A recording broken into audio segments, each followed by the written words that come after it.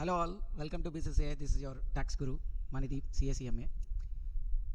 We already released an IDT marathon for CMA interlevel in Telugu for the last June 2025 exams. And that marathon is even relevant now also. The amendments are like very less only, and they are not gonna be much important also. So if you already followed Telugu marathon, no problem, you can follow it. Then this marathon, which we are going to release now, is a complete 100% English marathon. Okay, what extra things? Sir, in this marathon, all the questions and in value of supply, rules are not covered previously. The rules part also covered here because in December 2024 exam, a question is being asked from that. So that's why the rules part is covered.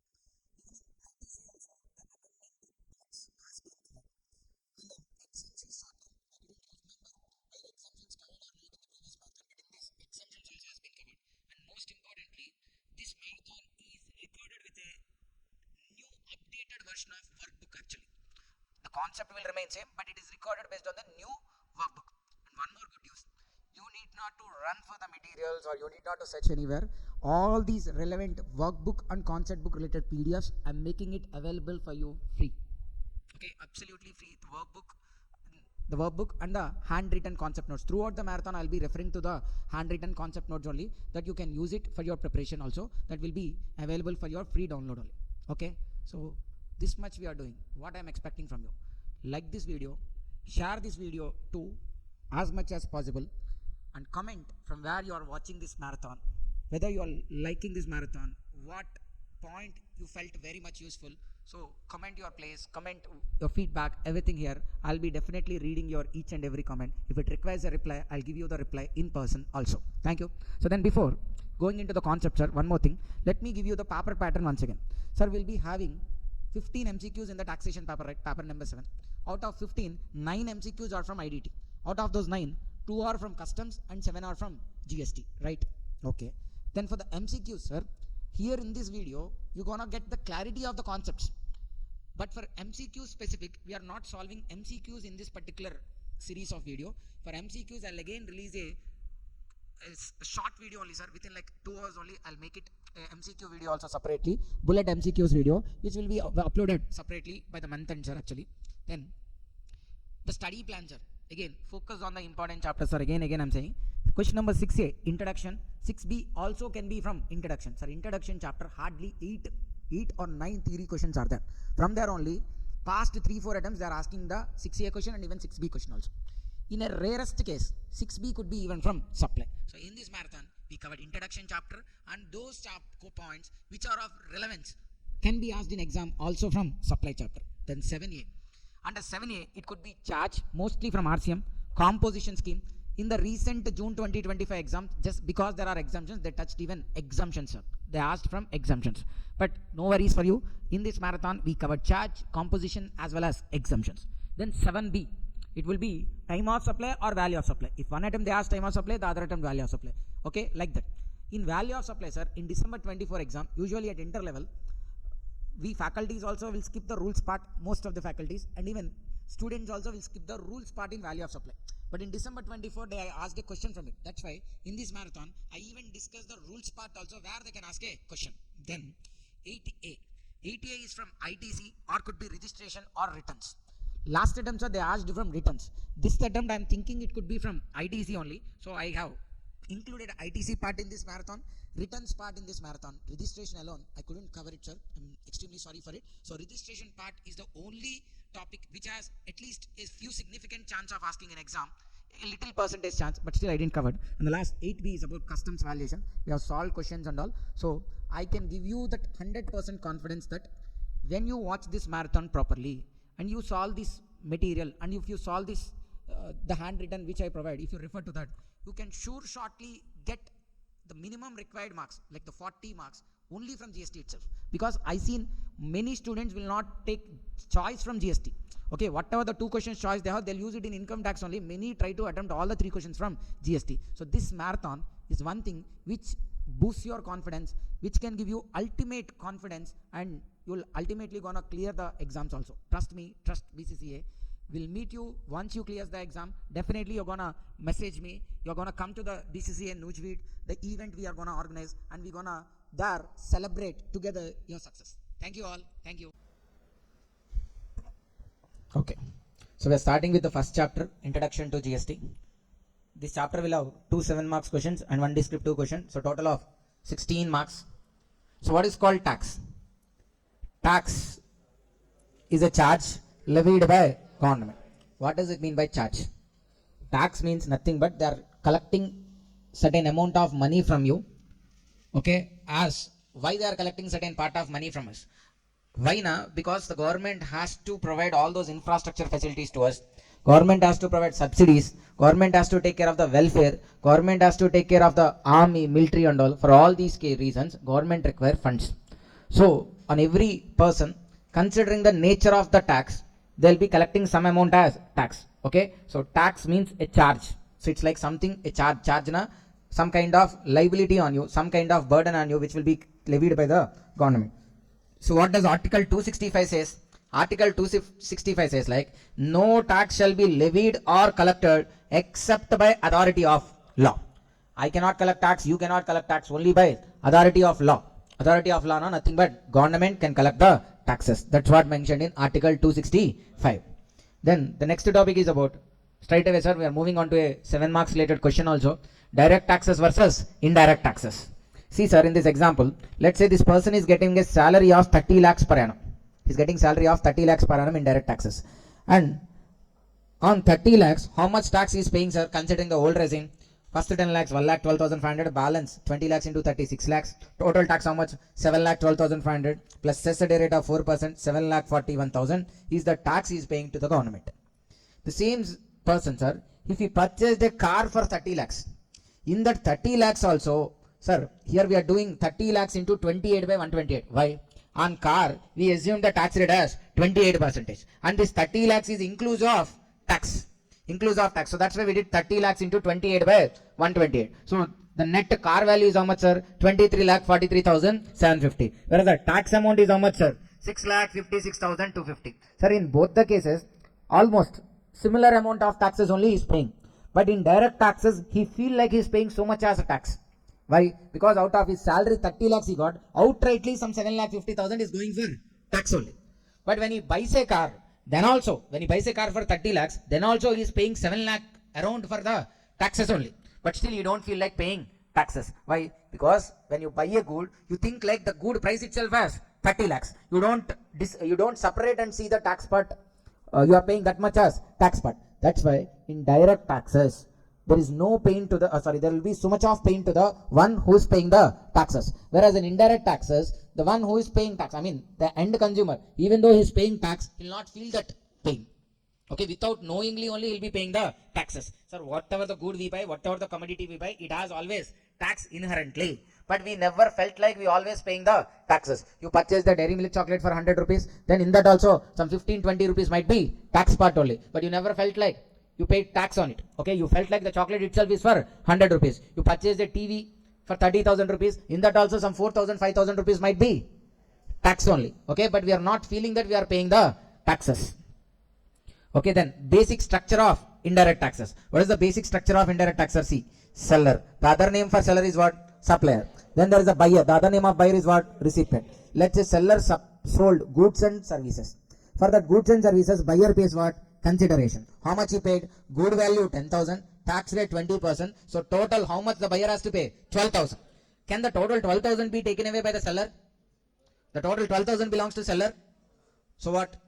2,000 tax has to be paid to the government. So seller pays rupees 2,000 as tax to the government. Here, understand sir, here the obligation to pay tax. Obligation to pay tax na, who is ultimately paying tax to the government? Or in the event of failure, when whom the government will come and ask whether the tax has been paid or not. Who is responsible to pay the tax, sir? Seller.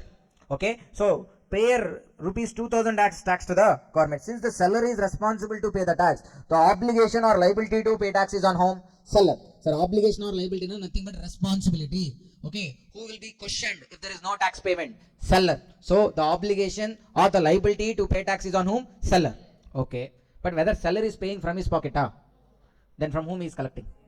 Buyer or recipient. Instead of collecting 10,000 the good value, he is collecting 10,000 plus tax, total 12,000 he is collecting. So the burden to pay tax, because the ultimately amount got from buyer na, so the burden, the pain is with whom? Recipient. So the burden to pay tax is on buyer. Understand, sir, here? Okay. Then when there is a sale entry, what is the books? What is the entry for sale, sir? What is the sale entry in seller books? Cash or bank account debit to sales. Okay, but here, sir, is he receiving only sale value or even tax amount also is receiving? Tax amount also. That's why we are debiting cash and bank account, because he received 12,000. But to sales will recognize how much? 10,000 only. The other 2,000 we are recognizing separately as a payable, because we need to pay it to the government. So to tax payable 2,000. Then federal structure. What is federal structure, sir?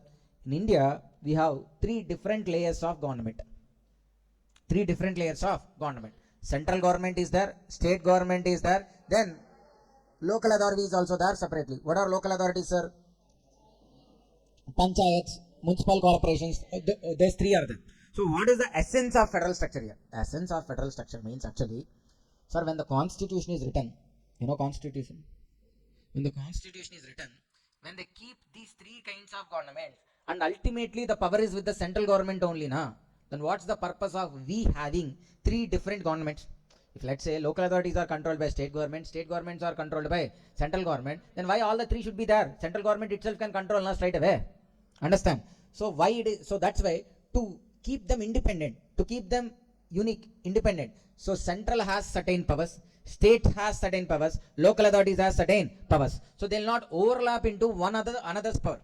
So what are the powers of central? That will only be taken care by central. State will be only into with the state powers, and local authorities also have a separate powers. Then to have their separate powers, sir, they should have their income separately. They should have their income separately. That's why in the constitution itself, they have segregated the items or matters on which central can frame laws and levy taxes, states can frame laws and levy taxes, and local authorities can frame laws and levy taxes. Okay, so sir, why such provision is kept? Not to remain or to keep on continuing the federal essence. Let's say, sir, if local authorities doesn't have funds and they are always dependent on state governments, then whatever state government says, that has to be done by the local authority.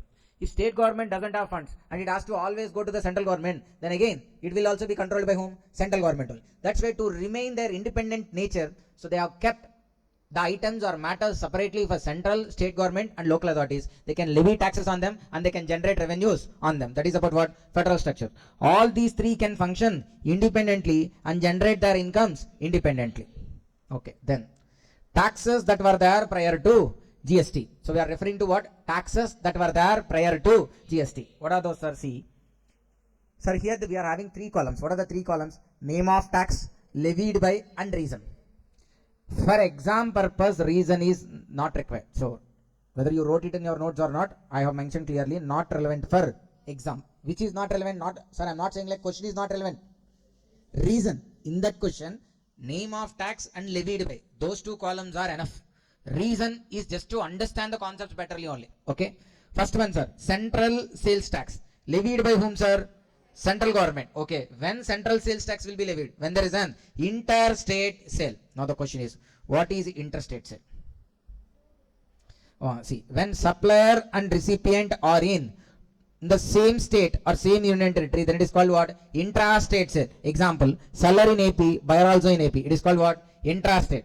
Then interstate, what is called, intra only, sir. Seller also in Pondicherry, buyer also in Pondicherry. Then also it is what? Intrastate only. Okay. Whereas interstate, what is interstate, sir? When supplier and recipient are in different states, different union territories, or one state and one union territories. Different states, different union territories, or one state and one union territory. Let's say example, sir. Seller is in Hyderabad, buyer is in Goa. It is what? Interstate. Two different states. Seller is in Ladakh, union territory. Buyer is in Delhi, which is also a union territory. Then all that is what? Interstate. Then seller is in Bangalore, buyer is in Pondicherry. That means one state and one unit. Sir, Bangalore is not a state. Karnataka is a state. So that's right. Okay, seller is in Karnataka, buyer is in Pondicherry. Two different states only. Then also interstate. So what is called interstate? Sir, seller and buyer are in two different states, two different union territories, or one state and one union territory. Then it is called as interstate. What is intrastate? When both seller and buyer are in the same state, that is called what? Interstate.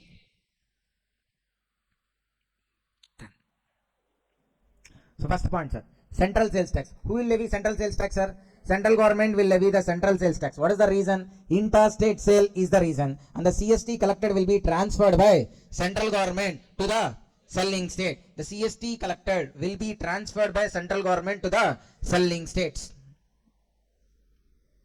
Sir, understand? Central sales tax is levied on what? Interstate sale. Okay, who is collecting it? Central government. But will the CST money is taken over by central government? No, it will give it back to state. But which state? Will be transferring to the selling state. Sir, selling state na A is in Andhra Pradesh. He is the seller. B is in Telangana. Now A sold goods to B of Telangana. CST is levied. And the CST is taken over by whom? Central government. Now central government will give back this money to the states only. So which state it has to give? Because two states are involved. Andhra Pradesh is there, Telangana is also there. So to which state is given? Selling state. So selling state now the state in which seller is located. Andhra Pradesh. To Andhra Pradesh the revenue is, the CST will be given. CST collected will be transferred by central government to the selling state. Then advertisement tax. When advertisement tax will be levied, sir? Advertisement tax will be levied by state government on what? Advertisements. Then lottery tax. Lottery tax is levied by whom? State government on sale of lottery tickets. Then luxury tax. Luxury tax is levied by whom? State government on what? Sale of luxury goods. Octroi tax. What is the other name for octroi tax, sir? Entry tax. It is levied by again state government for allowing to sell goods from other states. Okay, sir, a person from other state wants to come and sell in the, let's say, you are from Karnataka. You wanted to go and sell your goods in Maharashtra. But Maharashtrians already feeling like they themselves having so much of competition. If you from Karnataka also will come and join, then there will be much more competition. Then the native Marathians or the Maharashtrians are losing money. Because you from a different state also coming there and selling. Okay, they are having more competitors and more supply happening. More supply over the demand. That's why they are having less money. So what they are asking, Maharashtra is doing what? If you are coming from another state like Karnataka, you pay some little amount extra as tax. Sir, local people, their cost will be 100 only. But you are coming from Karnataka, your cost also 100 only. But they are saying like what Maharashtra is saying, like you should pay some 2 rupees as tax. Then your cost is how much? 1 or 2. Whereas the other local natives is like 100 only. So natives can sell at a lower price and they'll get more profit. Okay, to benefit the native people, octroi tax has been introduced. Who will be levying it, sir? State government. Then wait means what? Value added tax. Levied by whom? State government. On what transactions? Intrastate. What is called intrastate? Both seller and buyer are in the or same union territory. Then entertainment tax. Entertainment tax, sir, in some places it is levied by state government, whereas in some places it is levied by local authority. Entertainment tax levied by state government.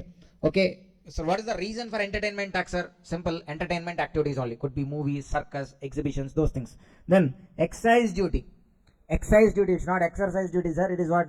Excise. Spelling also. E-X-C-I-S-E. Excise duty. When excise duty, or who will be levying excise duty? Excise duty is levied by central government. On what it will be levied? Excise duty is levied by central government on manufacture of goods except alcohol. Excise duty is levied by central government on manufacture of goods except alcohol. Then service tax. Service tax is levied by whom? Central government on providing services. So all these are the taxes which were there prior to GST. It could be asked in other way also, sir, the name. Taxes that are subsumed into GST. The question could be asked like, what are the taxes that are subsumed into GST? Same thing. Taxes that were there prior to GST and taxes that are subsumed merged into GST. The same thing. Okay. So what are the code for it, sir? We kept a code. Okay. The code we have kept is like what? What is C? Central sales tax. Levied by? A for? Levied by? Central sales tax levied by central government. Advertisement tax levied by state government. L for? 2 points are there, sir, for L. Luxury tax, lottery tax.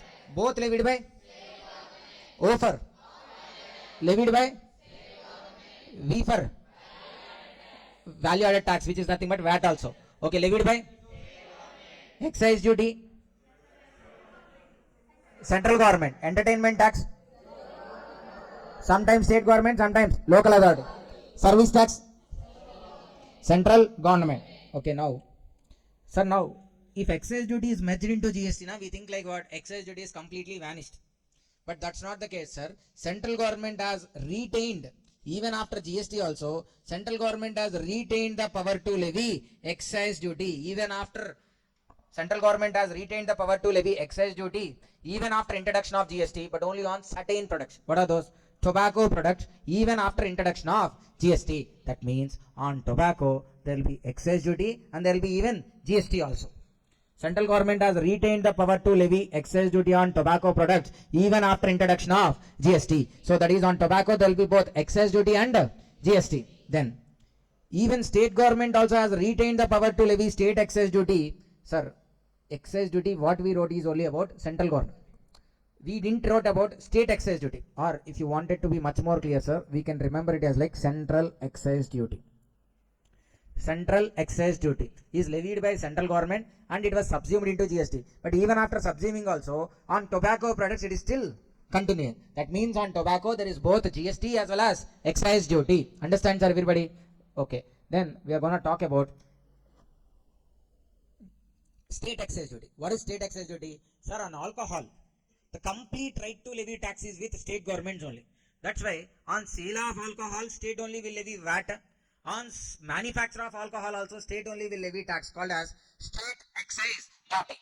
Such state excise duty is not subsumed into GST. It is still there, continuing only state excise duty. But what they said, on certain products like Indian hemp, narcotic drugs, these products are now under GST, sir. Certain Indian hemp, narcotic drugs are there under the GST coverage. Only alcohol is out of the coverage of GST. So what is happening now? On these Indian hemp and narcotic drugs, there is both state excise duty as well as GST also. And then entertainment tax levied by local authority is not subsumed into GST. Sir, entertainment tax in some places it is levied by state government, whereas some places it is levied by local authority. The entertainment tax levied by state government alone is subsumed into GST. Levied by local authorities now it is still continuing. Understand, sir? Sir, if you look at the same question even in the workbook also,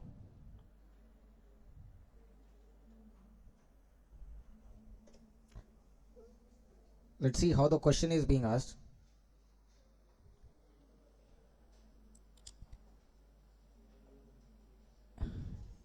Enumerate any 7 state taxes which are subsumed into GST. So they didn't ask about the total taxes subsumed. They asked about only state levied taxes.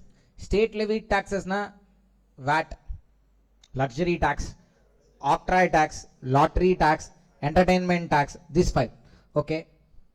State, central. Okay. Why central sales tax also has been included na? Sir, central sales tax levied by whom?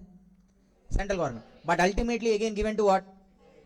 Selling state only. Since it is again ultimately given back to the state government, so it also considers what? State levy only. Okay, state levy taxes. Central sales tax, luxury tax, entry tax, entertainment tax, advertisement tax. Additionally, sir, they even included what? Purchase tax. They even included purchase tax. Okay. Now again, back to our note, sir. See, the concept is what? What is the basic reason for levying taxes?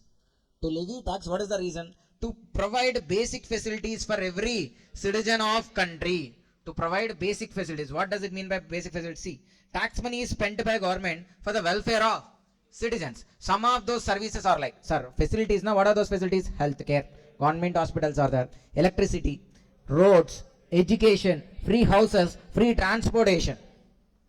Okay, na? So healthcare, sir. So there are like government hospitals and even in private hospitals also for certain for the poor and weaker sections they are providing free treatment, healthcare. Then electricity is there. Okay, subsidized electricity, sometimes free electricity to the farmers and all. Roads are there. Then education is being provided freely. Then free houses being provided, free transportation. Aadhaar card is there, na? Then girls can go anywhere. Okay, only then edit one Aadhaar card. One is take keep one Andhra Pradesh Aadhaar card and keep one. Going like that only, yeah.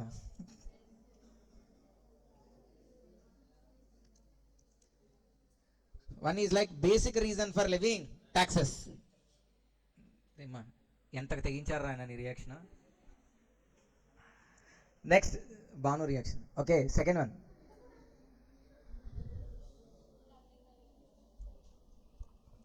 So to finance multiple governments, what does it mean by financing multiple governments, sir? Sir, understand, local authorities, sir, see, understand, local authorities will get only municipal tax as their revenue. But whatever the money they'll collect as taxes is not enough for them to provide the infrastructure facilities and all. Because understand, sir, ultimately the people live within the premises of a local authority, within the area of, it could be a village panchayat or it could be a municipal corporation. There only the government has to spend the money. If local authority is laying roads locally, street lights, the municipal drainage systems, all these has to be built now. The local authorities' money itself is not enough. That's why central government and state governments will distribute certain incomes or share of their incomes to the local authorities. Okay, and how much they have to be distributed is dependent on the finance commission. Okay, there is finance commission, finance planning is there. That commission will decide how much the central government has to transfer to the local authorities. Okay, so if they collect taxes, out of the taxes collected, certain parts will be again given to local authorities. Second reason. Third one, protection of the life. So when you are paying taxes, okay, government is protecting you. So what protection government is giving me? If someone is gonna rape you, someone is gonna theft, okay, all these places, okay, the police is protecting you. Okay, sir, otherwise if there is no police now, then everybody will loot. Okay, let's say if at all Junaid has purchased a Ferrari car and we know that there is no something like police and all. So what you'll do? We'll kick him 2 or 3 times, just like in the Vice City. There's a game called Vice City, you know. There what we'll do? Okay, if you like the car, you'll kick him, you'll throw him out and you'll take the car and go. Money also. Okay, say why? Okay, if there is no police, we'll do. Everybody will do like that only. That's why the police are there. If at all you're gonna kick Junaid or you're gonna hit Junaid, what happens? He'll immediately call police. Police will come and arrest you and they'll again do it double or triple to you. That's why taxpayers receive protection of life and wealth from government in case of external aggression. If there is any strike, okay, if the people at mobs are coming and they are gonna riot the shops and all, that could be controlled from external aggression. And even internal armed rebellions or any other situation within the internally also from the rebellions and all, the protection will be given from whom, sir? Government. Okay, so for those reasons you are paying what? Taxes. First one, what is the first reason, sir? To provide basic facilities. What are the basic facilities, sir? Healthcare, electricity, roads, education, houses, transportation. To finance multiple governments, like central government will give funds to local authorities so that local authorities can do their job. Then production of the life. Okay, see, from the external aggression, let's say if Pakistan is gonna come and attack us, who is gonna protect us?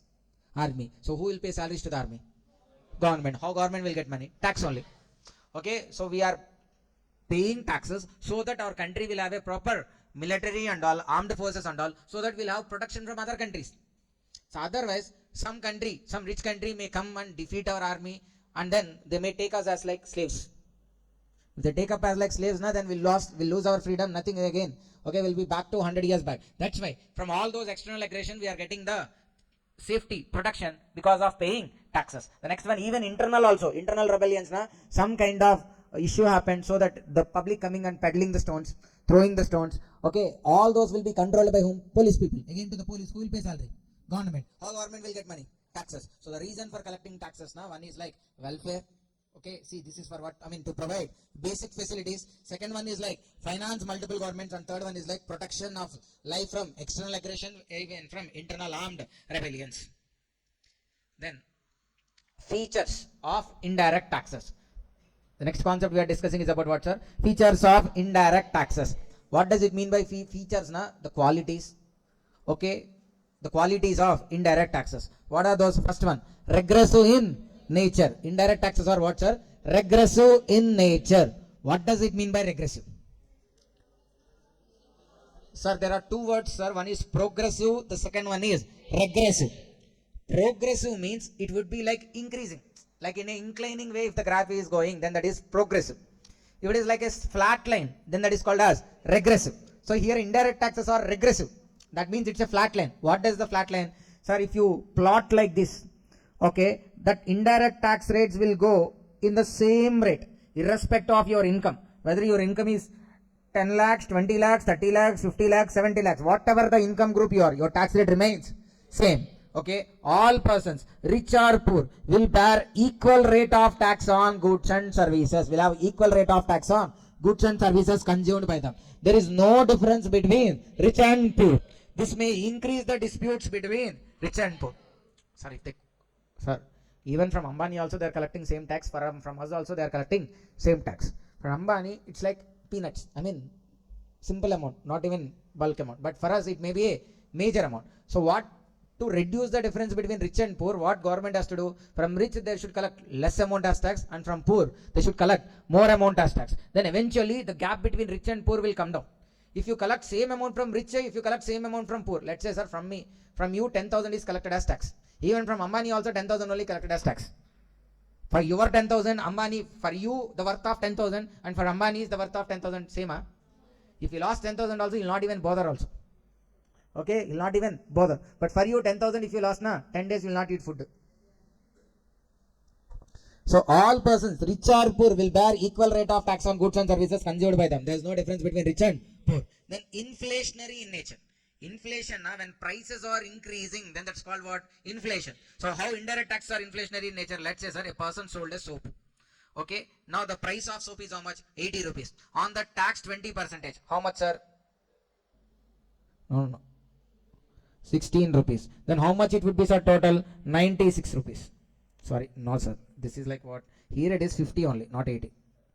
Okay, 50 rupees is the soap price. On that, if you levy tax again, the total soap value is becoming how much, sir? 60. I mean, the consumer has to pay 60 to get the soap. See, because of tax, soap price became 60. If there is no tax, sir, how much you might have paid? Only 50 only. So because of these indirect taxes only, soap price went to 60 instead of 50. Prices increased or reduced? When prices are increasing, it is called as nothing but inflation. Cost of goods and services increases due to levy of indirect taxes, which promotes inflation.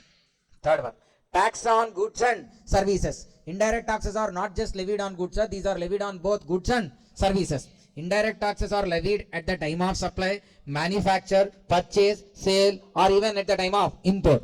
Then burden. Burden means ultimately who has to bear the tax amount. Sir, now first itself we have discussed. On whom the obligation to pay tax is on there? Seller. But is seller paying from his pocket? From where he'll collect? So ultimately the burden, the money is going from whose pocket? Buyer pocket. So the burden is on whom? Buyer or recipient. Tax being IDT, indirect tax paid by seller, but recovered from buyer. That means the burden is shifted from seller to buyer. Seller pays, but he collects it from whom? Buyer. So he is shifting the burden from him to buyer. So ultimately the consumer of such goods. So see, MRF company sold to wholesaler. Wholesaler sold to retailer. Retailer sold to consumer. Now what happens, sir? Okay. When MRF is paying taxes, it collects from whom? Wholesaler. Wholesaler collects from retailer. Retailer collects from consumer. Can consumer collect from someone else? So ultimately the burden is on whom? Consumer. Fifth one, wider tax base. What is wider tax base? The meaning of wider. What is called wider, sir? Or wide? Okay, wider. Okay, there is so much of scope to levy indirect taxes. That means majority of goods and services are liable to indirect taxes with very low threshold. So the base is more wider compared to the income tax. So the chances of levying taxes or collecting taxes is more, there's more scope in indirect taxes than that of direct taxes. Why? Sir, all of you are paying indirect taxes, but none of you are paying income tax. Yes or no? Why all of you are paying indirect taxes? Because you consume some good or some kind of services. In all those taxes involved, you are paying taxes. But when you are not earning income, you are not paying tax. Even though you are earning income marginally, some little amounts also, you have the benefit of basic exemption limits and all. Okay, so there is so much of exemptions in income tax than compared to the indirect taxes. So the base, the scope is much wider in indirect taxes. Then no pinch. Pinch means what, sir? Okay, no pinch. Okay, so when gilite vastadu kada nippi, sorry, it's okay, there's no pinch. Okay, what is no pinch, sir? Why no pinch? Now first, seller has to pay tax, but will he have any pain, sir? Why? Because he will be recovering it from buyer. Okay, when buyer is paying, will buyer have the pain? Actually, he should have, but we are not knowing that we are paying taxes. When you are buying a chocolate, when you are buying a good, you are paying some amount as tax only, but you are not realizing yourself that you are paying taxes. Then there is no pinch even to the buyer. Actually, it is there. Okay, but he is not feeling the pain. Math injection ichchi. Okay, so he is not feeling the pain. So okay, seller, first of all, sir, seller pays the tax, but he never pays it from his pocket. So obviously you don't have any pinch. Buyer pays from his pocket. Actually, he should feel the pinch, but he's not knowing. Unknowingly, he's paying because he's thinking like he's buying a good, buying a service. So, seller does not perceive a direct pinch as it is recovered from buyer. On the other hand, since it is built-in price, the ultimate buyer pays without knowing. Then, social welfare. Social welfare. So, how it contributes to the welfare? See, sir, it is a useful tool to promote social welfare by restricting the consumption of harmful goods or sin goods. How indirect taxes contributes to welfare, sir? Sir, they will be restricting the consumption of harmful goods and certain goods. What are called harmful goods? Which goods are harmful to us, sir? Tobacco. Tobacco. Then? Pan masala. Then? Narcotic drugs, alcohol. Then? All the cool drinks we have. Okay, all these are what? Harmful goods. Sir, we are not referring only to sin goods. Drinking cool drink is not sin. Okay, yes, okay, they'll not see it as a sin. Sin goods, na? People think like consuming those goods is a sin. That's why they are called as what? Sin goods. What are sin goods? Alcohol, tobacco, pan masala, the all other psychotropic substances will come under what? Sin goods. Then there are certain harmful goods also. Coke, kind of all these things. Okay. How government will promote, how government will restrict or control them, sir? By levying more tax. On tobacco, they levy 100% as tax. On alcohol, they levy 150% as tax. What happens? Their price will increase. The basic economics formula, sir. When price increases, demand decreases. Demand decreasing, now automatically consumption coming down. So that's what they are doing in an indirect way. Okay, they will be levying more taxes on sin goods and harmful goods. So their prices will increase. So their consumption will come down, which will be a benefit to the society. They are contributing to the social welfare. So now once again, sir. What are the features of indirect taxes? First one, regressive in nature, then inflationary in nature. It's a tax on both goods and services. The burden is on whom, sir? Ultimate end consumer. Then they are having wider tax base. Then no pinch at all, either to the seller nor even to the buyer also. Social welfare. How it contributes to social welfare, sir? On harmful and sin goods, they levy high tax rate, so their consumption will come down. If you look at the workbook, sir, see, analyze the basic reasons to impose tax. We already discussed. Okay, to provide basic facilities, then to finance the multiple governments. Then the third one is like what? Okay, protection of life. And then state the features of indirect taxes. Okay, reasons what? Burden, inflationary in nature, social welfare, wider tax base, regressive in nature, no pinch. Okay, this is the second question here. Then the concept is about ITC. What does it mean by ITC, sir? Parnashri. So, the concept ITC, input tax rate. See, what happens in ITC, sir? Seller supplies goods and services to the buyer. Now, what buyer did? Buyer paid 10,000 rupees. And then on the tax 20%, 2,000. Overall, how much he paid? 12,000. Okay. Now, out of this 12,000, how much is the tax component, sir? 2,000. This 2,000 is paid to whom? Government. So seller paid rupees 2,000 to the government. Okay. Now whatever is the amount paid as tax by seller to the government, whatever the amount is paid as tax by seller to the government will be again, buyer will be getting it as what? ITC. In simple, sir, if you are a recipient, on your inward supply, whatever is the tax component, such a tax amount you can avail as what? ITC. Let's say you purchased for 1,18,000. 18,000 is the tax and you paid 1 lakh. So your inward supply is total 1,18,000. How much you can avail as ITC? 18,000. The tax element in the inward supply can be availed as what? ITC. See here in this case, for the registered person, what is the tax element in this total 12,000, sir? 2,000. That he can avail as ITC. ITC now what? Input tax. Great. See, when there is an inward supply, the tax element on such inward supply can be availed as what? ITC. Okay. And this ITC, sir, you can see that ITC in a special place or special ledger for GST, which we call it as what? Electronic credit ledger. So, okay, whatever is the ITC available to us, that will be reflecting where? In electronic credit ledger. Okay. So, when you will get ITC? If you are a registered person, on your inward supplies, the tax element you can avail as what? ITC. Okay. What you can do with that ITC? Sir, you have ITC. With that ITC, what you can do? Such ITC can be used for payment of tax on outward supplies. Such ITC can be used for payment of tax on what? Outward supplies only. Remember this statement, sir, everybody. input tax credit can be used to pay the tax on outward supplies. Okay, ITC can be used to pay the tax on outward supplies. Pretty able to. Okay, input tax credit can be availed on inward supplies. The tax element can be availed as ITC, and such ITC can be used to discharge what? Tax payable on outward supplies. It reflects what? Electronic credit ledger. You are an unregistered person, will you get ITC? You are an unregistered person, will you get ITC? Only you are an registered person. On that what? Tax element you can avail as what? ITC. Where it will reflect? Okay, what you can do with ITC? It can be used to discharge the tax liability on outward supplies. Okay. To the registered person, the tax element on his inward supply can be availed as what? ITC. ITC can be used only for the purpose of what? Payment of GST.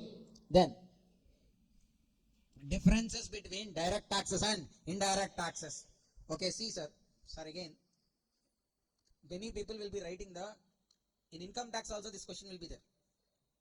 There, it might have been explained in much more simple terms. So, you might be writing that answer, direct taxes versus indirect taxes. Yes, conceptually, those points are also correct only, but you will not get proper marks. If you write those sentences, you will get out of 7 only 2 or 3 marks. What you will do, that's your problem. You need to write at least first chapters or no other option. You understand first, but afterward you need to mug up this concept only. You need to read this number of times only, then only you will remember the sentences. With one time reading, you cannot remember first chapter, only the concept you can remember. Then you will be writing it in general words. When you write it in general words, out of 7, you will get 2 to 3 marks only. Only when the standard points come, then you will get the more marks. Direct tax. Payer of tax and sufferer of tax are one and the same. I mean, you only pay tax and that also has to be suffered by you only. Nothing but you from your pocket only you have to pay. Whereas indirect taxes, payer of tax, seller. Whereas he is not the sufferer of tax. Why? Because the buyer is the one who ultimately suffering with the tax. So payer of tax, sufferer of tax is different. Payer of the tax, seller is not the sufferer. Okay. Whereas buyer is not the payer of tax, but still he is suffering the tax. Okay, whereas sufferer is not paying tax directly to government, but still he is what? Suffering the ultimate burden. Then, direct taxes are income-based taxes. Direct taxes will be levied only when you have what? Income. Whereas indirect taxes are consumption or supply-based taxes. So, to levy income tax, what should be there? Okay, to levy indirect taxes like GST, supply should have been happened. Then, rate of taxes are different from one person to one person. Where? Income tax. Sir, where it is different? It is different, sir. An individual with 5 lakhs income, one tax rate, 7 lakhs income, another tax rate, 10 lakhs income, another tax rate, 12 lakhs, another tax rate, 15 lakhs, another tax rate. The new slab rate, sir. Remember na? 0 to 3 lakhs, 3 to 7 lakhs, 7 to 10, 10 to 12, 12 to 15, above 20, above 15. On 15 lakhs, what is the tax? If a person is having exactly 15 lakhs as total income, how much is the tax? I am asking straight away amount. Okay, guttupeteskondamma. If an individual having total income of 15 lakhs under new tax regime, he'll have 1,40,000 as tax. Okay, you calculate with the slabs also, but 15 lakhs it would be how much? 1,40,000. That you should remember. Okay, then the other tax computations would be easy. Okay, you can do easily for 20 lakhs. Why? 15 lakhs, 1,40,000. Other 5 lakhs into 30% na 1,50,000. 1,50,000 plus 1,40,000, 2,90,000. On that you will simply add what? Cess. So at 15 lakhs for new regime, you should remember the tax liability. How much? 1,40,000. Okay. So but understand, sir, in income tax, the tax rates are changing when your incomes are based on person to person, based on his incomes. But whereas indirect taxes, irrespective of whoever you are, the rate remains same. So rate of taxes duties are not different from person to person, whereas they are different in income tax. Then in the income tax, sir, direct taxes, the entire revenue goes to whom? Central government. Central government are nothing but government of India. Whereas indirect taxes, the revenue source is to both central government as well as state government. If you take GST only as example, half of GST revenue will go to central, half of GST revenue will go to state. And then in income direct taxes, there is a concept of previous year and assessment year. Whereas in indirect tax, there is no such concept of previous year and assessment year. Then direct taxes are dash in nature. Progressive. What does it mean by progressive?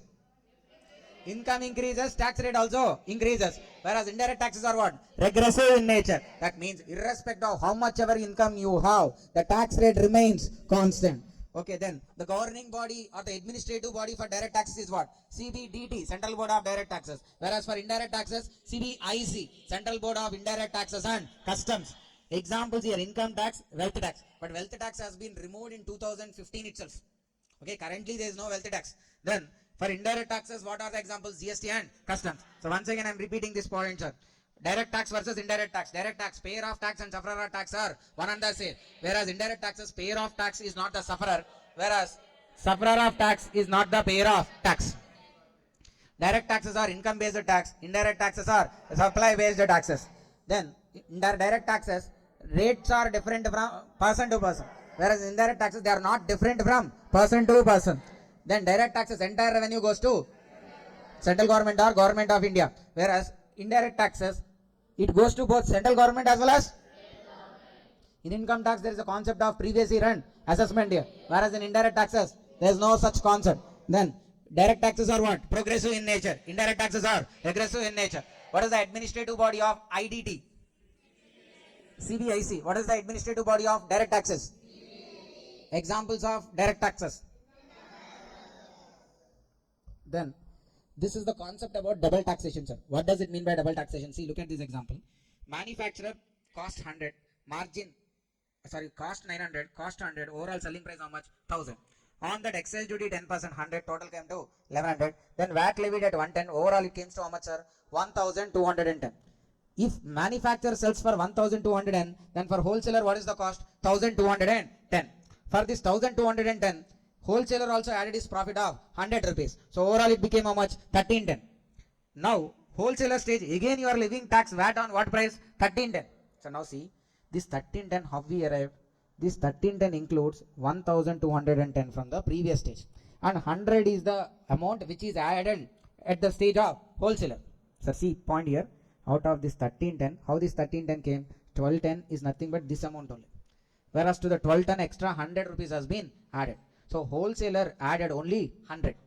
In this stage, the extra value addition is how much? 100 only. The extra amount added is called as what? Value addition is how much? 100. The other 1210 is coming from what stage? Previous stage only. Out of 1210 also, 1100 is already taxed. 1100 is already taxed. Okay, sorry. Out of 1210, 1000 is what? Cost plus profit. 100 is what? Excise duty. 110 is what? VAT. Now, all these amounts, if you include into this 1310, this amount already taxed. And again, if it is included here, second time it is taxing now. So that is called as what? Double taxation. Okay, 1000 taxed in manufacturer stage is included in wholesaler stage as well. So it is getting what? Double taxed. Then if you see, sir, this 1000 you added what? 100 excise duty. How much it is? 1100. When you are levying tax on 1100, you are levying tax not only on 1000, even on tax also you are levying tax. Sir, understand my point, sir? See, when you are levying 10% VAT here, this 10% is on what? 1100. When you are levying on 1100, this 1100 is what? 1000 selling price and 100 excise duty. On 1000 also you are levying tax at a rate of 10%. On this 100 also you are levying tax at a rate of 10%. Then it is coming how much? 110. So here, when you are levying tax even on this 100 also, that means what? Levying tax on tax. When you are levying tax on tax, it is called as what? Cascading effect. Okay, 100% excise duty plus 110 VAT in manufacture stages. Again, sir, another way also. This 100 and this 110 are also part of this 1310 na? Because all these are included in 1210. If this is included here, all these two also included here. Again on this also, again what? Tax is being made. Okay, so if this tax amounts also included, and once again they are getting taxed, that is also what? Cascading effect. So same amount, if it is getting taxed for more than once, double taxation. If there is tax on tax also, that is called as what? Cascading effect. Okay, so what is the solution then for eliminating double taxation and cascading? ITC is the input tax rate is the solution for double taxation and cascading. See, sir, here also the next example also, what is the invoice price? 1210. But what happening in this 1210, the VAT element 110 is there. No? This 110 you can avail as well ITC. When you avail ITC out of 1210, if you avail ITC, how much is the cost, sir? 110 you availed ITC. Then the balance cost is only 1100. Plus again value addition 100. Total it came to how much? 1200. Now again you are levying tax on this 1200. 1200 into 10% how much? 120. Now if you see, sir, actually you should pay tax how much? 120. Wholesaler. But what he will do? He has already ITC of how much? 110. What you can do with ITC? What we can do with ITC? ITC can be used to discharge the tax payable on outward supplies. So this 110 can be used to discharge this 120. So if you adjust 120 with the 120 with this 110, then you have to effectively pay how much as tax, sir? 10 rupees only. Okay. Why the 10? Wholesaler, how much addition he has made? 100. If only 100 into 10% made, now how much? 10. Effectively you are paying that amount only, right? So with the concept of ITC, we can eliminate what? Double taxation and cascading.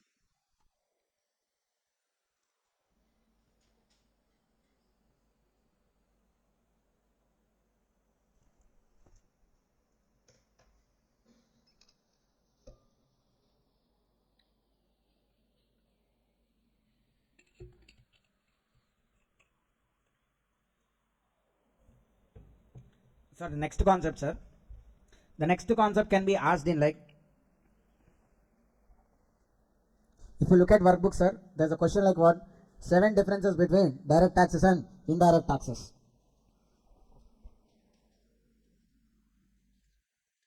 Then the next question we are discussing is what? What is the need for GST and what are the difficulties in pre-GST regime that were removed with the introduction of GST? The question can be asked in 2 ways. Need for GST, or else what were the difficulties in pre-GST regime that were removed with introduction of GST? See, in the workbook also you could see. What are the difficulties in pre-GST regime in the context of indirect taxes which were removed with introduction of GST? That can be asked in another way. Need for GST. See, in pre-GST regime, Indian indirect taxes are, sir, first point, sir, we are discussing about what? Need for GST, or what are the issues that were there before introduction of GST. First one, in pre-GST regime, Indian indirect taxes are what? Highly fragmented. What does it mean by fragmented? Divided into smaller pieces or fractions. Okay, the whole indirect tax is not a single law previously. It was into multiple laws. What is multiple laws? It was into pieces. That's why they use the word what? Fragmented. Okay, in pre-GST regime, indirect taxes are highly fragmented, divided into pieces. Central and states were separately taxing the goods and services. There were many taxes like VAT, CST, excise duty, lottery tax, octroi tax, etc. There were many taxes like what? VAT, CST, excise duty, lottery tax, octroi tax, etc. So because there are this many taxes, it was highly fragmented. Then, in addition, there was multiplicity of rates, laws and procedures. Multiplicity of laws, all these laws does not follow a common approach. In VAT, one kind of procedures. In excise duty, another kind of procedures. The rates are different in VAT, excise duty, luxury tax. So nowhere there is a uniform policy. So in addition, there was a multiplicity of rates. Multiplicity of rates, multiple rates are there. And then laws, multiple laws are there. Multiple procedures are there. So overall this called heavy compliance burden. Sir, compliance means following the rules. Compliance burden, the burden of following the rules. So there will be lot of burden on them regarding following these rules and regulations. Then imposition of tax on tax was a serious problem. Tax on tax means what? Cascading. So before GST, cascading is a big problem. Why? Because VAT levied on the value including excise duty. See, selling price 1000, excise duty 10% 100. So total 1100. It includes already what? Excise duty. Now VAT will be levied on 1100, not on 1000. Sir, understand? On a single good, for manufacturing they used to levy excise duty. For selling they again levy VAT. But selling price 1000, first they levied excise duty because it is a manufactured good 100. Then they added 1100. Now on this 1100 again they are levying what? VAT. Then they are levying VAT. If they have levied only on 1000, then there may not be a cascading effect. But what they are doing? They are levying on total 1100. So there is again a cascading effect, which is a serious problem in the pre-GST regime. Then ITC brokes. Okay, the fourth point, sir. ITC chain broke as goods moved from one state to another, which results in hidden cost. See what happening, sir? Supplier of Chennai sold goods to B of Hyderabad. Okay, in pre-GST regime, what happened? The amount, sir, what we said initially, to a recipient, whatever the tax part involved, that he can avail as ITC. But pre-GST regime, if it is an interstate supply, which supply? Interstate supply, recipient cannot avail ITC. In pre-GST regime, in interstate supplies, recipient can't avail ITC. So because of this, ITC chain is broke as goods moved from one state to another results in hidden cost. If you don't avail ITC, that also will add to your cost, which will add to your hidden cost. Then there were tax nakas. Nakas na checkpoints. There were tax nakas. Tax nakas means what? Checkpoints at every interstate border. I mean, at every state border there are something called tax checkpoints. We call them as what? Tax nakas. So every vehicle carrying the goods should stop there, should submit the documents. Then the officers will verify them one after one, and then only they'll allow the trucks to cross the state borders. Now, if every truck passing a state border has to halt there and has to get it verified, it takes so much of time. So where there were tax nakas at every interstate border, creating bottlenecks. What is called bottleneck, sir? Neck of bottle only. But understand, okay, that's the bottleneck. The point is, when there are bottlenecks, the flow will not be that much speed. So understand, if the bottleneck becomes much more narrow, then the water flow or speed will be much more less. If the bottleneck is so wide, then the water can go immediately. Let's say, sir, we see these water cans, 20-liter water cans. Okay, when you just flip it, the water will not come immediately in seconds. It takes time. Okay, whereas if you take something like a bucket, then if you flip the bucket, the water will come in immediately. Why? Because for a bucket, the neck is wide. But for the can, the neck is what? Too narrow. Okay, that's are called as what? Bottlenecks. When there are bottlenecks, sir, bottlenecks, understand, all the trucks which will be coming in a highway, now at the border they'll come and halt here. One by one only they should pass. When they are passing one by one, here the neck is getting what? Narrow. That's called bottleneck. Understand? So there were tax nakas at every interstate border, creating bottlenecks in interstate transport of goods. Then because of this bottlenecks, what's happening? Logistics industry remained inefficient. Inefficient, sir. Otherwise, they might have crossed the state border within 5 minutes. Because of this checking and all, it may take for them 3 to 5 hours. Because every vehicle has to wait there, okay, and get it checked, then only it has to move. So 3 to 5 hours, every truck has to wait there. So because of them, they are losing their productive time, which they are losing revenue. So because of this, logistic industry remained inefficient and negatively affected their business. Then every state, before GST, sir, when you do interstate business, you will not get ITC. Okay, and the law in other state and law in this state will be different. So because of all these changes and all, people were not ready to do sales with other states. They used to do business only within the state. So because of this, every state was effectively become a separate market, distinctive market. Now what? Separate market for the industry as well as consumer. So even consumer also will think of buying from the same state. Even the business also will think of selling within the same state. So they are seeing every state as a different market instead of whole country as a single market. Understand, sir? Then industry choice of locating factories, warehouses are heavily influenced by the tax regimes. Sorry, in AP there might be one kind of tax law. Let's say one company wants to start a manufacturing unit. Okay, so now instead of it thinking of where there is more manpower, where there is raw material availability, they are thinking more of tax planning. In Andhra Pradesh, what is the tax rate? In Gujarat, what is the tax rate? Where it would be beneficial if I start in Gujarat or Andhra Pradesh. So actually a company should be kept or facility should be brought by thinking of resources, whether water is available or not, land is available or not, manpower is available or not. Okay, these things has to be considered. But pre-GST regime, because of these differences in tax laws and all, they think of more of tax only, which tax is good or which state's tax law is better, which policies are easy. So those things they used to check. So industry's choice of locating factories or warehouses is highly influenced by the tax regime than pure business consideration. So to curb all these, GST was introduced with an idea of what? One nation, one tax. Then India, sir. What is India? India means 28 states and includes territorial waters up to 12 nautical miles, exclusive economic zones up to 200 nautical miles, sea and subsoil underlying the water, and each space above Indian land and territorial waters. And then India includes how many union territories, sir? 8 union territories. What are those? Andaman, Nicobar Islands, Lakshadweep Islands, Puducherry, Delhi, Jammu and Kashmir, Ladakh, Chandigarh, Daman, Diu, Dadra and Nagar Haveli. Then second, constitutional provision, sir. Article 246, 7th schedule consists of 3 lists: union list, state list, concurrent list. If something is mentioned in union list, then the power to frame law with respect to those matters is with central government. If something is mentioned in state list, then the power to frame law is with concurrent list, then both central and states are having powers to frame laws. Article 246A. Sir, before GST, Article 246 is there. Now, they want to add GST also into this list. The difference between normal previous laws and GST is like, previously, state used to levy a separate tax, central used to levy a separate tax. But now, states and central wants to join together, and together they want to levy a single tax called GST. So the law which is followed at central level, the law which is followed at state level are almost same. So they want to follow same kind of practices. So which is a new thing, which was not there before GST. That's why they thought of Article 246 will not be suitable for the purpose of GST. That's why they introduced another article only for the purpose of what? GST, which is called what? Article 246A. What Article 246A says? It empowers both central and state government to frame laws with respect to GST. Taxation model. In India, we have two taxation model: intrastate, interstate. Intrastate now what? Dual GST. Dual GST means what? On a single transaction, we'll levy both CGST as well as SGST.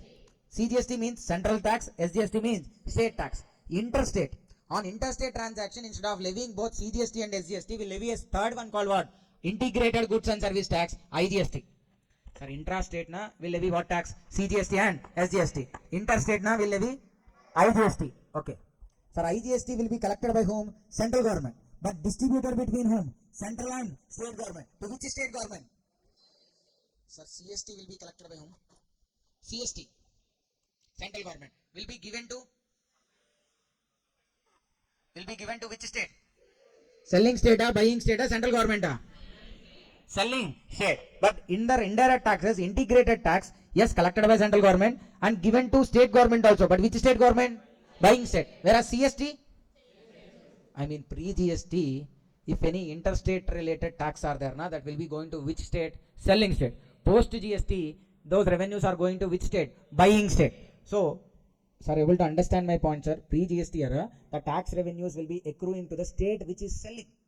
Now, after GST, the revenues are accruing to the state which is buying. Article 269A. What does Article 269A says? It empowers the central government to levy tax on interstate supplies. Article 269A says like on interstate supplies, who can levy tax? Central government. But central government can take the total IGST? What it has to done?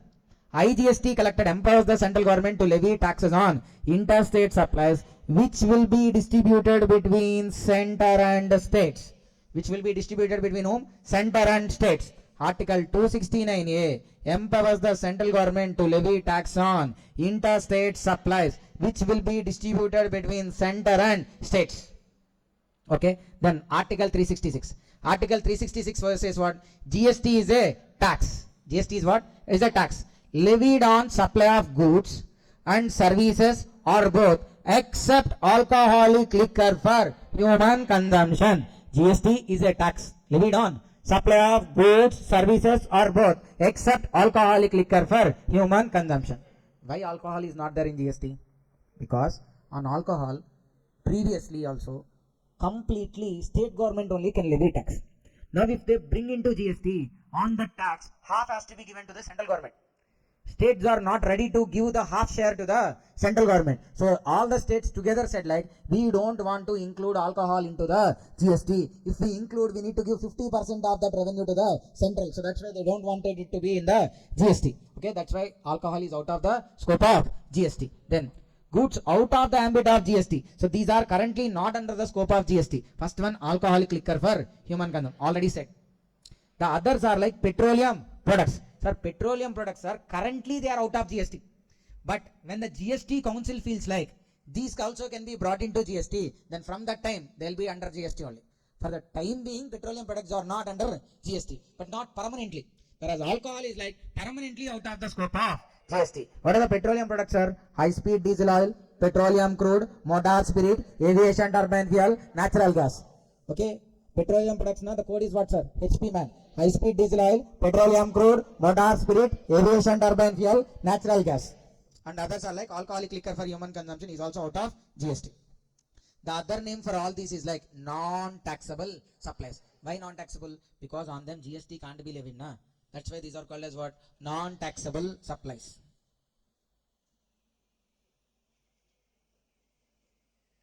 Then key points regarding GST, sir. GST is introduced by making 101st amendment to the Constitution. Okay, to bring GST, they have amended Constitution by Article 246A introduced, 269A introduced, Article 366 introduced. To introduce all of them, Constitution has to be amended. So Constitution has been amended for the 101st time to introduce what? GST. And it is applicable from when? 1st July 2017. Whereas for Jammu and Kashmir, it is applicable from 8th July 2017. Sir, if the MCQ is about when GST is introduced, simply we should take which option? 1st July. If they specifically ask about Jammu and Kashmir, then 8th July. Okay, which is the first country to introduce GST? France. But India adopted France model. Canada GST model has been adopted. Okay, and then GST is what? It's a destination based tax. What does it mean by destination based tax? In case of interstate supply, the tax will be taken by central and state. But which state it will be given? To the buying state. Buying na nothing but destination state. That's why GST is called as what? Destination based tax. And then GST is a value added tax. Why it is value added tax? Instead of taxing the whole amount at every stage, they'll give ITC. At every stage, manufacturer stage, wholesaler stage, retailer stage, in GST you will get ITC. Since you will get ITC at every stage, instead of cumulatively being taxed, only the value addition alone get taxed. Since the only value addition get taxed, it is called as what? Value added tax. Okay, federal essence, federal structure essence is what? States shall have their autonomy. That means they should be independent. To call as independent, what are the 2 points needed, sir? One is like revenue should be there, and second thing, they should take their decisions on their own. Okay, so now in GST, state governments are getting their share of revenue separately with the name of SGST and the share in IGST.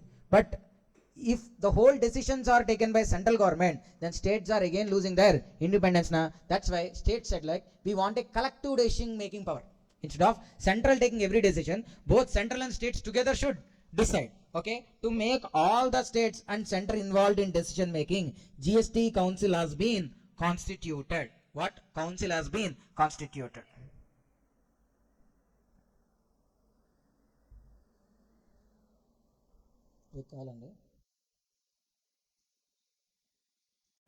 Okay, then.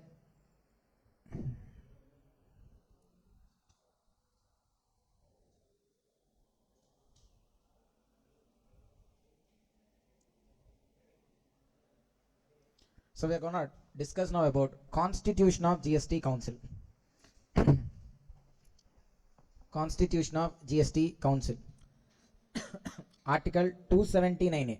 Sir, understand why this Article 279A has been introduced means state governments are getting their revenues separately because of this dual GST model. CGST will go to central government, SGST will go to state government. So the states are getting their revenue without any involvement of central.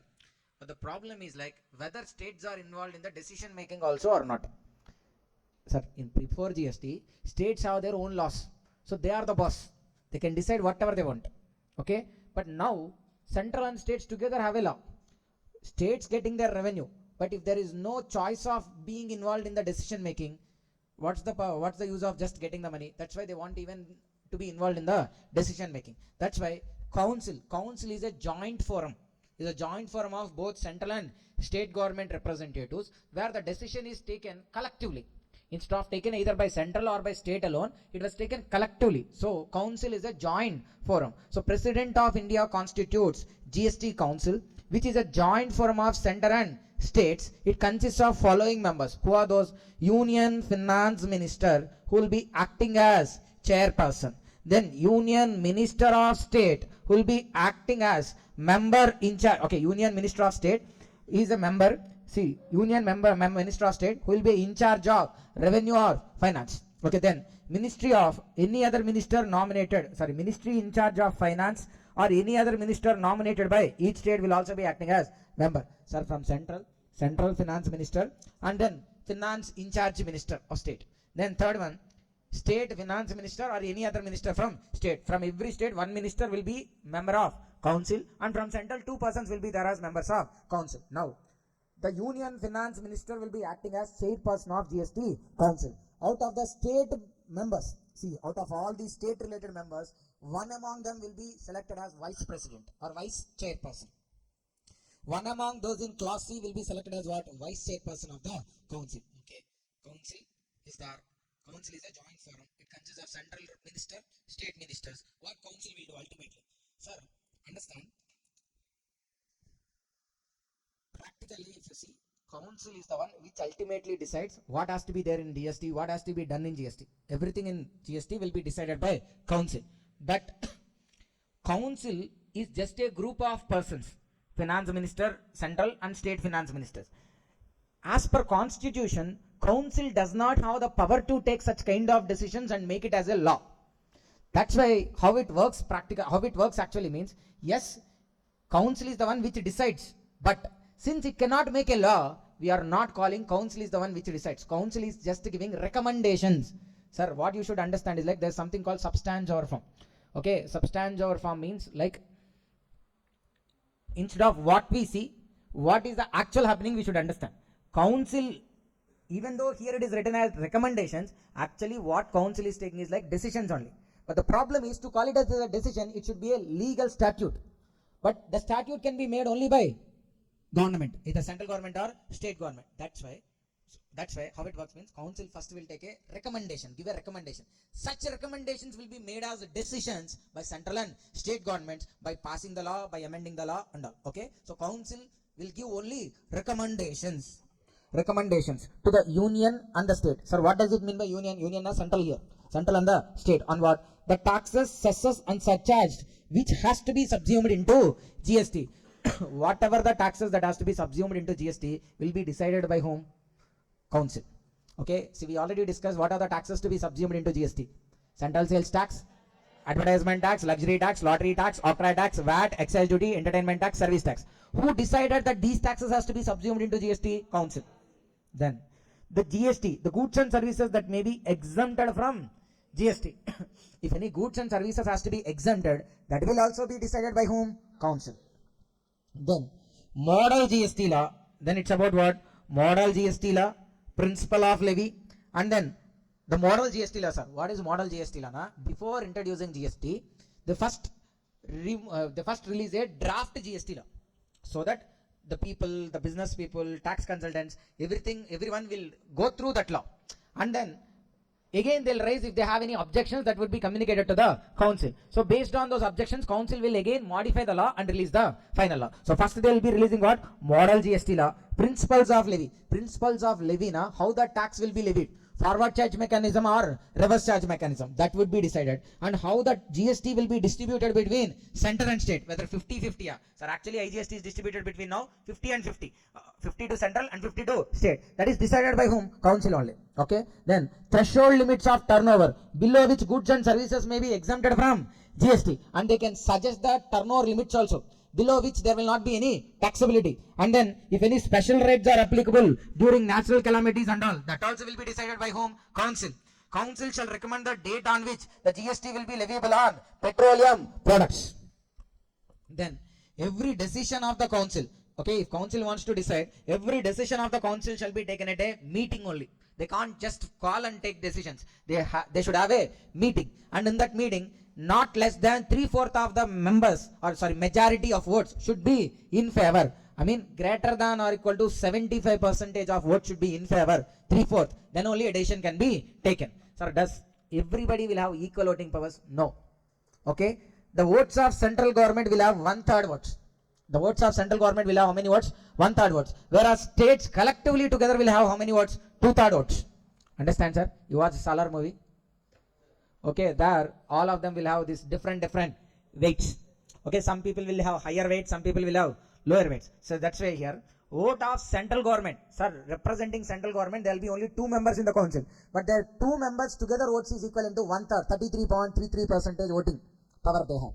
Whereas all the states together is having how many? 66.67% only. 2/3, 1/3. Okay. Now to take a decision, how much should be in favor? 3/4. Okay. If only center is in favor, then the decision can't be taken. If only state is in favor, then also decision can't be taken. Okay, then to call it as a valid meeting, sir, 1/2 of the total number of members of the GST Council shall constitute the quorum. Sir, quorum, na, if nobody is there in this class, still if I am taking class, na, that's not a valid class. Some minimum number should be present, na. Otherwise, I can't simply say like, okay, I had taken class from midnight, 12 o'clock to 6 o'clock. So your batch is completed or revision is completed. I can't say right. So I should actually take a class with some minimum number present. Okay, so you are the minimum number. So what would be called as minimum number? Quorum. How much is the quorum? 50% of the total members. Headcount. Total members should be available. Sir, in council, how many will be there? From central, 2 members. From states, 28 members, 30. From 3 union territories with state legislature.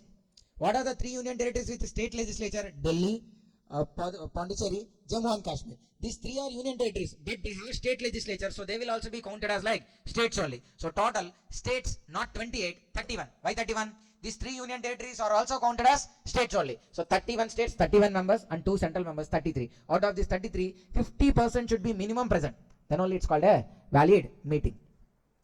Okay, and even council shall establish a mechanism to resolve the disputes between one or more states and central government. If at all in future or even now, if there is a dispute between central government and state government, or one state government and another state government, or between one or more state governments and central government one side and some other states on other side, so then how such a dispute has to be resolved? Such a process also has to be set by whom?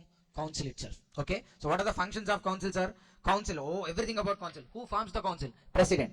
Okay, council is what? It's a joint forum. Who will be there in the council? Union Finance Minister will be acting as what? Chairperson. Union Minister of State will be acting as member. Okay, then Minister in charge of Finance of State will be acting as a member, or any other Minister of State. Sir, from state, Finance Minister can be sent, or else any other minister also can become a member. Fine.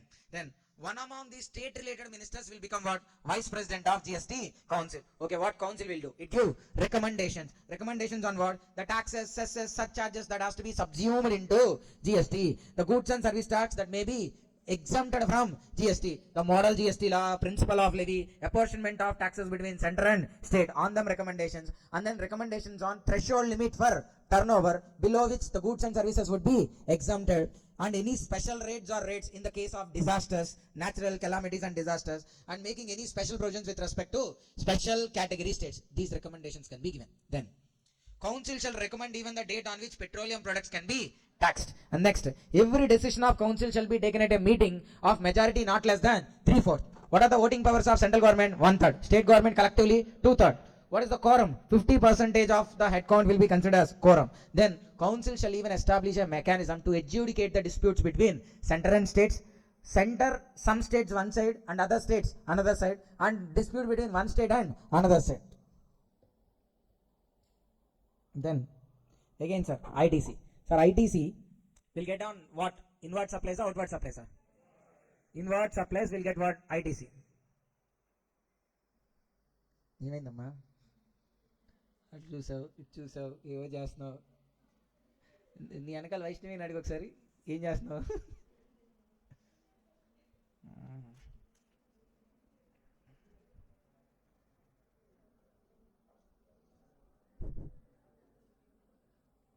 అంటే sudden గా ఏ Korean ఏమో పట్టిందేమో అనిపించిందమ్మా.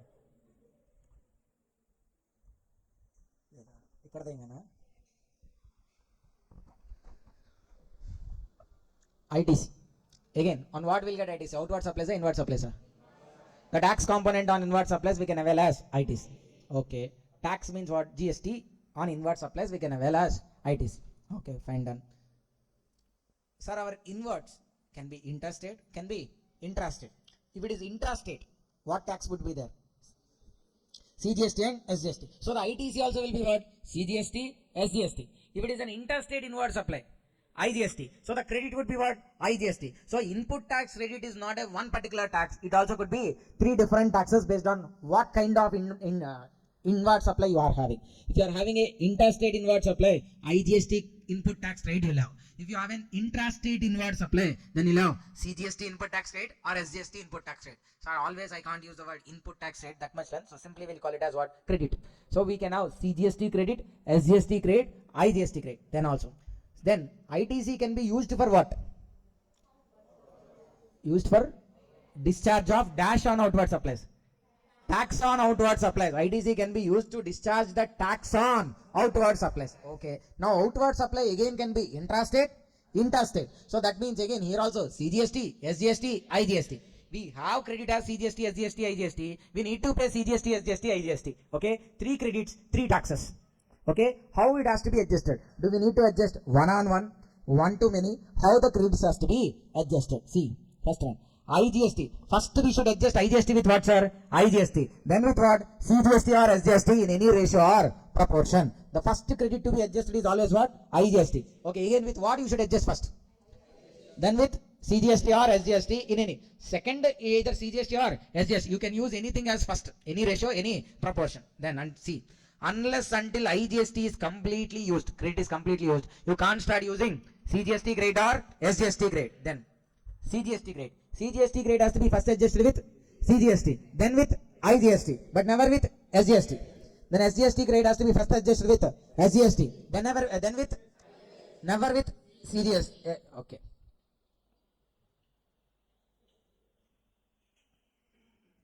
So look at this example.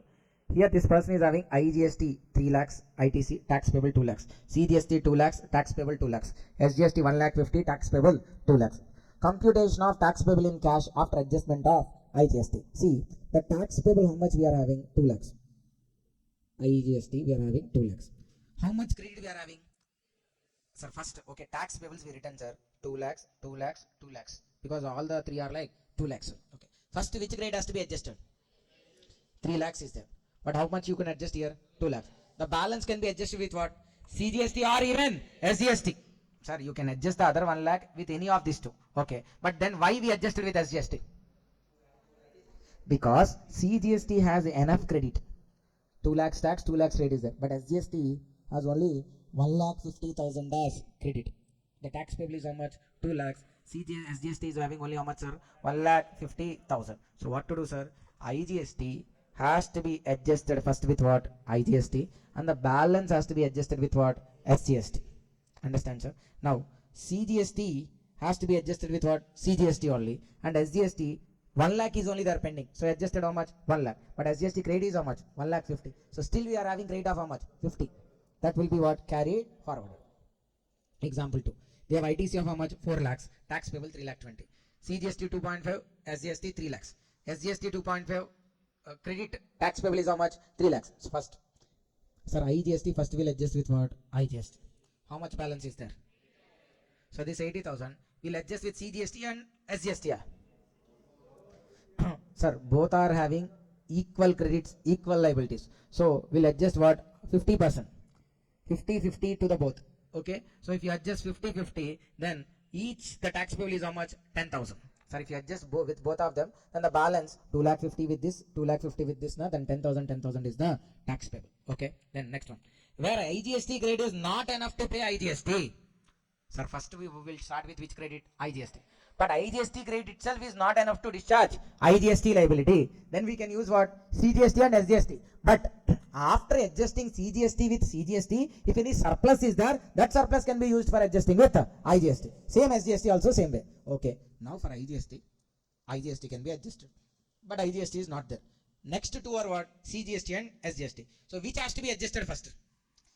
Sir, remember this line. IGST credit adjustment. I mean IGST is giving. When it is giving, both are equal, CGST and SGST. But IGST credit is not enough. Okay, for discharging IGST liability also. So IGST is having a deficit. So it has to take. So when it is taking, first it should take from CGST, then with SGST. When IGST is in a giving position, first give to what? No priority, sir. Both are equal. If IGST is in a receiving or taking position, first take from what? CGST, then from SGST. See, IGST 2 lakhs. Tax payable is how much? 4,50,000. First 2 lakhs adjusted. Still tax payable is how much, sir? 2,50,000. Okay, done. First CGST surplus is there. First adjust the CGST with CGST tax payable. How much is there, sir? 2,10,000. How much surplus credit is there?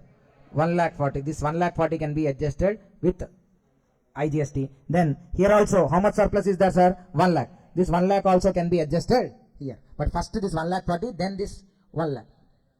Then balance payable is how much? 10,000. CGST grade can never be adjusted with CGST tax. Okay. Then GST Compensation Cess. What is called compensation cess, sir? So look at this example. Before going further, you remember CST? What is CST? Central, levied by, but given to selling state. Okay. GST is a dash-based tax. Destination-based tax. That means the IGST revenue will be distributed between center and state. But to which state? Destination state or the buying state. This everybody able to understand this point, sir. Now see, pre-GST it is an origin-based tax, whereas post-GST it's a destination-based tax. See, pre-GST, sir. First we'll follow this one, sir. In Tamil Nadu they produced 100 units before. Then the tax on each unit is how much? 5 rupees. Number of units sold within Tamil Nadu is how many? 80 units. Whereas to other states they sold how many? 20 units. Previously, this is before GST. Sir, the tax revenue will go to selling state or buying state? Before GST, the tax revenue will go to selling or buying? Which state?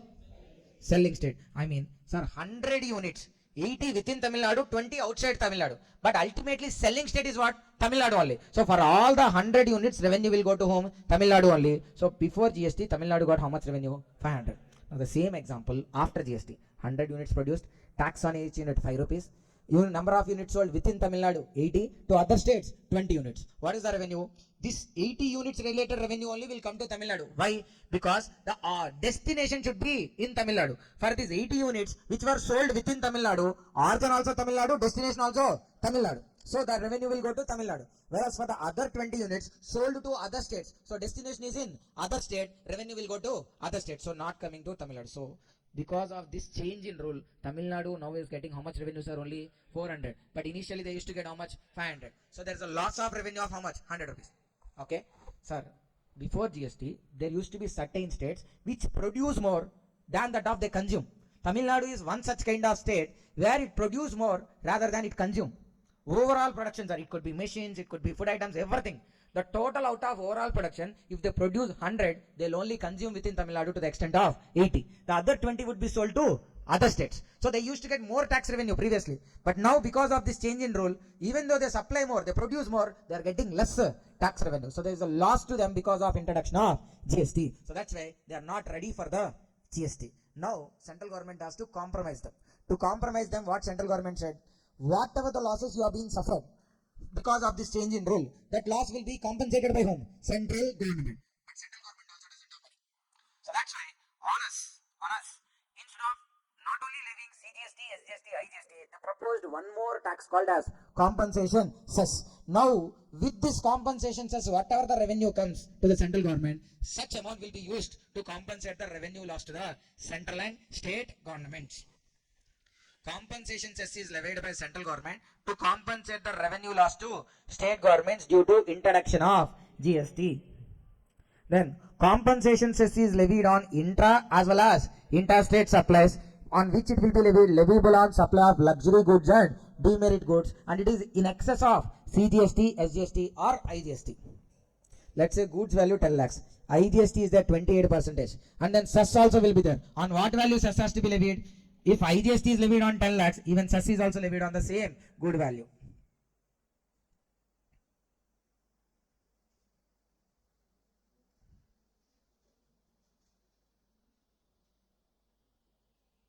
Sir, we discussed this question also. The provisions related to constitution and functioning of GST Council.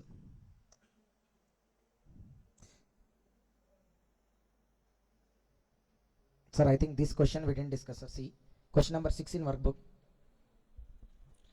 Discuss the role of the GST Council in India. The functions of the Council. Policy formulation. The Council is responsible for recommending policy changes related to GST, including the rates, exemptions and thresholds. Sir, if any tax law in the GST law, if any changes has to be made, policy changes, either it should be related to GST, tax rates, exemptions, threshold rates, who is responsible? Council is responsible to take the policy changes. Rate setting. On a good, what rate has to be levied? On a service, what GST rate has to be levied? Who will decide that? Council will be deciding rate setting. It decides on the GST rates for different goods and services, which can vary between essential items and luxury items. Sir, on certain essential items, they will levy less tax rates. On certain luxury goods, they will be levying higher tax rates. Then, revenue distribution. Council is only responsible to decide how revenue from GST will be shared between central and state governments. Resolving disputes. If in case if there is any disputes between states and central regarding the implementation of GST. That collaborative approach, how to solve the disputes, will also be decided by whom? Council. Then simplification of compliance. Sir, compliance now following rules. Compliance means what? Following rules. The council works towards simplifying compliance procedures and ensuring ease of doing business for taxpayers. The council works towards simplifying compliance procedures and ensuring ease of doing business for taxpayers. Understand, sir? So, council, what is the role of council, sir? It works towards simplifying the compliance procedures and ensures ease of doing business for a taxpayers. Then, reviewing GST framework. It periodically every 6 months, 1 year, they reviews the GST structure, and based on the economic situations, the changes, if they wanted to make any changes, the changes will be proposed and made by whom? GST Council. Enhanced tax compliance. For enhanced tax compliance now, so again, compliance means what? Following rules. Enhanced means increased. So if they wanted to get more tax compliance, see, by addressing issues and providing clarity, sorry, if there are any disputes or if there are any places where there is no clarity, then council will look into those matters and try to resolve the issues by providing clarity and all. See, by addressing issues now, giving solutions and providing clarity, the council fosters a conducive environment for tax compliance among business. Then economic stability. The council role is ensuring a balanced approach to taxation, helps maintain economic stability and promote growth across sectors. Sir, council will consider time to time certain changes. See, recently, if you see, the GST rates on bikes, cars has been reduced. Why? Okay, and not only on them, sir, most of the consumables, like the soaps or shampoos, food items which we use, those are the daily consumables which are needed for everyone. On them, the GST rates has been reduced. Why? Sir, actually in India, inflation is going high. Inflation, the prices are going more high. When the inflation increases, we can't afford them. That's why to cut down the inflation, to bring stability, what government did? Government has reduced the GST rates. When the GST rates reduced, also the prices will come down and they would be affordable. So now they are maintaining what? Economic stability. So see, sir, the council's role is ensuring a balanced approach to taxation, helps maintain economic stability and promote growth across sectors. Then cooperative federalism. Cooperative federalism, like nothing but the decision making is taken collectively by both central and state governments together. That's called collective or cooperative federalism. And then flexibility and adaptability. Based on the changes that are happening, council will change, flexible, and accordingly they'll even suggest changes to the GST law. So this is the role of what? GST Council in India.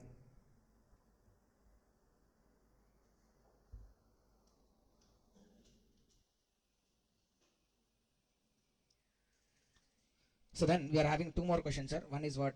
It's about GSTN, Goods and Service Tax Network, and the next one is about what? Benefits of GST.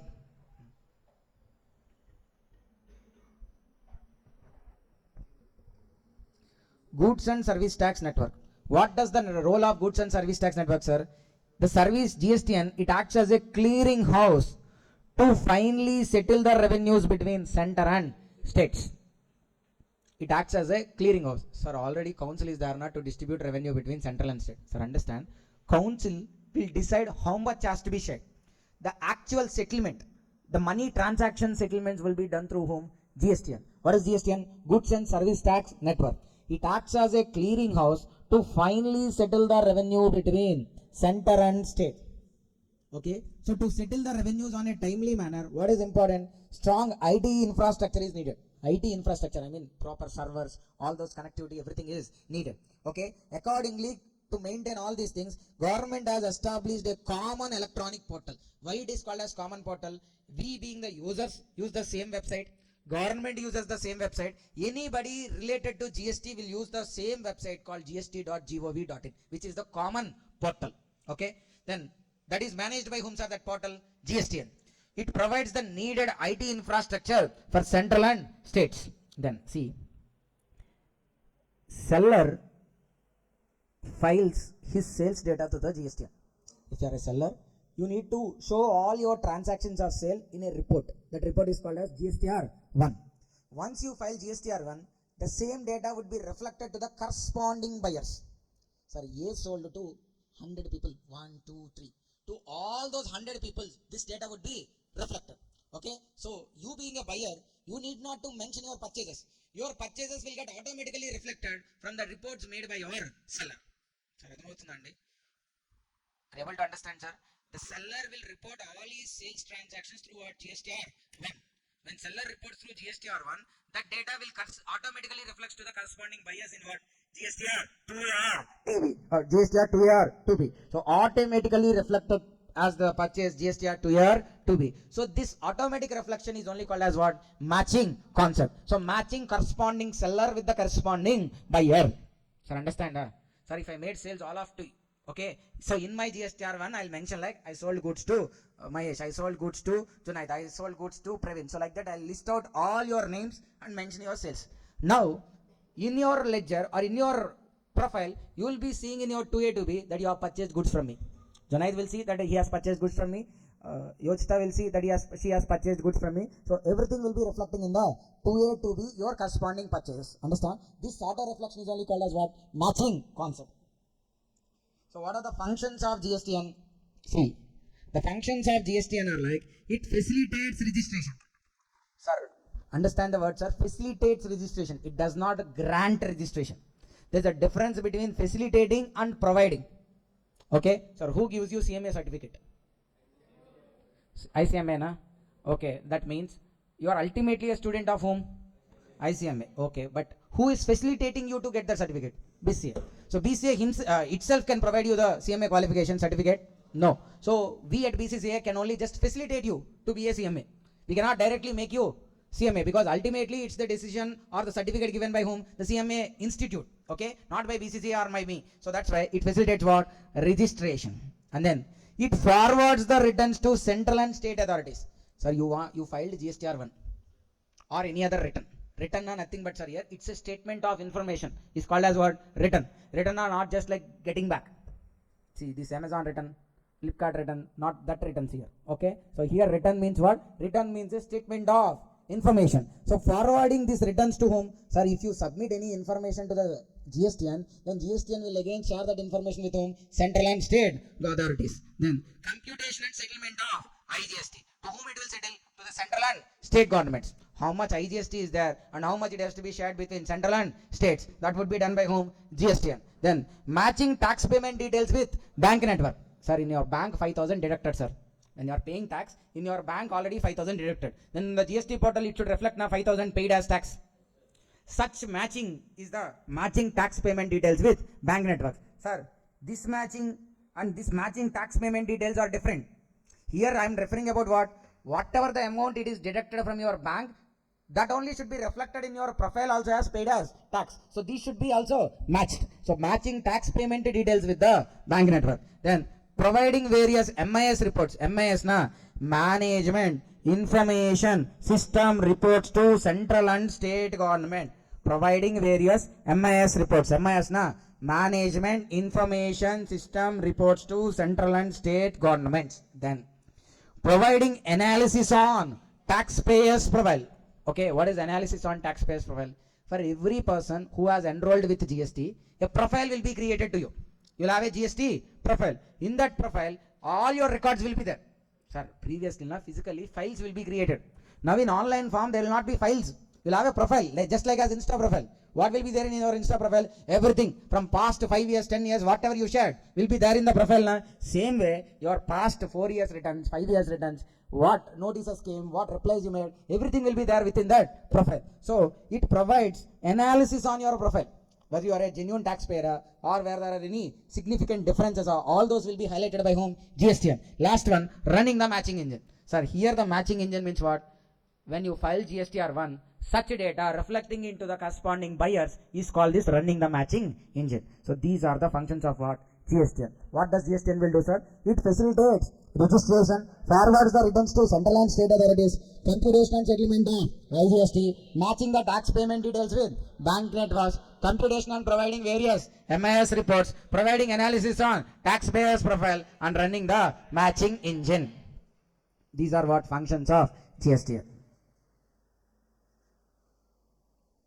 The next one is what, sir? Salient features of GSTN. Salient features of GSTN. So when GSTN is started, sir, GSTN is started as a company.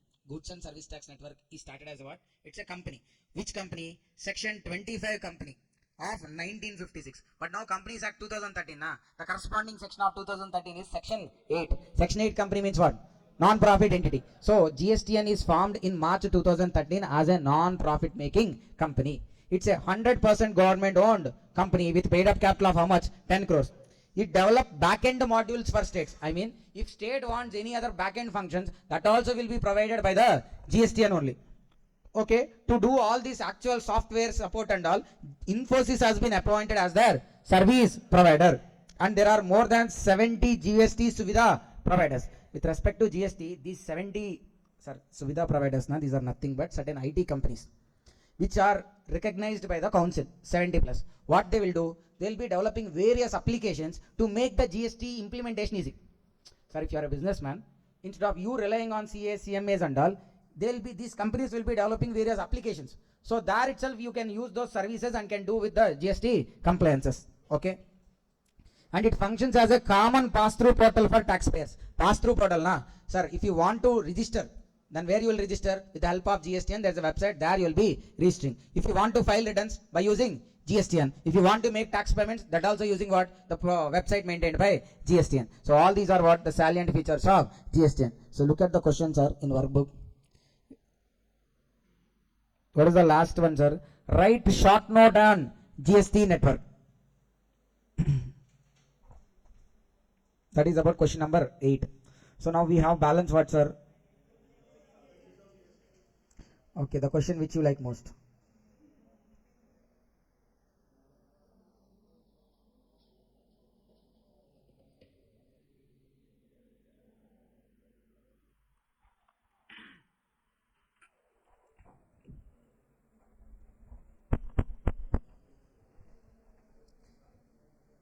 For business and industry, what are the benefits, sir?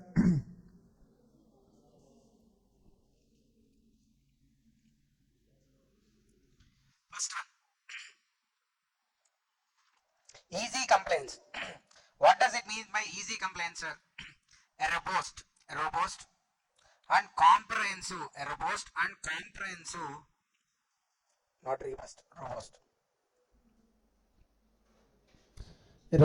and comprehensive IT system was the foundation of GST regime.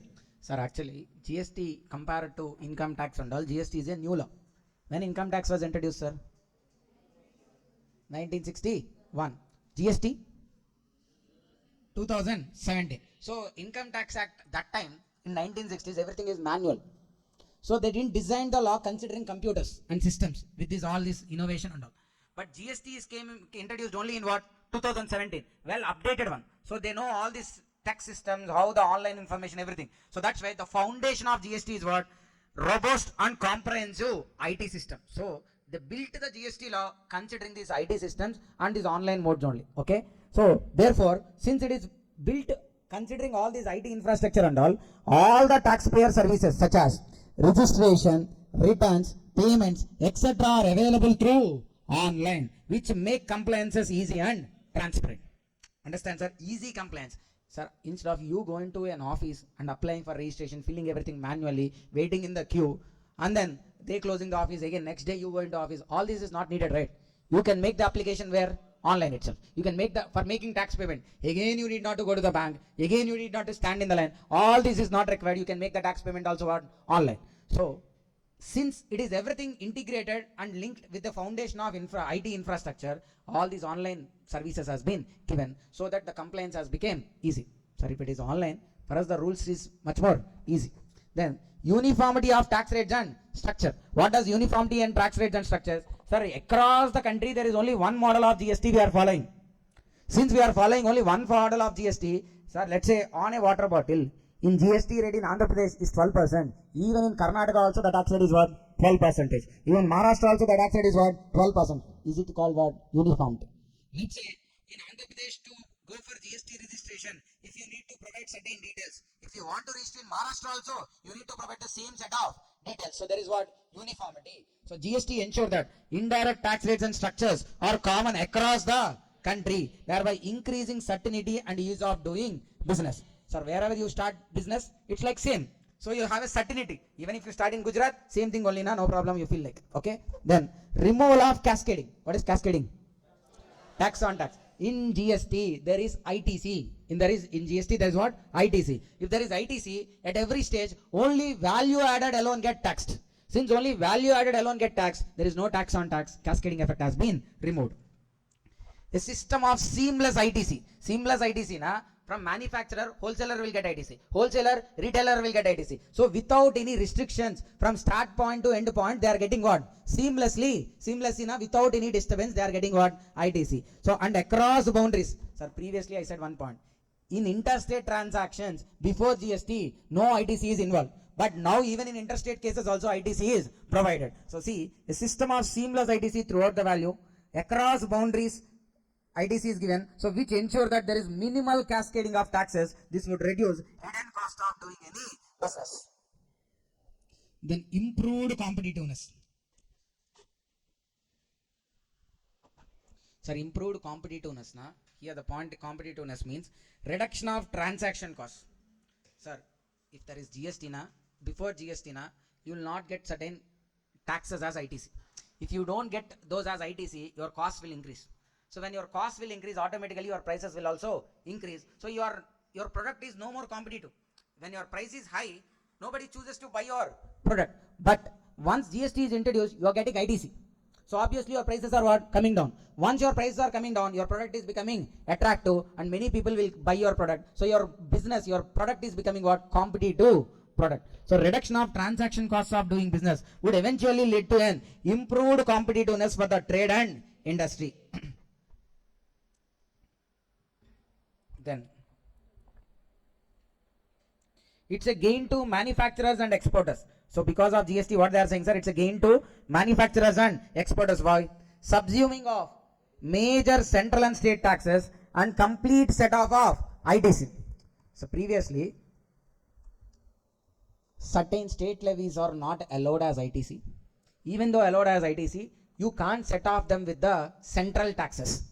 State level taxes related credit has to be adjusted only with payment of state level taxes. But now, whether it is CGST also, you can take it as credit and adjust with what? IGST.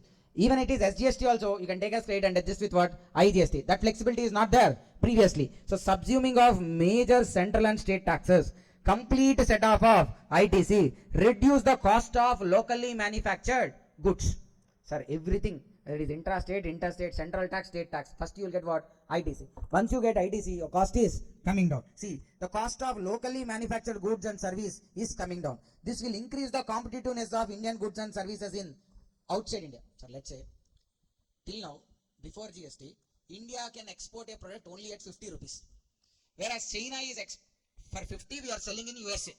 Whereas China is selling the same product for 40 rupees only in USA. Now you in USA, which product will have more demand? Chinese product will have more demand. But now because of introducing GST, our costs come down. From 50, our product also can be manufactured for 40 only. Now our product also into the race. This product is also having what? Competitiveness. In the international market, see, the cost of locally manufactured goods and service will reduce. This will increase the competitiveness of Indian goods and services in international market and boost, not boost, okay, and boost Indian exports. Boost na, encourage Indian exports. Then the next set of benefits are like for central and state governments. The first one is like simple and easy to administer. So if there are multiple indirect taxes, now they need to check each and every law separately. Whether he is following properly luxury tax or not, whether he is following properly lottery tax or not, whether all the rules has been followed as per VAT or not. If there are multiple laws, multiple times it needs to be checked. If there is a single law, one time you check, then everything else can be rectified. So the point is, multiple indirect taxes at central and state are replaced by GST. Backend with a robust and end-to-end IT system. So which would be simpler and easier to administer than all other taxes of central and state. So it's easy only now, instead of 100 people following 100 different approaches. If 100 people following same approach, it's easy to administer. Sir, ఇక్కడ కొన్ని డౌట్లు ఉందని కూర్చోబెట్టారు. మీరు ఒక్కొక్క subject చెప్తున్నారు. అప్పుడు ఇక్కడ చెప్పేవాడికి కష్టమవుతుంది. ఏంటి? మీరు 8 సబ్జెక్ట్స్లో నుంచి 8 డిఫరెంట్ డౌట్స్తో వస్తుంటారు. But let's say you all are studying one subject only. అప్పుడు ఇక్కడ ఒకరిని కూర్చోబెడితే వాళ్ళకి ఆ సబ్జెక్ట్ నాలెడ్జ్ ఉంటే సరిపోతుంది. But when you are all are reading 8 different subjects, then 8 different people should be there, which is tough to handle. The same way here also. When there are multiple taxes, it would be tough for them to administer multiple taxes. But now, single tax, it would be easy for them to administer also. And that also backend with what? A strong and robust end-to-end IT system. So everything is online only. So they can get the summary of reports also in quick time. Then better controls on leakages. Sir, now how the system is working? When you file GSTR1 with GSTN, that data will automatically reflect to the 2A to B. To whom? Buyers, recipients. Based on those transactions only, you being a buyer can avail what? ITC. Based on those transactions only, you being a buyer can avail IT. Let's say there is no such concept of matching. Then you want more ITC, and what you will do? Even though you purchased for 100 rupees, you show like you purchased for 10 lakhs. Why? You will get more ITC. But is that possibility is there now? Your seller, if he said 100 rupees, then it will automatically reflect to you as how much? 100 only. So there is no chance of you claiming more ITC. See, GST will result in better tax compliance due to a robust IT infrastructure, due to seamless flow of ITC from one stage to another across the value chain. There is an inbuilt mechanism to incentivize tax compliance. Okay, understand, sir? This seamless flow of ITC. So only when you are complying with rules, you will get ITC. Sir, if you are an unregistered person, you will not get ITC. You are a registered person, you are filing returns on time, then you will get ITC. And then you will be again passing it on to whom? Your customer. Then he will also get ITC when he follows all the rules properly. Okay. Then higher revenue efficiency. Higher revenue efficiency, they'll, due to introduction of GST, they are expecting what? The tax revenue will be much more increasing. So GST is expected to decrease the cost of collection of tax revenue. So cost of collection of tax revenue means, so let's say your fees has to be collected, right? How your fees will be collected? For collecting your fees also there is a team, right? For them again salaries is there, right? So for collecting your fees, there is a cost or not? There is a cost or not? Let's say there are 5 employees working only to ask you fees. Now for these 5 employees, whatever the salary is paid, this is nothing but what? Cost of collecting the fees. Same way, tax also, to collect tax also, there is some officers, right? Who will be verifying whether you are paying taxes or not. So that is nothing but cost of collecting taxes. Understand, sir? To check whether a person is paying taxes correctly or not, there is a team of employees. For the team of employees, salary is incurred. That is nothing but what? Cost of collection of tax revenue. So what they are saying now, because of GST, such cost of collections also will come down. Why? Because previously it's not automated. Now completely it's what? IT enabled. So many people are not required. Okay, a few people also can check what is happening and all, because everything is there in the IT. Every summary report they can generate from the systems only. So GST is expected to decrease the cost of collection of tax revenue to government, and therefore leads to higher revenue efficiency. Efficiency, now let's say, sir, for collecting 1 rupee tax, if government is spending 2 rupees. For collecting 1 rupees tax, if government is spending 2 rupees, is it anything beneficial? No, right? So if for collecting 1 rupee tax, government is spending 1 paisa only. Efficient. Okay. Now if it is reduced to 0.5 paisa, then it is much more efficient. So like that, the efficiency will be checked. So what they are saying, due to introduction of GST, that efficiency has been increased. That means for collecting 1 rupee as tax, previously they might have sent 30 paisa.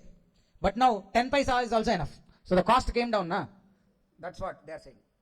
Then boost to Make in India initiative. What is Make in India initiative?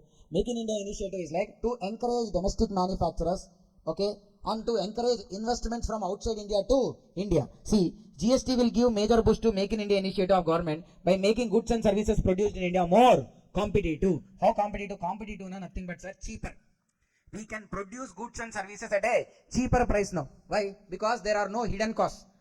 I mean, ITC is there at any place. So that's why there are no hidden costs. And compliance costs. Rules are also easy. Everything you can do it online only. So your compliance cost is also coming down. So overall, your prices also will come down, so that it would be what? Competitive in both national market as well as international market. For the ultimate consumer, sir, single and transparent tax proportionate to the value of goods and services. See, before GST, due to multiple indirect taxes by central and state government and no ITC at progressive stages, the cost of modes and goods and services are included in the value. So before GST, multiple taxes are there. Lottery tax, there is no ITC previously. Luxury tax, there is no ITC. Advertisement tax, no ITC. Entertainment tax, no ITC. Now, this many taxes, there is no ITC. Now, what happens? All those taxes will be added into the cost of those products only. Sir, the product price is 100. On that, advertisement tax is there, luxury tax is there, lottery tax, all these are there. The price is becoming 170. But still, you will not get anything as ITC. Understand? So, previously, if there are multiple indirect taxes are there, and by levying multiple indirect taxes, the cost of the products are increasing because there is no ITC. See, before GST, due to multiple indirect taxes, with incomplete or no ITC at progressive stages, the cost of most goods and services are included with many hidden taxes. Under GST, there is only one tax. Under GST, there is only one tax, leading to transparency and reduction of prices. How prices reduce? Same point, sir. Multiple taxes are not there, double taxation is not there, cascading is not there. So obviously prices has been came down. That's a benefit for us or not? Understand, sir? Then the last one, reduction of overall tax burden. Because of efficiency gains and prevention of leakages, the overall tax burden on most commodities will come down, which will benefit the customers. So again, the same point only, sir. Revenue leakage has also gone down. So ultimately, for a consumer, before GST, after GST, if you compare, you will get goods at a much more better price, lower price, which is a benefit to the consumers. All these are what benefits of GST. See, if you see the side headings once again, sir, first one is what? Easy compliance. Uniformity of tax rates and structures, removal of cascading, then improved competitiveness, then gain to manufacturers and exporters. Okay, all these are the benefits related to whom, sir? Business. The one who is carrying business, the benefits are like what? Easy compliance. Why? Everything automated online, they can do easily. Second one, uniformity of tax rates and structure. Wherever they do business, same thing. Whether they do in Karnataka, Andhra Pradesh, the rates are same, business is, structure is same, tax rates are same. That's right. Third one, removal of cascading. There is no cascading effect. Then fourth one, improved competitiveness. Improved competitiveness, na, the point is like, they don't have double taxation cascading, so the prices will come down. Okay, even for manufacturers also and exporters also, same point.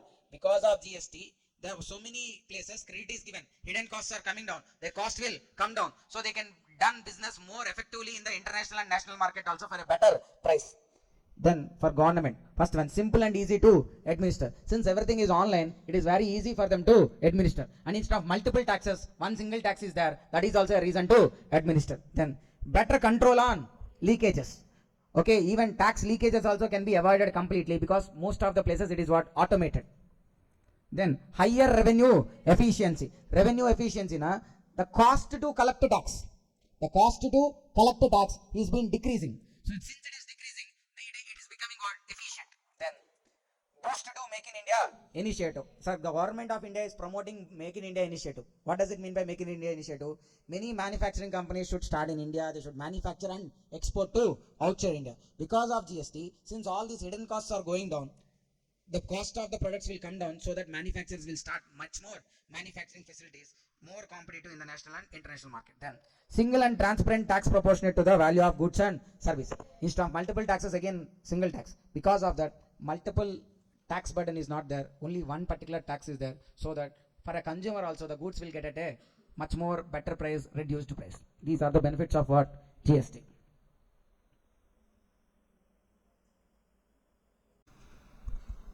Okay, we'll be discussing now about the supply chapter.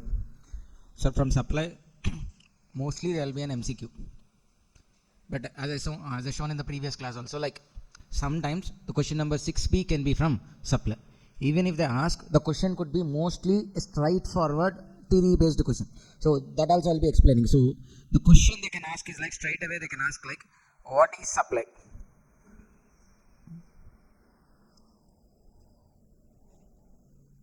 They ask like, what is supply? So what is supply? Now I will explain. Supply means and includes sale, transfer, barter, exchange, license, lease, rental, disposal. That part, 5 points will come now. That is called, what is called supply. Okay, then they may ask about like, what are deemed supplies? Or they can ask like, what are deemed supplies? Or what are the transactions? Or what are transactions that are treated as supply? What are transactions that are treated as supply even though no consideration? Even though no consideration. Okay, so this question can be asked straight away. What is supply? Then what are deemed supplies, or what are transactions that are treated as supply even though no consideration? Okay, then so this is nothing but what? Schedule 1. Okay, this is nothing but we can call it as even schedule 1. Then what are transactions that are treated as not supply? What are transactions not treated as supply? Nothing but it could be even called as what? Negative list. Negative list. Sir, where negative list will be there? Schedule 3. So, okay, that could be asked.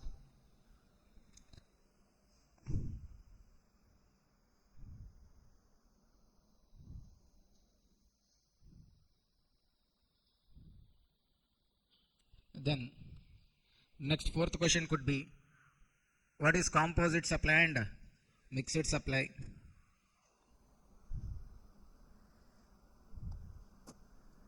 What is composite supply and mixed supply? These parts, okay, how many? 1, 2, 3, 4. Then there are like definitions. Out of definitions also, what could be asked, not like definitions wise?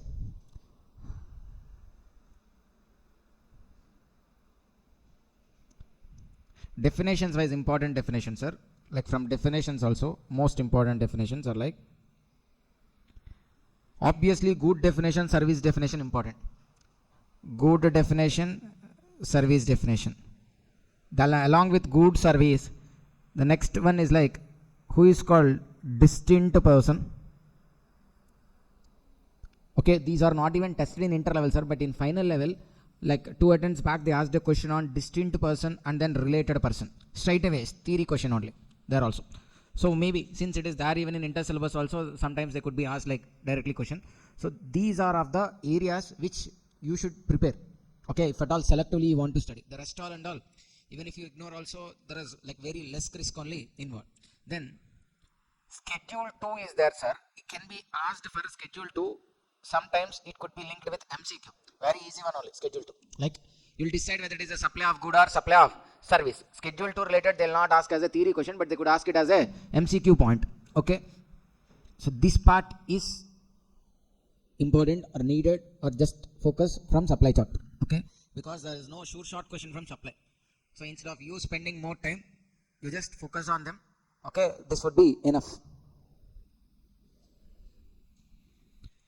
So supply chapter, sir, the parts are like what? There are like definitions. Then section 7 is about supply. Schedule 1, schedule 2, schedule 3. Then section 8 is about composite supply and mixed supply. Then there is about clarification. The first definition, sir. Goods. What is meant by goods? Goods means every kind of movable property. So to call it as a good, it should be movable plus it should be a property. Okay, na, sir? So in this room itself, we can see multiple things which are properties as well as mobile. Sir, when can we call something as a property? If it doesn't have life, then usually we'll refer them as like what? Property. So, okay, it's not like life, it is not there, na? Like it's not a living creature, na? Then we call it as what? Property. And then it should be mobile also. So this building also doesn't have any life or soul. But still this building is mobile or immobile? Immobile. So is it a good? No. Okay. Land also doesn't have any life and all. But land is also what? It is a property only. But the problem is what? It's not mobile. Building, lands are properties only, but they are not mobile now, so that's why they are not called as what? Goods. So to call it as a good, it should be movable property. Okay, again it excludes money and securities. Excludes money and securities. Money means what? Not just the legal money which we see. It even includes cash, checks, demand drafts, promissory notes.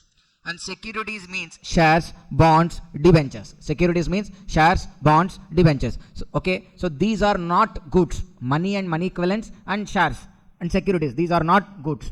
Okay, even though they are movable, they are not goods. However, it includes what? Actionable claims. Sir, actionable claims, now understand, sir.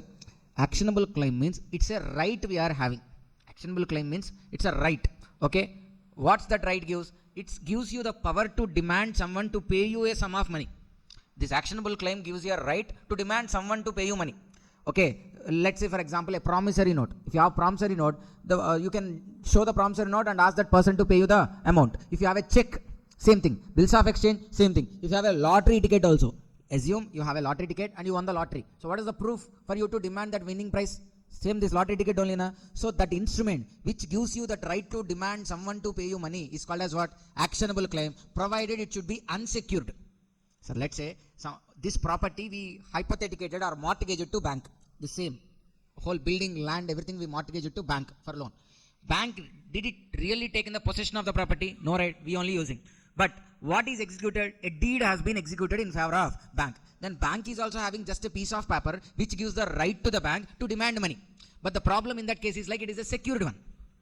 Because land is secured now, land building is there now, so it's a secured one. Sometimes we hypothecate or mortgage stock and then we take loans and all. So if it is a secured one, then it's not an actionable claim, okay, other than secured one. But you just have a piece of paper or some instrument, with that you can demand someone to pay you money. Then that is called as what? Actionable claims. Such actionable claims are money only, actionable claims are goods only, okay. Then it includes crops, grass and things attached to the land. So even trees, plants also called as what? Goods. But the point is like, they should be separated from the land by the time they are going to be delivered. By the time the sale or supply completes, they should be attached, they should be separated from the land. Let's say, sir, I purchased mango crop in a 10 acres land. I purchased mango crop for the coming season. Okay, I paid to the landlord some 5 lakh rupees and took the mango crop.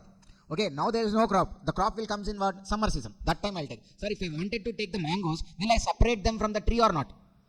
Okay, so then they are separating from land. So they will be called as what? Goods. Let's say, sir, just like as Pushpa, I am also doing some kind of timber business. Okay, he'll do in red sandalwood, I am doing in some other wood. Okay, let's say I purchase some 1,000 trees. Okay, which I am going to sell, cut them and sell them as like timber. So now, if someone sold me those trees, how I could take them? Will I take them like along with just like as like Hanuman or Ravana, just they lifted in soil? Like that, can we take them like? No, we need to separate them from what? Land. So since we are separating from them land, these are called as what? Goods. So goods means every kind of movable property, excludes money and securities, includes actionable claims, growing crops, grass and things attached to the land which are agreed to be separated before making supply. Okay, then the next definition is about service. What is called service? Service doesn't have a fixed definition. Service means anything other than good, money, security. If it's not good, if it's not money, if it's not security, then everything is called as what? Service. Okay, so what we need to decide first, whether it is a good or money or security. If it doesn't fit into these three, the rest all will become what? Service only. Whether you can assume or whether your mind can able to process it as service or not is the second thing.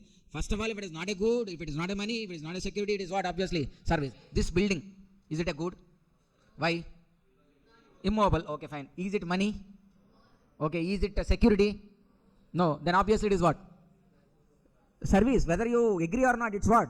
Service only. Why? Because it is not good, it's not money, it's not security. Then obviously it is what? Service only. Okay. So service means anything other than good, money and security. Then it includes use of money or conversion of money from one form to another, one currency to another, one denomination to another.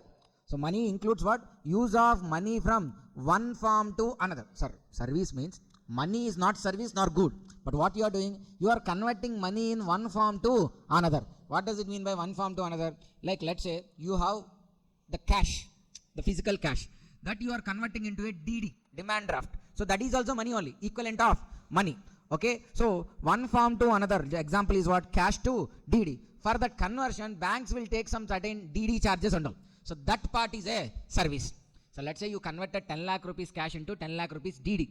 For that conversion, bank took 1,000 rupees as commission. So what we are saying? That 10 lakhs is not service. The 1,000 rupees commission is there, na? That is called service. Then one currency to another. You have dollars.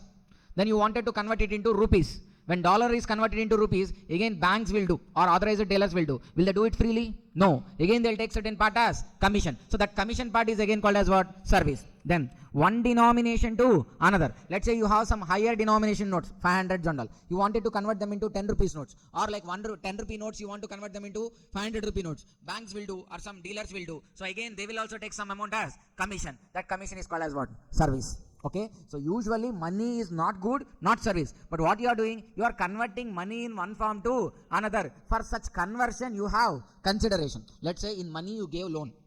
The other person is also repaying loan in which form? Money only. So what you gave money, what he is getting is also money. But for that loan transaction, there is a separate consideration involved. Commission, interest. That interest part again is called as what? Service. Okay, then service even includes facilitating or arranging a transaction in securities. Service even includes what? Facilitating or arranging a transaction in securities. And again, securities is not good, not even service. But what we are doing, you are arranging a transaction in securities or facilitating a transaction in securities. Sir, okay, some general knowledge question. Let's say, sir, you wanted to buy some shares. Practically tell how you can buy shares now. How you want, if you wanted to buy Reliance shares, you know this basic difference: listed company, public company, private limited company, these things you know. So you wanted to buy some shares of listed company, Reliance, Tata Motors or someone, okay, some other listed company, Infosys, TCS. How you can buy? Broker. So do you know any of the brokers? Angel, then Grow. Okay, then anyone else? Okay, so where these brokers will be there? Do we need to go there manually? Physically we should go there? Sir, there are so many apps available these days. Okay, everything will be, you download an app, you do KYC or PAN, everything will be verified, KYC is done, then you will have a DMAT account. DMAT account. So once you open a DMAT account, automatically it gets listed with, it gets linked with a broker. You don't need to know the broker also. Automatically it gets linked with a broker. So understand, we cannot buy, sell shares on our own individually, only through the help of whom? Broker. You watched movie Lucky Bhaskar? There in that movie, Bhaskar will be selling shares. Okay, like the broker will be Hyperadi. Okay, so why can't he can sell shares on his own? Because stock markets or the formalities will never allow you to sell the shares on your own. Or practically also see, sir, how we know who is having the shares or who wants shares? Let's say I want Tata shares. How I know who is having Tata shares and who is willing to sell those Tata shares? Let's say I wanted to buy Reliance shares. The only person I know shortly having Reliance shares is Mukesh Ambani. Okay, I cannot go to him and ask him to sell. Okay, then how I can know who is going to sell, who is going to purchase? That will be known to whom? Broker. That's why through broker only these things happen. Okay, now broker will not take anything. Will take what? Commission. These DMAT accounts, all these people will take what? Commission only. So that commission is for what? Arranging or facilitating a transaction in securities. That is also what? Service. So let's say for 5 lakhs you purchase Reliance shares. What you given is money, what you got is shares. Money is also not a good, security is also not a good, and service. So nothing happened. But to arrange this transaction, there is a stockbroker who took 2,000 rupees as commission. Then the 2,000 rupees is called as what? Service. Because that is the transaction for facilitating or arranging a transaction in securities. Then consideration. Okay, consideration. Sorry, consideration, yes, the basic definition is like something in return. But here consideration is what? Any payment made or agreed to be made. Any payment made or agreed to be made, whether in money or otherwise, in relation to supply of goods, services or both, whether by recipient or by any other person, shall not include any subsidies given by central government or state government. Okay, first consideration means when we supply any good and service, we sold any good and service, they have to give something, right, for us. Will you give it freely? Okay, so what is the consideration to BCCA from you? Please. What is the consideration to you from BCCA? Service. This education service is the service to you. Okay. So, any payment made or agreed to be made. So, okay, in your sense, the fees paid or agreed to be paid. Okay. Whether in money or even otherwise. What could be otherwise, sir? Let's say some person said like, instead of paying in money, I'll give you rice bags. That is what? Otherwise. Okay. Whether in the case of money, some student said like, sir, I'll work for the college, sir, for 6 months. Okay, I can't pay fees now. So he said in such a way. Then that is also called as what? Otherwise. So money or otherwise. Then in relation to what? Supply of goods, services or both. So what is consideration? Any payment made or agreed to be made. In which form? Money or otherwise. Related to what? Supply of goods, services or both. Whether by recipient or by any other person. So this payment can be made by directly by the recipient or by any other person also. So let's say you are the recipient for the services of what? BCCA. But the consideration can be paid by you or on behalf of some other person also. So does college has any problem that someone else pays fees on behalf of you? Okay, they will be asking you saying like only you have to pay the fees. Like that? No, right? Someone on behalf you pay also, it's okay, right? So the same way here, whether by recipient or by any other person, shall not include any subsidy given by central and state government. Let's say, sir, in your fees, government said like 50% fees will be paid by government, the rest 50 will be paid by you.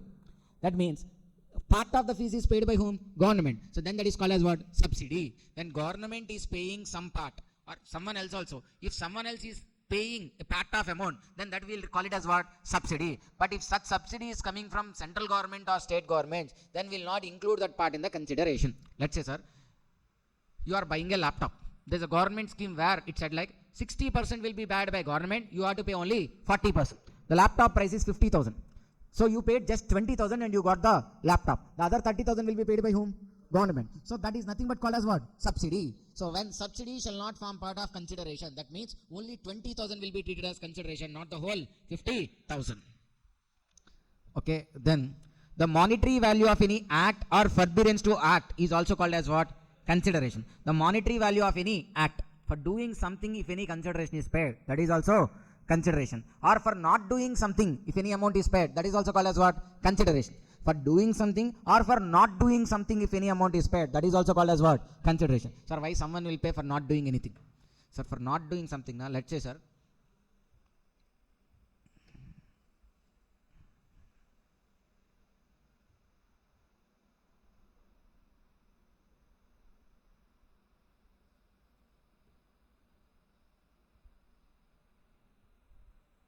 so okay, Vinisha has been selected as a heroine. Okay, for a movie. Then the producers are like,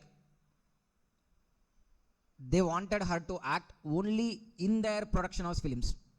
Okay, she became a star heroine, and they don't want her to act in some other producer's film. So let's say the contract is like, sir, they'll be paying 1 crore for 5 films.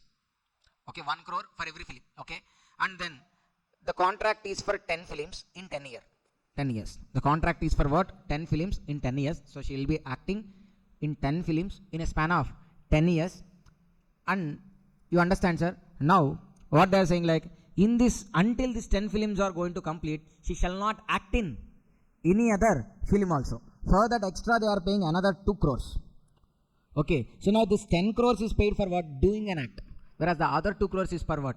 Not doing. Not doing in some other films. Okay, these days, sir, many heroines has been restricted such a way, because in these big budget films, usually heroines will act simultaneously in 3 or 4 projects.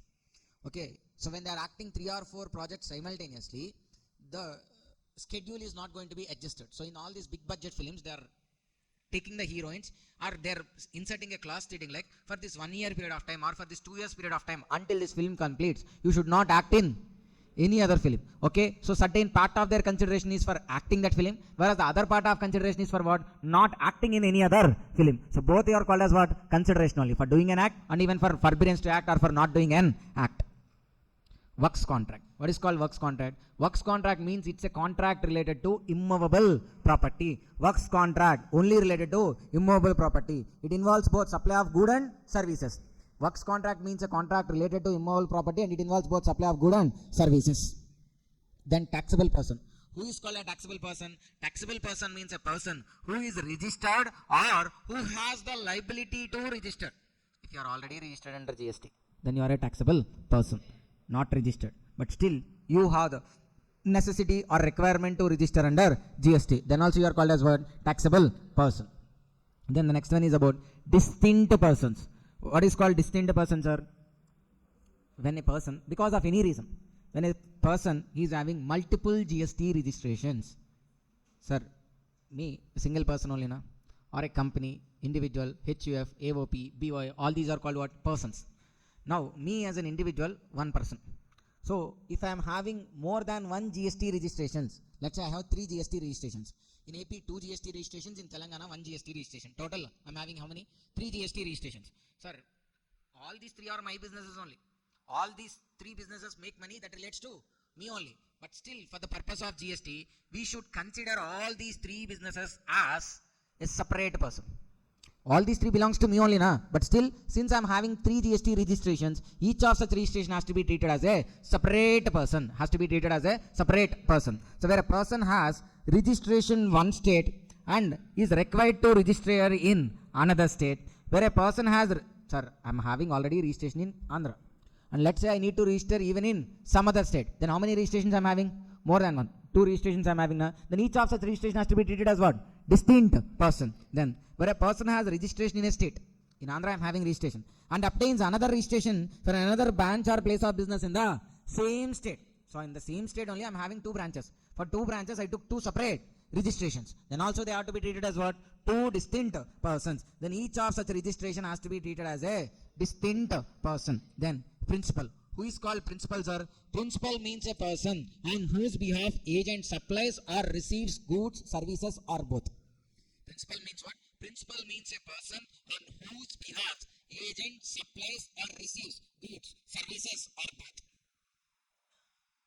Agent supplies or receives goods, services, or both. Then Agent means a person including broker, auctioneer, declaratory agent, commission agent, mercantile agent, by whatever the name called. Out of all these, he may be called with any name. Broker you call, auctioneer you call, declaratory agent you call, commission agent, mercantile agent. Out of these, any name you can use or you can refer him, or some other name also fine. But ultimately what he is doing, he is acting on behalf of some other person. He is representing some other person. Then he is called as what? Agent. The one who is being represented is called as what? Principal. If someone is acting on behalf of me, then I am called principal. That person is called as what? Agent. That person may be called as broker, auctioneer, declaratory agent, commission agent, mercantile agent, whatever the name is called. But ultimately what he is doing, he is acting on behalf of me, that some other person. So that person is called as what? Agent. Then related person. Who are called related persons, sir? When they are members of same family. Okay, what is called family? Family includes spouse, children. Spouse, children, they'll come, sir. Family, father, mother, children. This is alone is called as what? Micro family. Parent amma. Okkasari cheppu. Harshita na kada? Okay. Okay. Okay Harshitha family అంటే ఎవరమ్మా హర్షిత నీకు ఇప్పుడు?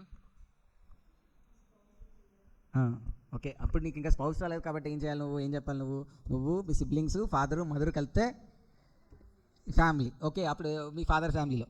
ఓకేనా? So spouse, children, okay, will come under what? Micro family.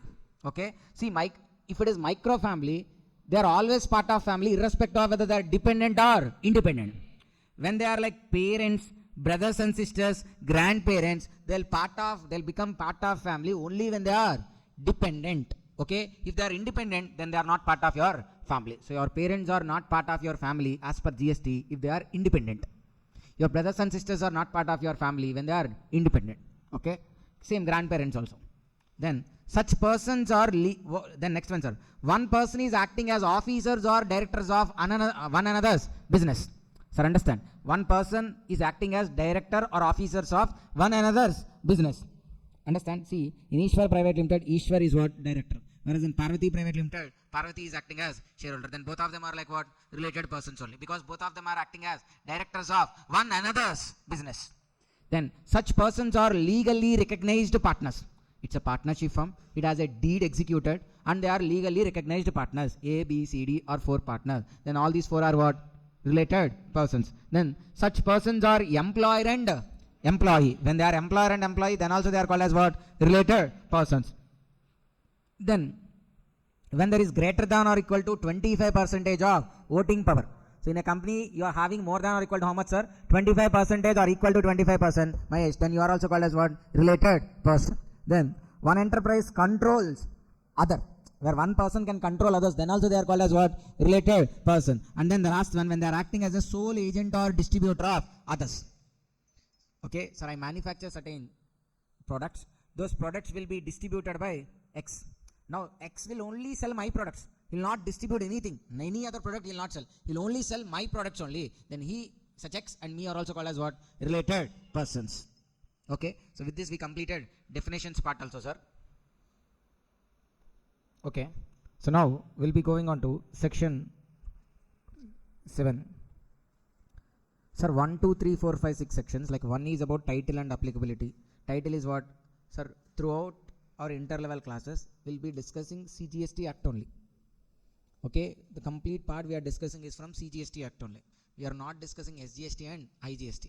SGST we need not to study separately also. Whatever it is there in CGST, the same will be there in SGST also. That just in the place of CGST, there will be APSGST, APGST, TSGST. So like that, S will not come. That state name will come. Okay, for every state. But everything will remain the same as like CGST Act only. Okay, too.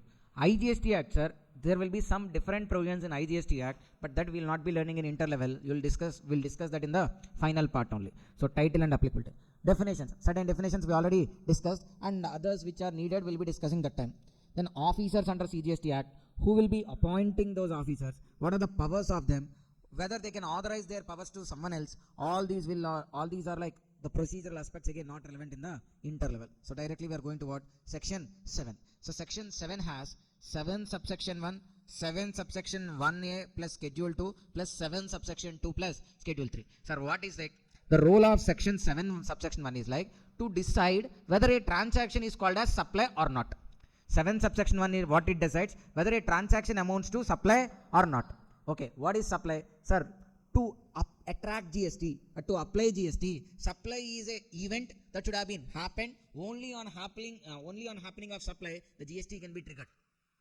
Okay, when the GST will apply or can be triggered, only when the transaction seems out to be a supply. If it is not a supply, then there is no applicability of GST. So, okay, so 7.1 tells or explains the situations, factors which could be there to call it as a supply. Sir, in a simple transaction, so 7 subsection 1 clearly tells like what are the essentials in a transaction to call it as a supply. If these are there, then we can call it as what? Supply. Okay, then 7.1a and schedule 2 says what? So we already decided something as supply. Now that supply will be deciding as supply of good or supply of service by going through what? 7 subsection 1a and schedule 2.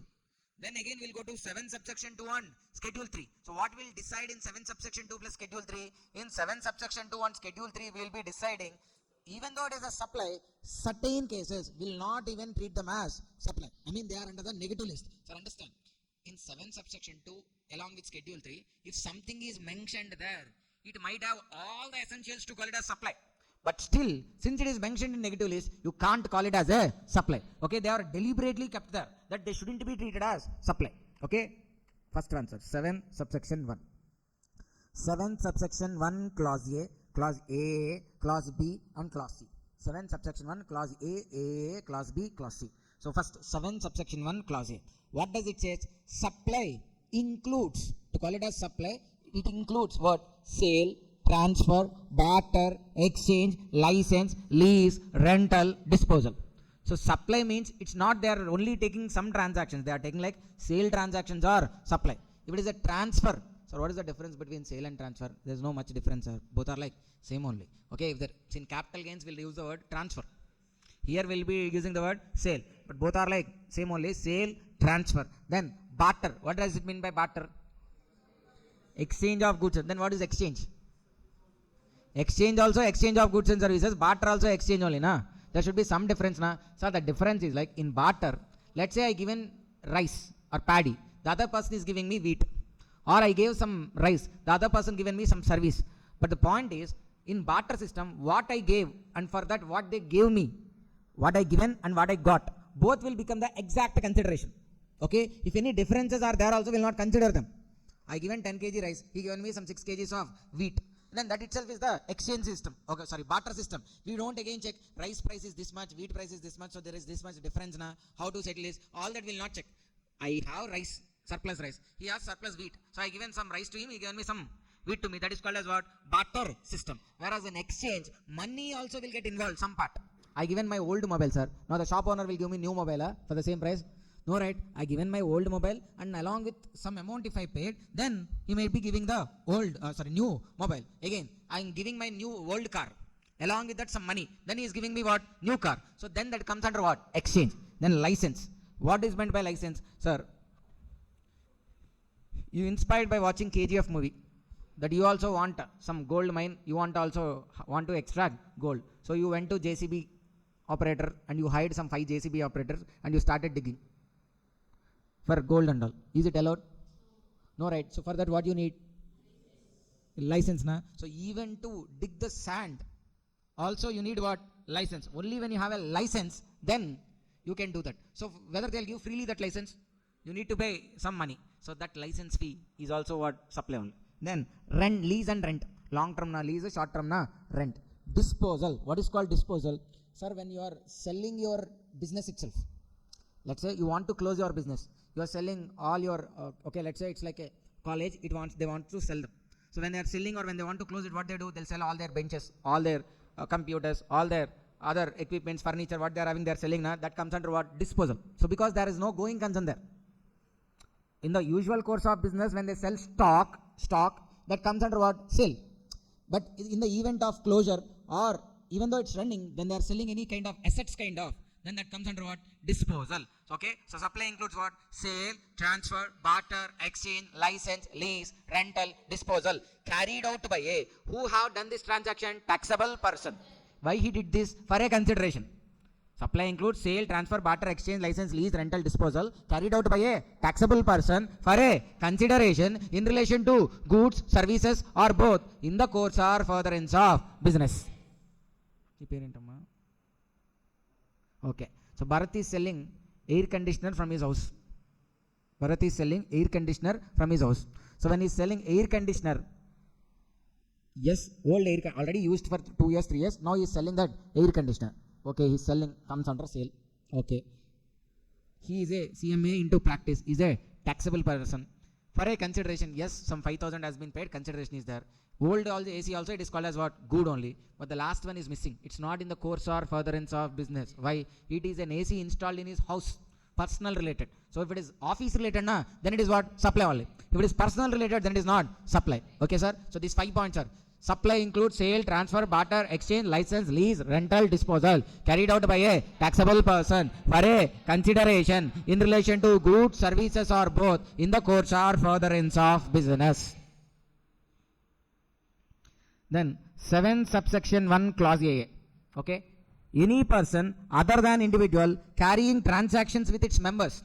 So where an AOP is doing any transaction with its members, where firm is carrying out any transactions with partners, that also amounts to supply. You don't have right to argue like AOP and members are same, firm and partners are same. So how can we call the transaction between them as a supply? So what 7 subsection 1 clause A specifies like, when there is any transaction between AOP and members for a cash payment or for a deferred payment, such a transaction amounts to supply only. Between firm and partners also it is amounts to supply only. Any person other than individual carrying transactions with its members for cash or deferred payment, it is what? Supply. Then 7 subsection 1 clause B. 7 subsection 1 clause B. Okay na Bharat? Which much like it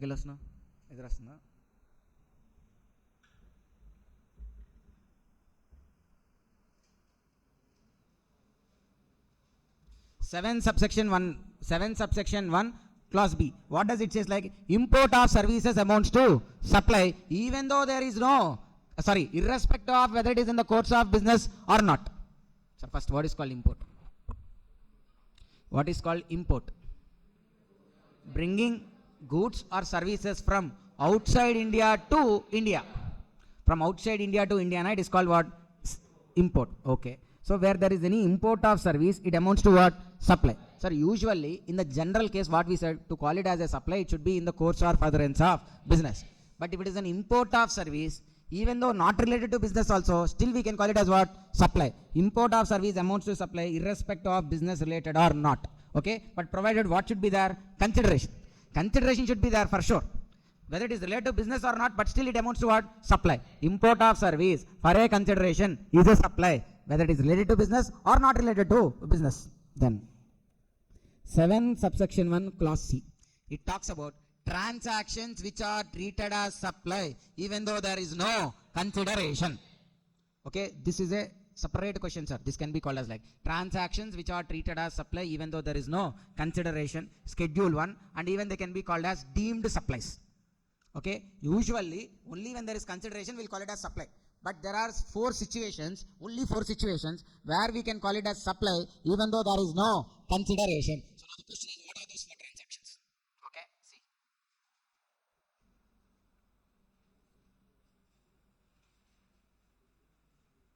First one is what, sir? These 4 are important, sir. Transfer of goods between principal and agent. So between whom? Transfer of goods between principal and agent, or agent to principal. In both ways. Transfer of goods between principal to agent or agent to principal amounts to supply even though there is no consideration.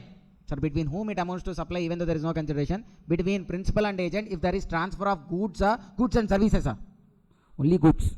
Be clear, sir.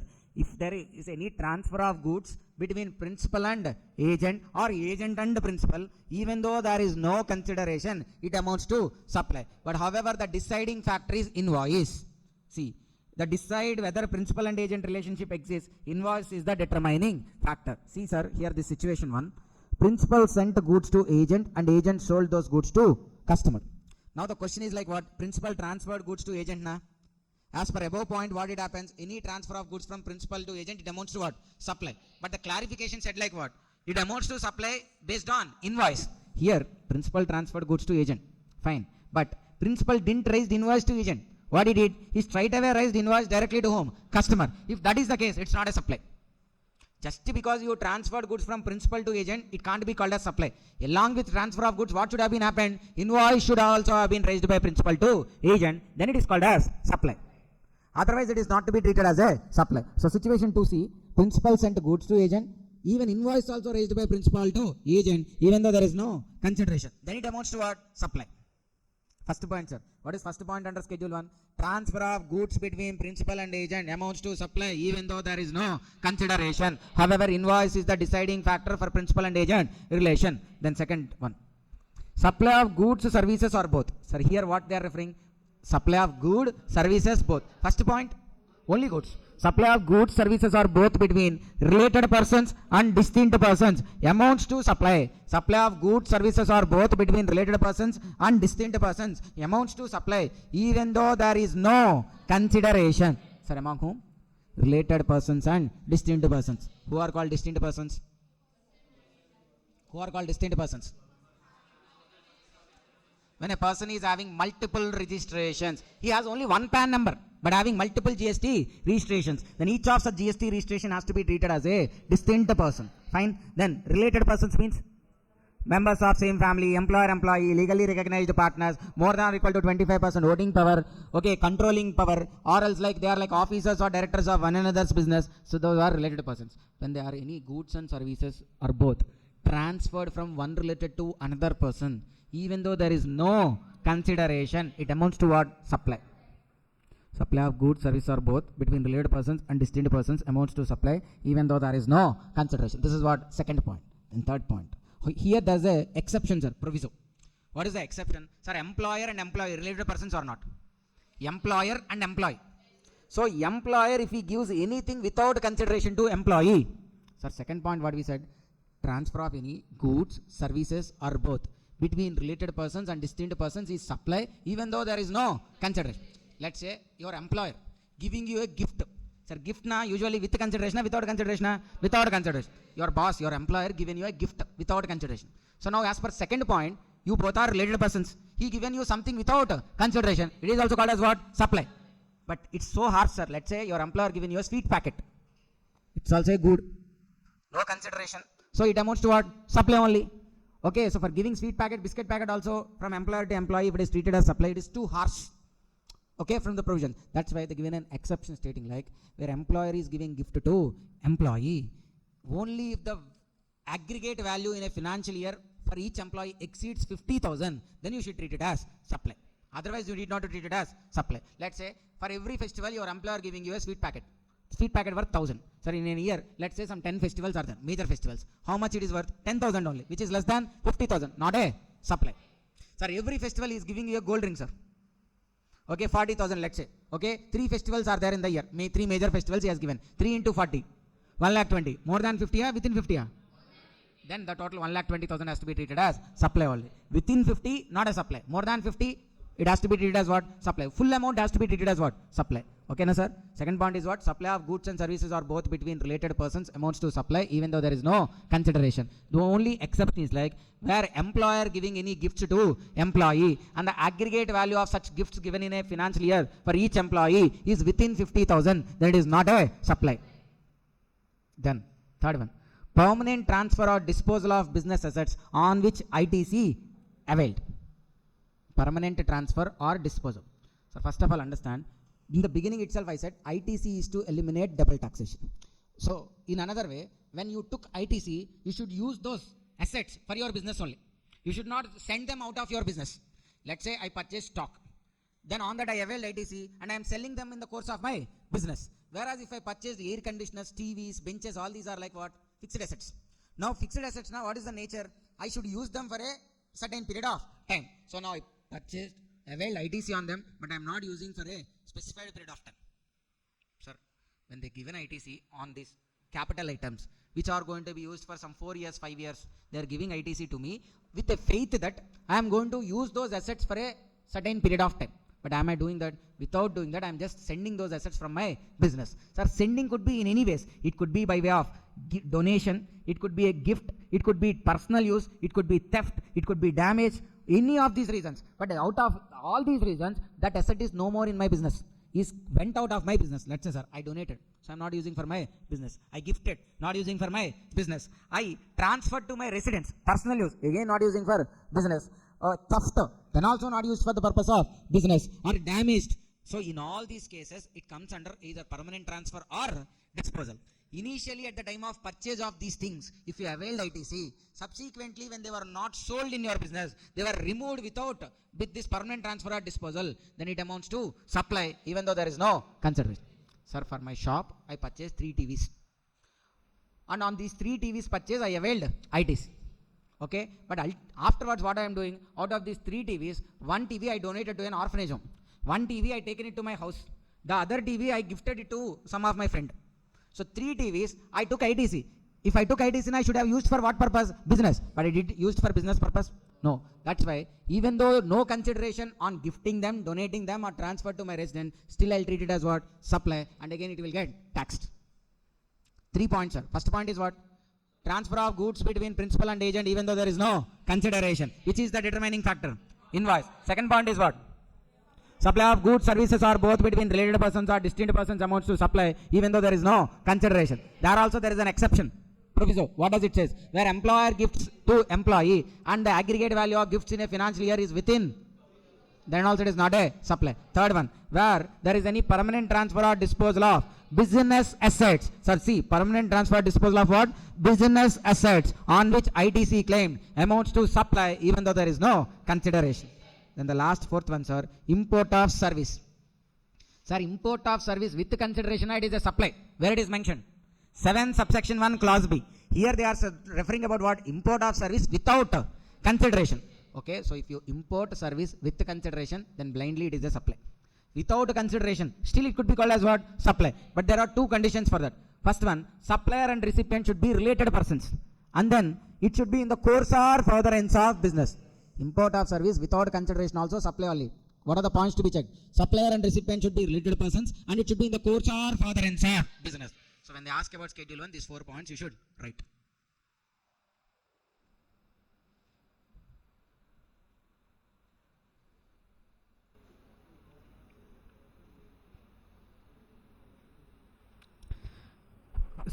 Subsection 1A along with schedule 2. So what we'll be discussing here, sir? We already decided a transaction as supply as per 7 subsection 1 clause A, B and C.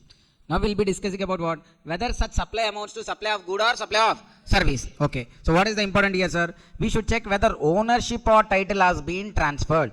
In the supply where the ownership or title is transferred, that is what? Supply of good. Sir, you purchased a car. Then who will be the owner of the car? You will be the owner of the car. So the ownership title transferred to you. So you are the owner. So that's why it is what? Supply of good. But there's another transaction which is supply only, but the car is given to you only for some 5 days use. You got possession, but ownership not changed. That is what? Supply of service. So when the ownership and title is being transferred, it is what? Supply of good. Okay, only possession transferred is what? Supply of service. Then there are certain composite supplies. Composite supplies now which involves both good and services, like works contract. So what is works contract? Works contract, it's a contract related to immovable property, involves both supply of good and services. Let's say for example, you want to construct a building. You given it as a contract for 2 crores. That person only has to bring cement, iron, bricks, everything. Here paints, everything which are needed, he only has to bring. Along with that, labor, that manpower, service part, engineer, service, all those also has to be provided by that person only. So now he is not only providing good, he is also providing what? Service. But how it has to be considered? Whether it has to be considered as good or as service. So if it is a composite supply, works contract, it has to be treated as what? Supply of service. Then restaurants also has to be treated as what? Supply of service. Composite supply, it's like what? Works contract also has to be treated as service. Sir, even in restaurant also. Food, okay, tangible good only. But the food is again being served. There some ambience is being provided to you. Okay, that lighting, the setup, okay, everything is being provided. Nah? So it's not just the food being provided. It's not like a takeaway. They are being provided the ambience, the space, everything they are giving us. So that it amounts to what? Supply of service. I mean, they are taking like the predominant as service only. In works contract, it has to be treated as a service. If it is a restaurant thing, then also it has to be treated as what? Service. Okay, then ice cream parlors, bakeries are not restaurants. So in a parlor when they sell ice cream, in a bakery when they sell cakes and all, they have to be treated as what? Goods only. Then intangibles related. Intangibles related, if it is a packaged software, the software is loaded into a CD and the CD or cassette is being sold. So then it is what? Transferable. So it has to be treated as what? Good only. When you are downloading from online, any song, movie, when you are downloading from online, it's a what? Service only. It's a service. Or even development of service, downloadable softwares, patents, trademarks, all these will come under supply of service. So now how the question or MCQ can be asked? They'll give a situation and ask you to identify whether it is supply of good or supply of service. None of them are. So like that they'll be asking.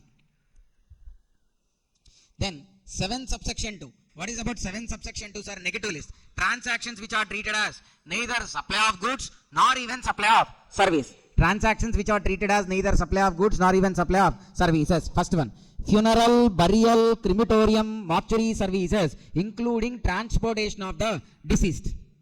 Funeral, burial, burying them. Cremation, again, sir, burial, cremation, like burial means different types of processes, sir. Once the person how they treat, like burial means they'll put the body there in the soil itself. Cremation, okay, cultured. Okay, they'll put it into the fire or cremation machines are there. That thing. Mortuary services, keeping in the mortuary, including transportation of the deceased. Okay, for transporting the deceased from the place to till the burial ground and all, there'll be some other different vehicles. So those services also come under what? Negative list. Funeral, burial, crematorium, including transportation of the deceased. All these are what? Negative list. So, okay, from the event of death or related to death, if any services are there, all those will come under what? Negative list. Then sale of land and building. So, land and building is a service only, right? Why? Land and building is not good. So obviously it is under what? Service. So there is what? Sale of land and building. So in case of sale and land and building, we should check when the consideration is received. When the consideration is received before completion, when the consideration is received,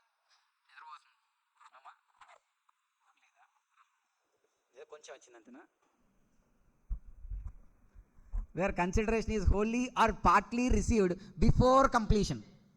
Sir, understand, when only land is sold, no building, empty land is sold. For land, will there be something like completion and non-completion? Okay, before dinosaurs born itself, land is complete.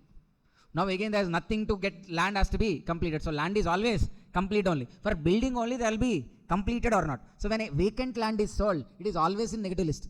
When land, building together sold, then you should check what? Whether building is completed or not. When the building is completed, after the completion of building only, the consideration is received, entire consideration, then it is also under negative list. Now tell me, sir, this building where we are taking classes is completed or not? How do you say it is complete? Did you check the certificates and all? And then how you can say complete? Sir, always we need certificates, sir, to check also.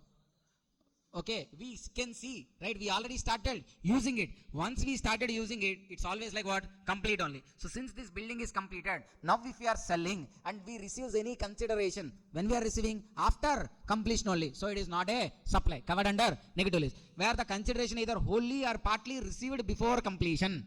Let's say, sir, the other side of our college, they are constructing an apartment.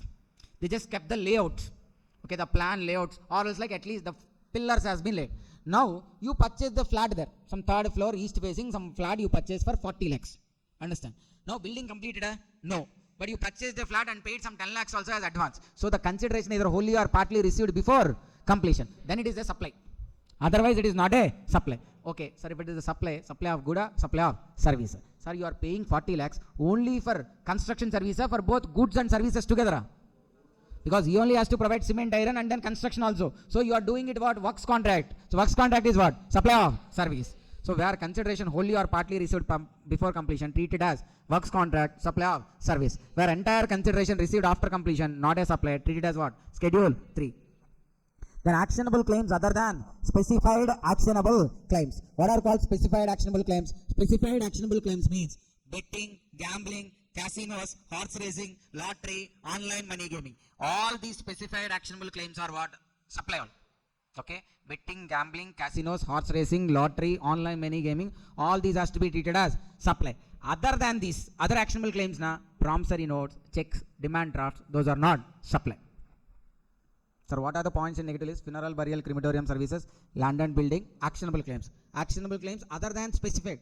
If they are specified, na supply only. Other than specified only, not a supply. Then functions performed by MPs, MLAs, members of local authorities, panchayats, etc. and person who holds any post as per the provisions of constitution. So, okay, he's an MP, MLA or a governor, okay, or a village panchayat president, okay, or an MPDC, ZPDC. So these kind of posts they are having. And for that, if they are receiving any consideration, MLA gets salary, MP will get salary, governors will get salary. For that post, if they are getting any salary, that need not be treated as a supply. Okay, fourth one. Fifth one. Service by an employee to employer in the course of employment. Okay, so you are an employee, and for getting salary, you will provide some services to your employer or not? Or even though you don't do anything, will the employer give you salary? To get salary, this employee has to do some work, nothing but which is a service.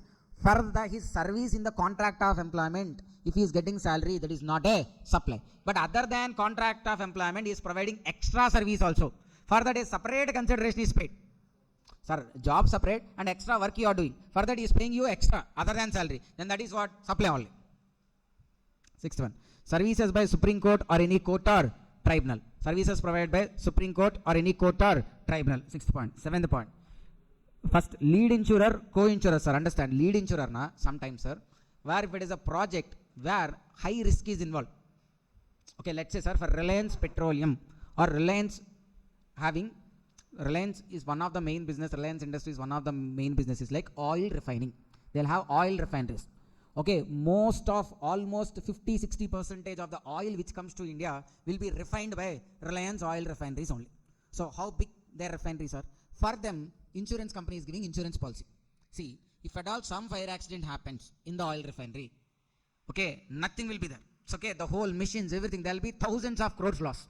If one insurance company is only giving the policy, if such fire accident happens, Reliance will not, nothing will happen to Reliance. Why? Because insurance company will compensate, but insurance company will go bankrupt because it has to pay thousands of crores. That's why insurance companies also cannot take that much risk. That's why 2 or 3 companies will join and share the risk. But one will be acting as the main leader. That is called as lead insurer. The others are like co-insurers. Okay. So usually lead insurer, the terms, everything will be decided by the lead insurer. The others also will get premium and they also will share the risk. Okay. But they will not actively be involved into all those arrangements and all. Okay. So now the point is what? First, Reliance is paying to an insurance company every year 2,000 crores as insurance. Okay, 2,000. But this 3,000 is not related. Let's say HDFC is providing insurance. Reliance paid 2,000 crores to HDFC. But only HDFC is not providing. HDFC is what? Lead insurer. Okay, when Reliance paid 2,000 crores, HDFC is providing insurance services. On this 2,000 crores, already HDFC paid GST. On this 2,000 crores, already HDFC paid GST. But the whole insurance is not belongs to HDFC. Some part belongs to, let's say, Axis. Some part related to ICICI also. Now from this 2,000 crores, 500 crores given to Axis Bank, 500 crores given to ICICI Bank. They are also sharing insurance risk. Let's say the party is like 50% risk by HDFC, 25 by Axis and 25 by ICICI. Now out of the 2,000 crores, already HDFC paid GST on whole 2,000 crores. Now after that, again 25% to ICICI, 500 crores given, and 25% to Axis, 500 crores given. Now the question is, when again Axis receives 500 crores, ICICI receives 500 crores, will they again need to pay GST? Already HDFC paid now on total 2,000 crores. Now again Axis and ICICI have to pay the same, pay again the GST. No, this point says like what? See, lead insurer providing insurance service. Policy holder pays premium. Lead insurance, what he is doing? Shares insurance premium with the co-insurers. Okay, is it a supply? See, activity of apportionment, not distribution of co-insurance premium by the lead insurer to the co-insurer for their joint service is not a supply of good or service as per Schedule 3, provided lead insurer pays GST on that entire premium. Sir, in our example, what I said, HDFC already paid GST on total 2,000 crores. HDFC is nothing but lead insurer. Since lead insurer paid GST on the total amount, on subsequent distribution by HDFC to Axis and ICICI will not amount to supply. Then 8th one, reinsurance commission. 8th one is what, sir? Reinsurance. What does it mean by reinsurance? Sir, to cover normal companies' risk, insurance companies, to cover your risk, you will take insurance policy. Now the risk is with insurance company. Okay, to cover that risk, insurance company again will take another insurance. That is called what? Reinsurance. Okay, sir, what is the difference between co-insurance and reinsurance? In co-insurance, whatever the premium paid, that will be shared. In reinsurance, you will not share anything. You will take a separate policy again with another insurance company. Okay, that's a reinsurance. Sir, I'm an insurance company. That fellow came and insured with me. He's paying premium, but I'm having so much of risk. I felt like then on this only I'll take another insurance with some other. That is called what? Reinsurance. Out of the insurance premium, if I share some amount with others, then that is called co-insurance. So reinsurance is also not a supply. Then supply of goods from a place in non-taxable territory to another place in non-taxable territory without such goods entering into India. What is called non-taxable territory? First, taxable territory means India. Non-taxable territory means outside India. So I am supplying goods from non-taxable territory to non-taxable territory. Let's say from Australia to Japan, I am sending goods. I am here only. I am buying goods from Australia, selling goods in Japan. So from Australia, goods directly went to where? Japan. Did they touch India? No. Then it is not a supply. Then last one. State governments will issue license to sell alcoholic liquor for human consumption. So just like as a restaurant started or any other business started, can we start a wine shop also? Can we start wine shop whenever we needed or wherever we needed? What is needed? Who will give license? State government. Okay, will state government give the license freely? Some amount has to be paid. So such licenses for sale of alcohol given by state governments is also not a supply. Understand, sir? Any other license, mining license, toll licenses are given. That is supply only. Only alcohol license if it is given, that is not a supply. High sea sale. High sea sale, the goods are in international waters only, beyond 200 nautical miles. During the transit only I sold goods. Then that is what? High sea sale. The goods not even came to India. I purchased from Australia. They are about to come to India, but before reaching India only I sold. Then that is what? High sea sale. Then also it is not a supply. Okay, these are about what? Negative list. Then the last concepts are for us in this chapter. What is what? Composite supply and mixed supply.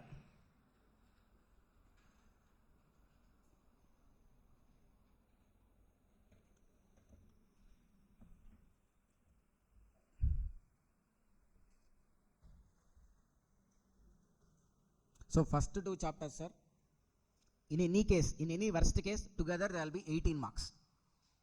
Okay, 2 7 marks questions will no doubt will come from maximum first chapter only. Even in worst case also they will be from the first two chapters only. And there will be 2 MCQs also out of 9.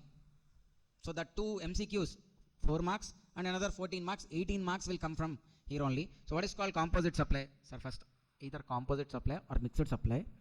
First, this person is supplying 2 or more goods or 2 or more services. He is not supplying single good and service. What he is doing? He is supplying 2 or more goods and services. Composite supply means a supply made by a taxable person of goods, services or both. Okay, such supply is made by a taxable person of what? Goods, services or both. And it consists of what? 2 or more goods, services or both. Consists of 2 or more goods, services or both, which are naturally bundled. So what does it mean by naturally bundled? So naturally bundled. Okay, sir, you are selling 2 items together. That items should be naturally bundled. How do we say naturally bundled? For that there are certain indicators. Perception of customer. Does customer expect them as a bundle or separate items? Sir, a charger provided along with mobile. Naturally bundled or non-naturally bundled? Why? Because customer expect a charger along with the mobile. A charger along with laptop. A customer expects or not? Yes. Perception of customer. Second one. How majority of suppliers do that? Majority provided as a bundle only. Then also it is what? Naturally bundled. Third one. Single price. So when you purchase a laptop, is there a separate price for charger and for the laptop? There is a single price only. That means what? They are naturally bundled. Then how they are advertised? Whether they are advertised together or separately. How they are advertised? Okay, whether they are advertised as a bundle or advertised as a separate items. That plays a crucial role in deciding naturally bundled or not. Next, whether elements are available separately or not available. So let's say I want a mosquito repelling machine. Mosquito repelling machine of this all out, good night, that machines will be there. I want that machine separately without liquid. Will they sell the machine alone separately? They will sell liquid alone separately, but they will not sell the machine alone separately. So whether that is available separately or not? No. So if it is not available separately, then they are what? Again, composite, naturally bundled. So that machine, when it is sold with the liquid, since this machine is not available separately, they are called what? Naturally bundled. Next, elements are integral. Integral, one will not work without the other. Sir, let's say in our mobile, battery will be there. If there is no battery, will our mobile work? So both are what? Integral. Both are like what? Integral. Elements are integral. Okay. So what are the situations are to decide it as whether naturally bundled or not? Perception of customer, majority of suppliers will provide it as a bundle, single price, how they are advertised, elements are available separately or elements are integral. So these things will decide whether they are naturally bundled or not. So see, when a taxable person supplies goods, services or both, more than two or more, when a taxable person supplies two or more goods, services or both, which are naturally bundled and supplied in conjunction, as a bundle with each other in the ordinary regular course of business, and one of them is a principal supply. Out of this bundle, one should be a principal supply. Laptop charger, which is principal supply? Laptop meena, charger meena? Sir, principal supply means whichever is having predominant nature, that is called principal supply. Okay, laptop charger, which is predominant? AC good, AC remote, AC delivery, AC installation. Which is main? AC. Understand, sir? So we should identify which is main. That rate is only applicable on the whole. Sir, here 4 or 5 goods are there in the bundle. But of all these 4 or 5 goods will have different tax rates. But which rate has to be applied on the total bundle? Whichever is the predominant supply, that rate has to be applied on the total bundle. Okay, then mixed supply. What is the difference about mixed supply, sir? First thing, those are not naturally bundled. This bundling is there, right? It is not naturally bundled, or else it is not a composite supply. Then obviously it is called what? Mixed supply. Supply made by a taxable person consists of two or more goods, services or both made in conjunction with each other for a single price and not a composite supply. This is also sold for a single price. Sir, you sold one water bottle, okay, one basket, one lunch box, all together as a bundle for a single price. Okay, they are in conjunction with each other only. But if they are not a composite supply, then what it becomes? It becomes mixed supply. And okay, individual supplies are independent and not naturally bundled. So what happens in mixed supply? Out of the bundle, whichever is having the highest tax rate, such rate has to be applied on the total bundle. So composite supply means which rate we have to take? The rate applicable on principal supply. What is called principal supply? Whichever is having predominant nature, that is called principal supply. The tax rate applicable on principal supply has to be levied on the total bundle. In case of mixed supply, whichever is having the highest tax rate, such rate has to be applied on the total bundle. Okay, you can just go through these examples, sir. Rajdhani train ticket, in the train ticket along with transportation, meal also provided, composite supply. Laptop and bag, composite supply. Mobile and charger, composite supply. TV, AC, delivery and installation, composite supply. Hotel stay, breakfast and laundry, composite supply. Credit sale, goods sold and credit also provided. Extending credit is a loan. Okay, whereas good is also sold, that is also naturally bundled, composite supply. Whereas Diwali gift hampers, like in a gift hamper there will be sweets, chocolates, dry fruits, mixed supply. Pack of shirt, wallet, watch, books, mixed supply. Free bucket with a detergent, mixed supply. Toothpaste and toothbrush, mixed supply. Sir, in case of composite supply, which tax rate has to be applied, sir? The tax rate applicable on principal supply has to be levied on the total bundle. In case of mixed supply, highest tax rate has to be applied on the whole bundle. Okay, so clarifications are not much important, sir, for us. They're not asking the clarifications. Okay.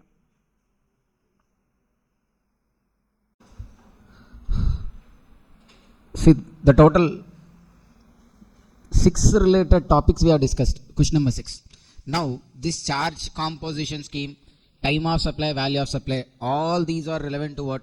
Question number 7. Okay. And there is a remote chance of even asking from exemptions also. Okay. But you guys are having, again, I don't know how many of you will be available in the tomorrow morning. So morning time tomorrow again I will be discussing exemptions chapter. Okay. Morning time I will be discussing exemptions chapter. If anybody couldn't attend the class because of the degree exam also, still it's okay. Okay. Because exemptions is not a much important chapter, but still I want to cover. So I will be discussing it in the morning section. So first, coming to the theory.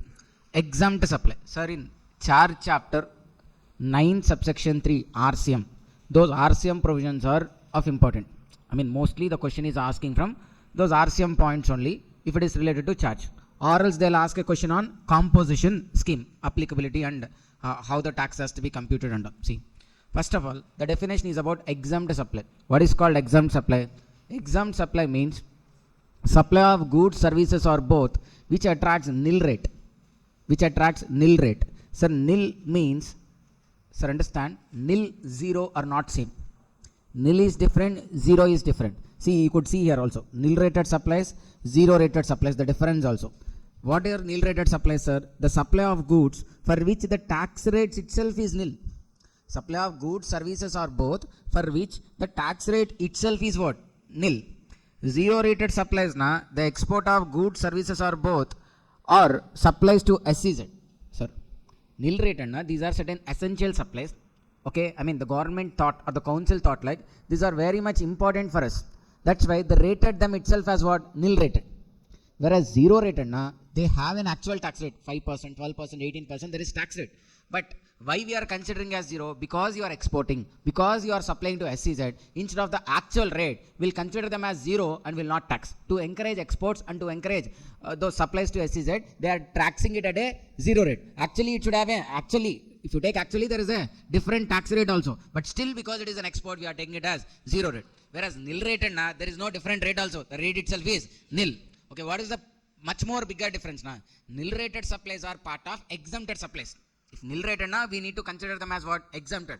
0 rated, yes, it is an export, you are not paying any tax. But still 0 rated has to be treated as part of taxable supplies. See, nil rated supplies are part of what? Exempted supplies. Whereas 0 rated supplies are part of taxable supplies.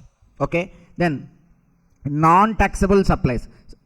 Sorry, exempt supply means first one is what? Nil rated supplies. Then the third one is about non-taxable supplies. What are called non-taxable supplies? First chapter I said. Alcoholic liquor for human consumption and petroleum products. What are called petroleum products? HB man, high speed diesel oil, petroleum crude, motor spirit, aviation turbine fuel, natural gas. All these are again what? Non-taxable supplies. So non-taxable supplies are also part of exempted supplies. So exempted means nil rated, non-taxable, and now the third one is supply of goods, services or both which are exempted by way of a notification. So these exemptions are given under the exemptions chapter. So exempted supplies means three kinds of supplies are there. One is nil rated, second one non-taxable, third one the supplies which were specifically exempted based on the recommendations of council. Okay, so this second point related we'll see in exemptions chapter. This third point related are nothing but petroleum products and alcoholic liquor, whereas the first one are nothing but nil rated. Okay, so where the rate is given as nil rate, sir, there is something called classification. Every good, okay, will have a HSN.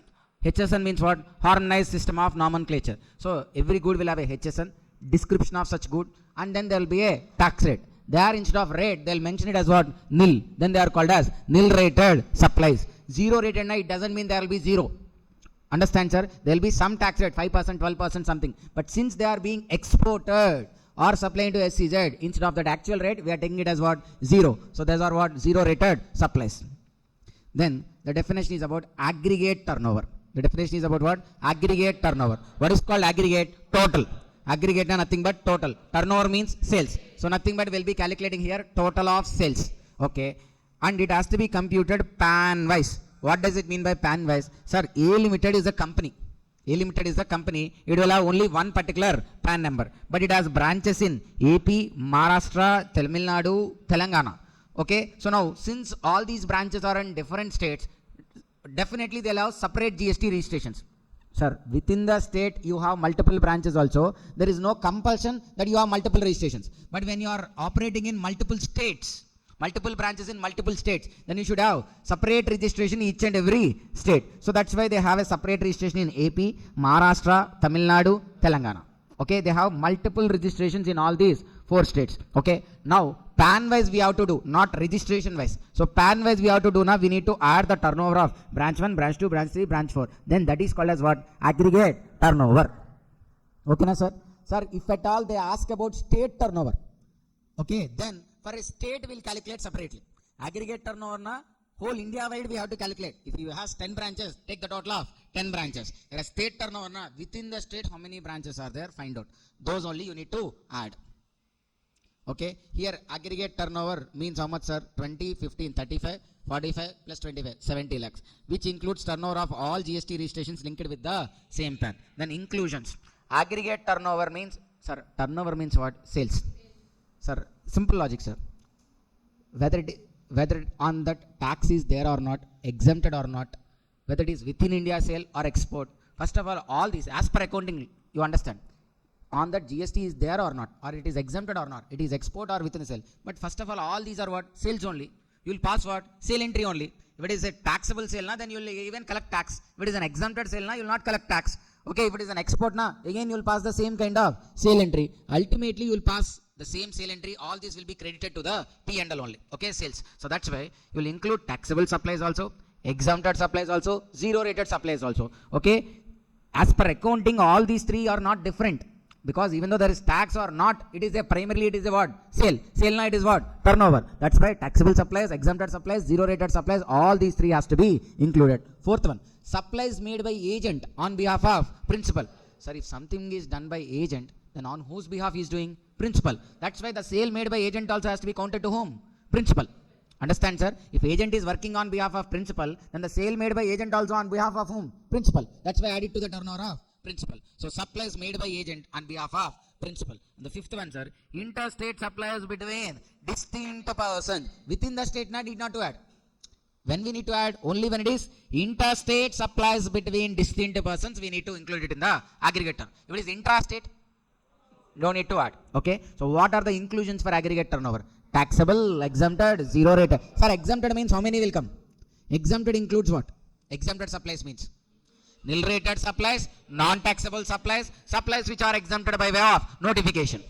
Understand, sir? So exempted includes another three: nil rated, non-taxable, which were exempted by way of a notification. Okay, zero rated supplies, supplies made by agent on behalf of principal, interstate supplies between distinct person, whereas it excludes CGST, SGST, UDGST, IGST. The GST element we should not add to the turnover.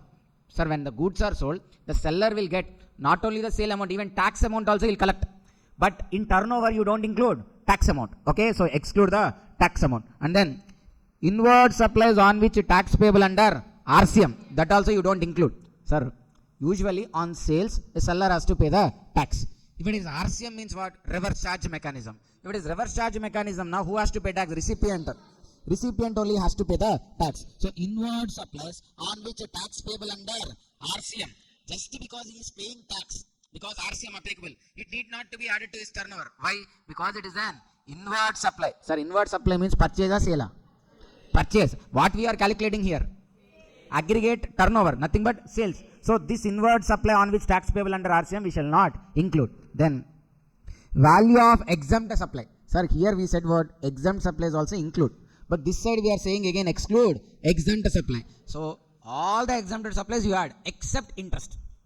Except interest. Okay, if the exempt supply is nothing but interest on loans and advances, don't include that.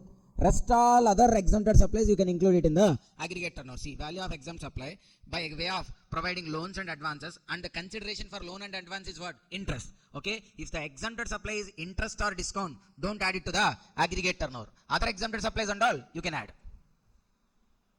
Then forward charge mechanism. In forward charge mechanism, sir, the normal default mechanism is what? Forward charge mechanism. In forward charge mechanism, who has to pay the tax? Seller or the supplier has to pay the tax. Whereas he will recover it from buyer. Okay. See, obligation or liable to pay tax is on supplier. The burden to pay tax is on recipient. Okay. This is the default structure called FCM. Then reverse charge mechanism. In reverse charge mechanism, who has to pay the tax? The obligation or liability to pay tax is on recipient. The burden to pay tax is also on recipient. The burden to pay tax is also on recipient. See, in RCM, entry in seller books. Sir, in FCM, supplier will even collect tax also, because he is the one responsible to pay tax. Whereas in RCM, recipient will only pay. So supplier will not collect any tax. See here how much, sir? Supplier sold goods, services are both for 1,000.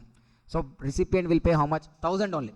Okay, he will not pay tax amount, because recipient will only pay directly the tax to the government. So entry is what? Cash, bank account debit to sales. Okay, whereas recipient, he paid 1,000 rupees to seller and 200 rupees he only paid to the government. See, purchase account 1,000, ITC account. Sir, understand here, even though recipient only paying tax, but whether it is his purchase or not. Purchase means what? Inward supply. On inward supply, whatever is the tax element, irrespective of who paid. It is paid by supplier or recipient, no matter. What you need to check? Whether it is an inward supply or not. Yes, it is my inward supply. What is the tax element on it? 200. So you can avail as ITC. So purchase account 1,000 and ITC 200. Whereas payment, How much he paid, sir? To cash bank account 1000, which is paid to the seller, and GST payable. He only have to pay GST also 200. Okay. So what is happening here? Simultaneously, he is paying GST one side and is availing ITC another side. Okay. When he is paying tax under RCM, he'll pay tax and even again he'll avail as ITC. Okay. Why he is availing ITC? Because it is his inward supply. Sir, understand again this point. Where if at all the tax has to be paid under RCM, that RCM liability, for paying RCM liability, we can't use ITC. If you remember the ITC point which I said in first chapter, ITC will get on what? Inward supplies, which can be used to discharge the tax liability on outward supplies. If it is RCM liability, it is on what? Inward supplies, not on your outward supplies. So ITC cannot be used for discharging RCM liability. And this is an exemption, sir, on interest and discount. So what does it says? If you give on a loan, if you are getting any interest or discount, that is a supply only. That is a supply only. Giving loan and for that loan earning interest is a supply. It's a service only. But the point is whether such interest is taxable or not. No. If any interest or discount is collected on giving a loan, such interest and discount is exempted. See, loan given and repayment is a transaction in money, not a supply, whereas interest is a consideration for use of money, which is a service and covered under supply. The same way, discounting of bill, conversion of money in one form to another. Here the value of discount, it is a service of supply. So here is the exemption, sir. Interest discount charged by any person on advancing money, loan, deposit is exempt from GST. Then special category states. What are called special category states, sir? You ask Tamanna. Uttarakhand, Assam, Sikkim, Kashmir, Tripura, Arunachal Pradesh, Manipur, Meghalaya, Mizoram, Nagaland, Himachal Pradesh. All these are what? Special category states. Here for charge, there is section 9. Charge or levy. And 10 is for composition scheme. In the previous supply chapter, we discussed about section 7 supply, 8 composite and mixed supply. Okay. In this chapter, 9 is about charge, 10 is about composition scheme. Section 9. What 9 subsection 1 says? It's the charging section, sir. What does it say? A tax named CGST is levied. Sir, why it is mentioned as CGST? Why not SGST? Na? The act we are reading is CGST Act. If at all you are reading SGST Act, then there will be what here? SGST. Okay, the particular state GST, it will be there. So a tax named CGST. On what CGST can be levied? Intra na interstate? Intra, that is what only. Tax named CGST is levied on intrastate supplies except alcoholic liquor for human consumption on both goods, services or both. Okay, on what tax will be levied? Tax will be levied on value of supply. Sir, on this fan, if at all GST has to be levied. What is the base for levying? Based on its color, size, on what is the parameters for levying tax? Value. If it is 500, on that 500 tax will be levied. 5,000, then on 5,000 tax will be levied. It's not on physical characteristics. It's based on value. Okay. Okay. So by using what rates? By using the rates which are notified by government. See, it is a charging section. It says about when GST is applicable. When GST is applicable, CGST especially, CGST is leviable when there is an intrastate supply of goods, services or both except alcoholic liquor for human consumption. On what this tax has to be levied? Value of supply. By using the rates notified by government. Done. That's it. The maximum CGST rate is 20%, SGST rate is 20%, and the maximum IGST rate is how much? 40%. Okay. Whereas current applicable highest rate is only 28%. Sir, they have the chance to levy up to 40. But as of now, they are levying only up to 28%. Okay. Then 9 subsection 2. 9 subsection 2 talks about, sir, in first chapter again, if you remember, we wrote about non-taxable supplies. Non-taxable supplies, supplies on which currently we cannot levy GST. On alcohol, it is covered under the 9.1 only. Clearly said like what? On alcoholic liquor for human, except on alcoholic liquor for human consumption. But they didn't mention petroleum products there. That's when 9.2 talks about you can levy tax on everything except petroleum products. When on petroleum products you can levy tax? Only from the day council recommends. So GST on petroleum products. What are called petroleum products, sir? Means, H means.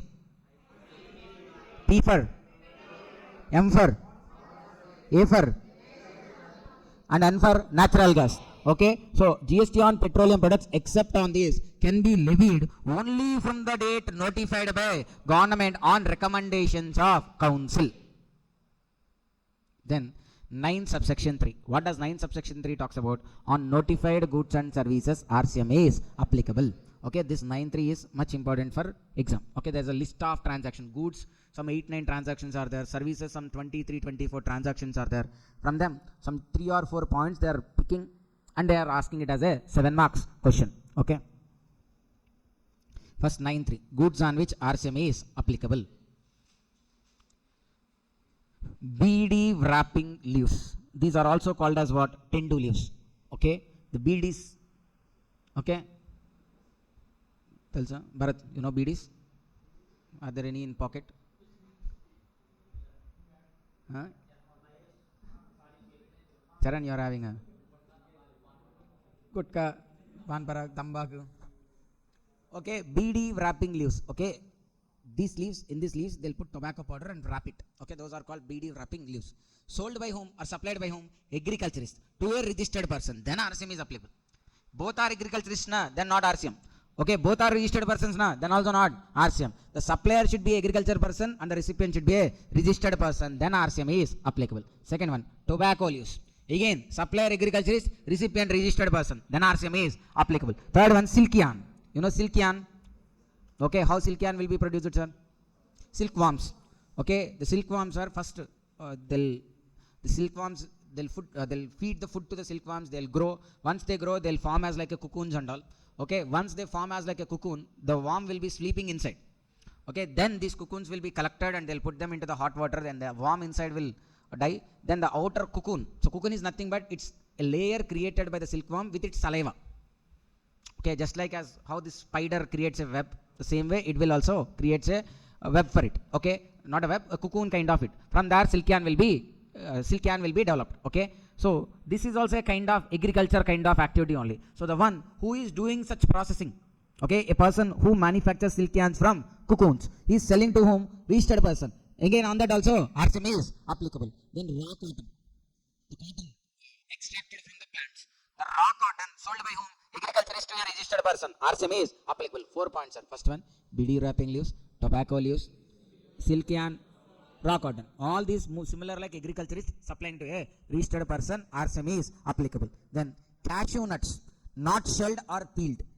Sir, cashew nut, the nuts or the cashews which we are eating are like the inside nut which we are eating. Okay, but actually when it is came from a plant, it has an outer shell also, layer also. So they should be selling without removing that outer shell. Okay, so which they collected or which they got directly from the plant, in such a way if they are selling agriculturist to a registered person, then also RCMA is applicable. Okay, these 5 are related to agriculturists. What are those 5? Tobacco leaves, BD wrapping leaves, silk yarn, raw cotton, cashew nuts. Sold by agriculturist to a registered person, RCMA is applicable. Then used or seized confiscated goods and vehicles. The goods or vehicles which were already used and then seized.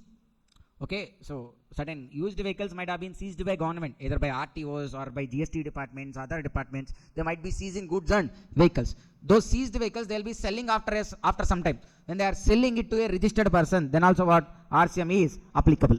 Then priority sector lending certificates. What does it mean by priority sector lending certificates, sir? This is actually applicable to banks. This is actually applicable to whom, sir? Banks. Banks. Sir, this priority sector lending certificates are nothing but credit points. Okay, the banks which are giving more loans to the priority sectors, na, education loans, agri loans. The banks which are giving these loans more will have more credit points. Okay, so our base is like everybody shall have minimum of this level of points. Okay, because government wants to encourage education loans and agricultural loans.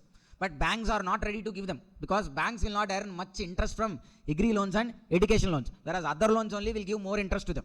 Okay, so banks are not ready to give them, but government wants to push them to give loans even to the agri and education sector. That's why they set like every bank should have minimum these number of points. So a bank, if it is not giving more agri loans or education loans, right, points will be less. Okay, whereas if a bank is giving more, right, points will be high. So what this bank has to do, which is not having more points, it should buy the credit points from the other bank. That credit points will be given in the form of a certificate. That is only called as what? Priority sector lending certificates. You will understand, sir. For giving loans to agri sector and education sector, you will get some reward points.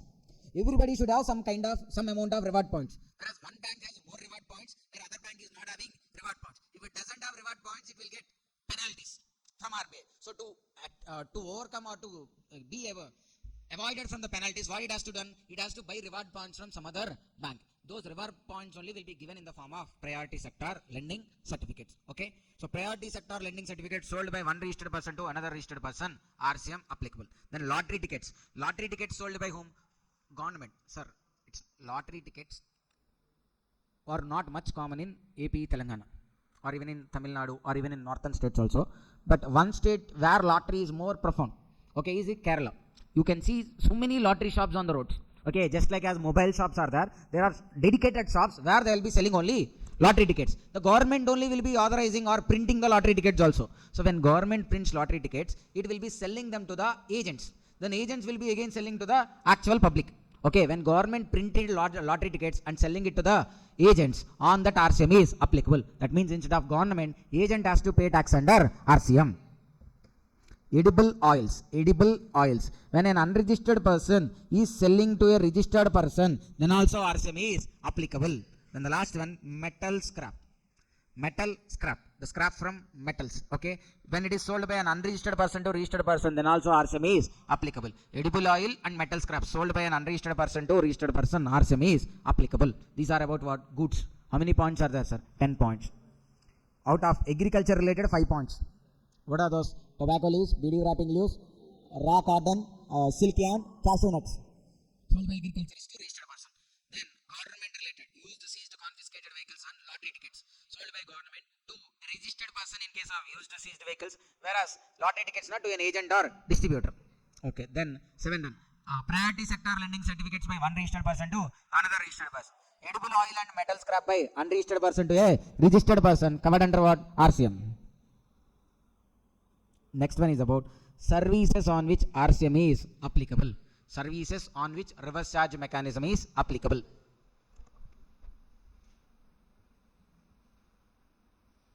How many services are there, sir? There will be so many, like around 20, 22.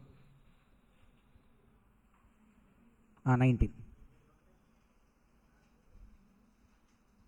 Out of these, okay, usually how they are asking question, out of these 19 RCM services, they are asking 2 or 3 points. Okay, so now you need to identify on that whether tax is payable under FCMA or RCMA, then you should write an answer.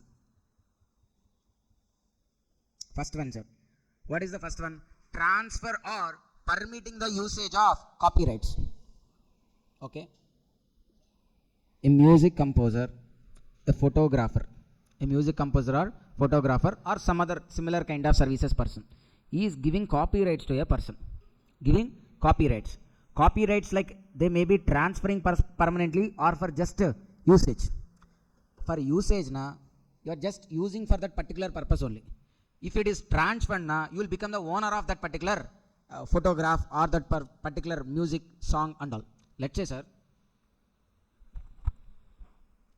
in Instagram also, if you are doing reels and all, certain musics are copyrighted. Okay, if you wanted to add those music, even in YouTube also, if you want to add that music, you need to pay the royalty for using them.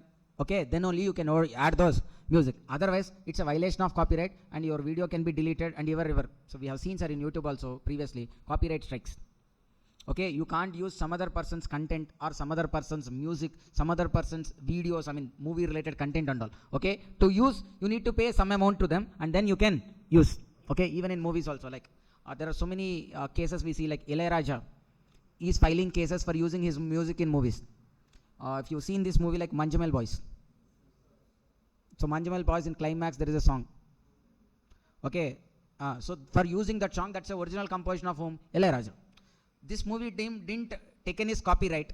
Okay, without taking copyrights, they used the song in the music, which is which is a violation of copyright. So he has filed a case on the movie producer and the team. Okay, so now what to be done actually? So they need to consult the music director and they need to take the permission. If he has money, they need to pay the money also. Then it comes here. Music composer giving copyrights for usage or for transfer. Sir, in that case, they will give only copyright. Giving the copyright for usage, not transferring. Transferring, then Ilayaraja will not be owner of that song.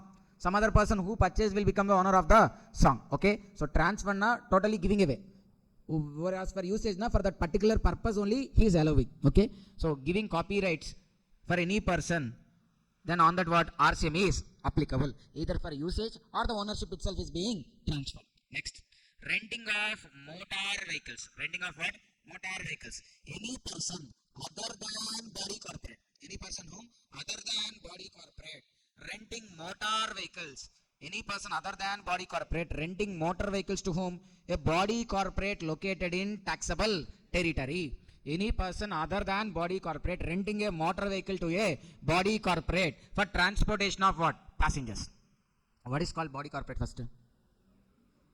Body corporate means what? Company. Okay, body corporate means it's a company. So, other than body corporate, other than company, renting motor vehicles to whom? Body corporate. And that body corporate also located where? In a taxable territory. So, any person other than body corporate renting motor vehicles to a body corporate located in taxable territory for what? Transportation of passengers. Then on that also RCM is applicable. Sir, I am an individual. I have some 5 cars. I am renting these cars to a company. For what? Transportation of passengers. Sir, why company want cars? For transporting their employees or for some other reason, the company is hiring cars from me. Okay? Okay, cars meant for transportation of passengers. The other condition is like, the amount the company is paying is like, every month 1 lakh they are paying. The 1 lakh they are paying is for the car cost, driver cost and even including the fuel cost also. They will not pay anything else extra other than this 1 lakh. So if the contract is including fuel cost also, then RCM is applicable. Whereas the contract is like, they will be paying 40,000, they will be paying 40,000, they will be paying 40,000, extra the fuel has to be filled by the company only. Understand? I will give my car to the company. Company will give me 40,000. They can use for their any purpose. Fuel has to be filled by whom? The company only. In that case, RCM is not applicable. When RCM is applicable, the contract amount they are paying is inclusive of fuel cost also. Then only RCM is applicable. So you might be questioning, sir, how can we decide fuel cost, sir? The vehicle may be traveling for a different locations now. No. These are like cabs. We'll be giving our vehicles for these private or software companies, which they'll be using as a cab for dropping their employees. Now, those locations will be fixed. See, company, let's say for a cab, 5 employees or 6 employees will be allocated. What is your job? You need to pick those employees and again you need to drop those employees. Let's say you have 3 batches of employees. In first trip, you will drop some 5 employees. Second trip, another 5 employees. Third trip, another 5 employees. Now, every day you will pick them from a same location. Okay, their house will not change every day, right? All these 15 people's houses will remain at the same place. So from there every day you will pick and drop at office, and from office again you will drop at that particular places. So the distance is fixed. Okay, so now the amount also will get fixed including the petrol cost. Okay, so the number of kilometers they travel is fixed only now. That's why they'll fix the petrol price also including the contract value. Okay, in that case RCM is applicable. Then third one, transfer or permitting the usage of copyright by whom? Author. Author. So author means what do you do? He'll write a book. So that book story or that book particular copyright he is transferring or allowing to use by some other person. He is transferring.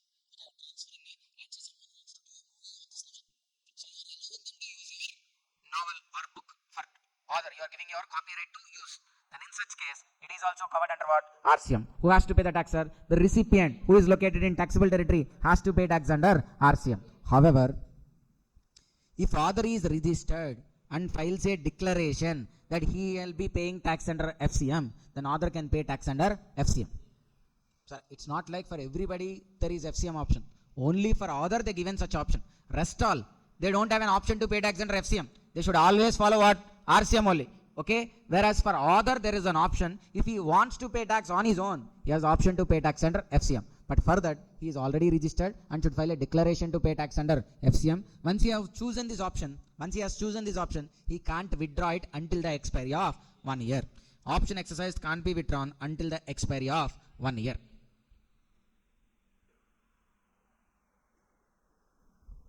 Next one, sir, arbitration service. Next one is what? Arbitration service. When an arbitral tribunal is providing arbitration service. Sir, arbitral tribunal, these are nothing but they'll do settlement. Off-court settlements. I mean, out of the court, instead of finding out justice, they'll try to sort out the issue. So, 2 people are fighting, sir. Definitely, there might be one person is wrong and one person is right. That's called justice, actually. But what happens if you find out who is wrong or who is right after 10 years? That's why for an immediate settlement, what you will do? Okay, you are the victim or you are the party who has lost, right? So they'll fix for some compensation, 5 lakhs or 6 lakhs, and they'll settle the amount and then they'll be resolving. Okay, na Ganesh? So arbitral tribunal providing arbitration service to a business entity taxable under what? RCM. See, Vishnu, Chiranjeev, both are having dispute regarding patent. Now, both appointed their arbitrators.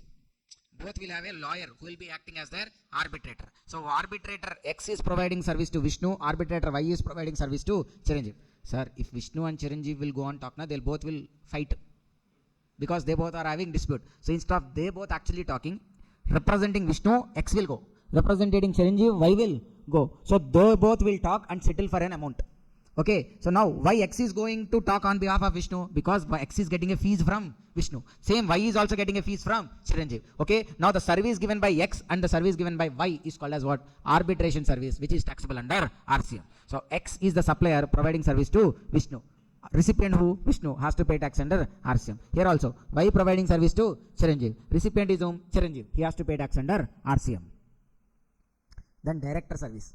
Director na company director, not the film directors. Where a director is providing service to a company and the sorry sir, this arrow is kept wrongly. This side it should be there. That the director provides service to the company and the company makes what? Payment to the director. The company should be located where? Taxable territory. So on this payment, the services provided by director to the company on that RCM is applicable. But the problem is, sometimes these director of companies will even be employees of companies also.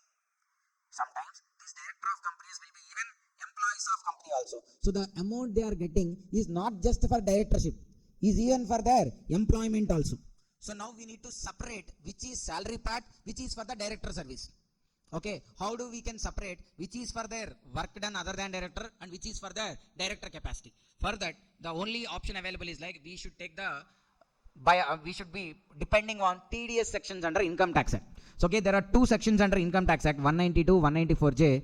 Okay, 192 TDS will be deducted. 192 is related to TDS on salaries, whereas 194J is related to TDS on professional services. Now, a payment is made to director. On that, if company deducted TDS under 192, that means we'll assume it as a salary. Salaries are not taxable under GST. Salaries are not taxable under GST. Where it is said? Where it is said, sir, that salary is not taxable? In supply chapter, schedule 3, if you remember, okay, most of the people are there even in the previous class also. Okay, there only we said negative list, where an employee providing any services to the company, to the employer, that is covered under where? Negative list. Okay, so here, if TDS is deducted under 192, now it is called as what? Salary. If it is a salary, covered under where? Negative list, not taxable. If the TDS is deducted under 194J, then you will assume it as what? Payment for director service, on which it is taxable and the tax has to be paid under RCM. Vinisha, ekadunna where a director is providing service to the company located in taxable territory, then RCM is applicable. But sometimes it could be even salary. How do we differentiate which is salary and which is director service related? The only thing is what? How TDS is deducted, we need to check. If TDS is deducted under section 192, then assume it as salary, GST not applicable. If TDS is deducted under section 194J, then it is not salary, director service only, taxable, RCM is applicable. Then, services by direct selling agents. Who are called direct selling agents, sir? Direct selling agents, these are agents of banks, NBFCs, financial institutions. What they will do now? They'll tell you about a bank product. It's okay, nothing but these are like marketing executives of banks. They'll come to you and tell like, our bank is offering a credit card, our bank is offering a personal loan, education loan. So they'll tell the products of services of banks and they'll convince you to take a loan from their bank. Okay? Sir, for loans, we should roam towards the bank. Now, banks only will come and ask us to take the loan. Yes. Okay? If your credit rating is good and if you are having your monthly credit, salaries, everything is properly going, then banks only will call and ask you to give loans. And they will only be asking you to take credit cards. Okay, so these agents will be calling you and convincing you to take a particular bank product. Why they wanted to do all that? Because when you take loan from that particular bank, this agent will get commission.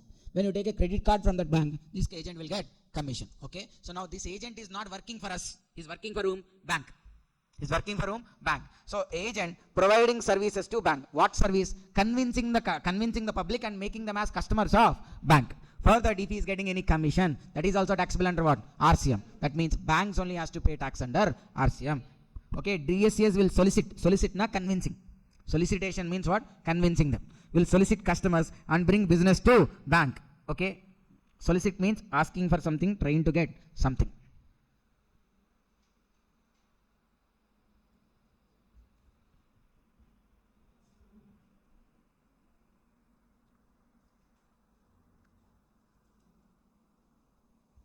See, then the 7th point, sir, government services. Where central government, state government, union territory, local authority, parliament, assembly, courts and tribunals. Okay, here central government, state government, union territory, local authority, parliament, assembly, courts and tribunals. All these are providing services to whom? Business entity. These are also covered under what? RCM. Government providing services to whom?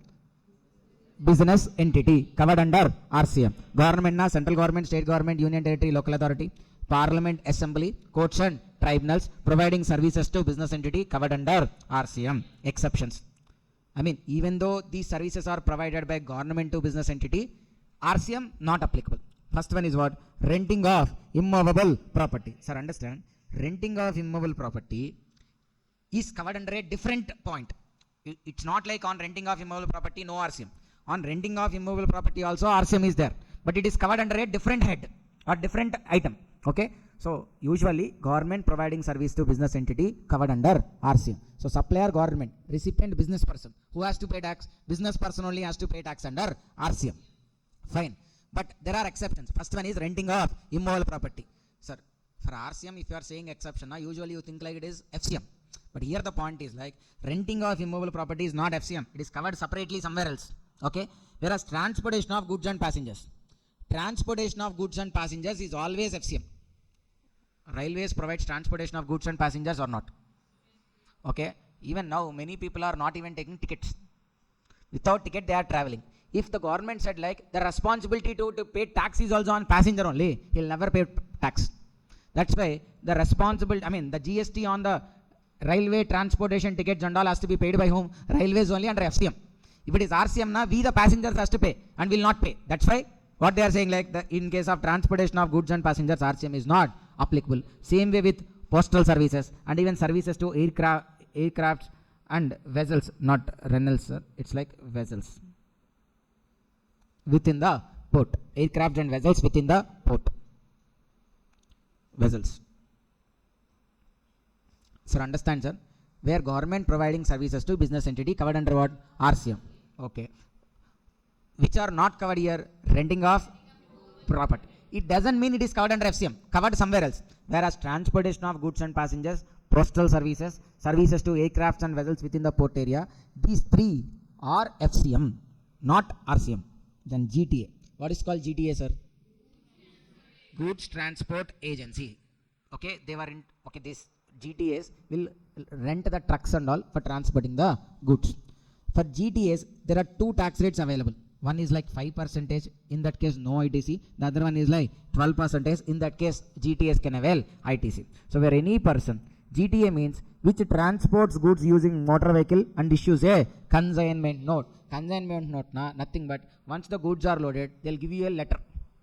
Okay, stating like this much value goods are loaded into my truck and I ensure that these goods will be safely transported to the destination. So like that he'll give a oath or undertaking. That's called what? Consignment note. Okay. So when it is called as GDA, transport goods using motor vehicle plus you should issue a consignment note. So randomly you asked an auto guy to transport goods from one place to another place. Yes, it's a motor vehicle only, but he'll give consignment note. Then it is not a GTA. Only if he gives consignment note, then only is called as what? GTA.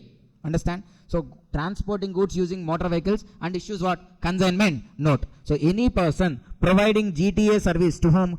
Factory, society, cooperative society, company, firm or any other person registered under GST So who are the people, sir? Recipients: factory, society, cooperative society, company, firm, or any other person registered under GST. Any person is providing GTS service to these people, then they are covered under RCM, irrespective of the tax rate 5% or 12%. Because for GTS, two tax rates are. One is 5%, the other one is 12%. Irrespective of whether they choose 5% or 12%, when any person is providing GTS service to factory, society, cooperative society, company, firm, or any other person, then the tax rate is, irrespective of tax rate, it is taxable under what? RCM. GT has to pay tax, other person has to pay tax. The other recipient, it could be a factory, society, cooperative society, they need to pay tax under RCM. Okay. So just like as other service, here also, if GTA is registered and files a declaration, GTA has the option to pay tax under FCM. But once an option is exercised, it can't be withdrawn until the expiry of 1 year. Once an option is exercised, it can't be withdrawn until the expiry of 1 year. Okay. To continue then. Insurance agent services. Where an insurance agent is providing services to insurance company. So what insurance agent will do, sir, again? What service he'll do? He'll convince again the public to take insurance policy from that company. So again is what? Convincing the public and making them as customers of insurance company, which is nothing but soliciting the customers. So for an insurance agent convincing us to take policy from an insurance company, why he is doing all that? Because he'll get a commission from insurance company. That means he's providing service to the insurance company. RCM applicable. So it's not the insurance agent. Insurance company will pay tax under the RCM. Then immovable property given on rent. Immovable property given on rent. So any person, sir, if you see, when the government is providing services to a business entity, under exceptions we wrote what? Renting of immovable property. But here that renting of immovable property is covered. Any person giving immovable property on rent, any person including government, but except what? Indian Railways, when they are giving immovable property on rent to a registered person, then they are covered under RCM. Where any person except Indian Railways giving immovable property on rent to a registered person, it is covered under what? RCM. Okay, then recovery agent service. Next one is what? Recovery agent service. What does it mean? Where a recovery agent providing recovery of service. Recovery service now. When banks cannot collect loans, they transfer them to a recovery agent. So these recovery agents will come, will threaten us,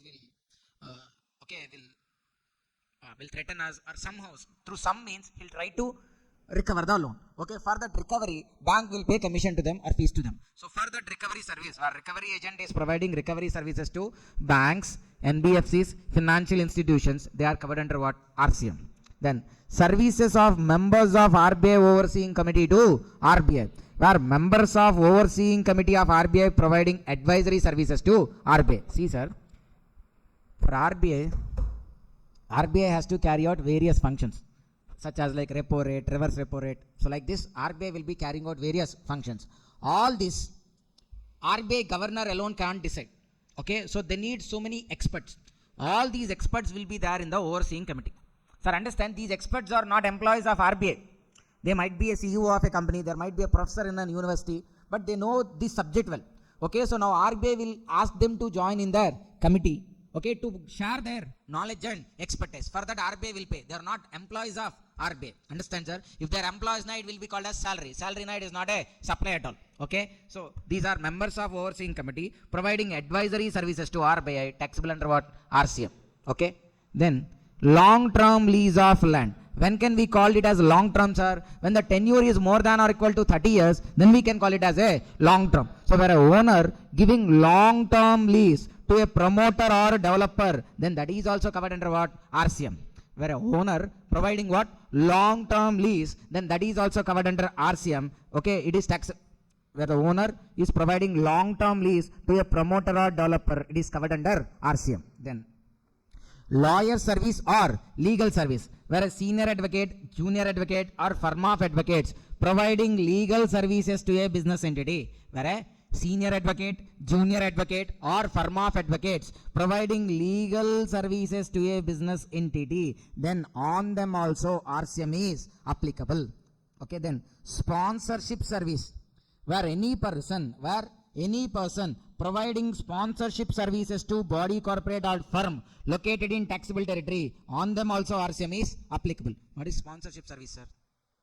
Sir, on these IPL jerseys, cricket jerseys, they are writing certain brand names. Okay, nothing but they are promoting their brands. Let's say Virat Kohli will promote MRF brand by mentioning it on his bat. Rohit Sharma will promote C8 brand. And even Shubman Gill will promote MRF brand. Okay, so where any person is providing sponsorship service, they are promoting that brand. For that, companies will be paying amount. So where any person providing sponsorship services to any person other than to any person being body, corporate or firm located in taxable territory, RCM is applicable. Sponsorship services has to be provided to whom, sir? Body, corporate or firm. Then RCM is applicable. Then security service. Any person other than body corporate is providing security service to a registered person. Security service, nothing but the normal security providing. Okay, such service is provided by any person other than whom? Body corporate. Other than body corporate, to whom a registered person located in taxable territory, RCM is applicable. Then import of service, where a supplier providing service and a person is importing them. Okay, so usually on imports, RCM only applicable. Why not? Supplier is outside India. Import means what? Bringing from outside India to India. So supplier outside India. So since he is outside India, he will not pay tax, even if we ask also. So who will have to pay? Recipient only. That's why it is automatically RCM. Except on OIDR services. OIDR means what? Online information, data, access and retrieval services. Except on these services, on all other import of services, RCM. Whereas if it is OIDR service, FCM. Then business facilitator service. What is business facilitator? Sir, again, these are also for banks only. Agents of banks only. Just like as direct selling agent, business facilitator also like agent only. He'll come to us and tell about that bank. Let's say these days, sir, there are so many private banks, which we don't even know that this many banks are there also. So these people will come and say like, and tell us like how good the bank is. Okay, how good or how the banking operations are, how credit worthy, how trustworthy the bank is. So they'll again convince us, okay, that this bank is a good bank only. We can open an account there, we can deposit our funds there. So such trust they'll bring to us, okay, by telling or by explaining the good things about the particular bank. So okay, these business facilitator will try to bring what? Business to the banks. So they'll be providing, they'll be promoting bank. For that, bank will be paying commission. That is also taxable under what? RCM. Then services by agent of business correspondent to business correspondent. Sir, what is business correspondent? Now, RBI has permitted banks to tie up with certain people who can provide certain basic banking functions. Sir, understand? In every rural area, banks cannot start branches. Even in urban areas also, in every state, in every locality, they can't have branches. That's why banks can tie up with certain people, like let's say some e-seva centers, e-seva or me-seva centers, or with some other cell phone shops people, whoever having the relevant knowledge, banks can tie up with those people. Now what these people can do, they can perform basic banking functions, like they can accept deposits to an amount, maybe up to 5,000, they can accept deposits, or they can accept certain applications, ATM card application or any other checkbook applications. Instead of they visiting branch, they can go to these points also. Okay, these are called as what? Business correspondents. So now see, sir, actually the major banks, how they will do now, because let's say, sir, HDFC Bank wants these business correspondents across the India, because they wanted to expand their operations even in rural areas. So wherever you want, within your like 1 kilometer range only, you wanted to get your HDFC branch, but that many branches they can't start. That's why they wanted to have that many business correspondents. So now what they can do now, they can tie up with LIC. Let's say, for example, I'm saying they tied up with LIC. Why LIC? LIC is having a chain of network of people across the country, LIC agents. Okay, now what LIC will say, these LIC agents will be acting as business correspondents of bank. Okay, now let's say you wanted a ATM card from HDFC Bank. You need not to go to bank. What you can do, you go to the LIC agent, provide that application, he will process it. Whether he'll go to bank or he'll go to how he'll do it, that's not our job. Okay, you just go there and provide it to the LIC agent. Why LIC agent? Because he's tied up with the bank. Okay, now see, sir, LIC Bank, LIC is the business correspondent and the LIC agents are agents of business correspondent. Now first, to LIC agent, who will give commission? LIC. To LIC, who will give the commission? Bank. Understand, sir? So there are two transactions here. One is between bank and LIC office, and LIC and agents. Okay, now the agents of business correspondents or business correspondent in our example LIC, because it is helping the bank to provide extended services. So agent of business correspondent providing service to business correspondent, that is also covered under RCM. Whereas business correspondent to bank it is covered under FCM only. Okay. So if you see, sir, what are the points under RCM, sir? First one is what? Music composer, photographer providing services. First one. Second one, motor vehicles, renting of motor vehicles by any person other than body corporate to body corporate. Then author providing services to a publisher. However, author has an option to go even under FCM also. Then arbitral tribunal services, where an arbitral tribunal providing services to a business entity covered under RCM. Then director services. We need to check whether it is salary or director related. How do we check? How TDS is deducted? Deducted under 192 na salary, 194 J na RCM. I mean director related payment only taxable under RCM. Then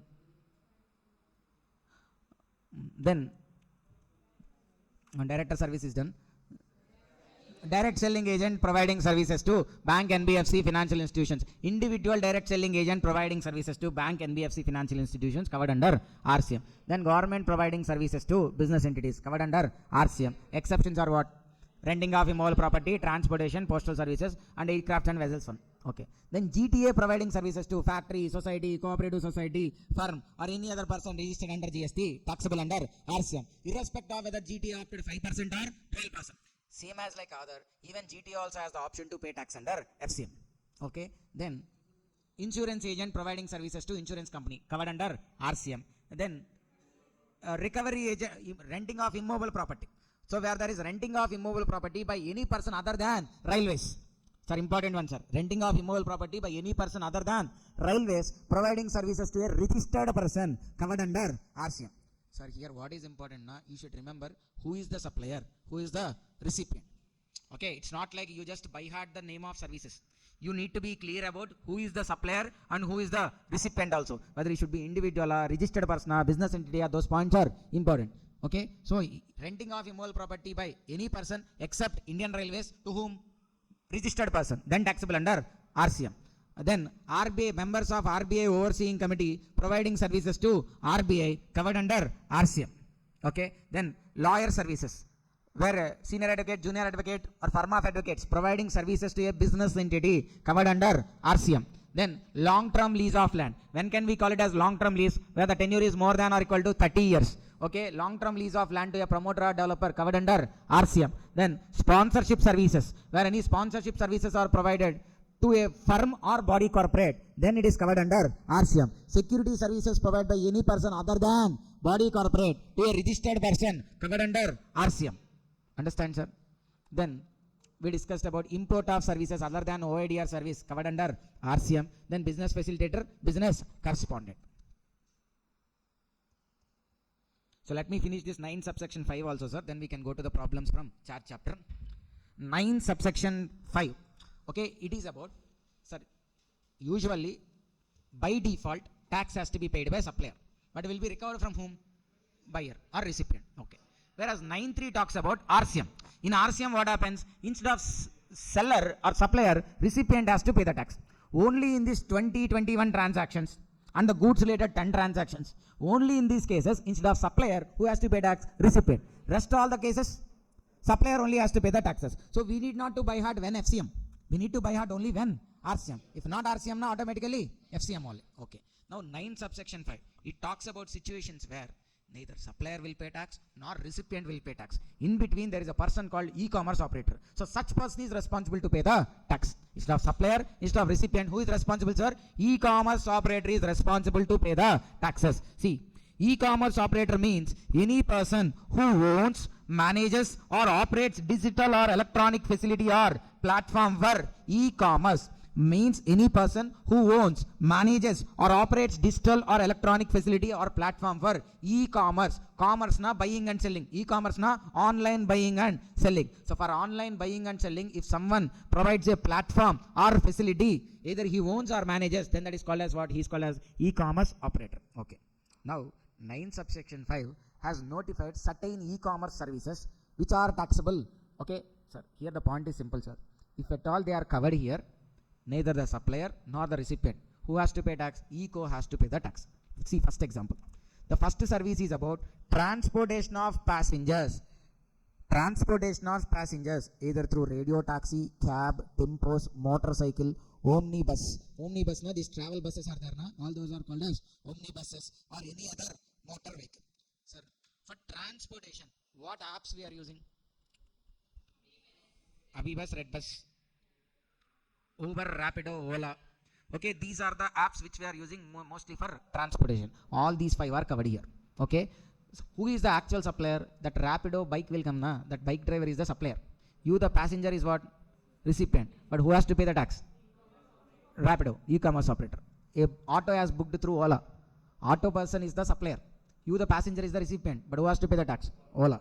Okay. So owner, driver is the supplier. He could be owner or driver. Recipient is what? Customer. Tax has to be paid by whom? Eco. However, there is an exception, sir. What is the exception? Supplier is a body corporate. Supplier is a body corporate. Body corporate now what? Company. So understand, does any company is running autos? Okay, let's say ABC Auto Travels Private Limited. They'll be having some 50 autos and then they are running the autos. Is it possible? No, such thing is not happening. Body corporate and transportation is through a omnibus. Yes. Okay, many companies have buses which will be used for transportation. Kaveri Travels Private Limited, Morningstar, all these are like private limited companies which own number of buses. Some companies will have 20 buses, 30 buses, 50 buses, hundreds of buses will be there which they are using for transportation of passengers. But all these buses also listed again through what? E-commerce platforms. Okay, so supplier is a body corporate and transportation is through a omnibus. Then supplier only is responsible to pay the tax. Sir, I am an individual, sir, not a company. I have 3 buses, travels buses, and my buses are also listed in Abhibus, and the passengers are booking tickets through Abhibus. In my case, since I am an individual, supplier being an individual, tax has to be paid by e-commerce operator. Let's say there is a company, XYZ Private Limited, which owns 30 buses. All these 30% buses are also listed again in Abhibus. In that case, Abhibus will not pay tax. Who has to pay? That company only has to pay. What is the difference here? Both are buses only. Transportation of passengers only. Both are listed in Abhibus only. The difference is, me supplier is an individual, where in that case supplier is a body corporate. So in that case, body corporate only has to pay tax. In my case, eco will pay the tax. Understand, sir? The next one. Accommodation service. What does it mean by accommodation service? Okay, providing or renting of rooms. Okay, hotel, guest house in OYO, Goa, Bibo. These are certain applications. Okay. Now, again, sir. A person is having a hotel which is listed in OYO. Now, this person, we need to check, this hotel owner, whether he is already registered under GST or not registered under GST. If he is already registered under GST and then his particular hotel rooms are booked through OYO. Okay, let me say, sir, there is a hotel name, Sitara Grand.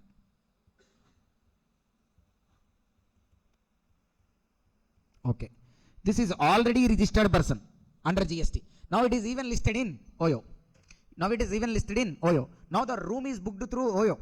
But still, since it is a registered person, the hotel owner only has to pay the GST. If it is unregistered person and again booked through OYO, then OYO will only pay tax under the GST. Understand, sir? So first the original supplier is home. Sir, are you able to understand, sir? The person who is taking the room is the recipient. The hotel owner is the supplier. OYO is just taking what? It's just connecting this hotel person and this particular person who want a room. Okay. Now see, if the hotel owner already registered under GST, then he himself will pay tax. If he is unregistered, then the responsibility to pay tax is on whom? E-commerce operator. Okay. Then household services. Household services, na, like there's an app called UC, Urban Company, where they will be providing services like plumber, electricians, carpenters, floor cleaning, pest control, washrooms cleaning. So many services will be listed there.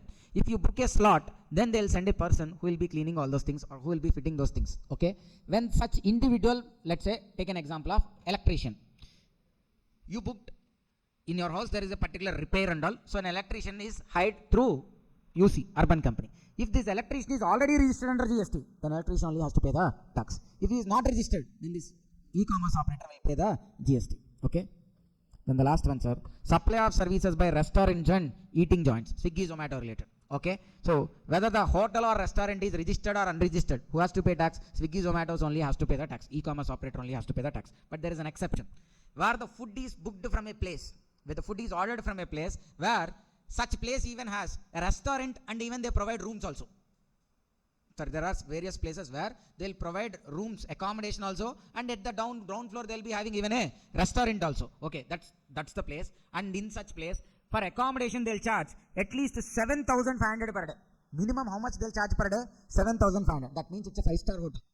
So 7,500 per day if they are charging per a room. Per day, obviously it's a 5-star hotel. From there, if you order food through Swiggy Zomato, then Swiggy Zomato need not to pay the tax. Who has to pay? That particular hotel person only will pay the tax will pay the tax. Okay? 9-5. How many points are there, sir? 4.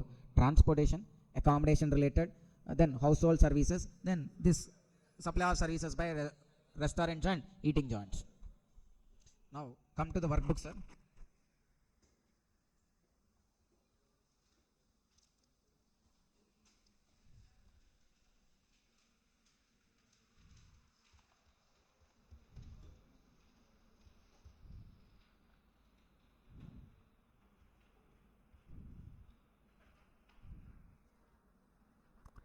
From question number 13, sir.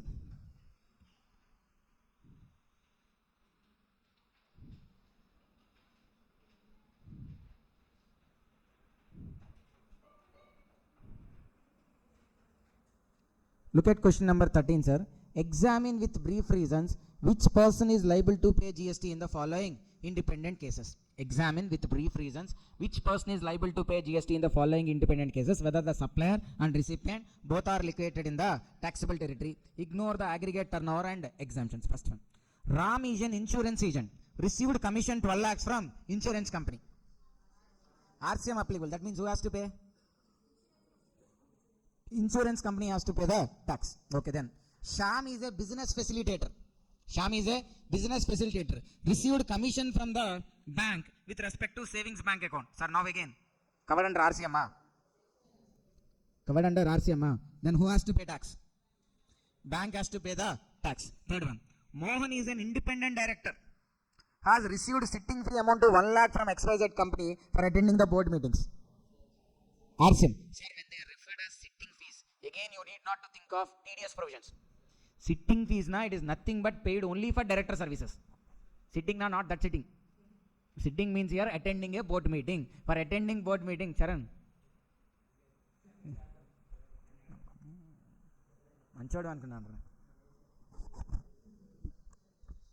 Sitting ante eppudu antunnadu.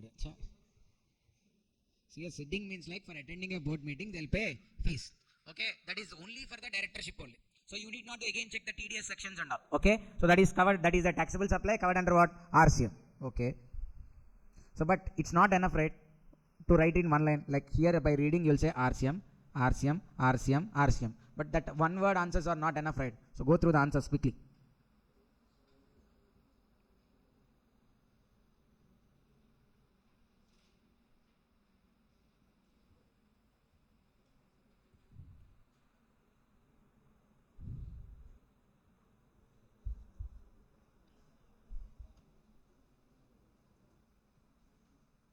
Sir, here, what is the first point, sir?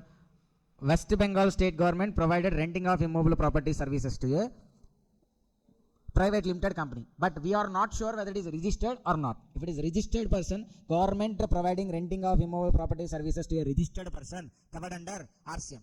Other than registered person, then not RCM. But here it is not clear whether the recipient is registered or not. Assuming registered person, it is what? RCM. Second one, lawyer paying legal fees. Okay, lawyer, sorry, not lawyer. Lawyer received legal fees. That means lawyer provided services to a company XYZ, then XYZ paid him what? Fees. Okay, so when the lawyer is providing service, is it covered under FCM or RCM? RCM. Junior advocate, senior advocate, firm of advocates providing services to a business entity located in taxable territory covered under RCM. Then the third point is related to time of supply. For providing services in future, now you received advance payment. Is it taxable or not? Yes. But it is decided by time of supply provisions. What time of supply provisions for service says now? Where advance payment is received with respect to service, then the time of supply is date of payment itself. So since you received payment, that time itself, you need to pay the tax. Then the fourth point, now tell sir, fourth point. Read fourth point and tell. RCM or FCM?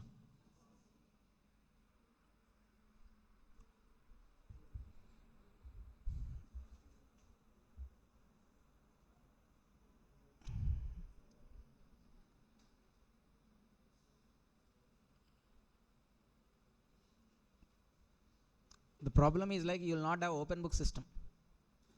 అందరూ open book system లాగా పక్కన answer పెట్టుకొని provision పెట్టుకొని ఇక్కడేముందని check చేస్తున్నారు. Will not have open book system. You need to identify with supplier or with recipient. మీరు చేస్తున్నారు ఏంటి, మొహమాలు వేసుకొని అందరు నిద్రపోతా సగం మంది. సర్వీస్ నేమ్స్ మాత్రం గుర్తుపెట్టుకుంటున్నారు, which is not at all useful. If you just remember the service names, it is not at all useful. Okay, you should even remember in which case the supplier and who should be the recipient. Okay, majority are saying like it is covered under RCM. But the point is security services. It is right. Security service, look at there. Who should be the supplier? Any person other than body corporate. So here it is what? Okay, partnership firm other than body corporate. Provided to whom? Registered person. Okay, so it's a registered person, then it is covered under what? RCM. So here to answer the question, what you should be clear, it's not about the security service is under RCM or not. You should be clear about supplier, to which suppliers, to which recipients it is applicable. That you should remember. It's not about just remembering those 18 or 19 service names. In those cases, who should be the supplier and who should be the recipient, that is also important. Question number 15, sir. So read the first point and tell.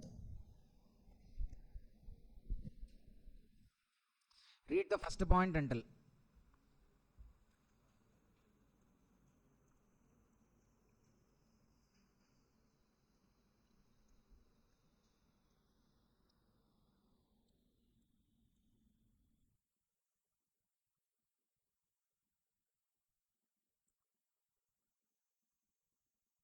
ICMAI, sir. Money Save Bank Limited in bank. It has appointed Sakshi as recovery agent. That means what? Recovery agent services. Received commission for recovery agent services, it is taxable under what? RCM. Now they ask the second point. Whether your answer change if Sakshi provided recovery agent services to a car dealer instead of bank. RCM is not applicable. Why? Recovery agent services provided to bank, financial institutions, NBFCs is only covered under RCM. If it is provided to a car dealer, not covered under RCM. Then second one. Mohit has taken a loan from Dhawan Bank, and for this he has taken a service of an individual, Prakash, who is a direct selling agent of Dhawan Bank, and bank paid commission to Mr. Prakash for giving a customer to the bank 1% loan granted to Mr.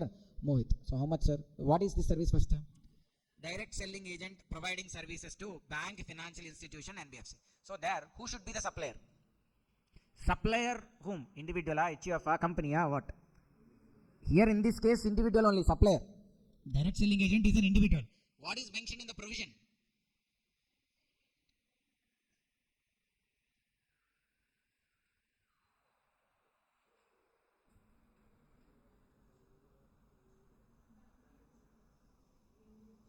So what is mentioned here? Direct selling agent being an individual provides service to banks, NBFC, financial institutions, then it is covered under RCM. Same question, sir. He'll say like Mohit and Co. Now next time they'll not change the point also. He'll simply say like Mohit and Co. partnership firm. Okay, sorry. Mohit was taken loan from Dhawan Bank. He has taken a service of Prakash and Co. a partnership firm. He'll say. Then is it RCM? No. Why? When the direct selling agent is an individual, then only RCM. Otherwise, FCM. Okay. Next one. Question number 16.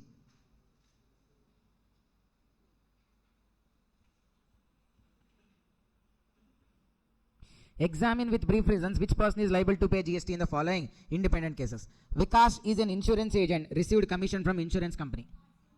RCM. Mukesh is a business facilitator, received commission for the services provided to the urban branch of nationalized bank with respect to savings bank. Same points are already came also. Then Gukesh is an independent director, sitting fee. Same question, repeated question only. This is like. Then,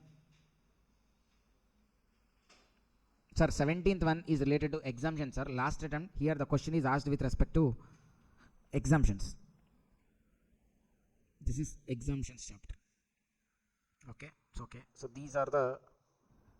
So, sir, you understood now how the question is being asked from RCM, right? So it's not just you remembering the service name. You should be clear about the supplier and recipient also. In case of RCM. Sir, once again, goods also not much important. If they ask a 7 marks question, they'll ask only on service, or if not 9 subsection 5, those 4 points. Okay. So if you can't even remember goods, remember goods, leave goods also, but you should focus on service point. Okay. 9 subsection 3 services. How many 19 services are there now?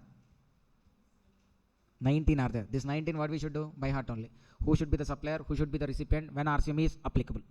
4 cases are there. Transportation, accommodation, household services, supplying of food and beverages. Okay, so we are starting with composition scheme, sir. See, look at here. We are having the returns like, sir, GSTR1. In GSTR1 will mention outward supplies. GSTR2 will mention inward supplies. Sir, again, GSTR1 when we file with the GSTN, in 2A, 2B the inward supplies will be auto reflected. Then GSTR3B. 3B is the monthly return. So every month you first file GSTR1. Then 2A, 2B will automatically reflect to you your purchases. Then after that, again you need to file something called GSTR 3B, which is called as the monthly return, through which the tax is actually paid. 3B is the monthly return through which the tax is paid. And GSTR 9 is what? Annual return. GSTR 9 is the annual return. So see, these 4 are very important, sir. 1 will report outward supplies. The due date of GSTR 1 is like 11th of succeeding month. 2A, 2B automatically reflected.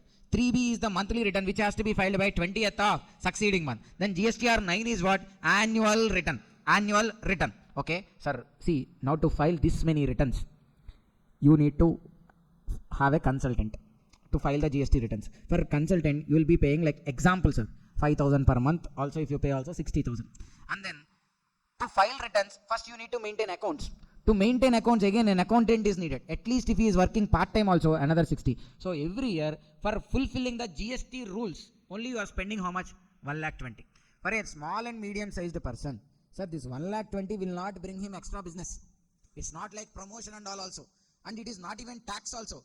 Just to follow the rules, he is incurring how much? 1,20,000. So which we call it as compliance cost. Compliance, no rules. To follow the rules, he is incurring every year up to an amount of 1,20,000, which is so high rate. So to minimize these costs and all, they thought of an alternative scheme. For whom? Not for everyone. For the small and medium sized business people, instead of following this many rules and incurring this many costs, they thought of a simplified approach. That itself is called as what? Composition scheme. The objective of composition scheme is to reduce compliance cost to small and medium sized business persons. Okay. So composition schemes are 2 composition schemes are there. One is under 10 subsection 1, the other one is under 10 subsection 2A. First one we are talking about composition levy for goods eligibility. To become eligible under this composition scheme, either you should be a manufacturer, that also other than notified goods. You should be a manufacturer other than manufacturing what? Notified goods. What are notified goods? Tobacco, ice cream, pan masala, bricks, those are called. Again they will come, sir. There again we will discuss clearly.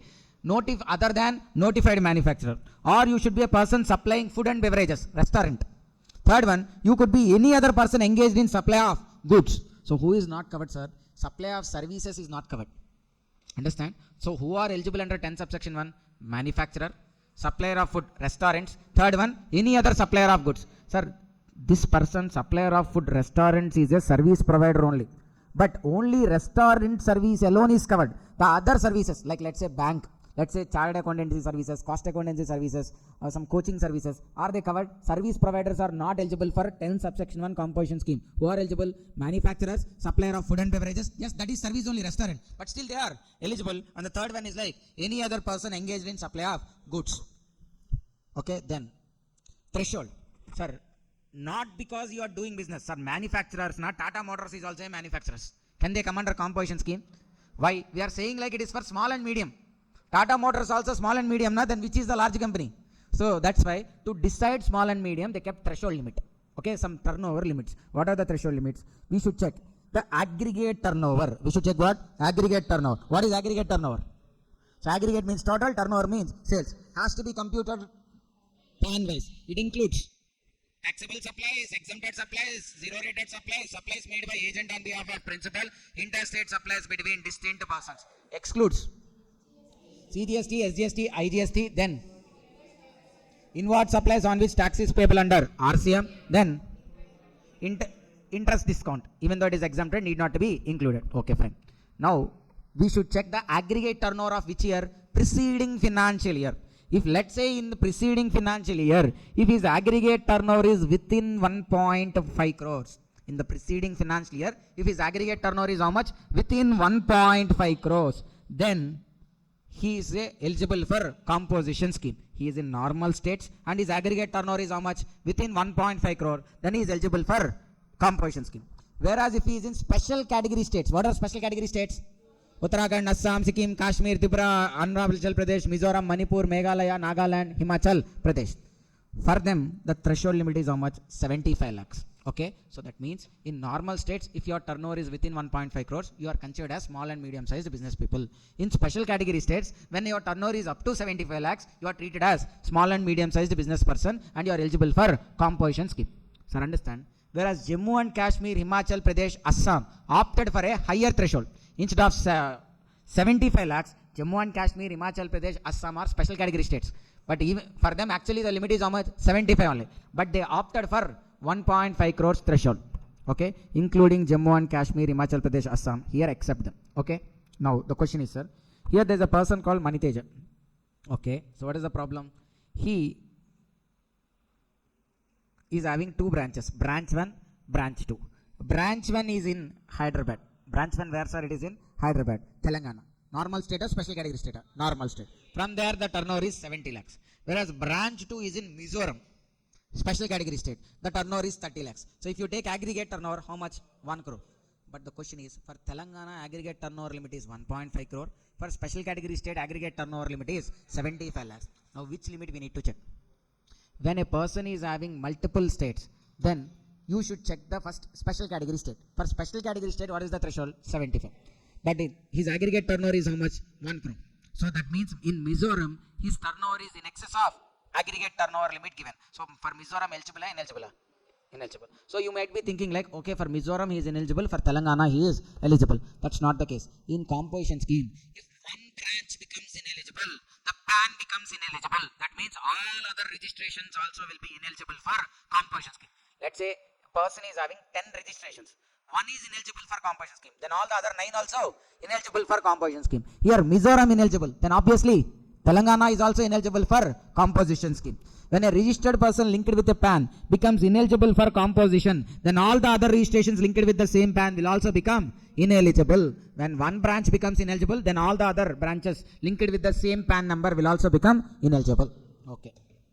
Then initially they kept like this only, sir. Who are eligible for composition scheme? Manufacturers, restaurants, other traders, other supplier of goods.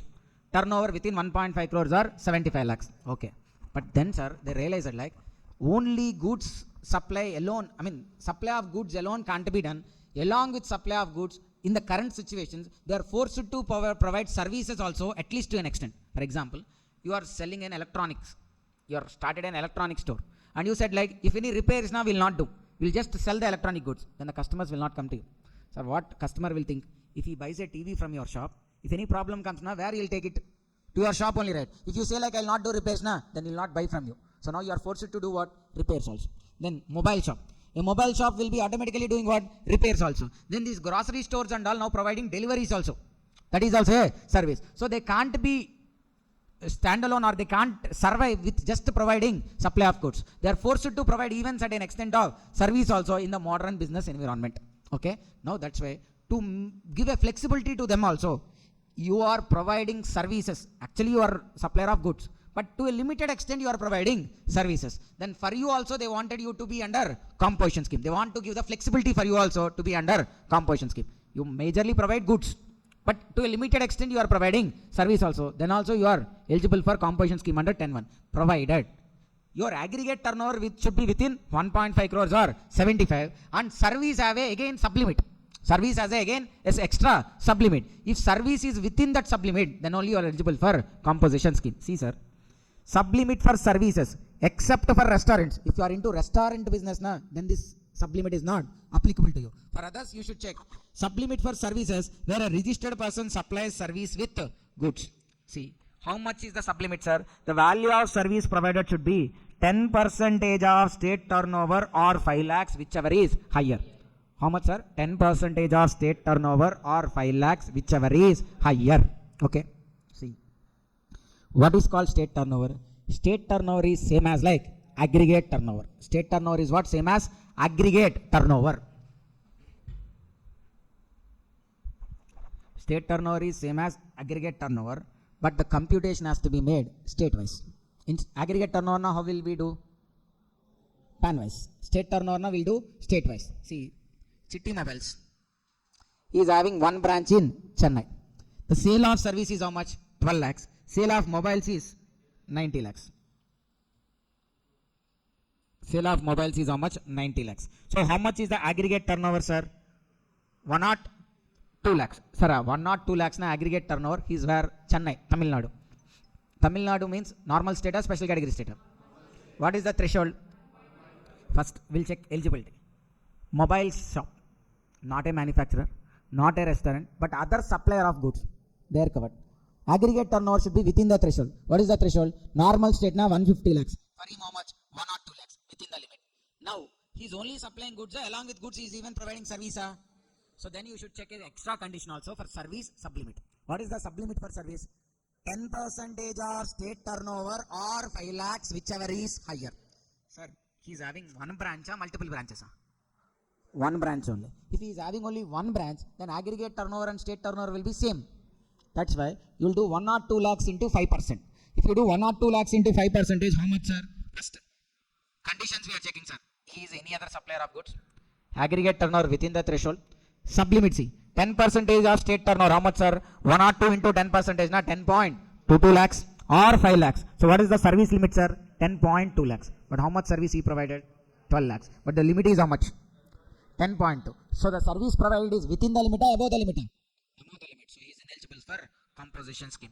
Whereas actual service provided is 12 lakhs, service limit exceeded, so he is not eligible for composition scheme. So 3 points. First, he should be any of those three: manufacturer, restaurants, or any other supplier of goods. Second one, threshold. Normal state 150 lakhs, special category states 75 lakhs. Jammu and Kashmir, Himachal Pradesh, Assam also 150 only. Then, if he is even providing service along with goods, then we should check a extra point also. What? Service sublimit. How much is the service sublimit? 10% of state turnover or 5 lakhs, whichever is higher. If all these are satisfied, then he is eligible for composition scheme under 10 subsection 1.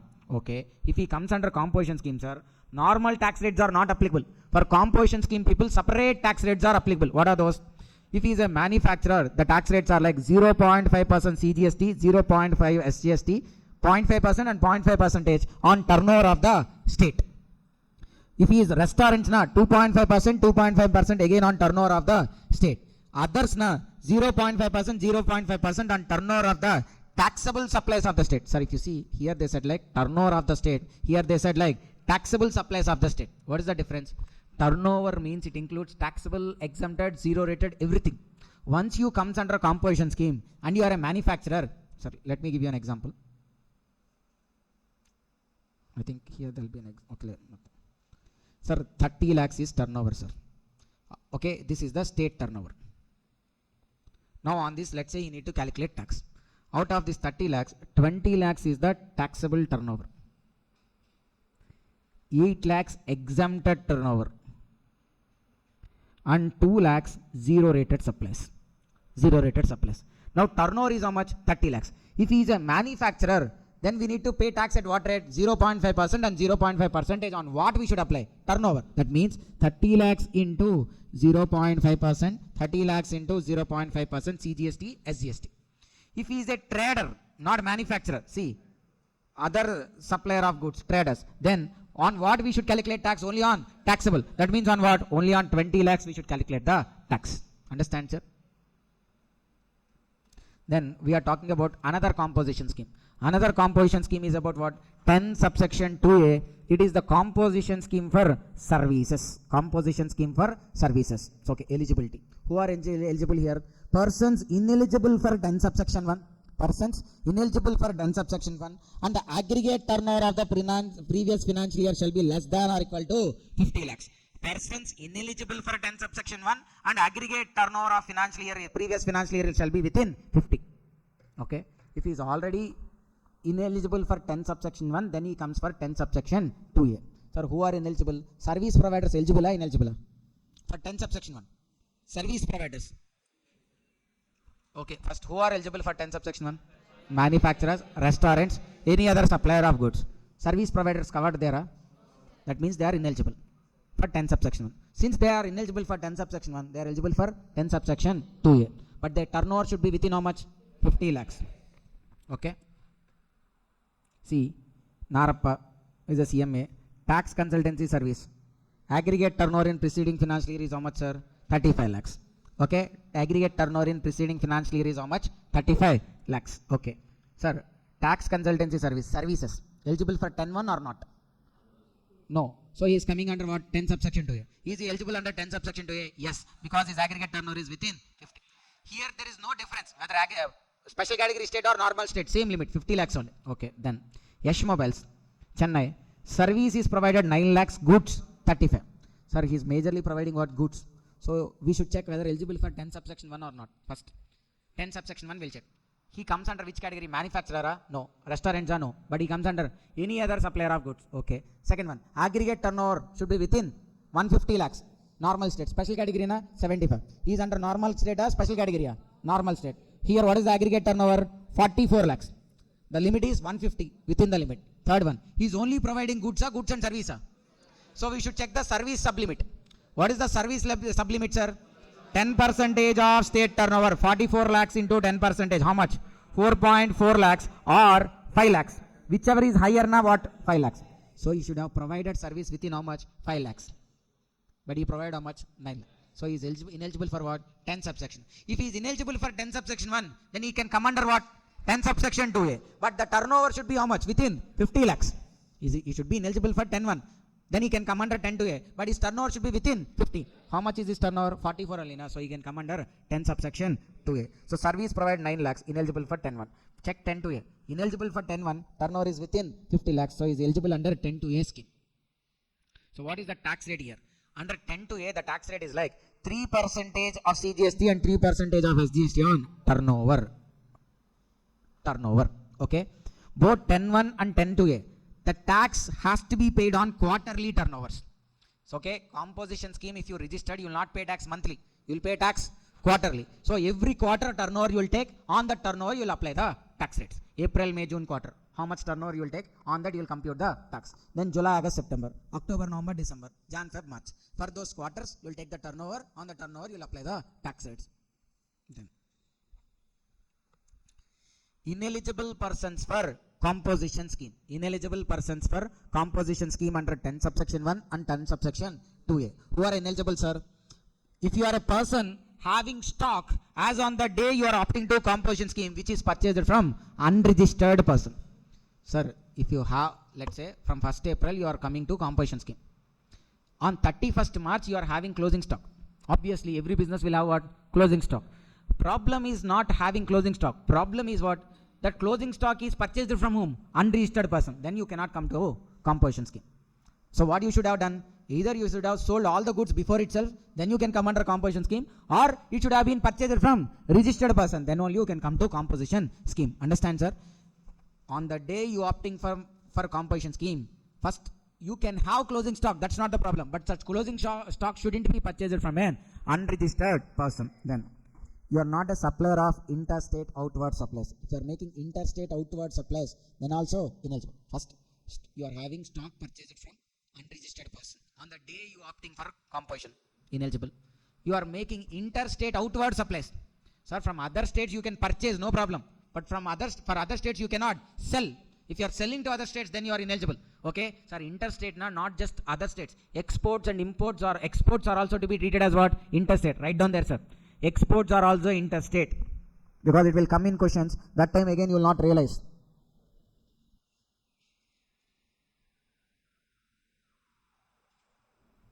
Exports also interstate. Then you are a manufacturer of notified goods, not eligible. What are called notified goods? Okay, Charan, your favorite things: tobacco, pan masala, ice cream, aerated water. Okay, then fly ash bricks. This ash bricks, not titles, sir, it's like tiles and building blocks. Building blocks, this cement bricks will be there, those things. If they are manufacturing bricks, it could all fly ash bricks and then tiles and then building blocks, this cement blocks and okay. So manufacturer of notified goods, if he is manufacturing tobacco, pan masala, ice cream, aerated water on these building blocks, tiles and bricks, then he is ineligible for composition scheme. Then fourth one. If he is a person making non-taxable supplies, what are called non-taxable supplies, sir? Non-taxable supplies. This is the fourth time we are referring to non-taxable supplies.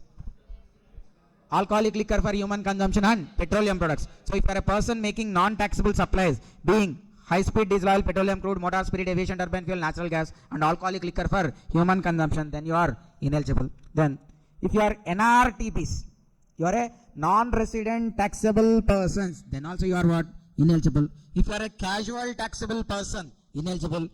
NRTPs and CTPs. Who are called NRTPs and CTPs, sir? They will be supplying goods, services, or both occasionally, either as principal or as an agent, but they doesn't have a fixed place of business. Okay. Then person supplying good through e-commerce operators. All these are ineligible outright. You are having stock on the day opting for composition scheme, which is purchased from home unregistered person. You are making interstate outward supplies. Then you are a manufacturer of notified goods.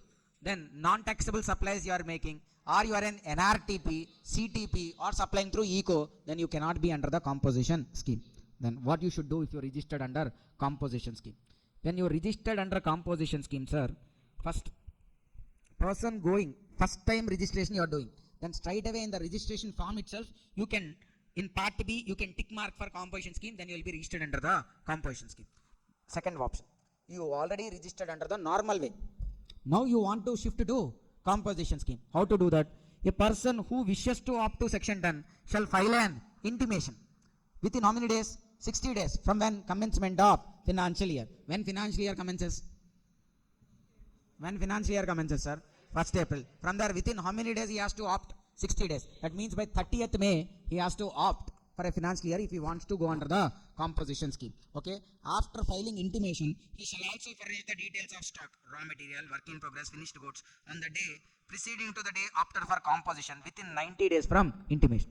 First, within 60 days from financial year, you will file an intimation stating like, I'll be opting for composition scheme. From there, within 90 days, again you should send the details of raw material, finished goods, work in progress, everything. Okay. Then conditions under composition scheme. What are the conditions? Persons registered under section 10. Persons registered under section 10 cannot avail ITC, and the person purchased goods from composition scheme person also cannot avail. If you are a composition scheme person, when someone purchases goods from you, that person also can't avail ITC. Then you can't issue invoice also. To call it as an invoice, tax should be mentioned there. Okay, you being a composition scheme person, you cannot collect taxes. Sir, we are paying taxes now 0.5%, 0.5%. If you are a composition scheme person, sir, usually in the beginning what I said, a supplier will collect taxes from recipient. But composition scheme person is an exception to that. Composition scheme person cannot collect taxes from customer. Okay, he will only be paying from his pocket. Okay, since he is not collecting from customer, he cannot show it on the bill, tax money. Understand, sir? So, since he can't show the tax, it can't be called as invoice, it will be called as bill of supply. Understand, sir? When in the bill, if tax is mentioned, then it is called invoice. If no tax is there, then it is called as bill of supply. So he cannot collect taxes. That's why he will not show tax. That's why it is called as what? Bill of supply instead of tax invoice. He cannot recover taxes from whom? Recipient. He cannot recover taxes from recipient. Then next point, sir. Sir, composition scheme person will pay taxes at what rates? It depends which scheme he opted. Normal 10 subsection 1. Manufacturer na 0.5%, 0.5%. Restaurants na 2.5, 2.5. Others 0.5, 0.5 on taxable turnover. If he is under 10 to A, 10 to A scheme, 10 subsection 2A scheme, 3%, 3%. This tax he has to pay on outward supplies or inward supplies? Sir, on what you will be paying taxes usually? Outwards only, right? So here the tax rate mentions are on outward supplies. Okay. But he is having certain inward supplies taxable under RCM. He is having certain inward supplies. Sir, on outwards 0.5, 0.5%, no problem. But he is having inwards. Legal services, GTA services, business facilitator services. So such kind of inward services are there, which are taxable under RCM. Now on them, let's say I took a legal, I'm a composition scheme person, I took a legal service. Actually tax rate 18%, but I am under composition scheme. So now my question is, since sir, it's not my outward, it is what? My inward service. Taxable under what? RCM. Actual rate is how much? 18%. But if I am a composition scheme person, will I pay rates at actual rates or concessional rates? Concessional rates. What are the concessional rates? 0.5, 0.5.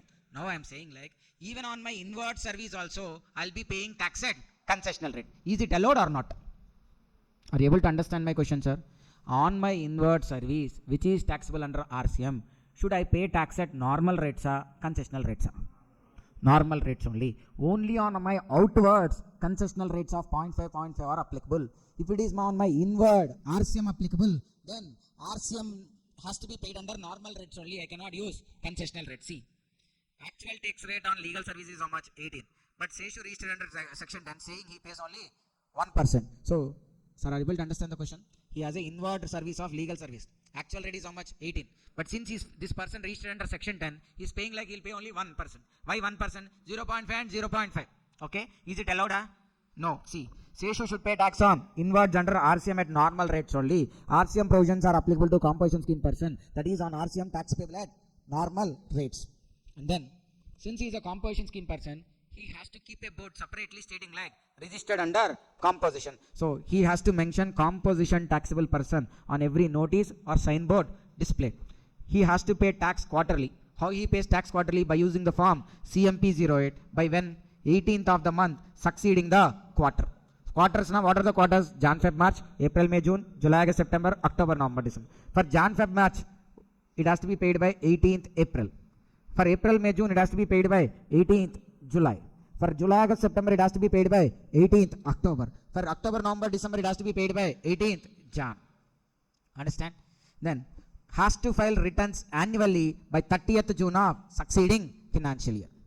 Okay? He'll file return not monthly, not quarterly. When? Annually. Okay? By when? 30th June of succeeding financial year. So, almost completed, sir. Then, validity of composition scheme. Once you registered under composition scheme, it's not permanent.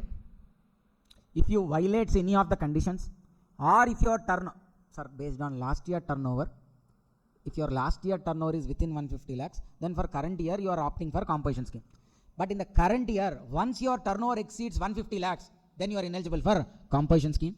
Or any other conditions you violated, then also you are ineligible for composition scheme. So once you opt for composition scheme, it's not permanent. Okay? Whenever your turnover exceeds the threshold, you will automatically be ineligible. Nobody needs to tell also. Once your turnover exceeds or any conditions is violated, you are automatically shifted to the normal regime only. Okay?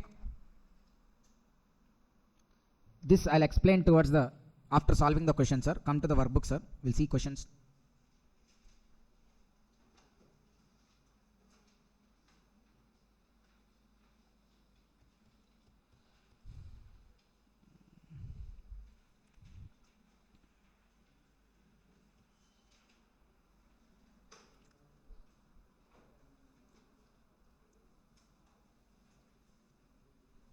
Rao of Telangana, Mr. Rao of Telangana provides the following information for the financial year 21-22.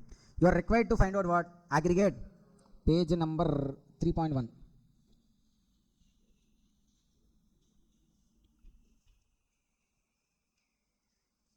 Okay, Rao, Telangana is asking you to compute what? Aggregate turnover and asking you to find out whether he is eligible for composition scheme or not. So what is this turnover, sir? First, value of taxable outward interstate, how much? 30. Intra, 70. Exempted, 25. Then interest on loans and advances, we need to include or exclude? Exports, zero rated supplies include. Then inward supplies on which tax payable under RCM, exclude. That means fourth and sixth points we should exclude. So now count, sir, how much is that? 145 lakhs. His aggregate turnover is how much? 145 lakhs. Okay. Now the question is he eligible for composition scheme or not? Yes or no? Apply or mind and tell. Mind apply cheyamanna. Malli mouth apply chestunaru.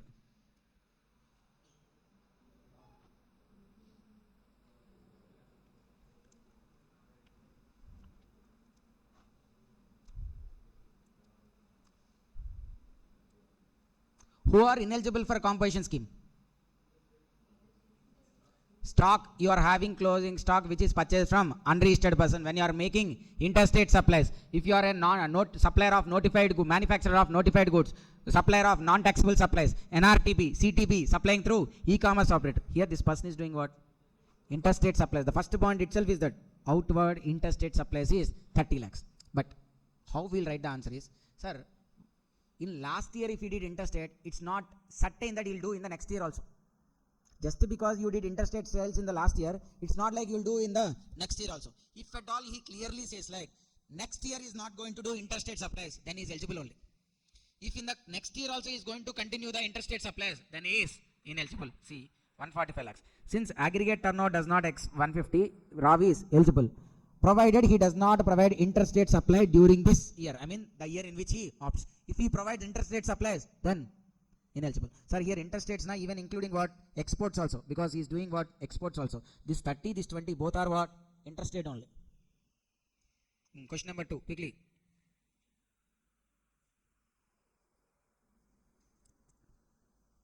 Ram and Co. being a trader of cell phones registered under GST in the state of Tamil Nadu and furnished the following information related to preceding financial year. Intrastate supply of taxable goods 120, exempted goods 10, service 5, exempted service 3, loans and advances interest include or exclude? So what is the total turnover? 130, 135, 138. Okay. Which state he is there? Tamil Nadu. What he is dealing with? Cell phones. So now check. 10 subsection 1 we are checking. First he should be what? Manufacturer, restaurant, but where he is? Others. Okay. Second one. Special category state or normal state? Threshold how much? 1.5. Within 1.5 or not? 138. Within 1.5 crores. That also done. Third one. Only goods are goods and services, sir. Goods and services, sir. He is providing goods as well as service. Now what we should check? Sublimit for service. How much? 138 into 10%. 13.8 lakhs or 5 lakhs, whichever is higher. So how much it is? 13.8 lakhs. Whereas his service is only 8 lakhs within the limit. So he is eligible for composition scheme.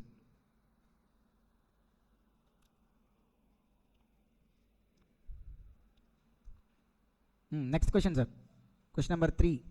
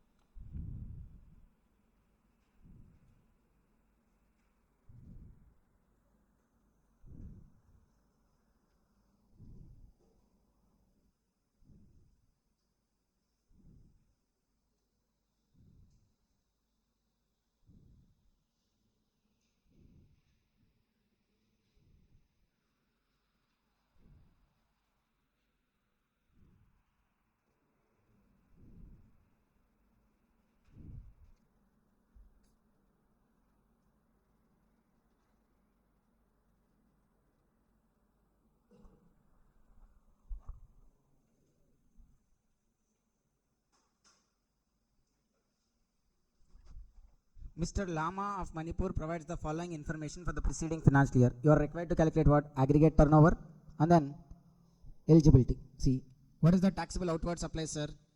75 lakhs. Exempt supplies 70. But out of this 70, 30 lakhs is what? We should include or exclude? That means 75 you take here. Here you will take how much? 40. Inward supplies on which tax payable under RCM? Exports include. So 7. What is the aggregate turnover, sir? 120, 122. Okay. 75, 115, yes, 122 lakhs. Fine. So 122 lakhs, sir. Now again we'll check. See, they are into what? Goods or services, sir. They didn't mention. Okay, assume it as like what? Goods only. From where she is, sir? Manipur. Manipur na normal state or special category state? Special category states. Exceptions kavada? Jammu and Kashmir, Himachal Pradesh, Assam? No. Okay. Special category state. What is the threshold limit? What is our aggregate turnover? 120 lakh. Eligible or ineligible? Then question number 4. The same question only, sir. But this time it is what? Assam. See, here 75. Here 30 lakhs interest if you separate now 40. RCM will not include 7 lakhs if you add again 122 lakhs. But this time which states are Assam? Assam na normal state or special category? Even though special category it opted for what limit? Normal state limit. So what is aggregate turnover? 150. So turnover within the threshold. But the problem is like they are doing interstate supplies.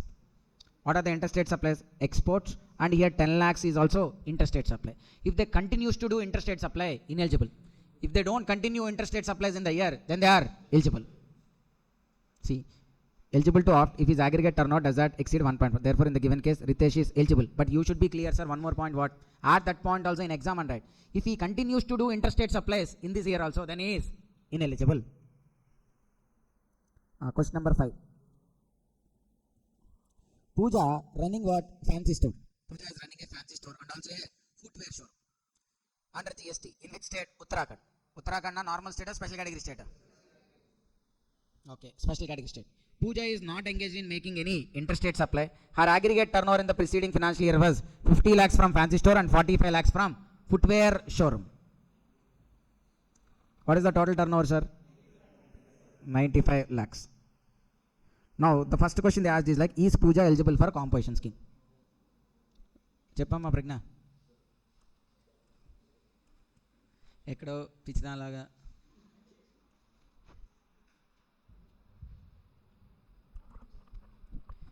Miss Pooja eligible to opt composition scheme in the financial year 23-24. See, what is the total aggregate turnover, sir? 95 lakhs. Okay. Uttarakhand, what is the turnover limit? 75. Exceeded. So eligible or ineligible? Okay. Whether it is possible to Pooja to opt composition scheme only for fancy store and normal scheme for footwear? No. Either all of the registration should be under composition scheme, all the others should be under the normal scheme. You can't take one under composition scheme, under some others under the regular scheme. Okay. Rework. If Pooja is running a restaurant as well as fancy store, whether she is eligible, okay, and the turnover are like 30 lakhs from fancy store and 35 lakhs from restaurant, then it is how much? 65 only. Within 75 lakhs. Eligible for composition scheme. Service only, but restaurant we need not to check separately. I said clearly, other than restaurants, then we need to check the service sublimit. If it is restaurant, we need not to check the service sublimit.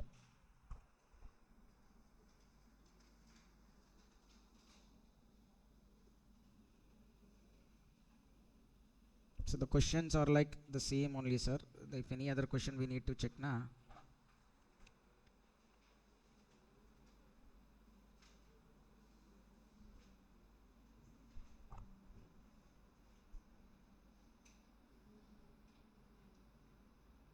Question number 11. This concept only pending, sir.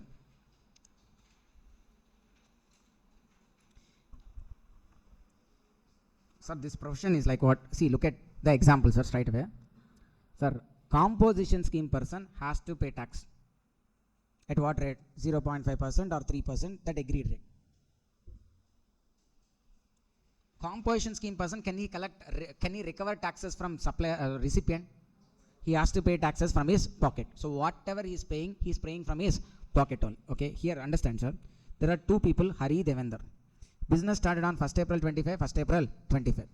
Turnover in the first quarter, April, May, June is how much? 20 lakhs, 20 lakhs. Whereas in July, August, September, 30 lakhs, 30 lakhs. Here the point is, Hari registered on 1st April only.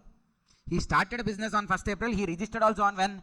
1st April. Since he registered on 1st April, he has to pay tax on first 20 lakhs and even on the second 30. Sir, once he is registered under a composition scheme, he need to pay tax at what? The applicable rate. Here they registered under which scheme? 10 to A. Under 10 to A now, what is the tax rates? 3% and 3%. Okay. Since Hari registered on 1st April itself, he has to pay tax with respect to April, May, June turnover and even with respect to July, August, September turnover also. So here 1,20,000, here 1,80,000. Okay. Whereas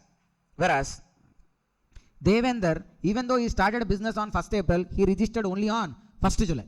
Why 1st July, sir? Because you need to register under GST only when turnover exceeds 20 lakhs. That's why Devender didn't register on 1st April itself. He waited till 1st July and he registered only on 1st July. Now, Devender, for first quarter, he need not to pay tax. Why? Because he is not registered. Whereas for the second quarter, he is paying 1,80,000. Okay. So now who is paying more tax, sir? Hari. What is the mistake he did? Registering earlier. Sir, registering earlier is a good thing, na? But for doing a good thing, what government is doing?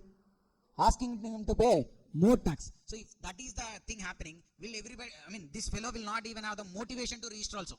Okay, actually, if at all there is a possibility, he should be incentivized for registering earlier. But instead of incentivizing, he is burdening with paying more taxes. That's why government is saying like, for hurry also, they'll give relaxation with respect to first quarter. For first quarter, this 1,20,000 is there na. On this, hurry also need not to pay tax. So that both will be equal grounds. Okay. How they are saying? See, this is a provision. Exclusion from state turnover while computing tax. While determining state turnover for payment of tax under section 10. While determining what? State turnover for payment of tax. Value of supplies from first day of April of financial year to the date on which such person is liable for registration. The turnover need not to be considered for the purpose of computing tax. That means from 1st April 2025 till the date he exceeds the threshold. When he exceeds threshold, 30th June. So this first 20 lakhs, what they are saying like excluding for the purpose of computing tax. So that means nothing but on this 20 lakhs no tax. So if 20 lakhs no tax na, common. Hari also having tax on 30, Devendra also having tax on 30. Okay. Even though he registered earlier, same liability. Okay. So now look at this question, sir. This fellow started beauty and grooming services. Okay. When, sir? 1st April. She opted to pay tax under notification number 2, 2019. Nothing but, sir, write down here. It is 10 subsection 2A. Previously it is called as notification number 2, but then now it is called as what? 10 subsection 2A. The aggregate turnover for the quarter ended 30th June was how much? 20. Whereas the half year ending 30th September is how much? 50. Core recorded a rapid growth and turnover reached 70 lakhs by the end of October. Let me write down, sir. See. Sir, let me look at this question. When they started business? 1st April. By 30th June, how much is their turnover? 20 lakhs. See, they started business on when? 1st April. Then the turnover is how much? 0. By 30th June, the turnover is how much? 20 lakhs. By 30th September, the turnover is how much? 50 lakhs.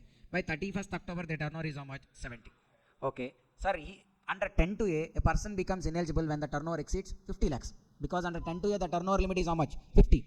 See, that means by 30th September only, this fellow turnover reached how much? 50. In October, he made another sales of how much? 20. See, from 30th September, he cannot be under composition scheme. That means from 1st October, he has to be under the regular scheme only. So 50 to 70, the 20 lakhs, he has to pay tax at normal rates only because he can't be under the composition scheme. So on this extra 20, what we are doing? Paying tax at 9% and 9% normal rates. Okay, now. In first quarter, what is the turnover? 20. Whereas in second quarter, the turnover is how much? 30. Because by 30th June, 20. By 30th September 15, in first quarter he made 20 lakh sales. In second quarter he made 30 lakh sales. Now you link with the provision which we discussed before. What is the provision which we discussed? Value of supplies from 1st April to the date on which he becomes liable for registration. Exclude it for the purpose of tax. That means what we should do here? This first 20 lakhs we should exclude for the tax. So balance 30 lakhs is only taxable. What rate? 30 lakhs into CGST 3%, SGST 3%. See, first 20 lakhs nil. Balance 30 lakhs, straight away 6%, 1,80,000. Whereas on the rest 20 lakhs, they are applying 18%. It comes to how much? 3,60,000. Okay. So this is about what? Composition scheme.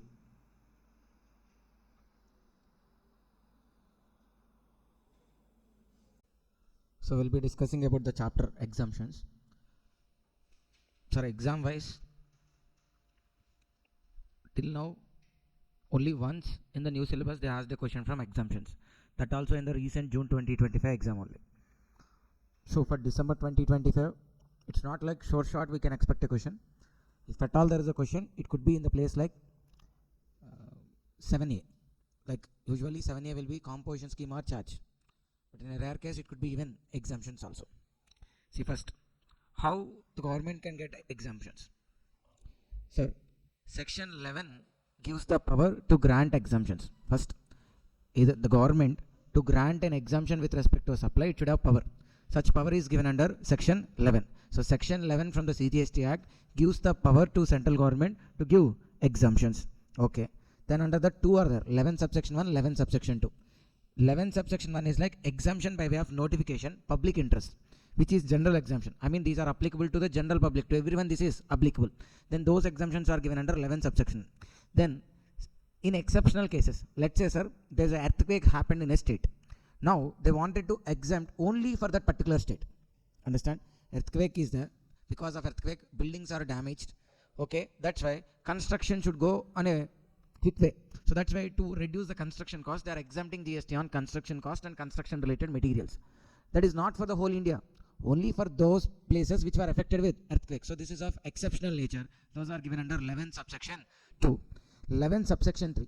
With respect to an exemption, if there is an ambiguity, then it could be clarified by giving an explanation. Okay, if an explanation is introduced, even though now it is introduced explanation, the validity will be there with retrospective effect. I mean, so let's say exemption introduced on, for example, exemption is introduced on 1st April 2024. But that time, the explanation, the exemption notification doesn't interpret it properly. So there are a lot of multiple opinions. So some feels like in one way, the other feels like in another way. So now an explanation is introduced on 1st November 2024. After how many months explanation is introduced, sir? April, May, June, July, August, September, October. 7 months. After 7 months, an explanation has been introduced.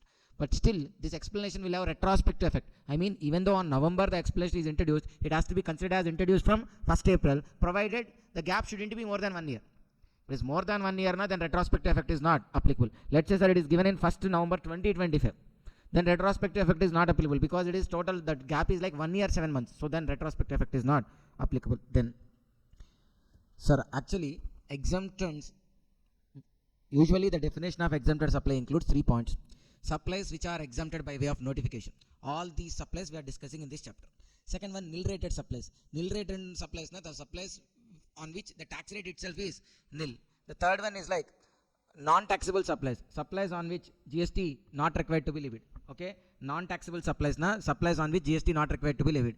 HP man, high-speed diesel oil, petroleum, crude, motor, spirit, aviation, turbine fuel, natural gas, and then alcoholic liquor for human consumption. Okay, then first exemption, sir, we are discussing about. Sir, there will be exempted goods as well as exempted services. But goods not relevant for us. We are only focusing on what? Service. We are only focusing on what? Service. So, first service is like artistic services. Okay, where an artist performing in folk, classical or art form. Folk dance or folk music, classical dance or classical music or art form. Any kind of theatrical performances like some kind of role play, skits, those things, and drama.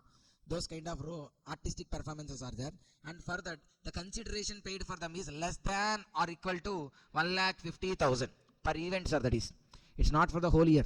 For a particular event, the consideration they got is less than or equal to 1,50,000, then it is exempted. If it is more than 1,50,000, then the whole amount is taxable. Sir, artists should perform in which areas? Folk, classical, art form, in the fields of music, dance and art. Okay, theatrical performance. Consideration within 1.5 lakhs, fully exempted. More than 1.5 lakhs, then the excess is, then the full amount is taxable. Sir, he or she is a classical dancer only, but they are getting money for promoting the brand or for acting as a brand ambassador. Then it is again taxable. Okay, second one. Charitable and religious activity related services. Charitable and religious activity related services. Sir, actually, there are bundle of charity and religious related exemptions. All these we are grouping and discussing as a charter kind of. First one. First, to call it as a charitable entity, such entity should have been registered under 12A, 12AB or 1023C of Income Tax Act. If they are registered as per these sections, then we'll recognize them as charitable institutions. And they should provide charitable activities. Sir, and usually charity will think like free. It's not like, it need not to be free. It could be even concessional also. It could be even concessional also. Okay. See, if you have seen news or not, yesterday, Prime Minister Modi came to Andhra Pradesh, okay, to celebrate the birthday event of Puttaparthi Sai Baba. Okay, who's Puttaparthi Sai Baba? Okay, so it's like Sadhu or something like. He is already died, but still they're remembering. The point is like he has constructed so many hospitals, educational institutions, water supply projects. All these he has constructed. Then these people came and did such kind of events and all. The point is like they are doing charity. But the point is charity means always need not to be free. Charity means it could be even at concessional price. So usually you pay 500, but because of this charitable event you are paying only 10 rupees. So they have hospitals, schools, everything. So in their hospitals normally you have to pay 1 lakh, but here they will provide treatment for 2,000 rupees only. Then it is what? Charity only, right? So Usually charity, you feel like there is no consideration at all. When there is no consideration, it is not even a supply. If it is not even a supply, why the point of we need to discuss about taxable or exempted? So we are saying like there could be consideration, but that is like what? Not the exact consideration. Okay. So then what they are saying, providing charitable activities related to public health related, advancement of religion. Okay. The temples and all will do about advancement of religion, education, environment, spirituality, yoga. Okay, with related to these kind of activities, if they are providing charity, for that they receive donations or any consideration, all those are exempted from GST. Providing charitable activities in the fields of what? Education, health, religion, advancement of religion, environment, spirituality, yoga. Okay, now education, sir. Education means just because they provide concessional education, it is not covered here. Okay, so which kind of education? Education should have been provided to abandoned. Abandoned, parents left those child, then abandoned. Then orphans. Third one, homeless. I mean, they doesn't have proper houses and all. Okay, on roadsides only they'll be eating, sleeping, everything there only. So those homeless people are persons of age greater than 65. So education should be provided to abandoned, orphans, homeless, or persons of age greater than 65. Okay, then it is called as what? Charitable. Okay, so to call it as a charitable institution, it should have been registered under which section, sir? 12A or 12AB of Income Tax Act, and should have been providing activities in the fields of what? Education, environment, health, advancement of religion, spirituality, yoga. Then conducting a religious pilgrimage. Sir, what is religious pilgrimage? Taking to those temples and all. Okay, these devotional places. Okay, a tour covering or taking to the devotional place, we call it as what? Pilgrimage. Okay, that has to be offered by whom? KMVN or HUS committees. Okay, if any other person organizes those pilgrimage, not taxable only. Who has to provide? KMVN, HUS committees. So, okay, KMVN to where it should provide? Kailash Manas Sarovar Yatra.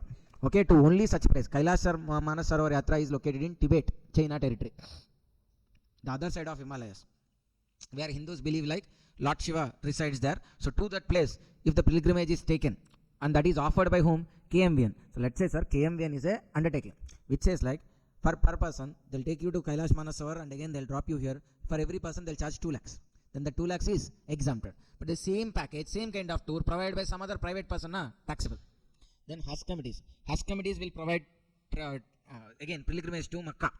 In Saudi Arabia, there's a place called Makkah. So if they take it to Makkah, again it is what? Exempted. Okay, that also by whom? HUS committees. Some other person has taken it to Makkah, then it is taxable. Then a priest conducting services by way of organizing a religious ceremony. Services provided by a person conducting religious ceremony, and it should have been authorized by the religious text. So who is authorized to carry out all these religious activities? Priests only. Okay, those are for their services. If they get any money, that is completely exempted from GST. Then renting of religious premises owned and maintained by 12A or 12AB entity. These religious entities which are registered under 12A or 12AB providing what? Renting of rooms. Okay, that renting of room, for that the rent is what? Less than 1,000 per day. When they are renting Kalyan Mandaps, it should be less than 10,000 per day. When they are renting shops, it should be less than 10,000 per month. Then exempted. If it is equal to or more than those limits, taxable only. Equal to or more than those limits, taxable. So who should be renting rooms, sir? Religious institutions covered under 12A, 12AB of Income Tax Act. Okay, that's a recognition they got as religious institution. And they are renting rooms. Per day they charge less than 1,000. Renting Kalyan Mandaps, per day they charge less than 10,000. And then renting of shops, per day they charge less than, so per month they charge less than 10,000 per month. And the last one, services by way of training, coaching of recreational activities. They are giving what? Training or coaching in recreational activities. So what are called recreational activities? Stress relief things. Okay, maybe singing, dancing. Okay, sports activities. Those comes under the recreational activities. Okay, anywhere you'll go there, hang out there, and you'll go to release the stress. Okay, you'll be again re-energized. Okay, your body, mind and all. So those are called as what? Recreational activities. But they should be only in the fields of what? Arts, culture and sports. Okay, so you are let's say a person is a Carnatic singer and she providing training for the Carnatic music.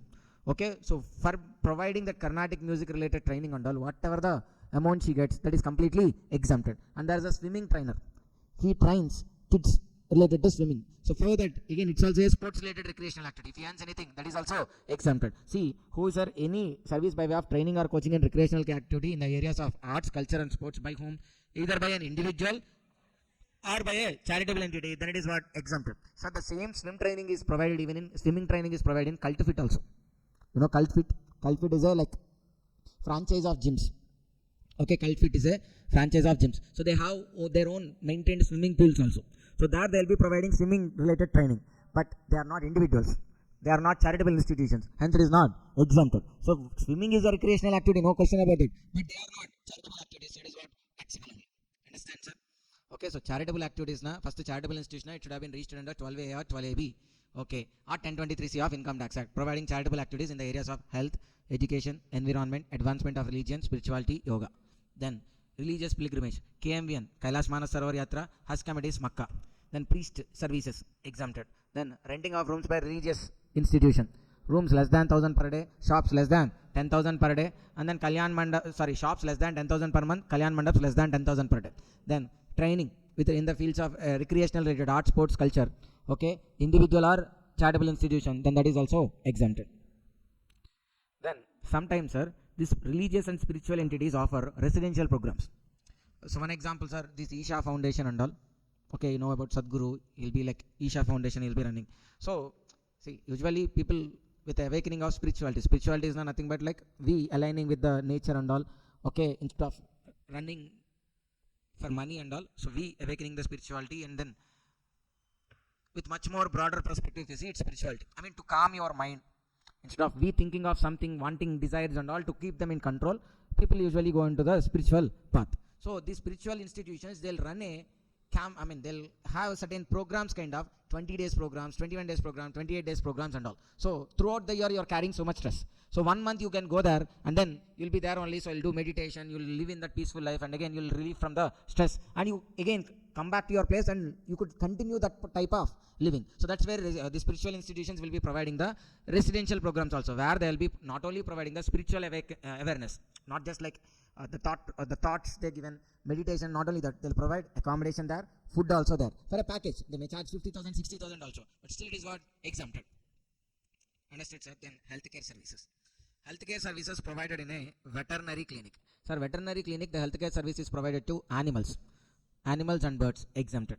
Okay, but any pet cares, sir, these days, not just veterinary clinics, there are pet clinics also. But these modern pet clinics not only do vaccinations and treatment to the birds and animals, they do extra services like providing baths to them, grooming to them, haircuts and all to them. So, okay, all those are like taxable only the treatment exempted. Then services provided by way of transportation of a patient in ambulance. So where a patient has been transported in an ambulance, private ambulances, so not the 108 we are referring, private ambulances. So those people we have to pay money. So such ambulance services are what? Exempted. And then healthcare services by a clinical establishment. Healthcare services by a clinical establishment. Sir, clinical establishment, here in their sense it is hospital only. Whether they call it as a clinic, diagnostic center, nursing home, whatever the name they call. Clinical establishment, it's what? Hospital. Who has to provide the treatment? The treatment should be provided by a medical practitioner or paramedics. Medical practitioner, usually the doctor. Or paramedics. Paramedics, nursing staff, physiotherapists, they'll come under the paramedics. Okay, so they should be providing treatment. That also in the recognized system of medicine. They can't do the treatment. Okay, they can't bring neem leaves. Okay, then 4 lemons, pasupu kunkam. Okay, and they cannot chant certain mantras and say like treatment is done. Okay, nalakodi. So all those things are not done. So that should be a recognized system of medicine. What are recognized system of medicine? Ayurvedic, naturopathy, allopathy, Siddha, Unani, Yoga, any other system of medicine, nothing but homeopathy.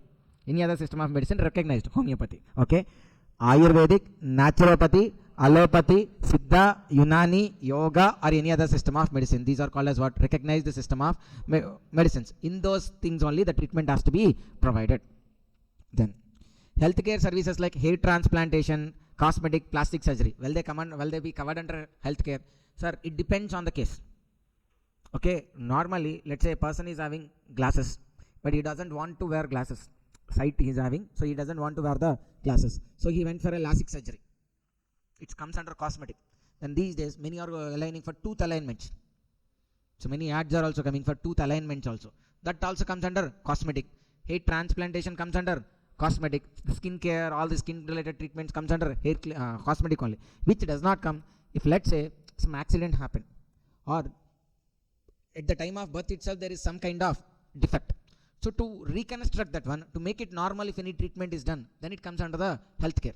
Normal things and all will come under, in other case normally, sir, these days like these 8 transplant centers, plastic surgery, cosmetics, mostly related to beauty related only, not related to cure or treatment. If it is beauty related, na taxable. Then clarification. Sir, in hospitals also these days the rooms are being modernized. So they are nothing less than 5-star hotel rooms. So okay, all the amenities, facilities are there, like there will be AC, TVs, bed even for the attendant, a refrigerator will be there. So all those are being provided. So okay, it's being more luxurious than that of treatment. That's why the government want to tax on them also. Okay, if at all per day they are charging more than 5,000, that is taxable. Less than or equal to 5,000, then no problem, it's not taxable. If it is like ICU or CCU, ICU na intensive care unit, CCU na critical care unit, then irrespective of amount they are exempted. Okay, then clarification. Sir, sometimes like the hospitals, if you're taking a patient, then that patient may require a complicated surgery or some complicated kind of treatment is needed. So the hospital may suggest you like there is some other expert doctor from a different place or different hospital. He has to come. So for him a separate extra fees has to be charged, like that they may communicate you. And patient has paid such fee separately for the expert doctor. When the fee is paid for the expert doctor, let's say 2 lakhs, what hospital did? Some 1,50,000 or 1,60,000 paid to that expert. The balance 40 again retained by the hospital only. Now the question is whether it is taxable or not. Sir, the expert doctor ultimately did what? Treatment only. So for treatment, healthcare it is also what? Exempted. Whereas the amount retained by hospital, is it taxable? No. Sir, that doctor just he came as a person. All the facilities, the support staff, the infrastructure, everything is provided by whom again? Hospital only. Na? So that's why the amount retained by hospital, the amount given to the expert doctor, both are exempted. Then clarification 3. Food supplied from hospital canteen. Sir, only one case it is exempted. The hospital should have been, the canteen should have been owned or maintained by a hospital, and the food is provided to a inpatient. Inpatient, na, the patient who is admitted into the hospital, and that also as per the prescriptions of doctor. Sir, understand? The food is provided from a canteen owned and maintained by the hospital, provided to inpatient as prescribed by the doctor, then it is exempted. In all the cases, the food supplied from hospital canteen, whether it is outsourced or maintained by themselves, it is taxable. Only one case it is exempted, when provided to inpatient as per the prescriptions of doctor. Then preservation of stem cells. So preservation of stem cells. Now stem cell is nothing but the nerve which connects the mother and the baby.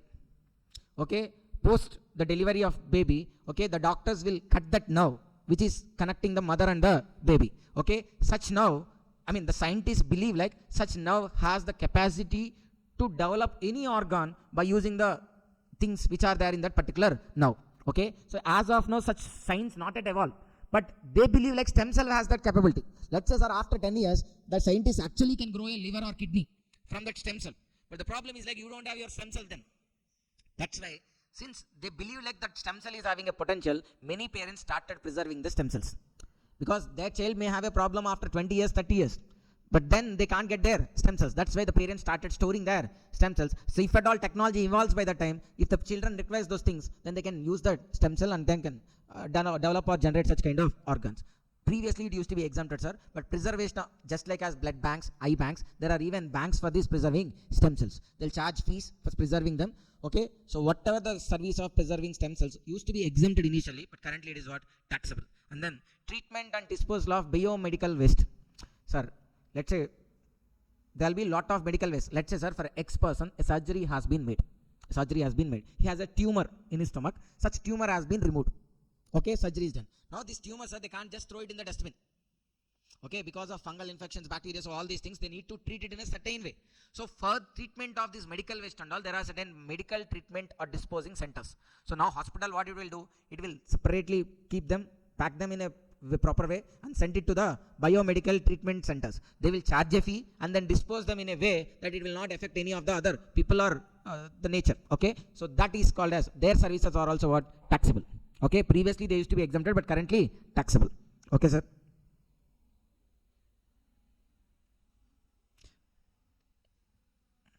So this is not an important one, sir. You can ignore the clarification on supply of pulses and all.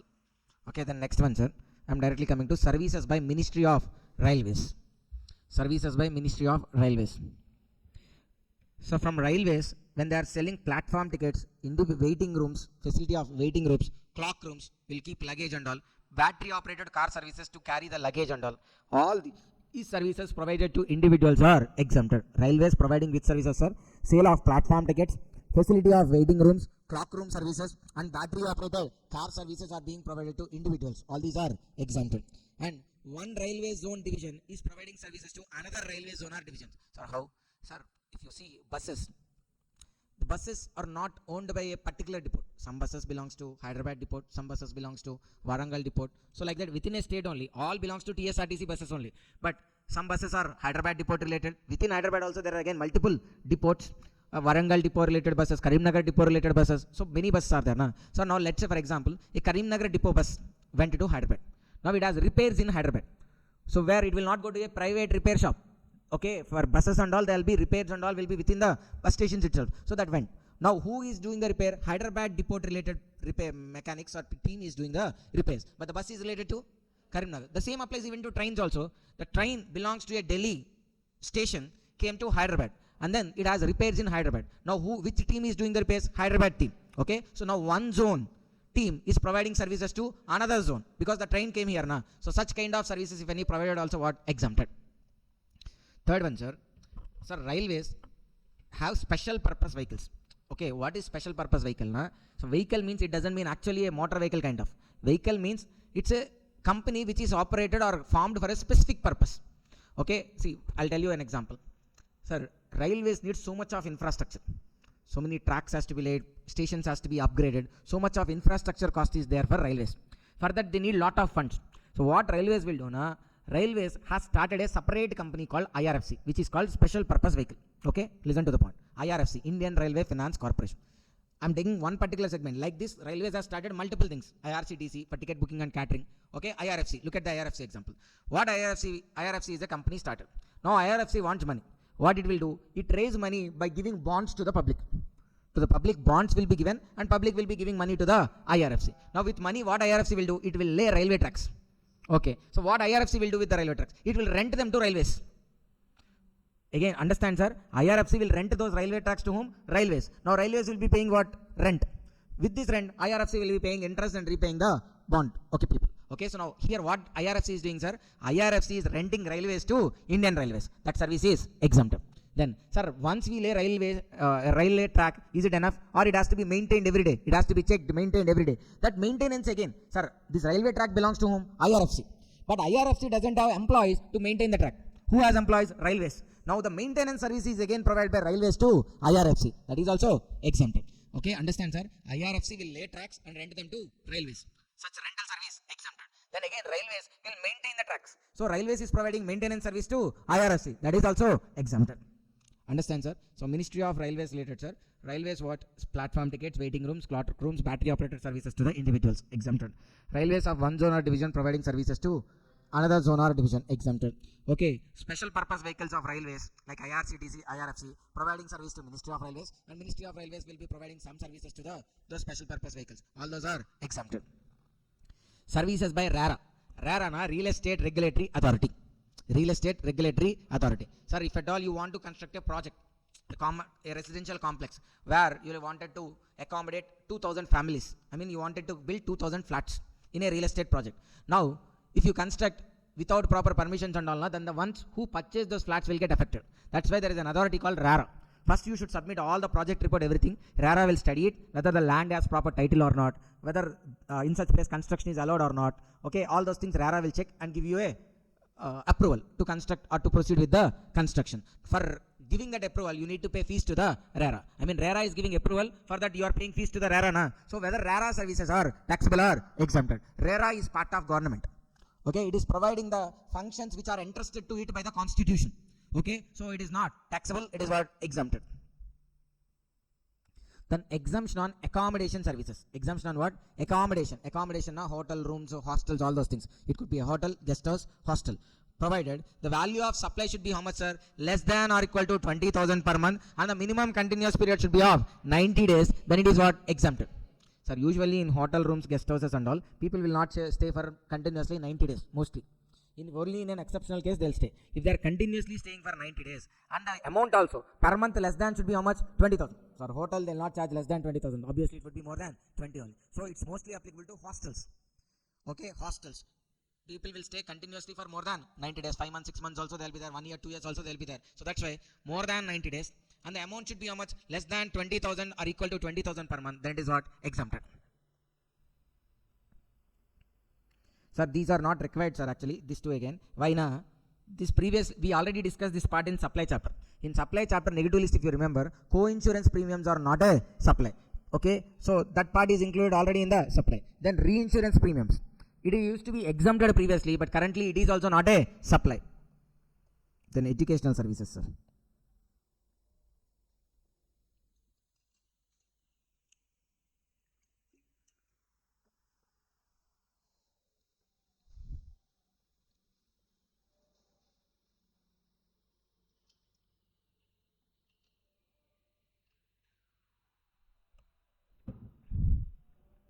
Educational institutions.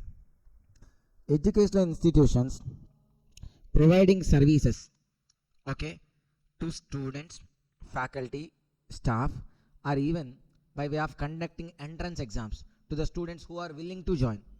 Okay, that is also exempted. Sir, educational institution provides services to students, correct only. Entrance exams, okay, that is also correct only. To faculty and staff, what service will be provided? Faculty only will provide service to educational institution. How educational institution will provide service to faculty? There could be services, sir, like accommodation, food, transportation, training. Okay, if any such kind of services are provided by educational institution to faculty, staff, all those are what? Exempted. Then educational institutions can be categorized into 3 types. What are those 3? Up to 12th. Up to 12th, higher secondary school. About 12th.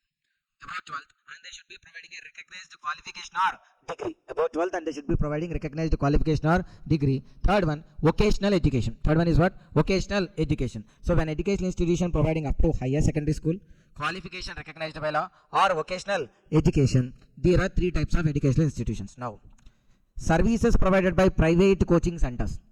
Okay, that doesn't provide any certification.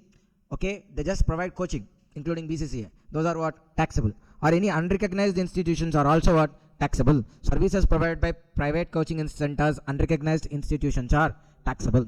Then central and state educational boards or an authority board set up to conduct entrance exams shall also be treated as educational institutions, which are like exempted. Central and state educational boards. So central and state educational boards will be conducting various entrance exams like MSET exams, NEET, AAEE. Okay, so for conducting these entrance exams, you need to pay certain fees. So since they are collecting fees and providing exams for that limited purpose, those institutions also has to be treated as educational institutions only, and their services are also exempted. Then maritime training institutions and flying training centers. So there are certain colleges where they provide graduation along with defense training, army training, navy training. So those come under the pilot training. Okay, so those come under the maritime training institutions and flying training institutions. They will not just give the training related to army. They provide a regular degree. Okay, and morning and evening they will be even training you for the army recruitments, navy recruitments, and even for the pilot trainings and all. So then they'll come under these institutions, and their services are also exempted. Then boarding schools. Boarding schools na they'll provide not only education, so along residential schools. Boarding schools are nothing but residential schools. Not only education, they'll provide accommodation and food also. But the predominant thing is what? Education, which is exempted. So even the accommodation and food is also exempted. And then in many schools, there will be hobby classes and extracurricular activities like dance classes, hobby, karate, taekwondo, those kind of classes. And they'll collect some little fees also for that. So those are also part of education only. Predominant activity, education is exempted. So these extracurricular activities are also exempted. Understand, sir? Educational institutions providing services to staff, faculty, students, and by way of conducting entrance exams, all these are exempted. Educational institutions can be classified into 3 types. Up to 12th, above 12th providing recognized qualification or degree, and then vocational institutions. Okay, whereas the service provided by private coaching institutions or unrecognized institutions are not are taxable. Then the government authorities, central or state level authorities, which conduct various entrance exams like NEET, AIT, JEEE, okay, AAEE, okay, JEE mains, all these exams are like, okay, for conducting those exams and collecting fees and all, for that purpose, those institutions are also treated as educational institutions, and their services are exempted. Maritime training institutions, flying training institutions are also exempted. Then IIMs, Indian Institute of Management. There'll be IIMs will run so many programs, sir. Okay, to improve communication skills, managerial skills. They'll be organizing various programs. If it is a long duration programs, long duration are usually more than 1 year. Those are called long duration programs, exempted. If they are running short duration programs like 10 days, 15 days, 20 days, those are short duration programs. And all those short duration programs are taxable. Then educational institutions. Educational institutions providing services to the companies. What services, sir? Placement services. Sir, placement, we think like, so how now people are saying, it's like not educational institution is providing service, company only providing service. No. What education? It's okay. So educational institutions, sir, they have the newly qualified people. So they are helping the companies to recruit the suitable people from the educational institutions itself. Otherwise, these companies has to search for the people who suit their role.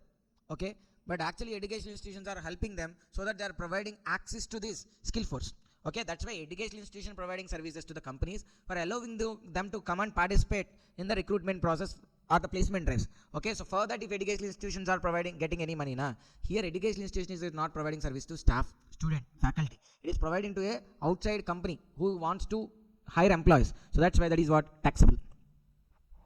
Then now, sir, till now what we have discussed is about when educational institution is providing services, those services are what? Taxable. Exempted. To staff, students, faculty, those are what? Exempted. Now the points we are discussing are like, these are not the services provided by educational institutions. These services are provided by some different people, but the exemption is given because the recipient is educational institution. Understand my point, sir? There's X, Y, Z, different things they are doing. Now, to why exemption is given? Why? Because he is providing service to educational institution. Okay, the reason is like ultimate recipient is educational institution. If the same service they provide to some other person, taxable. They provide to educational institution, exempted. We'll see what are those. First one, supplier being any person providing services of transportation of students and faculty, catering, including midday meal scheme catering under, and then security and cleaning services to a recipient being an educational institution up to 12th, then those are exempted. Okay, so Guna is running a catering services, sir. He provides catering to an educational institution and even to marriages, other functions and all also. So to other functions and all, it is taxable only. When he provides it to educational institution, that also up to 12th only, exempted. He provides the same to a medical college also, taxable only, because after 12th that is. So that is what? Taxable only. So up to 12th. Then Bharat is having some 10 buses. So out of 10 buses, 5 buses he is giving on rent to an educational institution for transporting students and all. Whereas the other 5 buses, he is given rent to a private person who is operating them as travel buses. Okay, when he given to private persons, those are what? Exempted. To an educational institution up to 12th, exempted. The same way even security cleaning services. The security cleaning services provided to a bank, hotel and an educational institution. Only to educational institution up to 12th, exempted. To a bank, taxable. To a hotel, taxable. Understand, sir? Then, any person providing services of conduction of exams. They are providing services of what? Conduction of exams. Sir, our ICMAI is conducting exams. Where you are writing exams? In different centers. Does all those colleges owned by ICMAI? Or then why they are organizing exams? Why they are organizing exams? They don't have any work, huh? Then why they have to organize exams? I'm not asking about ICMAI, sir. I'm asking about the centers. Okay, those invigilators, those people, okay, they don't have any work? Why they need to organize exams and all? Because our institute will be paid for them. Our institute will be paying for them. So they are giving the centers on rent to the institute. So they are providing service to the institute. Which service? Conduction of exams. So all those services are what? Exempted. Okay. So conduction of exam to an educational institution service. Conduction of exam service to an educational institution, exempted. Transportation of students. Then catering or midday meal scheme. Security or cleaning services. All these within the educational institution premises. Okay. Then that also up to an educational institution up to 12th. Then these services are what? Exempted. Then any person being a supplier. Supplying what services, sir? Online periodicals or journals to an educational institution qualified, okay, educational institution which provides a qualification recognized by law. Sir, what they are providing, sir? Online periodicals and journals. First of all, what are called periodicals? Periodicals, weekly magazines, monthly magazines. So they'll come on a periodic time frame. Week, month, okay? That is called period. So that's why they are called as periodicals. Okay, or journals. Journals now, some their research stories, okay, their progress in a particular research, all those will be published in a journal. So those are online. Okay, sir, they will be available in both physical form and online form. Physical form, no exemption. When they are providing through online, so you'll take a subscription, you'll get a PDF. Okay, then those are what? Online periodicals and journals. Then those services are what? Exempted. Any person being a supplier providing services of like online periodicals and journals to educational institution which is having a qualification recognized by law, those are what? Exempted. Then electricity. The person is providing services with respect to transmission and distribution of electricity, that is also exempted. Okay, and additionally, sir, in old materials and all, sir, the below points used to be taxable, but then again they made it to exempted. See, application fee for electricity, rental charges, testing charges, labor charges for shifting meters, charges for duplicate bill, all these are incidental to the main supply of transmission and distribution of electricity. Since main supply is exempted, all these incidental services are also exempted. Not taxable. All these incidental are also what? Exempted. Then legal services. What are legal services, sir? An arbitral tribunal, a senior advocate, firm of advocates, providing services to any person other than business entity. Okay, Bharat and his wife are separating. He is applying for divorce. Okay, he is applying for divorce. So he appointed or he has hired a lawyer. So now the lawyer is acting on behalf of him or representing him with respect to his divorce case, which is not related to business. So such service is what? Exempted. Even though related to business, if such business entity turnover in the preceding financial year is within the thresholds, 40, 20, okay, that registration thresholds are there, 40, 20. If the preceding financial year turnover of such business entity is within the thresholds, then the service provided by lawyer is also exempted, even though related to business. Understand, sir? Business entity, a lawyer provided services to business entity, still exempted, provided the turnover of business entity in the preceding financial year is within the threshold limits under 22. Those threshold limits are what? For goods 40 lakhs, for services 20. Okay, those things. Then a senior advocate providing services to whom? Firm of advocate or a junior advocate, then they are taxable. Sir, if junior provides to senior, exempted only. Firm provides to senior advocate, exempt only. But whereas a senior advocate, sir, usually junior helps senior. Senior will not help junior. Senior will not come for the, in law practice, junior if he can't handle, he can go and take the help of senior. But senior doesn't require help because he already know. That's why when senior is providing services to firm of advocates and advocates, then that is what? Taxable. When junior is providing services, then it is what? Exempted. Okay.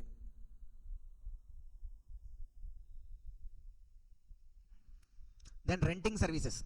Renting services, sir, where a residential dwelling na, the place, residential places given on rent to an unregistered person, exempted.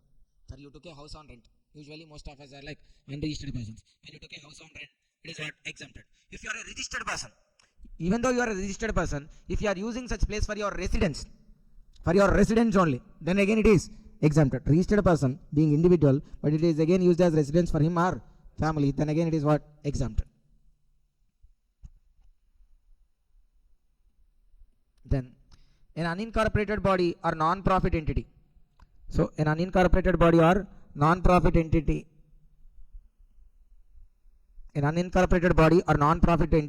providing services to members, those are like exempted. Okay, next one, sir.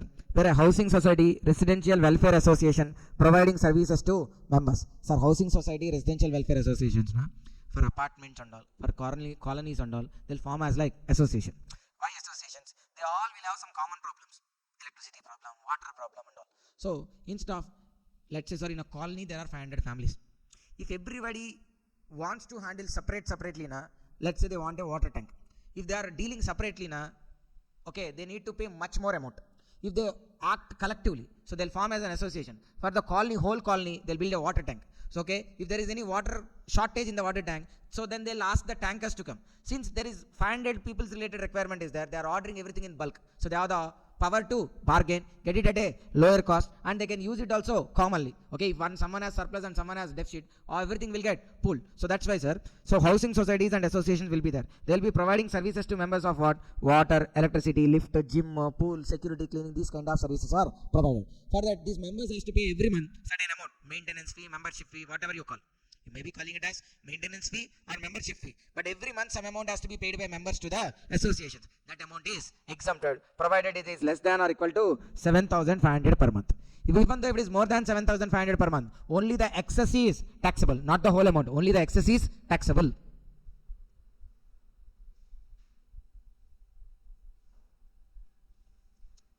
So the next one, sir, where the associations non-profit entities providing services, activities related to welfare of farmers, labor, promoting trade, commerce to members. Okay, sir, let's say here trade, commerce, art, literature, all these are there, na? Including our CMA Institute or CA Institutes. Okay, I'll be a member of CA Institute or CMA and even CMA Institute. So I need to pay every year membership fee. So when I'm paying membership fee, that comes under here, providing services or activities related to welfare of farmers, labor, or promoting trade, commerce, art, literature, sport, etc. So our institutes will promote what? Trade and commerce. Okay, so that's why when I pay any membership fee, it is up to 1,000 rupees na exempted. More than 1,000 rupees na taxable.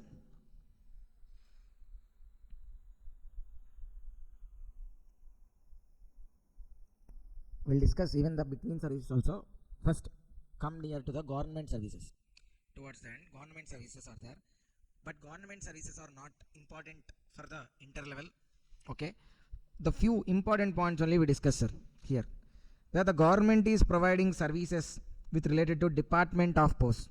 There's one government service which is related to Department of Post to any person exempted where the service is related to postcard, inland letter or book post. Government is providing services. Which services are? Postal services. That also what? Postcard, inland letter and book post. Those only exempted. The rest all government related, sir, not required for us. Okay, leave the government related. Then you come to the services to sports body. After government, you'll see the services to sports body.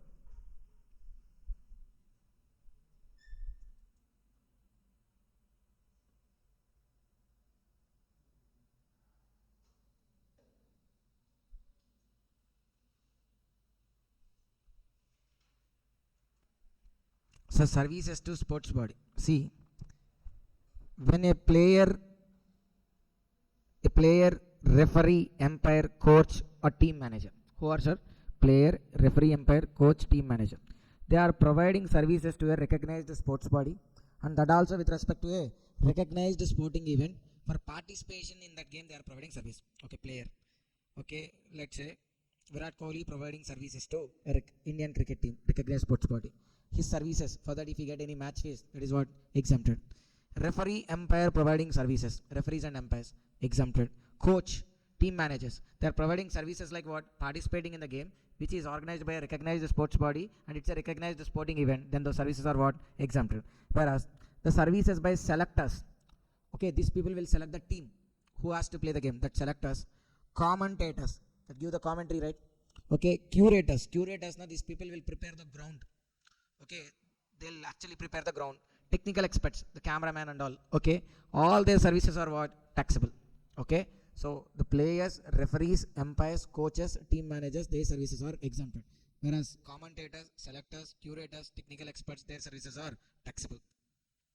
Then, if you remember RCM, sir, in the chart chapter, there we are referred to the concept of business facilitators and correspondents. They will be providing services to the banks. When these business facilitators and correspondents providing services to banks, insurance companies with respect to rural area bank accounts, with respect to accounts located in rural area, and their services are what? Exempted. Then services provided by RBI.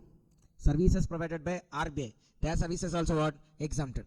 And then sale or purchase of foreign currency among banks and dealers. So one bank sells foreign currency to another bank. So in that they earn some commission or margin. Since both are authorized dealers or banks, their services also exempted. Then a person is transferring his business.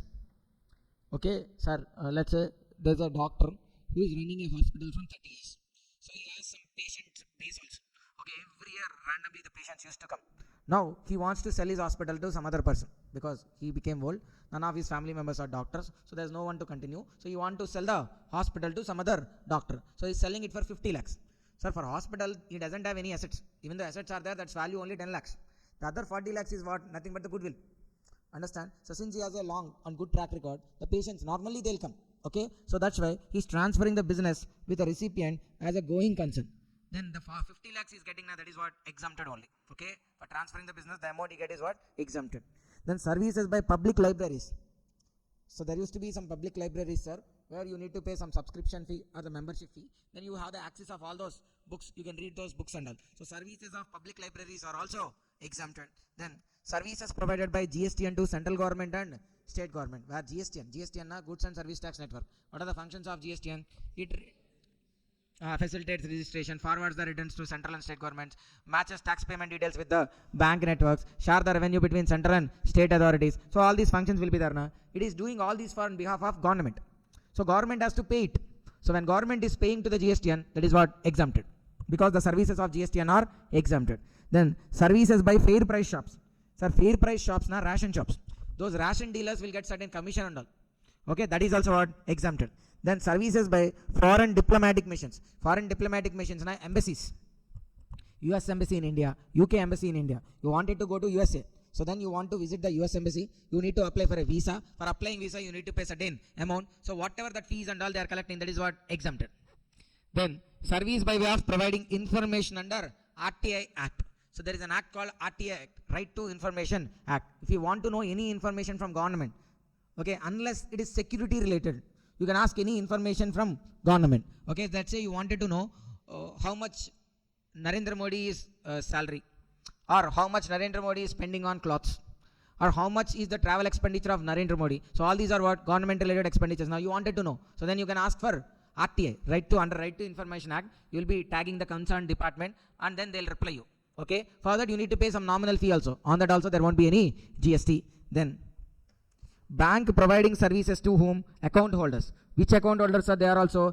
The account holders under Pradhan Mantri Jan Dhan Yojana. Pradhan Mantri Jan Dhan Yojana. Jan Dhan Yojana are nothing but zero balance bank accounts. Okay, so some 5-6 years back, government promoted that everybody should have a bank account. So now they introduced a scheme called Pradhan Mantri Jan Dhan Yojana, where in that scheme, any person can open a bank account without any minimum balance requirement. Those are called as zero balance accounts. So to those account holders, if bank is providing services like any service, then on those services what? GST is exempted. So they are not saying like there won't be fees. Fees will be there, but on them GST will be exempted. Then rehabilitation professionals. Rehabilitation professionals, these people are nothing but psychiatrists. Okay, sir, previously we discussed about healthcare. They are about physical health. Now we are talking about mental health. Okay, rehabilitation professionals, nothing but psychiatrists. They are providing services. What services? Like therapies, counselings, such other activity, where at a medical establishment or at an educational institutions, rehabilitation centers or entities registered at 12A or 12AB of the Income Tax Act. Medical establishments, educational institutions, rehabilitation centers, educational entities registered at 12A or 12AB of the Income Tax Act. Then their services are what? Exempted. Then their services are what? Exempted. But a psychiatrist providing services with respect to therapy, counseling, such other activity at medical establishment, educational institutions, rehabilitation centers, then the entity registered under 12A or 12AB of the Income Tax Act. Those services are what? Exempted. Toll charges. Toll. When we pay toll, sir, on national highways, state highways, there will be toll collection booths. So there they will be collecting toll. The toll collected is what again? Exempted. Then services provided by NSDC and SSC. NSDC na National Skill Development Centers. SSC na Skill Development Centers. If they are providing any services, those services are also exempted. Then services provided to central government, state government and union territory under any insurance scheme or under any training program, their services are also what? Exempted. Services provided to central government, state government, union territory, insurance companies providing insurance services to government. Okay, then they are what? Exempted. To the common people, taxable. To government, they are what? Exempted. Services provided to government under an insurance scheme or under any training program, both are what? Exempted. Then banks offers loan and this person is paying interest on loans, advances. If the consideration is in the form of interest or discount, then that is also what? Exempted. So in simple, interest, discount payable on any loans and all is what? Exempted. Then Air Force mess, military, army mess, similar mess. Sir, there will be army canteens, military canteens, messes and all. See, this army, military peoples will be having something like battalions. So like a batch and all. So these people, sir, it's not like the whole army will be there in the borders. There will be reserve army, there will be some battalions which will be doing some kind of trainings within the country only. They will not be there in the borders. Now these people, someday they'll come to Secunderabad, and for 1 or 2 months they'll be there. And again they'll go back to some Mumbai, some they go back to Delhi. So within their centers, they'll be having some training sessions and all will be happening.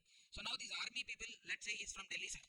He came to Secunderabad for 2 months. Now where do he stay for this training process and all? He'll be staying in the army mess. Okay, there only accommodation will be there, food will be provided. Now the question is, when they are providing food and accommodation, is it taxable under GST? No service of accommodation or food to the personal, since they are other than business entity, their supplies are what? Exempted only. Then sir, District Mineral Foundation Trust. Sir, actually these trusts are like, sir, these mineral and gas exploration companies or coal exploration companies, they'll dig the hole, they'll explore the whole natural resource and all. After some time, they completely extracted them. So then they leave the place and go. But already there will be so much of soil pollution, underground water pollution. So today morning I read a place where like, so at many places like the water within the wells also getting contaminated. So usually people think like what, the water from the wells used to be so pure.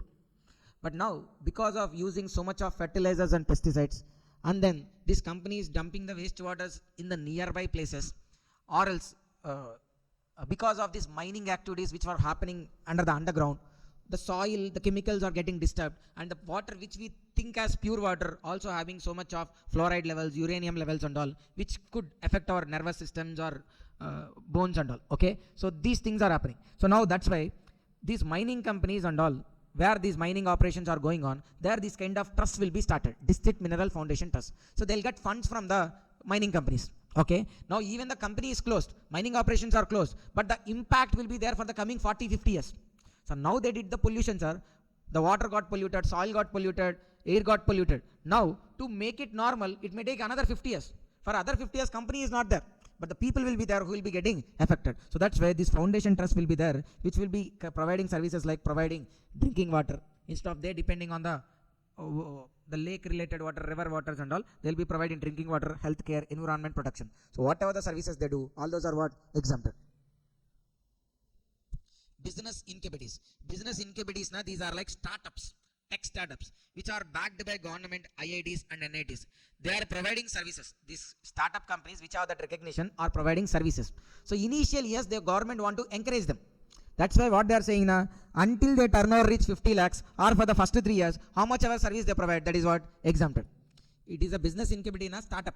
It should have government recognition or an IIT or NIT recognition. Then their services will be exempted until their turnover exceed 50 lakhs or for the until they exceed 3 years, whichever is earlier.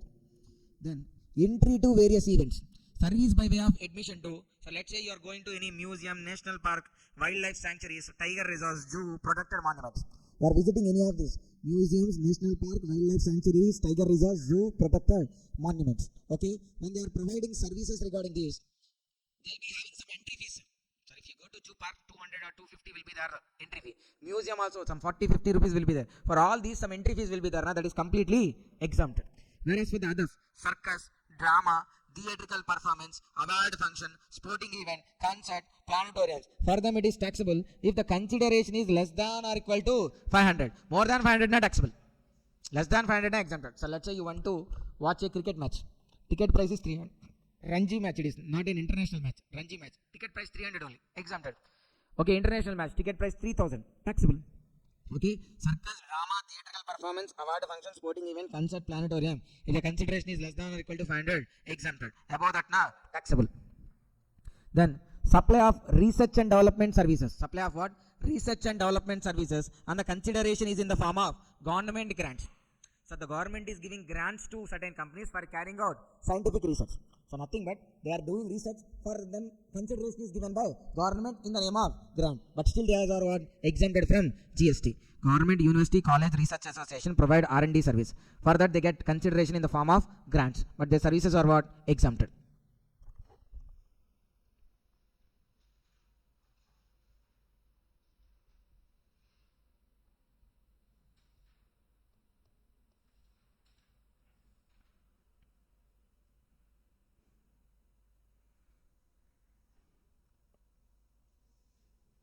Okay, so now come back to the previous one, sir. Agriculture related services.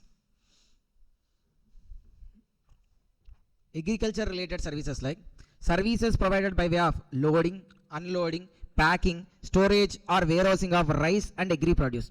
Service by way of loading, unloading, packing, storage of warehouse, rice and agri produce. Those services are what? Exempted.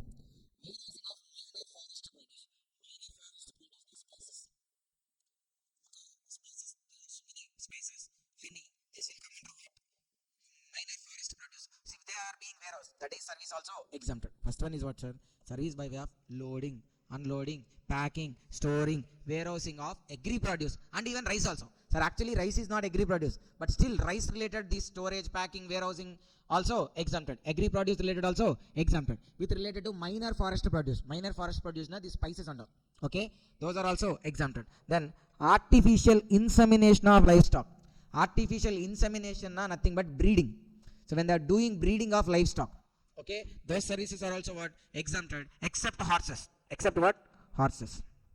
Then services related to cultivation of farm labor, renting of agri machinery, agri extension services, seed testing, soil testing, all these services are again exempted. Services related to cultivation, farm labor, renting of agri machinery, agri extension services, seed testing, soil testing, all these services are also exempted.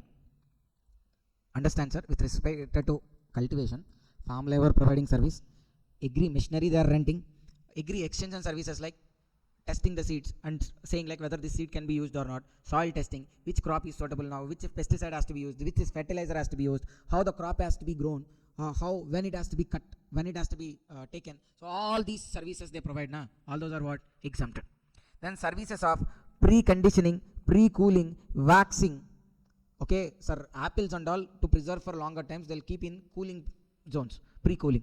They'll put waxing on them. Some wax layer will be applied so that they'll shine more and they'll not even damage quickly. Then labeling, they'll put stickers and all, some kind of packings are being made, retail packing. All these services are also what? Exempted. Then processing of agri produce. Sir, if the agri produce is being processed, with that process, if it is getting a new name, new characteristics, or it will be treated as a new form, I mean, its essentials are being changed and it's coming into a new shape or new form, then such processes are taxable. If it remains to be same, then it is what? Taxable. So let's say, sir, somebody is, some farmers are cultivating corn. Okay, so now corn, when it is taken from the plant, that has to be again the seeds has to be removed separately. Now when they're just removing the seeds, there is no further processing that is made. It remains to be again corn only. So then it is what? Agricultural activity only exempted. But the corn again processed into popcorn. So then a new name, new characteristics are being coming. So such process of converting corn into popcorn is taxable. Just selling it as a corn is exempted. Okay, understand, sir? Selling of agri produce on commission basis. So there will be certain commission agents, sir, who will be selling the produce, agri produce on commission basis. They'll get commission income. The commission is also exempted from GST. Clarifications. Any renting of vacant land for cattle grazing, dairy farms, exempted. Sir, you have some 5 acres. You are giving that land on rent for cattle grazing or for operating a dairy farm. Those services are what? Exempted, except for horses. Then green tea leaves. Green tea leaves, when they are plucked from the plants, they look like normal leaves only. But then they'll do processes like drying, rolling, shaping, oxidization. So it's changing the essential characteristics. So this process is what? Taxable. Sir, I have machines. If you bring tea leaves, I'll convert them into tea powder and give it to you. That's what my process. Okay, so even this kind of cold process also there, where if you take groundnuts, they'll convert into oil and give you. When you take coconuts, they'll convert into oil and give it to you. Same way, I have machinery. If you bring tea leaves to me, I'll convert it into tea powder and give me. So for that, I'll take certain charges. My charges are what? Taxable. Then sugarcane. If you bring sugarcane to me, I convert it into jaggery and provide to you. So then my process is also taxable. Third one, if you bring pulses like black grams, green grams and all, so I'll process them, like I'll split them, remove the husk and all. So those activities are also taxable. The last one, sir, paddy. If you bring paddy, I have rice mill, I'll convert into rice and again give it to you. So my processing activities are also what? Taxable.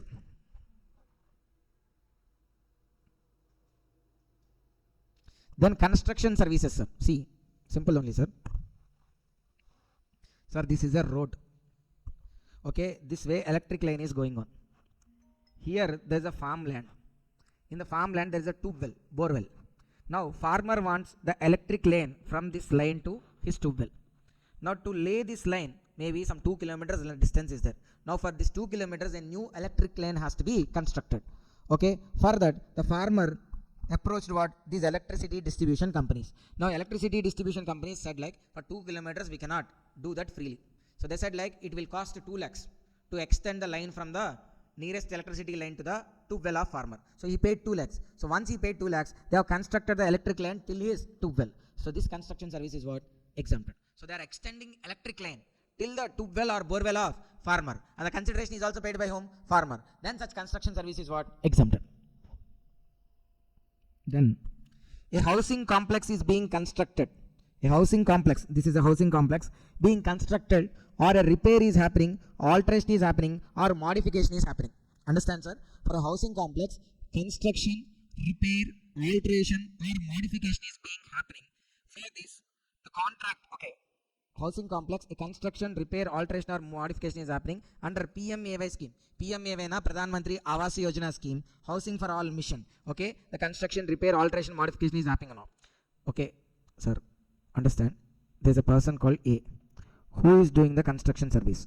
The construction service of A is taxable only, but A is again taking service of B. Which service? Pure labor contract service. Sir, construction activity is taxable only, but for the process of construction you want labor now.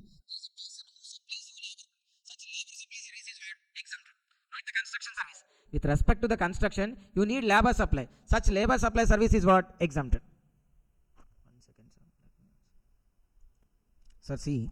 So, housing complex is being constructed under Pradhan Mantri Awas Yojana or Housing for All mission. As a part of it, construction, repair, alteration or modification is happening. Now, a contractor is doing that. His service is taxable.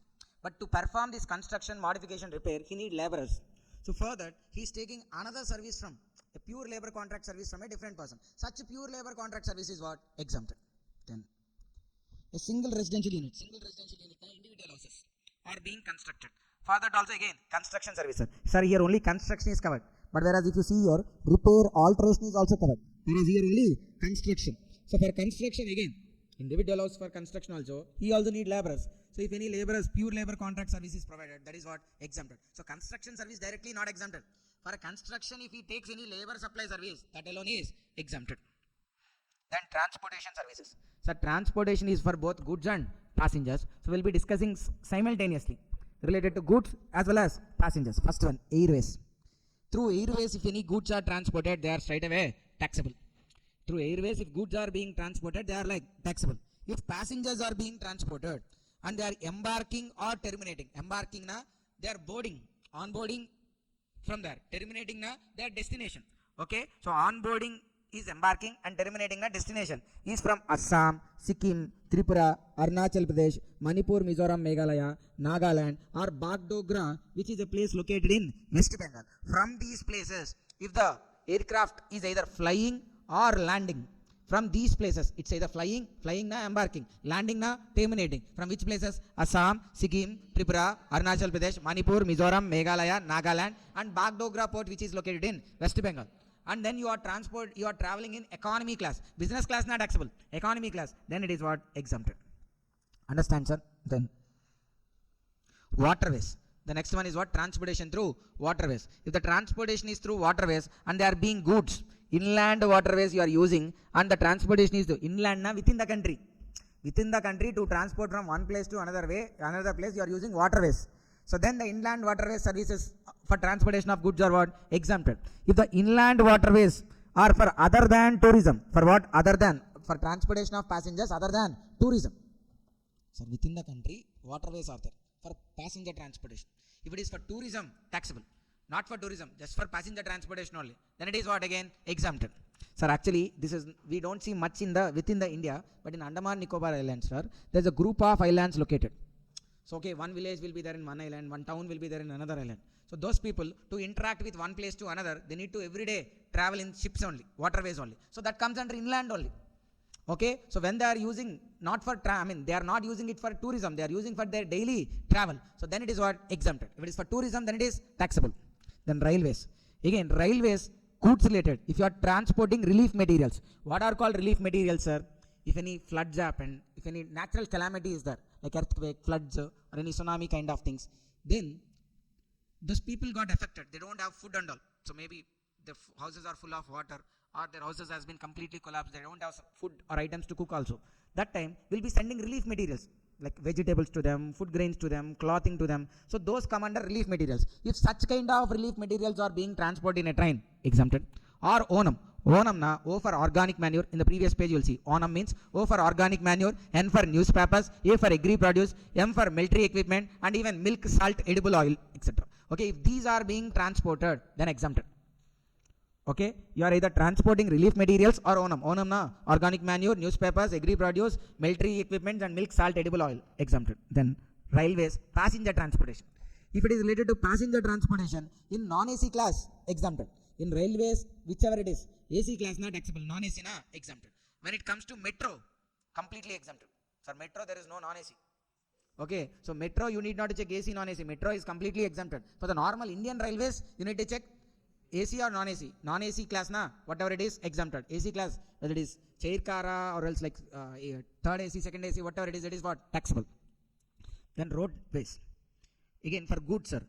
Through roads where the transportation is other than through GTA and courier services, exempted. GTA means goods transport agency, courier services. When the goods are being transported by using courier service or GTA, taxable only. Rest all, you are using a bullock cart, you are using an auto rickshaw, then all those services are what? Exempted only. Even through GTA and courier also, if that goods are transported or being relief materials or Onam. Onam na organic manure, newspapers, agri produce, military equipment, milk, salt, olive oil, those are what again? Exempted. Then passengers. Through roadways. Through a non-AC contract carriage. Sir, contract carriage, na, you are hiring it. I mean, it's not like you are traveling in a bus and all. For your specific purpose alone, you are hiring a cab, you are hiring an auto, then it comes under contract carriage. So, okay, you are asking him to take you to a fixed place and then again pick from there and to drop you at a fixed place for you only. So, then it is called as what? Contract carriage. And it should be non-AC, then exempted. Sir, auto you booked. Not booked, you asked a random auto, you stopped and you asked him to take you to some 30 kilometers distance, he asked 500 rupees. Auto AC or non-AC? Exempted. You asked a car. Actually, currently there are no non-AC cars, all the cars. But this was a provision, sir, backed from 2010, that time. Okay, that time it used to be there in service tax. The same provision they copied even into the GST. So currently there are no non-AC cars. But still, what they'll say it as like we are not turning on the AC. And they'll claim it as non-AC and they'll claim the exemption. Okay, when you take a non-AC contract carriage, many of the times, sir, you want to go to Tirupati. Let's say you don't have own car. So then your family will hire a car. So with the car, you'll go back and come there. So there may be some 20,000 being charged. If it is a non-AC, no GST. AC na, it has to be charged. Then stage carriage. Stage carriage na nothing but, sir, they'll go like to a fixed places. Like Hyderabad to Vijayawada. Okay, via Khammam. Or via Kodada, via Suryapeta, like that. If there are like places, stages are there, then they are called as what? Stage carriages. So stage carriages, if they are non-AC and they are not for tourism purpose, those are also exempted. Metered cabs. Okay, there will be some black color cabs, sir, which we see in movies, in Mumbai especially. They'll have cabs with the meters. In Hyderabad previously there used to be autos with the meters. Okay, whereas like in Mumbai and all there used to be cabs with meters. So these are called metered cabs. Autos, public transport, all these services are exempted. However, if the same service you booked through an app, Ola, Rapido, Uber, then they are taxable. Without using an app, if you book all these, exempted only. If you book through Ola, Uber, Rapido and all, then it is taxable. The tax has to be paid by Ola, Uber guy, e-commerce operator.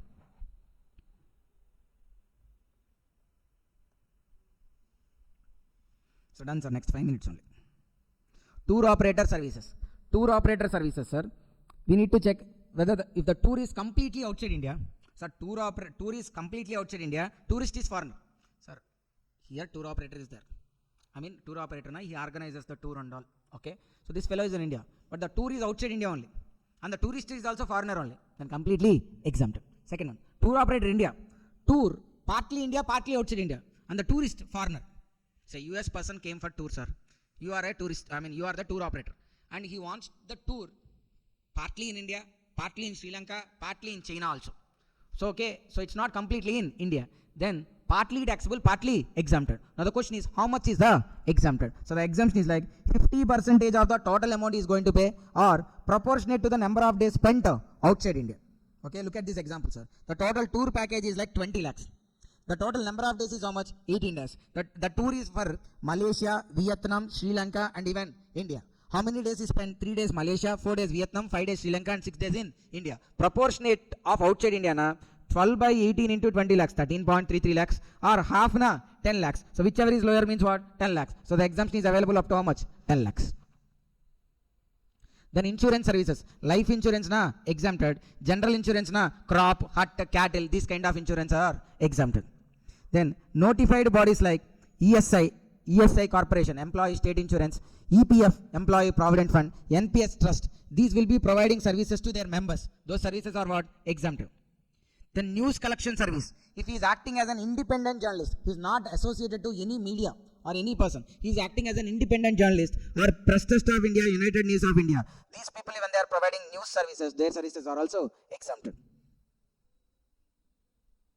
Then preferential location charges, sir. See, this is an apartment, sir, where this side C is there. Okay, now let's say here, this is side one apartment will be there, one flat will be there, and this side another flat will be there. Everybody wants this flat only, not the other side. Why? Because this side they can get the sea view. So then how to manage this? So for this side apartment, they'll put higher charges. And again, sir, again lower floors nobody will pick again, because ground floors again they can't see they can't get the view of sea. So everybody wants like from 6th floor only. That also the side which sea is clearly visible only. That's why they'll put extra preferential location charges. Whether those charges are taxable or not is the question. These preferential location charges form part of composite supply of construction service and attract the same GST rate of construction itself. So GTA, goods transport agencies, along with their goods transportation, they may provide loading, unloading, packing and temporary warehousing also. When these are provided, these are ancillary services. Okay, so we need to consider if these are invoiced separately. Sir, we need to check whether the transportation and all these services together they build up, or transportation separately billed and these services separately billed. We need to check. If they are billed together, treat it as composite supply. Predominant is what? Transportation. If they are billed separately, then tax them separately. Then import a service by foreign airlines. Sir, if a foreign airlines has an establishment here, let's say Emirates. Emirates is a Dubai-based company. Fly Emirates is a Dubai-based airline company. But their flights will be coming even to India also. Let's say they have a establishment here in India, Hyderabad. Okay, so in Hyderabad they have a establishment, nothing but their office kind of. And from Hyderabad they are operating some 5 flights. 5 flights. From Hyderabad they'll go to outside India or within India, 5 flights are being operated. But actually their base is what? Dubai. Their actual base is Dubai, but they started a branch kind of in Hyderabad, and 5 flights are there even in Hyderabad also. Now these flights have some technical repairs.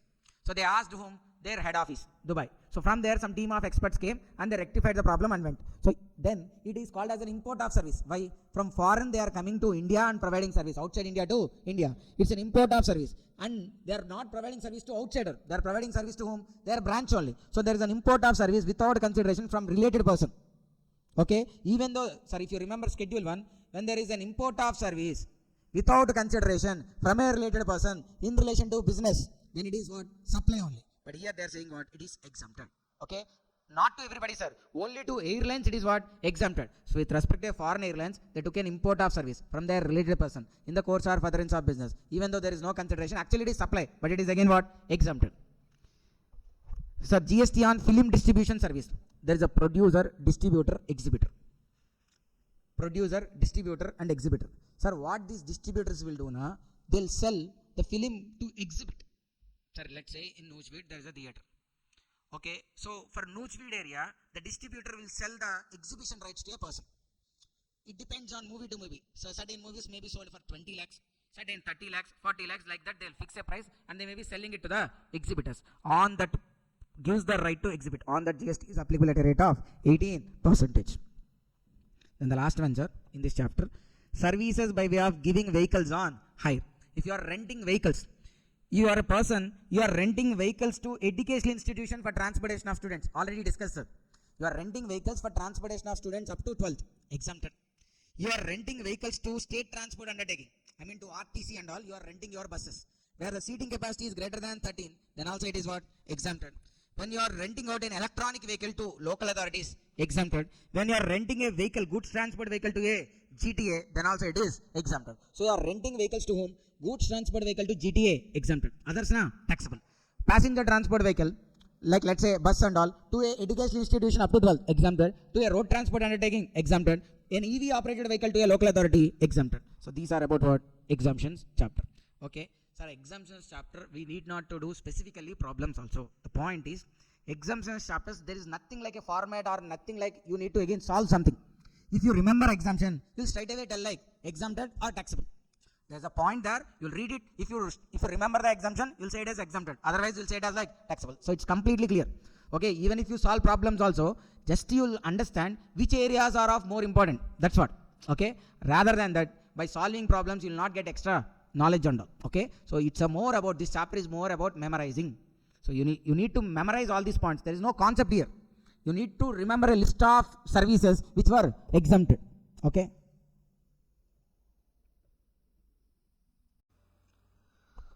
Time of supply. So if you look at the section numbers, sir, section 1 to 6 we have covered in which chapter? Introduction. 7 and 8 are like supply. Section 9 and 10 charge and composition scheme. 11 is about exemptions.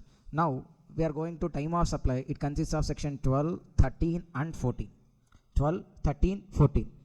So what is section 12 related? Time of supply of goods, time of supply of service, and then time of supply when there is a 14 is when time of supply when there is a change in tax rate. 12, time of supply of goods. 13, time of supply of service. 14, time of supply when there is a change in tax rates. Okay. See here, sir, how we have progressed till here in GST, sir. Step 1, initially, first of all, we will decide whether it is a good or service. If it is a good or service, then we'll check whether such transaction will qualify as a supply. Then we'll again check whether such supply is taxable or exempted. Then we'll check about the chargeability of tax, like whether it is taxable under FCM or RCM. And even at last, step 5, when the tax is liable to be paid. So till now what we have discussed, good and service or not, whether it is a supply or not, whether it is a supply, whether it is taxable or exempted. If it is taxable, how it is chargeable to tax, FCM or RCM. Okay, if it is FCM or RCM, then how the tax liability is like, when the tax has to be paid. So when the tax has to be paid, further the answer is like time of supply provisions. We know who has to pay the tax, supplier or recipient, based on FCM or RCM. Okay, the question is about when it has to be paid. When it has to be paid is decided based on time of supply. See, look at this example, sir. Let's say on 28th February, a person ordered goods. 10th March, he paid advance. 28th March, invoice raised. 26th March, goods dispatched. And ultimately on 5th April, goods delivered. See, 28th February, goods ordered. 10th March, advance payment. 20th March, invoice raised. 26th March, goods dispatched. And on 5th April, goods ultimately delivered. So all these rates are related to a single supply. One single transaction related only. Ordered on one day, advance paid on another day, invoice raised on another some day, goods dispatched on some other day, and delivered on some other day. So if this many events are involved with respect to a single transaction, the question is when we should consider like the supply has been made. On the date of ordering, we should consider as supply made, or on the date of making advance payment, the date of raising invoice, or on the date of dispatch, or date of delivery, which day we should consider it as supply. Okay, so that will be decided by time of supply. All these dates are related to a single supply. Time of supply provisions helps us in deciding when the supply is made. Okay, but before deciding time of supply, sir, for us section 31 is relevant. Only when you know the provisions of section 31. Section 31 is completely regarding invoice. In 31, for us with respect to time of supply, which is relevant means time of supply. Okay, in 31 they'll talk about time limits for issue of invoice. When a supply is made, you should raise invoice, right? So 31 talks about the time limit for raising invoice. Those time limits are linked with time of supply. Okay, so what you should understand or remember here, time limits for issue of invoice. Unless until you are clearly remembering the time limits for issue of invoice, you will never get time of supply. Understand my point, sir? If you could, okay, if the time limits for issue of invoice are on your fingertips, then only you could apply time of supply. Okay, see, 31 subsection 1. It is about time limit for issue of invoice with respect to goods. So goods situations are supply involves movement, supply involves no movement, and in any other case, maybe supply involves installation, trial run, etc. So what are the cases, sir? Supply involves movement, supply involves no movement, supply involves installation, trial run, etc. Where supply involves movement, let's say supplier from Hyderabad sent goods to recipient of Bangalore. Supplier from Hyderabad sent goods to recipient of Bangalore. See, Supply involves what here? Movement. So due date. Invoice has to be raised on or before the removal of goods from supplier premises. See, supply involves movement. Na? Understand the point. The goods to complete supply, or else the goods, let's say from here to some other place, the goods has to be taken. Understand, sir? Then that is called as movement. Let's say you are running a departmental store. A customer came, he purchased goods. Will he consume there itself, or he will take to his house, office or some place, right? So that involves what? Movement. Okay, from the supplier place, when the goods has to be taken to some other place, then we call it as what? Supply involves movement. Sometimes supply may not involve movement. Supply may not involve movement. When, see, this example, sir. ABC Incorporation already leased a plant and machinery to Z. You're able to look at the example, sir. ABC already leased a plant and machinery to Z. And this machinery, leased machinery is already there where? In Chennai. Okay, sir. Now the machine is in supplier place or recipient place, sir? Who is supplier here? ABC Incorporation. To whom the machine is leased?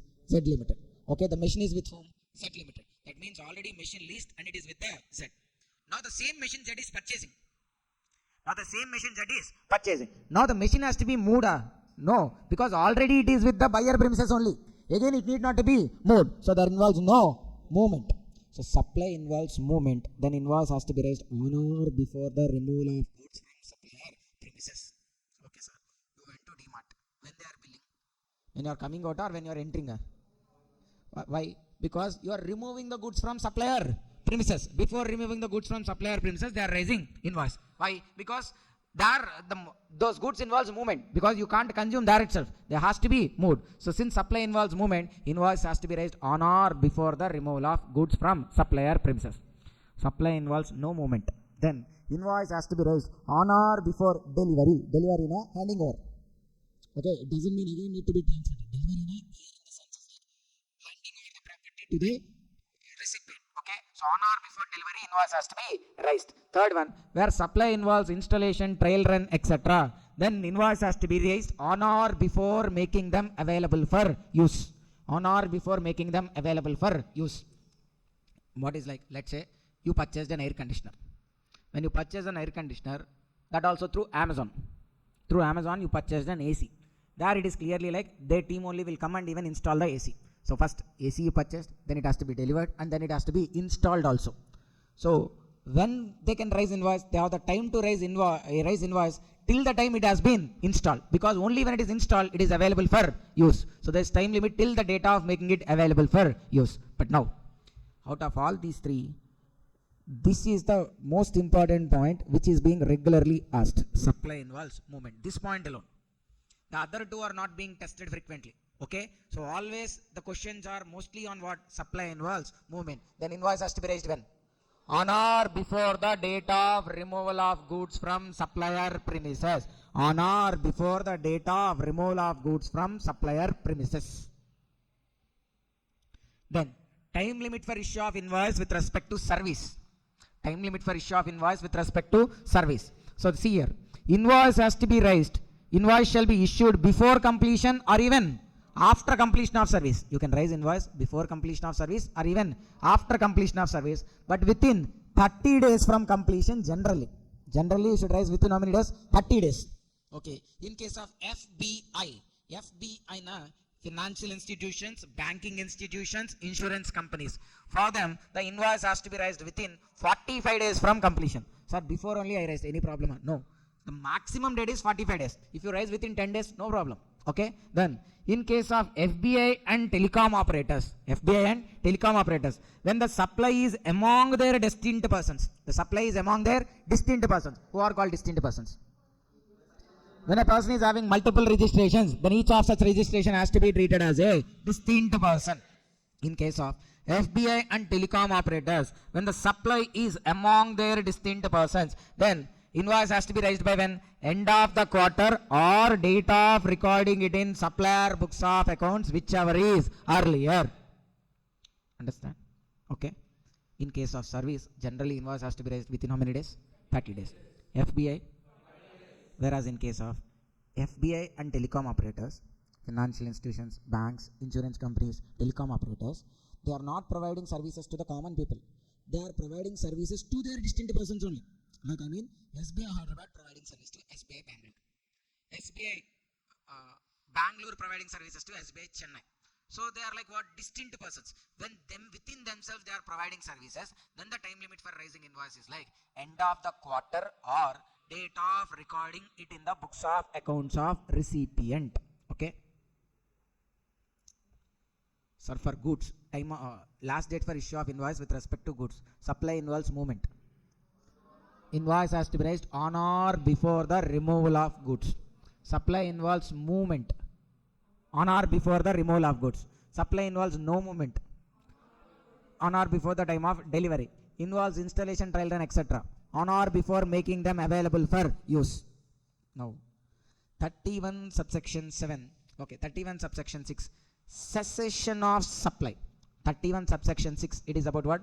Cessation of supply. Cessation na cancellation. Cessation means what? Cancellation. What does it mean by cancellation, sir? Okay, you are already started providing service, but in the meanwhile the service has been cancelled. There is a cessation. When there is a cessation, then the invoice has to be raised on the date of cessation itself. Understand? You already hired for providing a service. In the midway, your contract has been cancelled. Midway, half provided or 60%, 30%, some service you provided, then the contract has been cancelled. Okay, so for the part of work you carried out, you'll ask the payment, right? So for that, when you have to raise invoice on the date of cessation, cancellation itself, you'll raise invoice, but not for the full value, to the extent of work done or carried out. Okay, then 31 subsection 7, it is about sale on approval basis. So what does it mean by sale on approval basis? Sorry, in general, you first buy the goods. Once you buy the goods, then it's your responsibility. Nobody will agree for that, like I'll take the goods and I'll use for 10 days, then I'll tell you whether I like the goods or not, then only I'll make payment. That usually doesn't happen. But if at all those are of like new kind of goods, new kind of plant and machineries, then those will be first given for testing basis. Okay, so you take the good, if you like, then keep it, otherwise return it. So then they are called as what? Sale on approval basis. Sir, in sale on approval basis, from my premises I'm sending machine to you, but that is not a sale. Why? Because only when you approve it is a sale.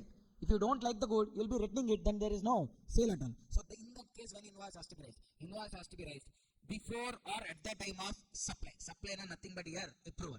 Supply means nothing but approval. So whenever the customer gives approval, raise at that time invoice. Let's say he gives approval. He's not giving approval even for 6 months, 7 months, 8 months. He's not giving approval. Then when the invoice has to be raised, the day succeeding to 6 months from date of removal, out of these two, whichever is earlier. So that means you will check whether the approval is given within 6 months from date of removal. So why removal came? Because from my premises I am sending machine to the recipient, but he's just started using. Only once he confirms or approves, then only sale is considered as made. But GST authorities are saying like, you wait only till 6 months from the date of removal of that good from my premises. If within 6 months he given approval, then that day you consider it as what? That day you raise invoice. If within 6 months he didn't given approval, then the day succeeding to 6 months, invoice has to be raised. Understand, sir? So where supply involves supply involves movement of goods, when invoice has to be raised. Supply involves movement of goods. Where supply involves movement of goods, when the invoice has to be raised. Okay, supply involves movement of goods, when the invoice has to be raised. An hour before. Okay. When the invoice has to be raised with respect to service. Generally only. If nothing is mentioned, you will take it as what? Generally only. Okay. When the invoice has to be raised. It can be raised before completion or even after completion also, within 30 days from when? 30 days from completion of. Okay. So if you see, the problem is like, if you just put or throw the words, nobody will give you marks. Okay, they are not beggars. Just like if you throw some sentences or words, they'll pick them and will give you marks. Okay, so if you write an answer properly, the sentence properly, then only you'll get marks properly. If you throw a sentence like 30 days, just make it as like a clear sentence. The invoice has to be raised within 30 days from completion of service. Okay. Disturb చేస్తున్నారమ్మా నేను. రమ్మనండి, dance చేస్తే సరిపోతుంది చెప్పు.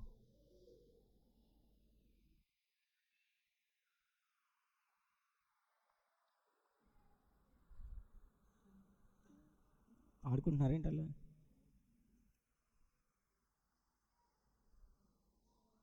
ఏంటమ్మా క్లాస్కే వచ్చారు మీరు? Okay, afternoon అంతా రెస్ట్ తీసుకున్నారా? Sleeping time. ఓకే,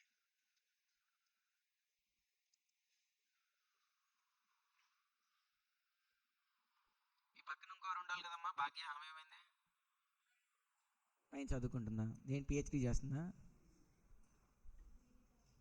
ఏం చదువుతుంది? డిటీ చేస్తున్నాను.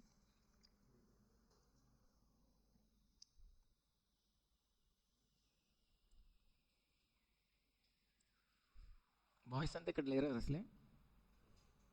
డిగ్రీ ఎగ్జామ్ రాసి స్ట్రైట్ వాడికి వెళ్ళిపోయి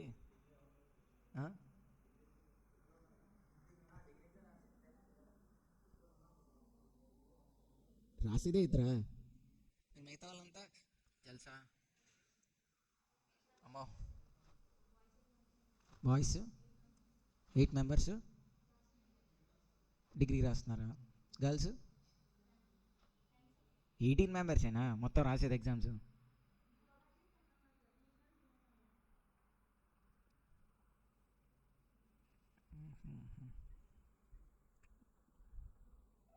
మరి వీళ్ళంతా ఏం చేస్తున్నారు అసలు? జనరల్గా ఎగ్జామ్స్ అంటున్నారు, హాస్టల్లో వాళ్ళు చదువుతారు రా. ఎప్పుడు పడితే అప్పుడు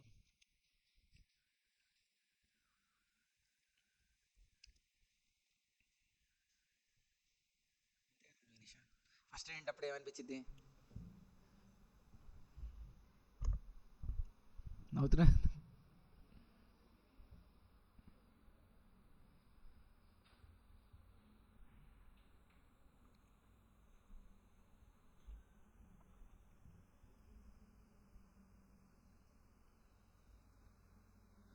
okay, time limit for. So now we are moving on to continuous supply of goods. What is it meant by continuous supply of goods? Continuous supply means supply of goods either continuously or recurrently. So either continuously they will be supplied or recurrently, one after one like that. Either by way of wire, cable, pipeline or any other mode. Continuous supply means supply of goods either continuously or recurrently. Continuous means just like as water coming through a pipeline, so it would be coming continuously. Or else recurrently na, one load after another.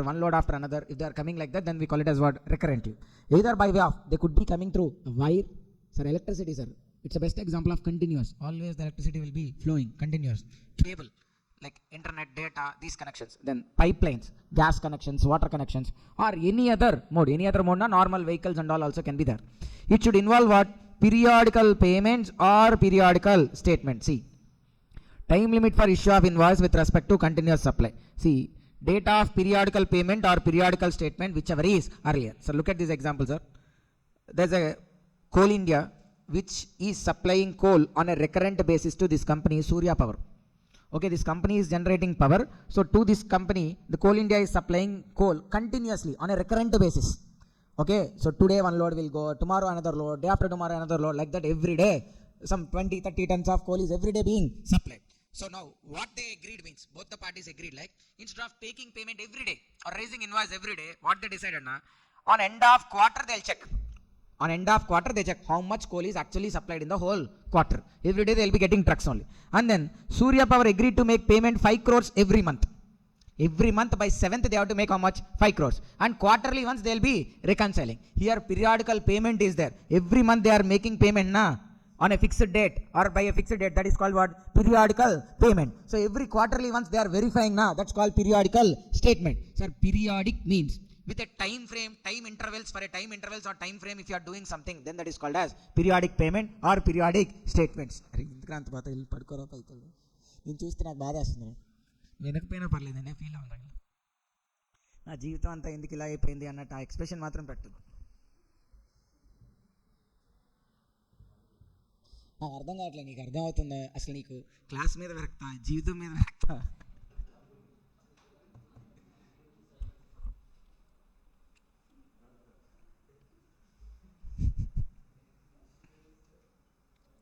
అని అర్థమవుతున్నారా?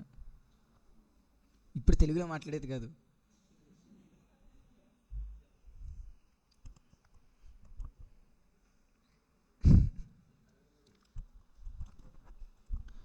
See, periodical means for a fixed time frames like month wise or quarter wise. If they are doing something, then that is called as what? Periodical payments or periodical statements. On end of quarter, reconciliation statement will be made. See sir, Coal India is supplying coal to Surya Power on a recurrent basis. What they agreed, every month by 7th some payment has to be made. Since every month they are making payment periodic for a time frame, time intervals, so it is called what? Periodical payment.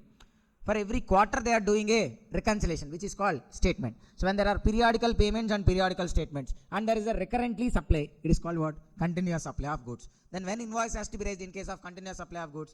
Periodical payment or periodical statement, whichever is earlier. See, for April month, on 6th April they made payment of 5 crores, whereas statement is generated on 30th June. Which is earlier sir? 6th April. Okay, so on 6th April invoice has to be raised. But for what value? For 5 crores value on 6th April invoice has to be raised. Then May month, 4th May payment is made for 5 crores. 30th June the statement is made. 30th June the statement is raised. What is the time limit for raising invoice sir? 30th June or 4th May? 4th May. For what amount? 5 crores. Then again June, 7th June payment is made 5 crores. Whereas the statement is common 30th June, which is before 7th June. On 7th June again invoice has to be raised for 5 crores. Now see, on 30th June, on reconciliation, the actual coal supplied in that quarter is for how much? 18 crores. On 30th June, the actual coal supplied in the quarter is for how much sir? 18 crores. Okay. But we have raised invoice for how much? 15 only. Okay. The other 3 crores we didn't raise invoice. But what generated? Statement generated. Invoice generated? No. Sir, sorry. For the other 3 crores, statement generated. Payment not yet made. So which is earlier? Statement is only earlier. For 30th June, when you reconcile, you verify like 18 crores worth coal is supplied. But the payment is received only for how much? 15 crores. For 15 crores already invoice is raised. Okay, that is done. For the balance 3 crores, you have only statement. Payment not yet made. So which is earlier? Statement is earlier. So on the date of statement, for the other 3 crores also you have to raise invoice. For the balance 3 crores, date of payment not yet made, whereas statement 30th June, which is earlier na? 30th June. Understand sir? Then continuous supply of service. What does it mean by continuous supply of service? Continuous supply of service means supply of service either continuously or recurrently. Supply of service either continuously or recurrently, either by way of a pipeline, wire, cable or any other mode. But the contract should be for a minimum period of 3 months. Sir, for continuous supply of goods service, first point is same, continuously or recurrently. Continuously or recurrently. Either by way of pipeline, wire, cable or any other means. Here also either by way of pipeline, cable or any other means. Whereas here, that should involve periodical payment or periodical statement. Whereas here, it should be, the contract should be for a minimum period of 3 months. Okay. Examples of continuous supply of service: landline, internet connections, DTH connections. Okay. Section 31 subsection 5. What does it say? Due date for issue of invoice in case of continuous supply of service. Due date for issue of invoice in case of continuous supply of service. If the due date is ascertainable, I mean, sir, let's say you have taken internet connection, sir. That fellow will randomly ask you payment or on a fixed date he'll raise you bill. That means he has some date kept, right? 4th, 5th, 6th, some date he might have kept. Okay, based on that only fixedly he'll be raising the bill. Okay, so then what is the pay compound? There's a due date is ascertainable. So, okay, so every month 1st or every month 2nd, every month 10th. So on a fixed date the bill is getting generated. So due date is ascertainable. Then invoice has to be raised on where? On that due date or before the due date. Then there is no due date, but it is linked with events. Let's say there's a construction contract. The contract is like, you said like some person to construct a building 5 floors. Construct a building 5 floors. The consideration is like 2 crores. So building construction 5 floors can't be done within 3 months. It takes more than 3 months. So it is a continuous supply because every day he'll be going on with the construction activity. So it is a continuous supply of service. Fine. Now the question is, when invoice has to be raised? Sir, sometimes they may keep due dates. Like every month this much amount has to be paid. That is there na. Then on or before due date invoice has to be raised. But they didn't have due dates. What they said? Percentage completions. If 10% completed, you need to pay this much. 20% completed, this much. Or else, if first floor completed, this much amount has to be paid. Second floor completed, this much amount has to be paid. Like that, they kept some events. Completion of first floor, completion of second floor is like a event. So when it is event linked, then the invoice has to be raised on or before the completion of such event. If it is event linked, then invoice has to be raised on or before completion of such event. Then other case, others na, there is no due date, there is no event, nothing. So you'll ask money whenever you need. That fellow will pay money whenever he has. Okay, there is no fixed date. Sir, for you, let's say your service is more than 3 months, right? I mean, most of your coaching is more than 3 months. So it's a continuous supply of service by BCCA. Okay, the point is like, you all have due dates. Because in the form they'll write like for which day how much has to be paid and all. So those dates are only nothing but due dates. So if it is like that, not due dates means the fees has to, the invoice has to be raised by on or before the due date. Second case, event linked. Event linked, let's say you said like on clearing foundation, I'll pay this much. I'm clearing inter, I'll pay this much. On clearing final, I'll pay this much. Then that is what? Event linked. Okay, so there is no due dates, there is no event link. Then what? Like whenever college feels like want money, they are asking you fees. You are saying like I'll pay after 2 days, 3 days, like whenever you are having, you are paying. So there is no fixed due dates or even events. Then when the invoice has to be raised? Invoice has to be raised on or before the date of payment. Okay.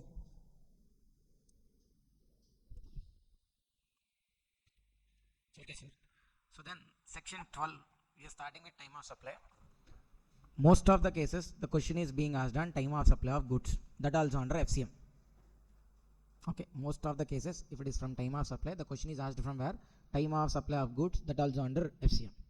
Okay, so the first point is of very much important. So what 12 subsection 1 says, like simple ones, the liability to pay tax on goods shall arise at the time of supply. It's TOS, not TDS, at the time of supply. Okay. What is 12 subsection 2 says, like time of supply of goods under FCM. See, what is the time of supply of goods under FCM? See, time of supply is earliest of the following. Time of supply is earliest of the following. 3 are there. Out of these 3 earliest, sir, mostly this question is being only asked goods, okay, under time of supply. So you should be very clear about the time of supply of goods. Out of these 3, whichever is earlier will be treated as time of supply. Out of these 3, whichever is earlier. What are those 3 points? First one, date of issue of invoice by the supplier. Date of issue of invoice by the supplier. It will be straight away given in the question. You just need to take that invoice date and written somewhere. Then second one, last date or due date for issue of invoice under section 31. How do we get last date or due date for issue of invoice? By reading the question, we should understand whether it involves, whether the supply involves movement, no movement, or installation trial run, that is there. But most of the questions are, it will be about supply involves movement. Most of the questions, okay, 99%, if they ask a time of supply of goods under FCM, that question will be related to what? Supply involves movement of goods. Where supply involves movement of goods, then what is the last date for issue of invoice? On or before the removal of goods from supplier premises. That you should find out in the question. Okay, this is the point where you should apply your brain when solving a question. So you should read the question, you should understand whether supply involves movement or not. Yes, you concluded supply involves movement. Then you should find out when the goods has been removed from supplier premises. That date you should take. The date on which goods has been removed from supplier premises. Second one. Third one, date of payment. Out of these 3, whichever is earlier. But the point is, sir, there is something called notification 66/2017, which says like, except for composition scheme persons and for online, okay, and for registered persons supplying specified actionable claims. Specified actionable claims, na betting, gambling, lottery and all. Except for those specified actionable claims related supplies and for composition scheme persons, for the rest all, you need not to check the payment point. So first 2 only enough. So understand, sir? For a so the question is asked about a composition scheme person to decide time of supply. Then you should check all the 3. What are those 3? Due date of issue of invoice. First one is like actual date of issue of invoice. Second one, due date for issue of invoice under 31. Date of payment. Date of payment. If he is not a composition scheme person, normal registered person, and not even supplying specified actionable claims, then you should check only 2 points. What are the 2? Actual date of issue of invoice and due date for issue of invoice. Out of these 2, whichever is earlier. Understand, sir? Everybody, most of the questions will be linked with what? 12 subsection 2 only. The time of supply is earliest of the 3. What are the points?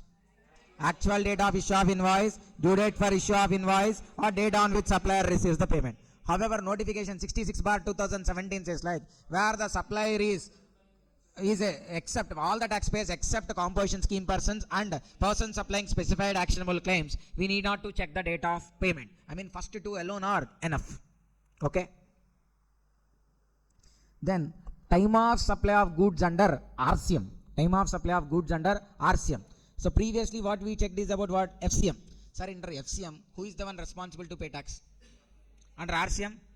Okay. So under RCM, what is the time of supply, sir? RCM will be more easy, sir. The RCM, what is the time of supply? Na? Earlier of date of receipt of good, the day when you receive the good, or date of payment, or 31st day from date of issue of invoice. 3 points, sir. Date of receipt of goods, date of payment, 31st day from date of receipt of goods. Out of these three, whichever is earlier. While counting 31 days, exclude date of invoice and count 31. Exclude date of invoice and count 31 days. Date of receipt of goods, date of payment, 31 days from date of issue of invoice. Out of these three, whichever is earlier. Okay. Then, if it is not possible to decide time of supply as per these provisions, then the time of supply is date of issue of invoice by recipient. If it is not possible to decide time of supply as per these provisions, then the time of supply is date of issue of invoice by recipient. See, date of payment. What does it mean by date of payment? Sir, date of payment will have a different meaning whether we are under FCM or under RCM. FCM means from which perspective? Supplier. So, supplier perspective, na, date when he receives amount. Date of credit into bank account. When he receives, the amount will get credited into his bank account. So, credit in bank account or book entry, whichever is entry in books of accounts, whichever is earlier. Whereas from RCM, na, recipient perspective, recipient will make the payment. So, date of debit in bank account or date of entry in books of accounts, whichever is earlier. So, see, date of entry, credit in bank account, receipt entry in books of account. Whereas recipient, date of entry, debit in bank account or date of payment entry in books of accounts. Out of these two, whichever is earlier. Sir, understand, sir? Now, let me take you to the workbook.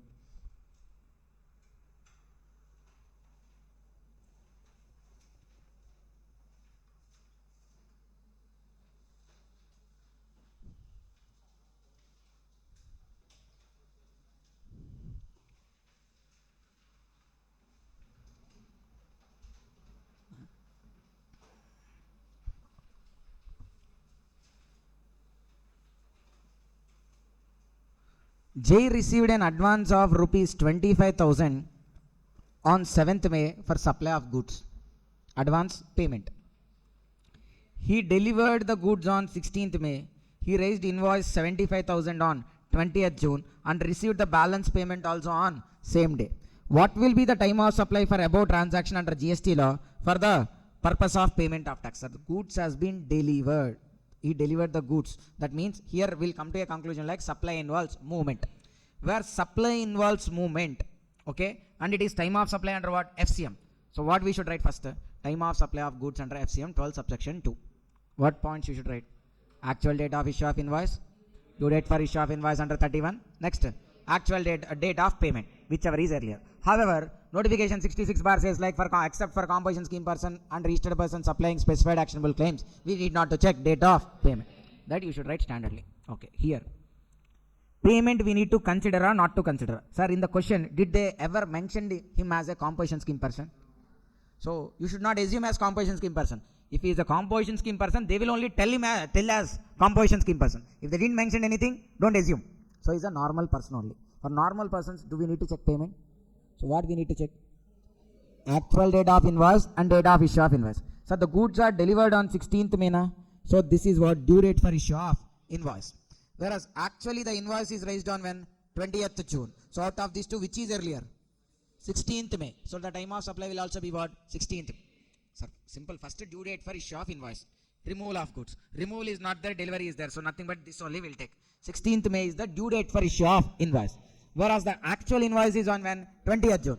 Due date is 16th May. Whereas, actual invoice date is 20th June. Whichever is earlier, na, time of supply is what? 16th May. In both for advance, even for the balance also. For both it is what? 16th May only is the time of supply. Okay. Then they asked another point also. What if it is a service? Since we didn't discuss that service, will come afterwards.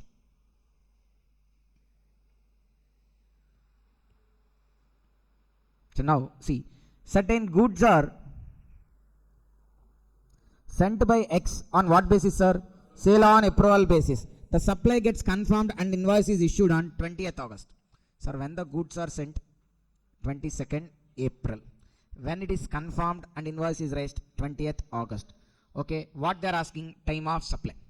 Time of supply common, sir, it is FCM. We want what? Actual date of issue of invoice, due date for issue of invoice, date of payment. Out of these three, whichever is earlier. Okay, first one. Sir, since the supply gets confirmed on 23rd August, now, so actual date of invoice is what? Actual date is what? 20th August 2023. What is the provision? Time limit says, in case of sale on approval basis, by when invoice has to be raised? Due date for issue of invoice. Before or at the time of approval, or day succeeding 6 months from date of removal. 22nd April, count 6 months, sir. 22nd May, 22nd June, 22nd July, 22nd August. So within 6 months only. Okay, so which is earlier, sir? Actual date of invoice is only earlier. Sir, are you able to understand, sir? Due date separately we should write. What is the due date? Actual date of approval. When they approved? 20th August 2023, or 6 months from date of removal. Sir, this 20th August is within 6 months only. So obviously whichever is earlier, na 20th August. So actual date also 20th August, due date also 20th August only. So out of these two, whichever is earlier, na same date. So that itself is the time of supply.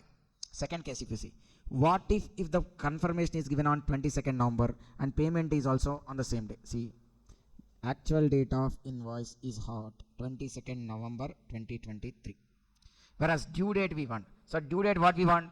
Day succeeding the 6 months. Sir, 22nd April to 21st May, 1 month. Then to 21st June, 2 months. 21st July, 21st August, 21st September, 21st October, 6 months done. Next day na 22nd October. So the due date is what? 22nd October 2023. Which is earlier? 22nd October. So the time of supply is 22nd October. So here 20th August, here it is what? 22nd October. So now question number 3. Read the question number 3, sir, quickly.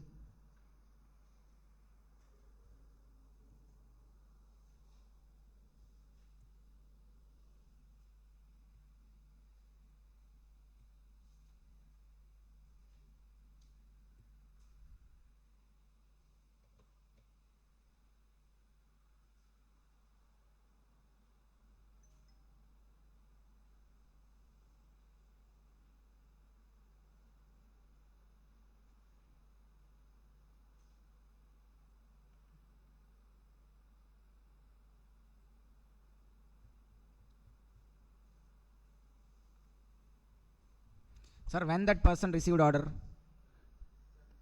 10th April order received. Okay. When he made it ready? 15th April. When the invoice is made? Actually it should be 16th, but that fellow written it as like what? 15th. So anyway you can take, sir. Actually in answer also they'll say like both the ways correct only. Okay. And next day na usually you should written as what? 16th. But they written as 15th only. So you could take it as like 15th or you could take it as like 16th. So invoice is on which date, sir? 15th April. Then Neelu trader collects the consignment from godown on which day? 25th. So 25th is what? Date of removal of goods. Date of removal of goods. Nothing but this is what? Due date. So this is due date. This is what? Actual date. Okay. And then the payment is also made on the same day. But here, sir, they didn't mention it as like composition scheme person or specified actionable claim. So do we need to check the payment date? No. We want only actual date of invoice or due date of issue of invoice. Which is earlier? 15th April. Actual invoice date is only earlier. That itself will be the time of supply. So 15th April. Then question number 4, sir. Sambhav Shopee, registered under GST in the state of Punjab, enters into a contract for supply of televisions worth 5 lakhs with Prayas Trader on 10th October. On 15th October, such goods are removed from godown of Sambhav for delivery to Prayas Trader. Invoice issued on that same date, 16th October. See, the contract is for how much, sir? 5 lakhs. Okay. When the goods are removed, 15th October. So what is the date of removal? So it is what? Due date. Okay. When the invoice is raised, 16th October. So it is what? Actual invoice date. Did they mentioned as composition scheme? So what is the time of supply? Whichever is earlier. Which is earlier? 15th October. So time of supply is what? 15th October. Okay, done. For what? 5 lakhs. But actually what happened now? This fellow said like he'll make payment within 1 month. But he didn't make payment within 1 month. So that's why a 5,000 late fee also made. Okay, so the point is, sir, in value of supply provisions, this is like, if any interest, late fee, penalty are levied for delay in payment of value, such amount also has to be includable in the value of supply. So the supply is not 5 lakhs here. It is how much? 5 lakh, 5,000. For 5 lakhs time of supply, we already decided. Now the question is about what is the time of supply for this interest, late fee, penalty. If any interest, late fee, penalty is there, then the time of supply for such interest, late fee, penalty is date of payment. Date of payment. Sir, understand? Where the invoice amount is not paid within the time. For such delay, if any interest, late fee, penalty is levied, first it should be includable in value of supply. And then the time of supply is date of payment. So when the 5,000 is paid, sir, Prayas trader makes the payment 5,000 along with late fee on 30th November. So for the 5,000, what is the time of supply? 30th November.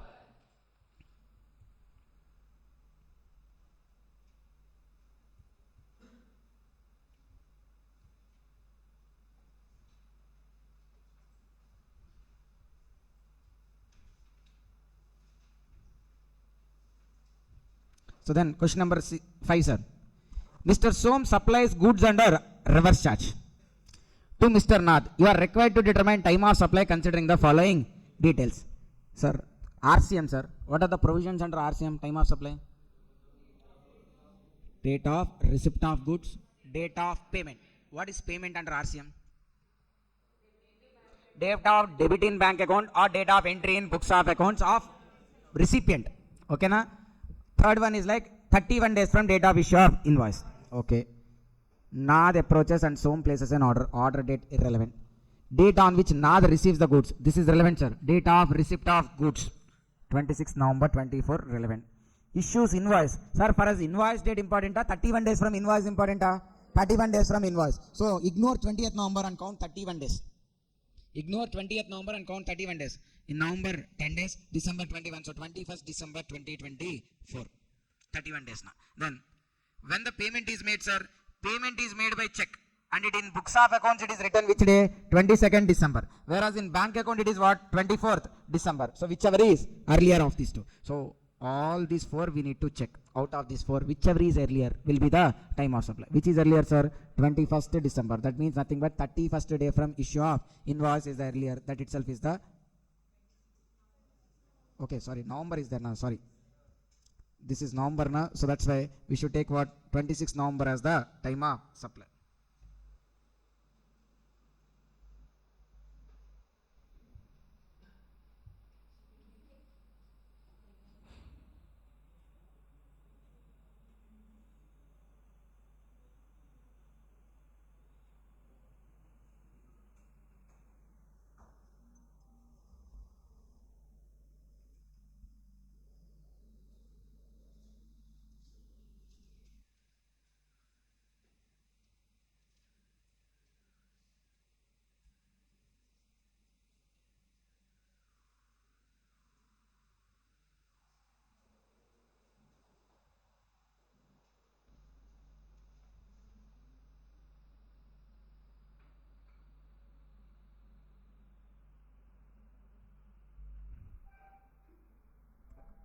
Okay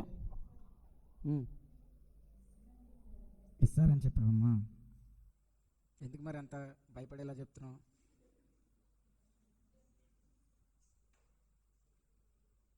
ఎందుకమ్మా అంత కోపం భయపెట్టేలాగా?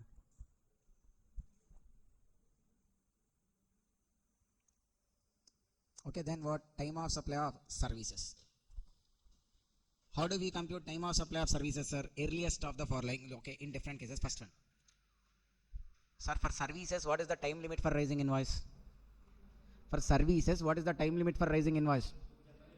In general, within 30 days. Then FBI 45 days. Okay, done. When there is a cancellation of supply on the date of cessation itself, continuous supply of service, periodical payment, due date linked on or before the due date.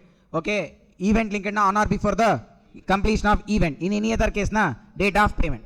Fine. So what time of supply says now? First you check whether invoice is raised within the time limits or not.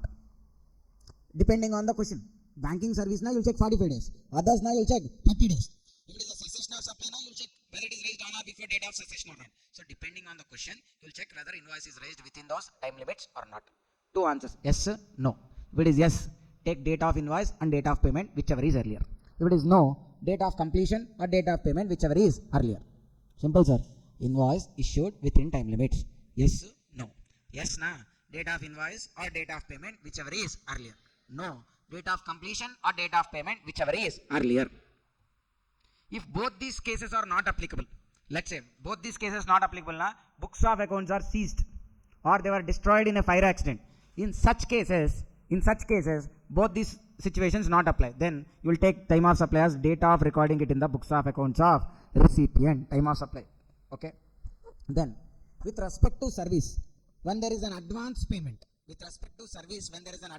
sir, see here also payment is there, here also payment. I mean whether invoice issued within time limit or not within time limit, also payment is there.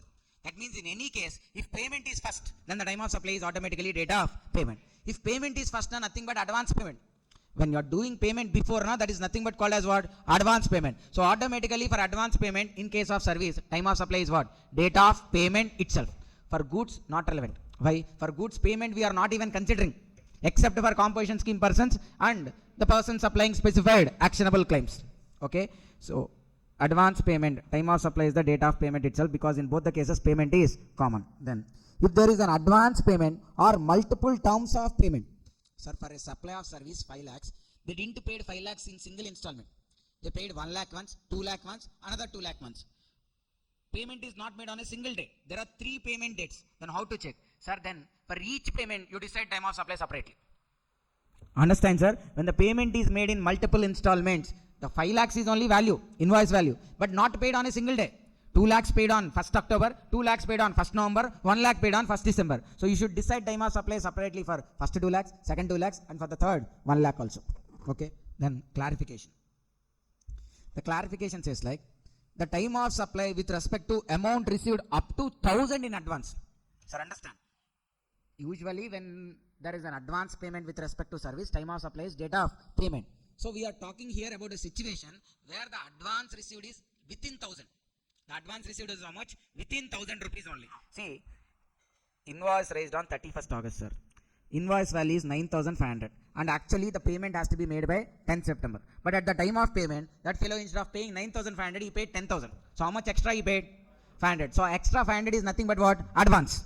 Okay. So for the 9,500, what is the time of supply? Date of issue of invoice or date of completion, whichever is earlier. Invoice issued within time limit. So date of invoice or date of payment, whichever is earlier. But for the 500 advance, usually what we'll take? Advance means we'll straight away take date of payment. But the provision says here, if at all there is an advance with respect to service and that amount is within 1000 rupees, then for that advance amount, you don't take straight away the date of payment as time of supply. You can take either date of payment or even date of invoice also. It is your option. They are not saying straight away. Okay. More than 1000 na, you should definitely take it as what? Date of payment. Within 1000 na, you have options. You can take it either as date of invoice or even date of payment. Actually, time of supply for 500 would be date of payment. But the clarification says like, time of supply can be date of invoice or date of payment at the option of supplier. Then time of supply of service under RCM. Time of supply of service under what? RCM. So under RCM, what is the time of supply of service, sir? Date of payment or 61st day from date of issue of invoice, whichever is earlier. For goods, what is the point we are checking? Date of receipt of goods, date of payment, 31st day from invoice. Sir, goods not physically available, so they need to be received again. Service are not physically seen. That's why receipt point deleted. Payment, there also there, here also there, payment point common. Then next, there 31 days from invoice, here 61 days from invoice. Out of these two, whichever is earlier. If both these points are not available, then you will take what? Date of issue of invoice by the recipient as the time of supply.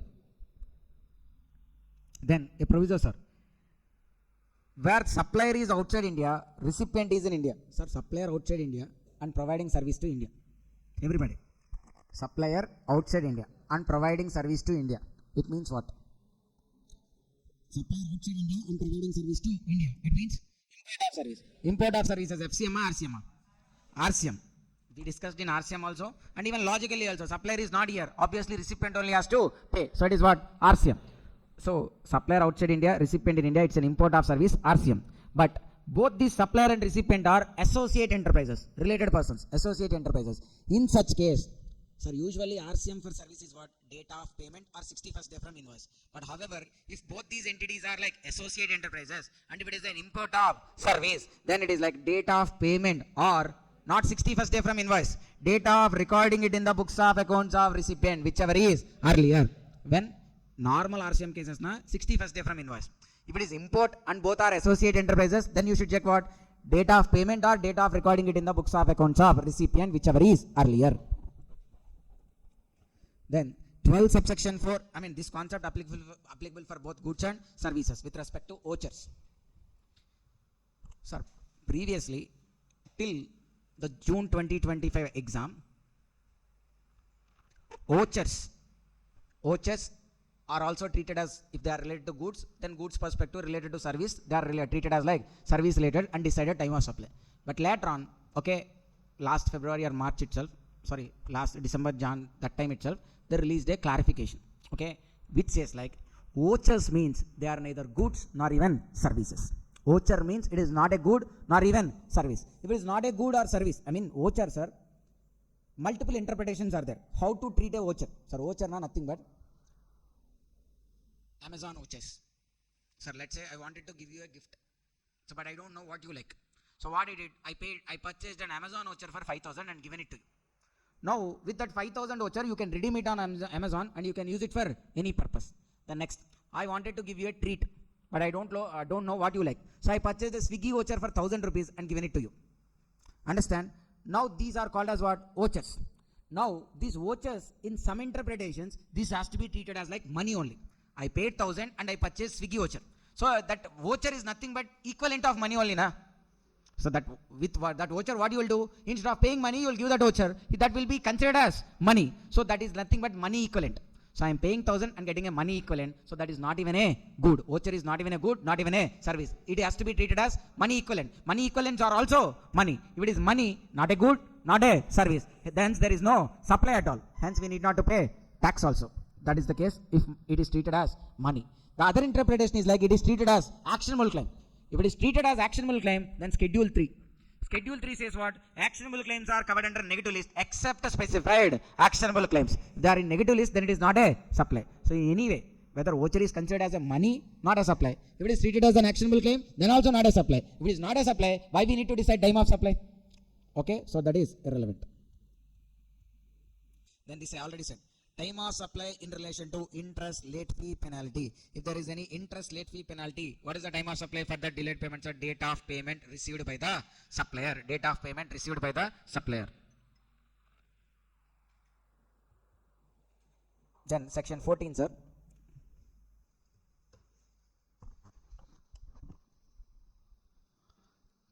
Time of supply when there is a change in tax rates. See, assume example, sir, from 1st July there is a tax rate change.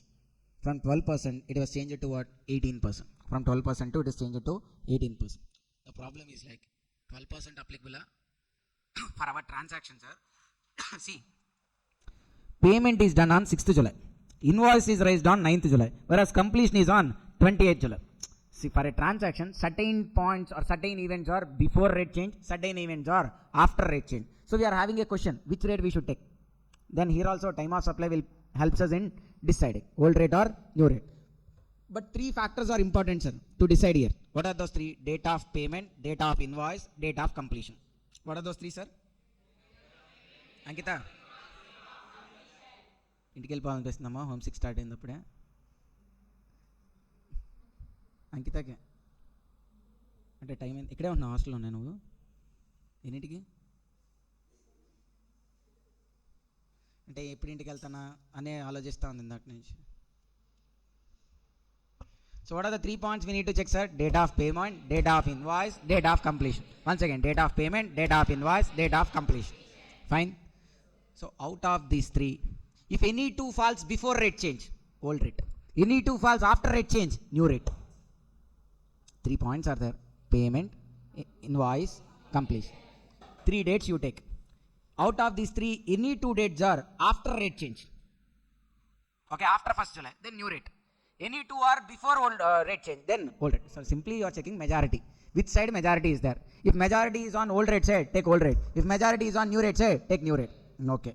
Out of these 3 dates, any 2 falls before rate change, old rate is applicable.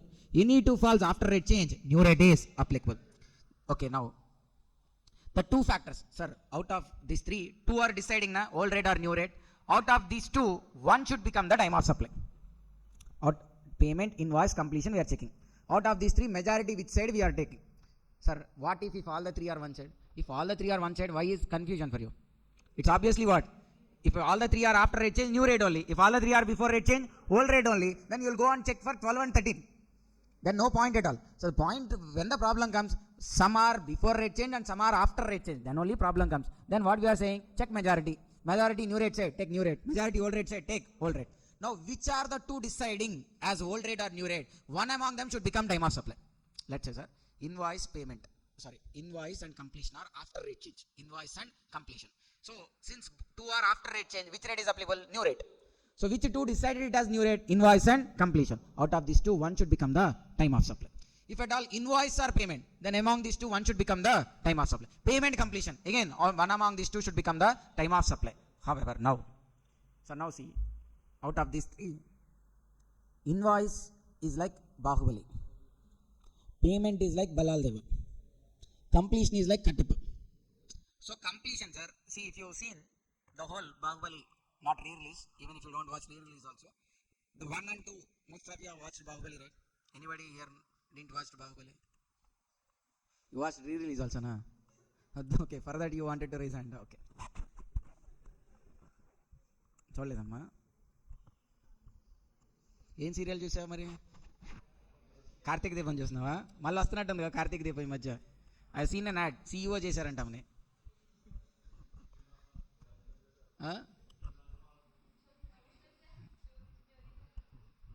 CEO చేశారమ్మా ఈ మధ్య and then recently one more ad is coming in Ma TV, even in Insta Reels also it is trending, like he'll be a cab driver.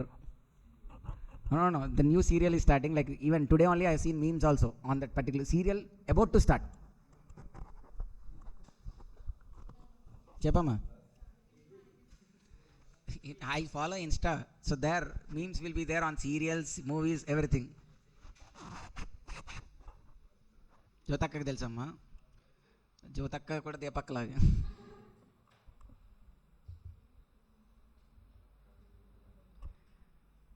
Okay Baahubali Bhallaladeva Kattappa sir can Kattappa be king can Kattappa become king sir we know Kattappa is strong. Once Bahubali died na, so after that with that revenge Kattappa has the strength to kill Baladeva also, but did he kill? So that means Kattappa can never become king. Kattappa can never become king. So here completion is like Kattappa. It can never become time of supply.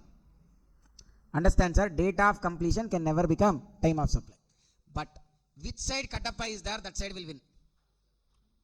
Okay? So the only time where Prabhas lost is when he is dying. That time Kattappa is on the other side. That's why he only stabbed. Okay? So the points are date of payment, date of completion. Completion can never be time of supply because it is Kattappa. Then the other one will become time of supply.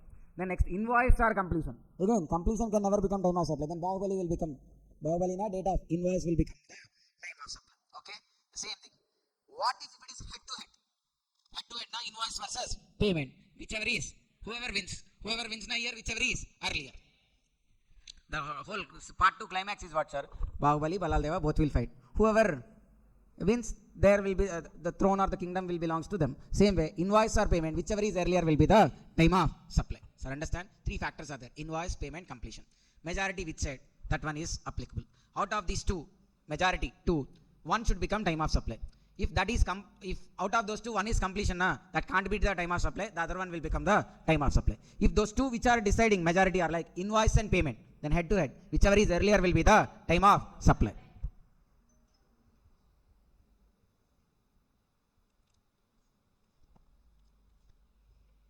Look at this point, sir. Date of completion, yes, sir. Here, date of completion before rate change, invoice before rate change, payment also before rate change. So, okay, so the question is like whether completion is before rate change. Yes, I mean completed before. Whereas invoice before rate change, no. Payment before rate change? No, that means 1 is before, 2 after. Which rate applicable? 2 after na new rate is applicable. Which 2 decided as new rate? Invoice and payment. Head to head. So whichever is earlier. Second case. Yes, na S means what, sir, here? Before, after. So which rate? Old rate. Which 2 decided as old rate? Completion invoice. Completion can't be time of supply. So obviously what? Invoice will be the time of supply. Then, yes, before, after, before. Again, old rate. Which 2 decided? Completion, payment. Completion can't be time of supply. So obviously what? Payment. No, after, before. Which 2 decided it as old rate? Invoice and payment. So head to head, whichever is earlier. Then after, before, after. Which rate, sir? New rate. Which 2 decided as new rate? Completion or payment? Completion can't be time of supply. Obviously payment. No, after, before. So which new rate? Because 2 after na. Which 2 decided? Completion invoice. Completion can't be time of supply. Obviously date of invoice will be the time of supply. Okay, so come to the workbook.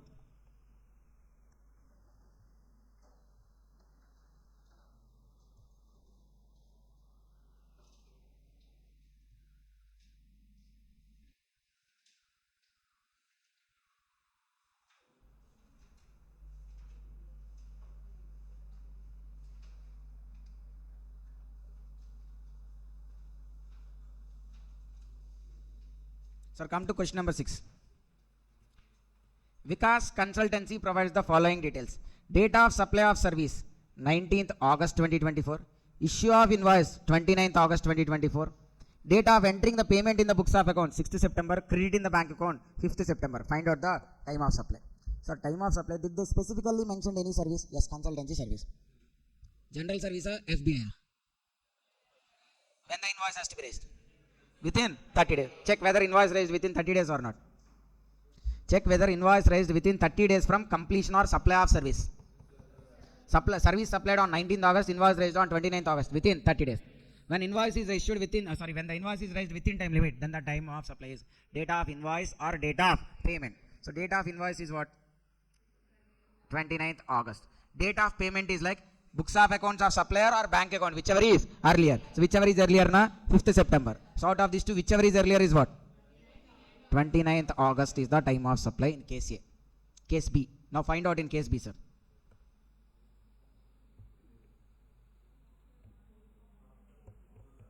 After 30 days, fine. Okay, what is the time of supply then?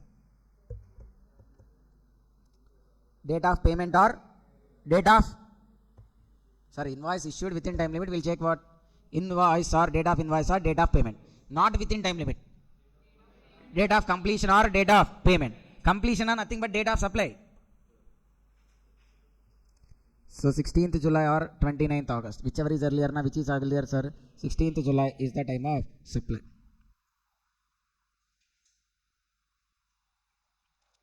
So here 29th August, here it is what? 16th July. Then question number 7, sir. An order is placed on Ram & Co. for supply of consignment of customized, sir. Goods related, sir. We did already so many things. I am not discussing it again. Question number 8. A firm of lawyers issued invoice on which day, sir? 17th February. The payment is contested on the ground that, sir, which service, sir, this is? Lawyer service. RCM. When the invoice is raised? 17th February. So RCM now, what is the time of supply, sir? 61st day from date of issue of invoice or date of payment. So for 17th February, count 61 days, excluding 17th Feb. In February, how many days will be there? 28. So another 11. Then March 31. So how many? 42 is done by March. So we need another 21. So 21st of. We want 61st day. 19 only, nothing also. So 19th what? April, right? 19th April is the 61st day. Yes, 19th April. The payment is contested on the ground that account of negligence. The company case was dismissed by the court. The dispute drags and finally payment is made on 3rd November. So 3rd November, 19th April. Which is earlier? 19th April. So that itself is the time of supply. Question number 9.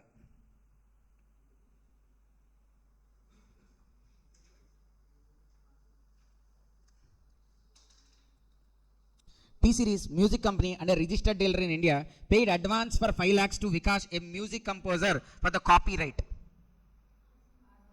RCM. The first RCM service is this only. Music composer or photographer providing services, then covered under RCM. So T Series is a company paid how much advance, sir? 5 lakhs. Okay. Sir, here the whole amount not paid single time. So what we should do, we should decide time of supply separately for each payment. For 5 lakhs we should decide separately, and balance payment is made on 2,50,000. So 5 lakhs we should do separately, 2,50,000 we should do separately. Then again, you are required to determine time of supply if invoice is raised on 6th October, 7th December. So considering invoice raised on 6th October, 2 cases, and again considering 7th December, again 2 cases. For the first payment 5 lakhs and for the balance payment 2,50,000. So total 4 time of supplies you should decide here. Okay, see.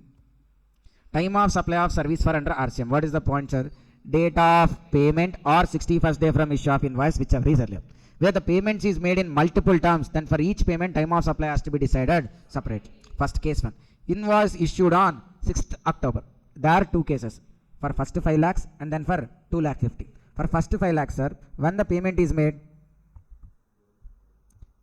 5th September. 5th September. Okay. Whereas invoice is considered as on which day? 6th October. Sir, 5th September is only earlier, because for 6th October again you should add how many days? 61. So obviously don't need to add also. 5th September is only earlier. Okay, see. Date of payment 5th September. 61st day if you add also it is how much? 6th December, which is earlier 5th September. Then for the balance 2.5. Balance 2.5 lakhs, sir, when it is paid? 12th December. 12th December or 61st day. So payment is 12th December, whereas 61st day is what? 6th December, which is earlier, na? 6th December. Then again second case, assuming invoice is raised on 17th December. First case, payment 5 lakhs on 5th September, whereas invoice is on 17th December plus 61 days. So it will be 16th February, whichever is earlier, na? 5th September. Then again, for balance 2,50,000, payment is on 12th December, whereas 61st day night would be how much? 16th February, which is earlier. 12th December is only earlier. That it will be the time of supply. Okay. So these are the questions from time of supply. So okay, we are starting with the chapter value of supply. So okay, just because it is written here in December 2025, it's not like there will be a confirmed question predicting that there could be December 2025. It could be from value of supply, because in June 2025 the question is asked from time of supply. Okay. See, what we need to check. Sir, first we'll be identifying whether it is a good or service. Then we are deciding whether it is a supply or not. Once we decided as a supply, then we are deciding again whether it is taxable or exempted.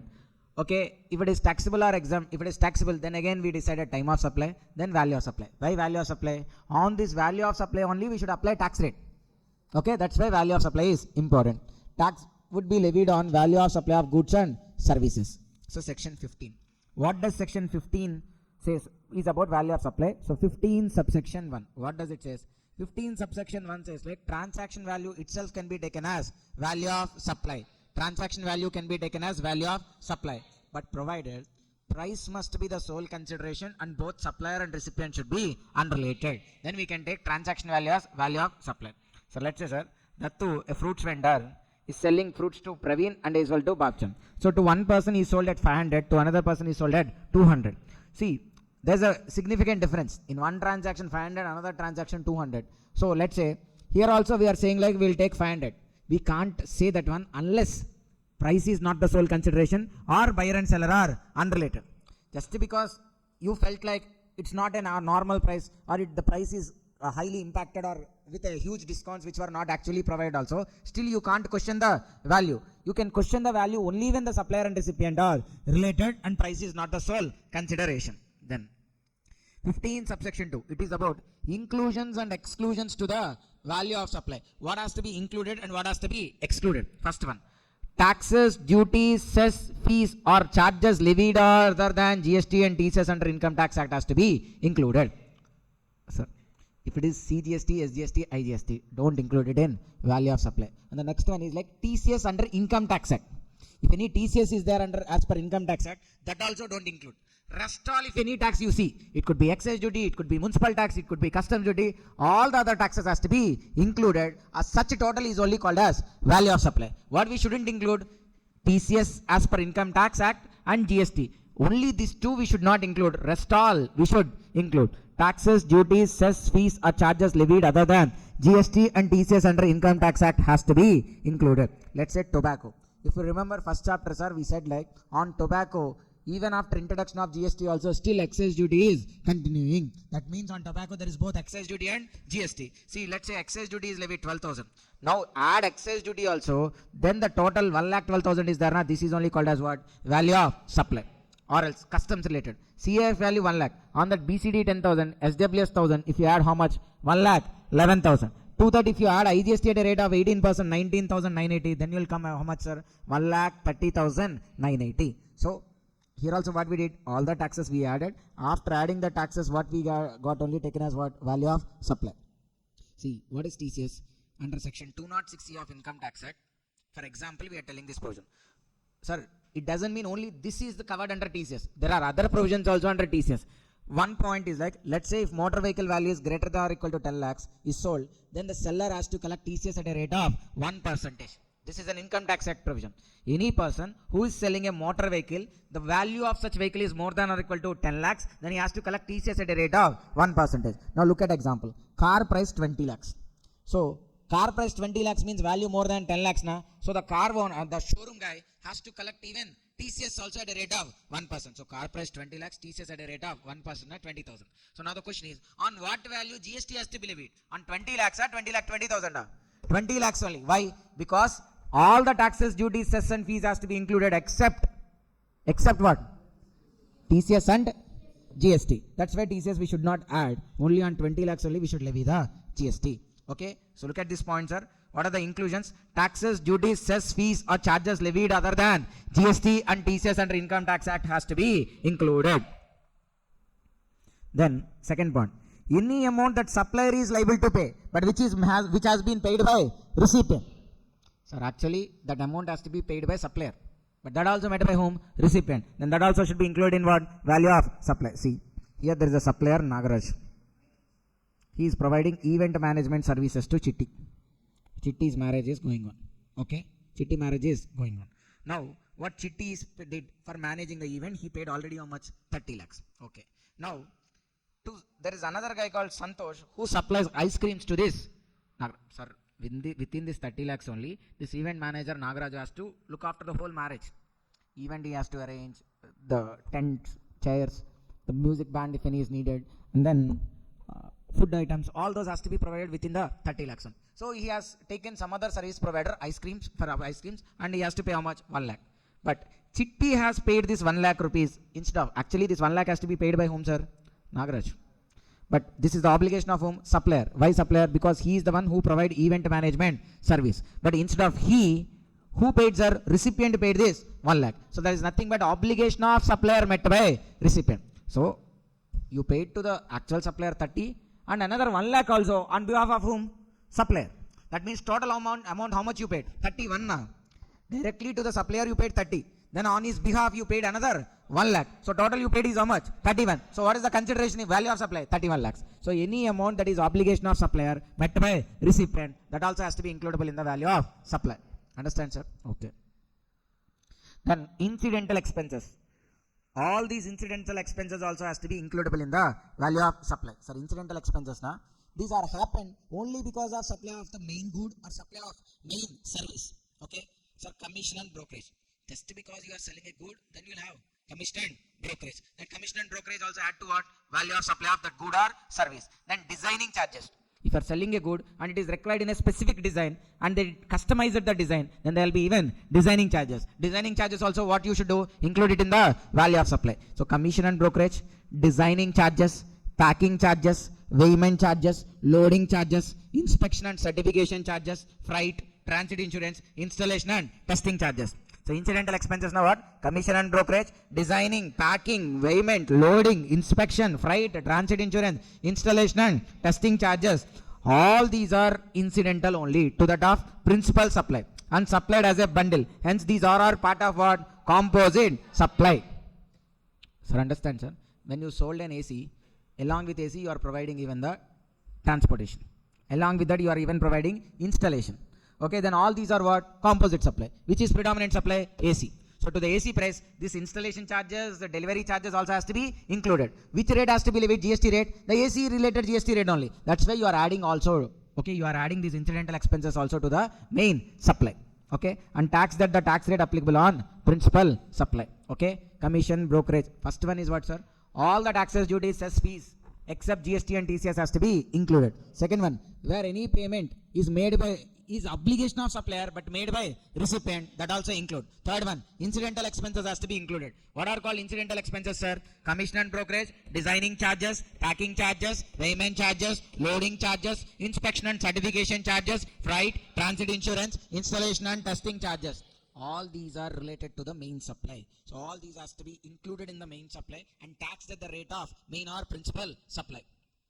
Then this point also I already said, sir, in time of supply, where any interest or late fee is levied for delay in payment. Sir, understand? Let's say the seller, look at this example. Supplier supplied goods on which day? 10th August. To whom? Recipient. Supplier supplied goods on 10th August to the recipient. Now recipient is making payment and he said like he'll make the payment within 1 month. Whereas actually he made payment after 6 months. Sir, you are a customer, you came and said like I'll make the payment within 1 month and took the goods. But you are actually paying after 6 months. How much delay is there? 5 months. For 5 months I am losing money na, interest and all. That's why I'll every day interest, late fee or penalty on you. How much? 50,000. Now what the provision says, even this interest, late fee, penalty also has to be includable in the value of supply. Interest, late fee, penalty also has to be includable in the value of supply. The point important there is, but once you are adding this interest, late fee, penalty, you are not collecting extra GST on it also.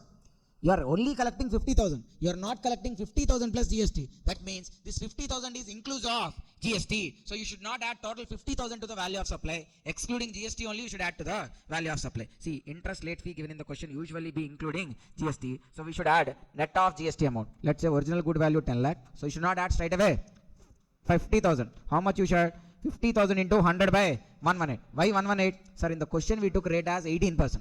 That's why 118. It's not standard always 118.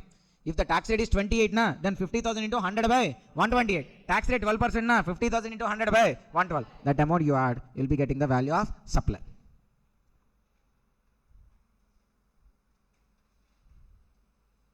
Then subsidies.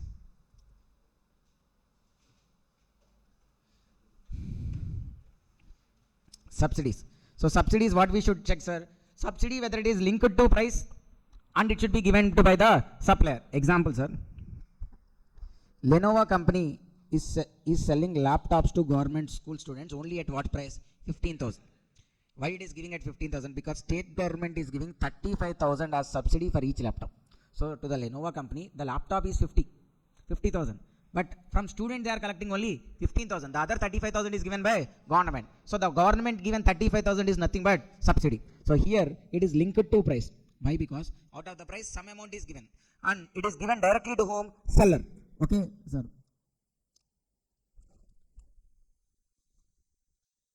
Sir, instead of doing this, if at all the scheme is like, if at all first government school student has to pay 50,000 and then later on government will be crediting him 35,000. If that is the case, the subsidy is given to supplier or recipient? Recipient. Such subsidies will not consider. Subsidy should be given to supplier only. Okay. Now look at this HP gas or LPG gas. Usually, sir, consumer will pay the full price for gas cylinder. Then the subsidy will be deposited by the government to the consumer account. How much ever is the subsidy? It may be 100, 200 or 500. So subsidy amount will be given directly by the government. Okay. So here subsidy is given directly to whom? Not given to supplier, it is given to whom? Recipient. So such subsidies will not consider. So to consider it as a subsidy, first it should be linked to price and should be given to supplier. Okay, then two situations. Subsidy may be given by central government or state government or given by others. Where the subsidy is given by central government or state government, you should check whether the price is already adjusted to the subsidy. Adjust and reduce. First of all, the treatment is like subsidy given by central and state governments, we should reduce from value of supply. We should not include that subsidy part. If it is given by others, don't subtract that subsidy. Given by central and state government, let's say in the previous example, if you remember, sir, HP company sold, Lenovo company sold laptops for how much? 50,000. But actually the student paid only 15,000, government given 35,000. If that is given by government, you should take the value of supply only as 15,000 only. Subsidy part, you don't, you are excluding, subtracting. Let's say if it is given by outsiders, other than government, some private person, then you should take the value of supply as 50,000. That means subsidy amount also is not included in the value of supply. Okay. So already adjusted. Adjusted na here in what terms? Reduce it to the price already reduced with the subsidy. Sir, I mean in the question they given straight away 15,000 and the subsidy is given by government. We need not to do anything. We also saying like what the value of supply should be 15 only. Subsidy should have been reduced. They already reduced now, so we need not to do anything. So they given 5,050. So then what is it to reduce 35,000 subsidy? So reduce the subsidy. When it is given by others. So it is given by others means subsidy we shall reduce or not to reduce. We shall not reduce. If they already reduced, add. If they didn't reduce, then ignore. Sir, understand sir, two options are there. In question they may given 50,000 or 15,000. If they given 15,000 na, add 35,000. If they given 50 na, then don't do anything. Why? Because already subsidy is included. ఎవరినండి? Okay అండి.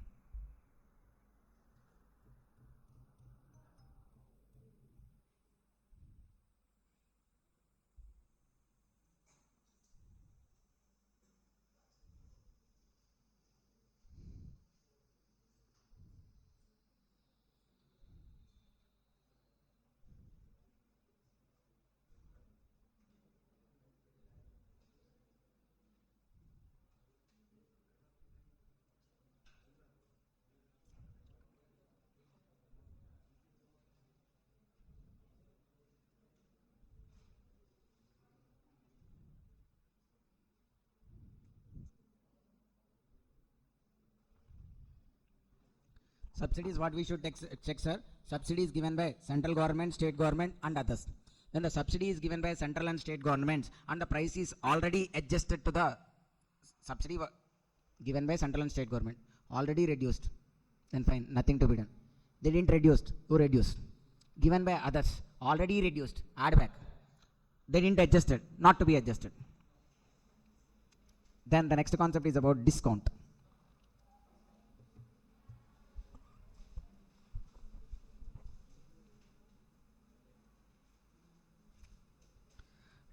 Discount sir, we need to check when the discount is given. When you are buying at the time of supplying only, clearly the board is kept 30% discount, 40% discount. So you know the discount at the time of supply. Okay. Then they didn't kept any board.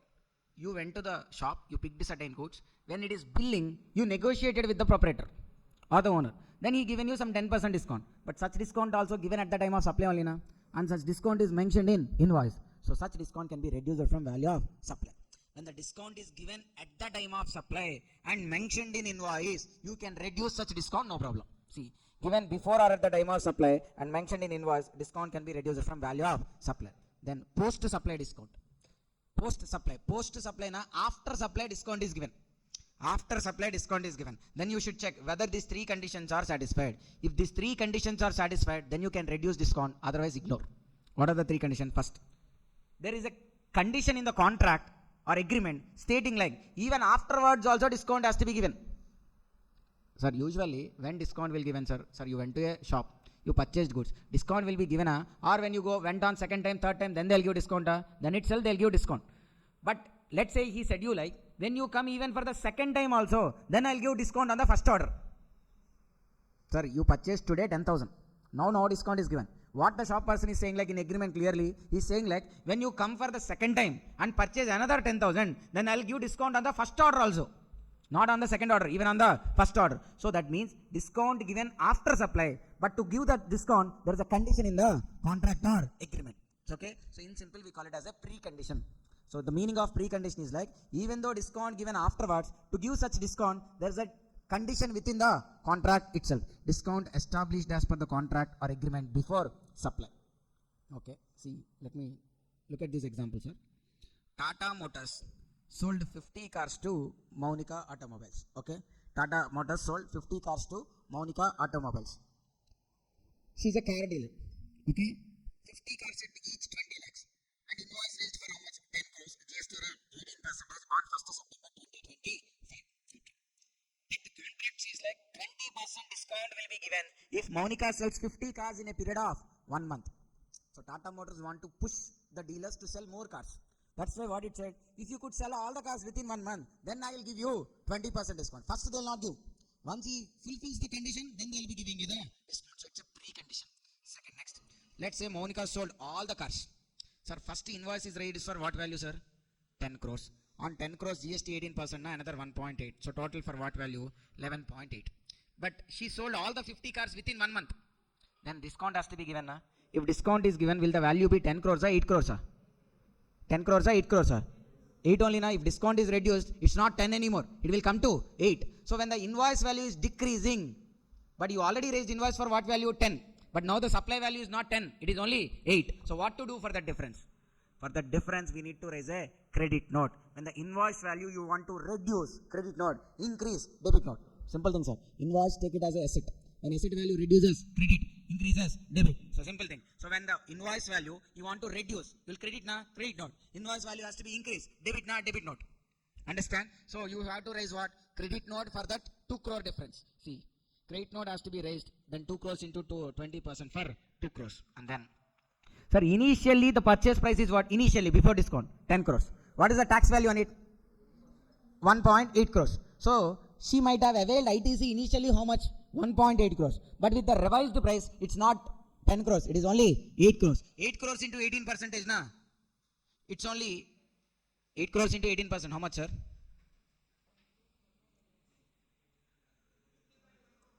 Huh? 3.8 crores into 18%. 1.44 crores. So actually she availed ITC of how much? 1.8.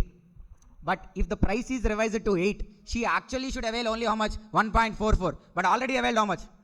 Excess ITC availed na? So that excess ITC has to be reversed. 3 conditions. To give discount even after supply.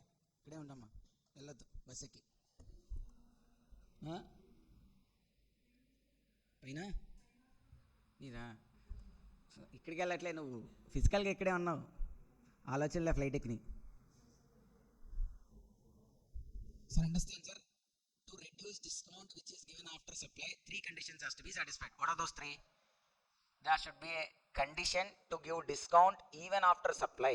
Such condition should be there in the contract or agreement. Second one, since the price is reducing afterwards, for the difference credit note has to be raised and recipient has to reverse the excess ITC as availed. If all these 3 conditions are satisfied, then discount can be reduced from value of supply. Other cases ignore the discount.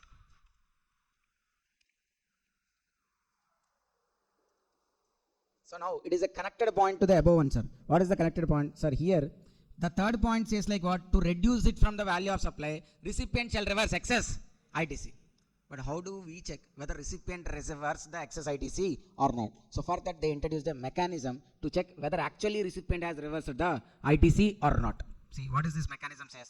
The amount of tax to be reversed.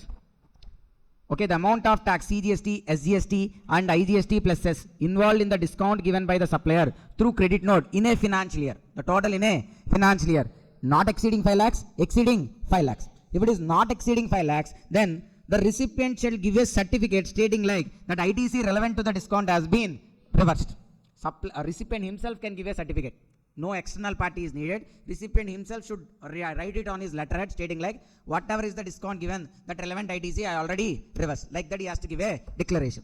If it is exceeding 5 lakhs, if it is exceeding 5 lakhs, then supplier should get a certificate from whom? CA or CMA, practicing CA or CMA, that the relevant ITC has been reversed. Within 5 lakhs na, self-certification. Exceeding 5 lakhs na, he should go to a CA, CMA recipient and he should obtain a certificate from CA or CMA. Okay. That certificate should include details of credit notes, relevant invoices and amount of ITC reversed. Okay. So with this we can see, we can solve most of the questions, sir. Come to value of supply chapter.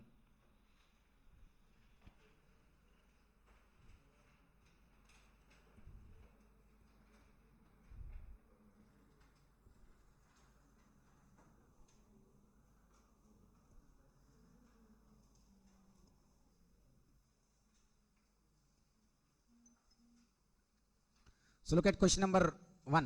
Kanna Limited Hyderabad is a registered supplier provides the following details of taxable interstate supplies for the month of December 2022. What is the list price?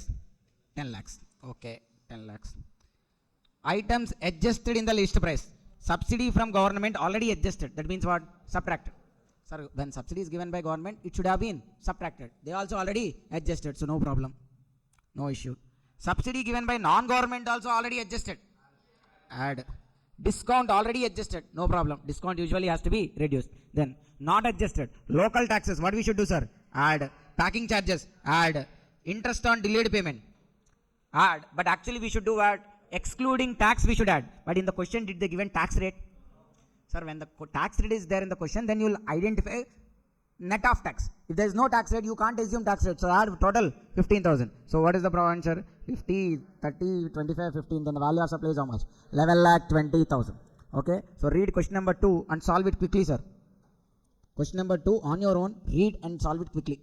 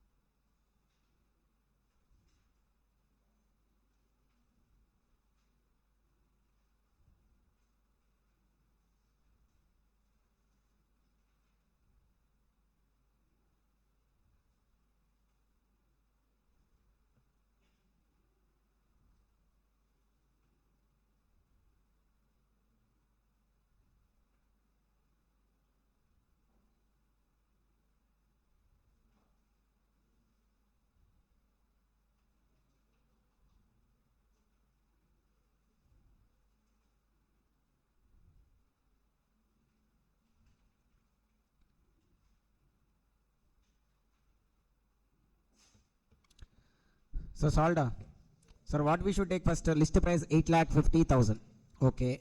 Then municipal taxes need to add or not? Yes. Freight charges. Additional info. S Limited normally gives an interest-free credit period of 30 days for delayed payment. For payment. After that, it charges interest at 1% per annum. If there is a delay, they'll charge interest at 1% per month. However, A Limited paid after 45 days, but the interest is waived off. Sir, if actually charged, then add. It is waived off now, so need not to add. Then S Limited received 50,000 as subsidy from non-government organization. The subsidy was not linked to the price of machine and also not considered in 8,50,000. Sir, it's given by non-government. If already adjusted, then problem. They didn't adjust it, so simply leave. Then S Limited received 50,000 as subsidy from one non-government organization. The subsidy was not linked to the price and also not considered. Ignore. S Limited collected 8,500 as TCS under the provisions of Income Tax Act. TCS need not to be added. Ignore. So only those two add. You'll get the value of supply as how much? 9,80,000. Question number 3, sir, quickly. Done, huh? Okay, see, look at the question number 3. First, what we should take, sir? List price. How much? 12 lakhs. Municipal taxes, what we should do? Add. Installation and testing charges. Add. Freight insurance. Add. Subsidy received from non-government organization. The subsidy was not linked to the price and also not considered. So ignore. Then, Krushi trader deducted 3,000 at the time of final payment, which was not as per agreement. Sir, it was not as per agreement and given at the final payment, not at the time of supply. So it's a post-supply discount, but not as per the contract. So we'll be what? Ignoring. Happy Enterprises normally gives interest-free rate of 45 days. However, here the payment is made after 60 days, but it is wiped off. Wiped off now, nothing to be done. Okay, so you are required to determine value of supply. You add all those three, then enough. The value of supply is how much, sir? 12,47,500. Then question number 4. The list price of goods, how much, sir? 20 lakhs. Municipal authority taxes, we should add or not? Yes. CGST, SGST, exclude. Packing charges, add 20,000. Yes or no, sir? First we will take list price. Taxes levied by any other person except TCS and GST, we should add. 12 lakhs add. Packing charges, add. R Limited received 80,000 as subsidy from non-government organization on sale of such goods. The price 20 lakhs is after considering such subsidy. Sir, subsidy given by whom? NGO. It shouldn't be reduced actually. But they already what? Reduced. So what we should do? Add back. So 80,000 we should do what? Add back. Then the RAS Limited offers 2% discount on the list price of the goods, which is recorded in the invoice for the goods. Okay, how much discount, sir? 2%. So discount has to be what? Reduced. 20 lakhs into 2%. How much, sir? 40,000. So if you subtract that 40 also, the total value of supply is how much? 22 lakh 60,000. Then question number 5.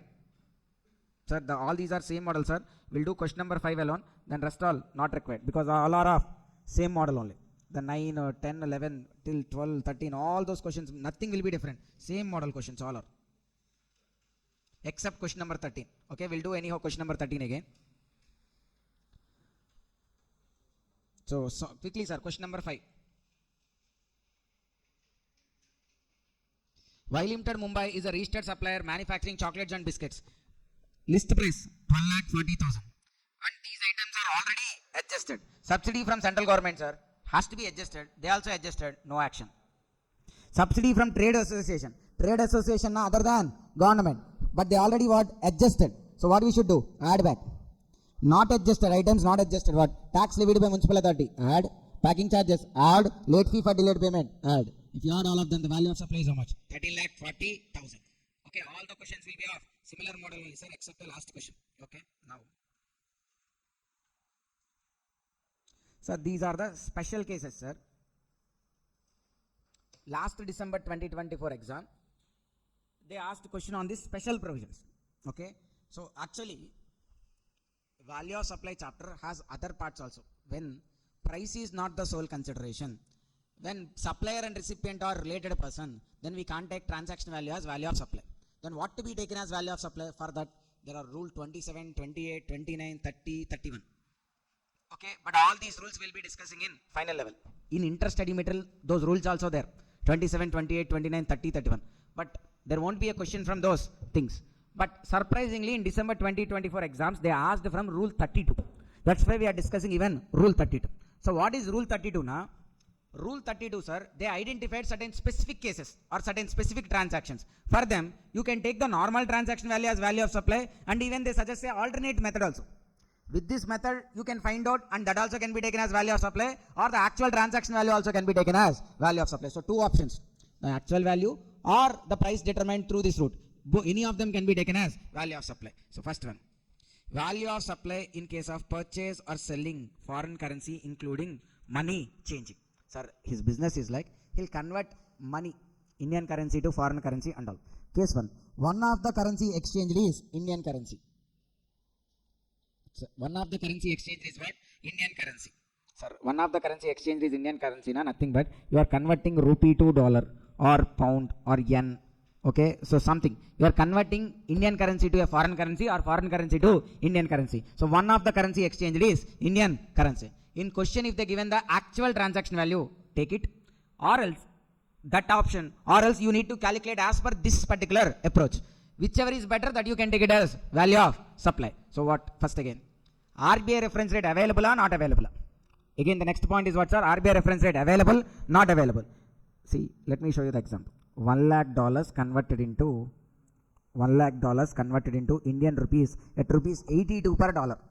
$1 lakh converted into Indian rupees at what? 82 per dollar.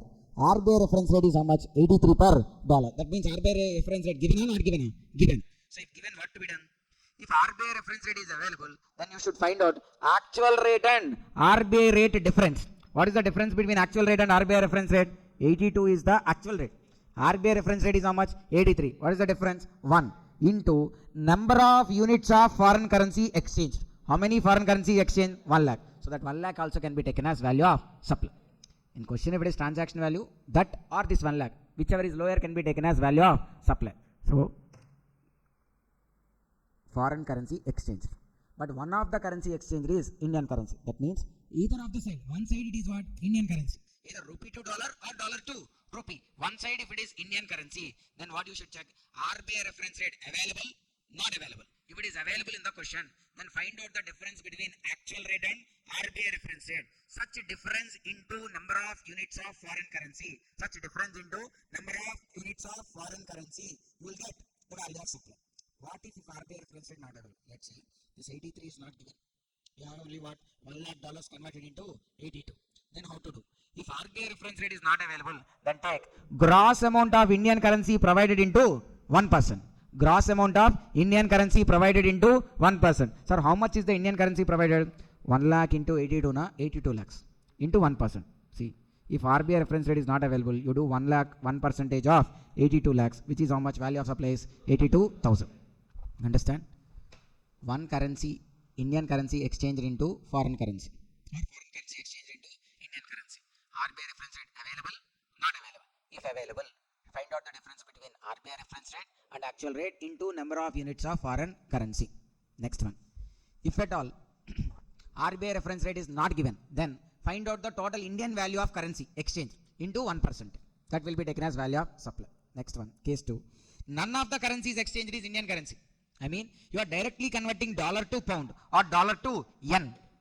So both the currencies exchanged are foreign currency. I have dollars, sir, and I am not converting them into rupees. Directly I am converting these dollars into pounds.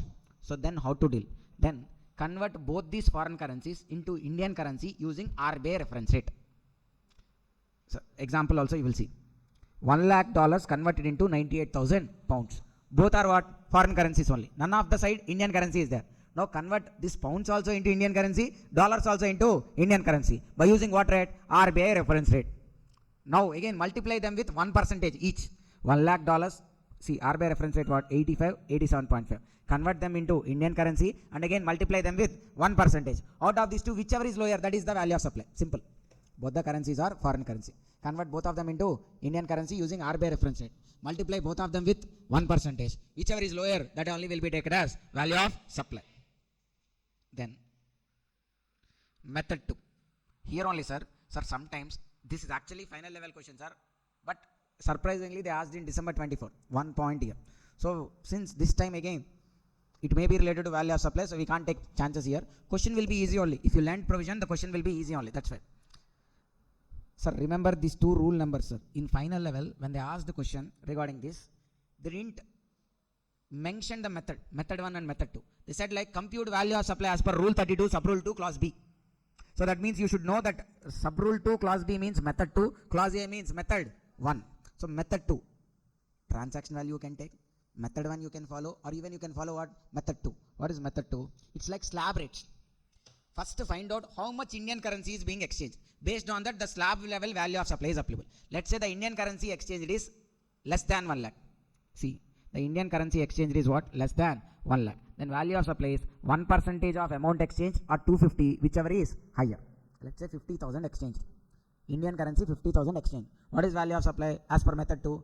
50,000 into 1%. 500 or 250. Whichever is higher, 500 is the value of supply. Let's say it is only 20,000. 20,000 into 1% means 200. 200 or 250. Whichever is higher, 250. You should take it as value of supply. Then, if the amount is between 1 lakhs to 10 lakhs, If the amount is between 1 lakhs to 10 lakhs. So then on first 1 lakh, same 1% only. On first 1 lakh, 1%. 1 lakh into 1% how much? 1000. On first 1 lakh, let's say for example 6 lakhs. On first 1 lakh, how much? 1%. That means 1000. On the balance 5 lakhs, 0.5%. On the balance 5 lakhs, 0.5%. So 5 lakhs into 0.5%, na 2500, and the first 1000. So total is how much? 3500. Understand, sir? Then if it is more than 10 lakhs, then first 1 lakh, 1%. 1 lakhs to 10 lakhs, 0.5%. Above 10 lakhs, 0.1%. Above 10 lakhs, how much? 0.1%. Let's say, sir, they given like 30 lakhs. How to do? First 1 lakh, how much? 1%, which equals to 1000. Okay, then 1 to 10 lakhs, how much? 0.5%. 9 lakhs into 0.5%, how much? 4500. So 10 lakhs already done, right? How much balance is there? 20 lakhs into 0.1%, another 2000. So what is the total value of supply? 7500 is the value of supply. Okay, greater than 10 lakhs, then the value of supply is 0.1% of amount exchange in excess of 10 lakhs plus 5500. Sir, you might be doubting how this 5500 came. This 5500 is nothing but first 1 lakh related 1000, then 1 to 10 lakhs 4500. So total is how much? 5500. Straight away we written there. Okay, or 60,000, whichever is lower. I mean, in this method, the minimum value of supply will be 250. The maximum value of supply will be 60. You can't take more than 60,000 as value of supply. Okay.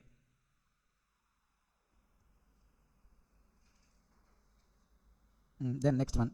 32 rule 32 sub rule 3. Value of supply of booking 8 tickets by 8 travel agent. So now it is about what? 8 travel agents. Sorry, 8 travel agents. They'll book flight tickets. For booking flight tickets, they'll get commission.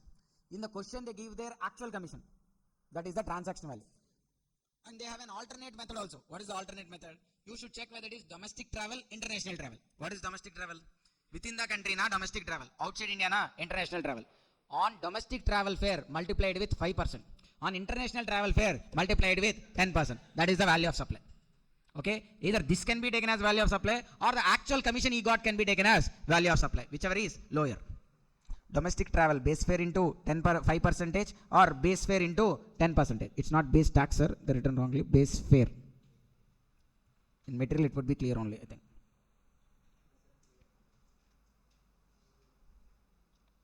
Then this related only, sir. They asked the question in December 24 related to this point.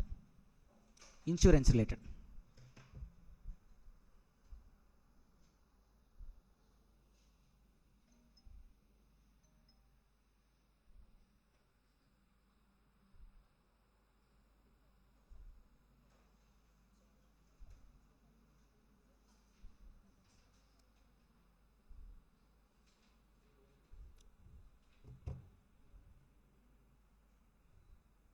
Value of supply in relation to what? Life insurance business.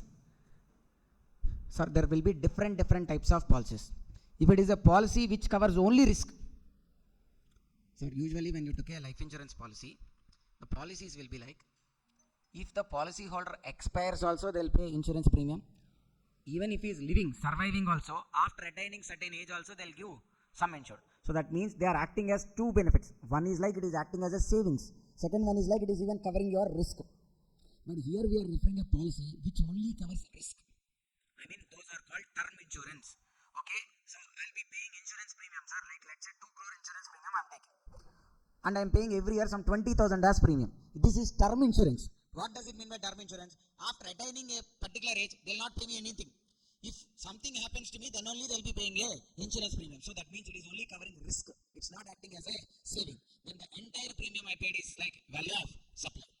Policy with only risk cover. Then the value of supply is entire premium charged. Okay, and one more thing, sir. This question, sir, we need not to, the point is like, life insurance premiums currently, they were like exempted from GST. In December 2024, they are taxable. But from June 2026, on life insurance policies, there won't be tax also. So for June 2026, they need not to read this also, because even though they find out, it is not taxable. So if it is not taxable, why to find out value of supply? If it is taxable, then we need to find out value of supply.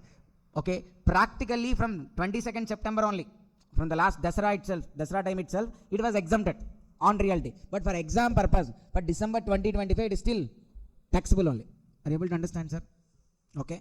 So if policy is covering only risk, no saving attached, then complete premium paid is tax. So usually in an insurance premium, risk part will be there, savings part will be there. They want to tax only the risk part. The premium we paid may be related to risk, may be related to saving. The one which is related to risk only they wanted to tax. That part only they want to include it in the value of supply. So here it is completely related to risk na. So totally take it as value of supply. Second one, policy with dual benefits. Risk coverage plus investment or savings. Then value of supply is what? Gross premium, total premium charged minus amount allocated for savings or investment. Sir, you are paying 50,000 as insurance premium. Then when you are paying 50,000, they said you that out of this 50, 10,000 is for risk, 40,000 is for savings. Then what is the value of supply? From the total 50, subtract the amount which is allocated for saving, which is allocated for saving. From 50, if you subtract the 40 which is allocated for saving, the taxable is only 10,000. Then third one, single premium annuity. Single premium annuity now, you will not pay every year insurance. You will pay only once. And in that also, they didn't mention, sir, this covers both risk and savings. But the problem is, they didn't said how much is for saving, how much is for investment. Sir, second point, it involves both risk and savings. But they clearly said how much is relevant to savings. Third point, it also related to risk and savings, but they didn't said how much is relevant to savings. And the other point is, it is a single premium annuity. You will not pay every year. One time you will pay, that's it. So then taxable value into 10% of gross premium will be taken as value of supply. 10% of gross premium. Then other case na, you will pay every year premium. There involves both risk and savings, but savings part not communicated to you. Clear? First one, only risk.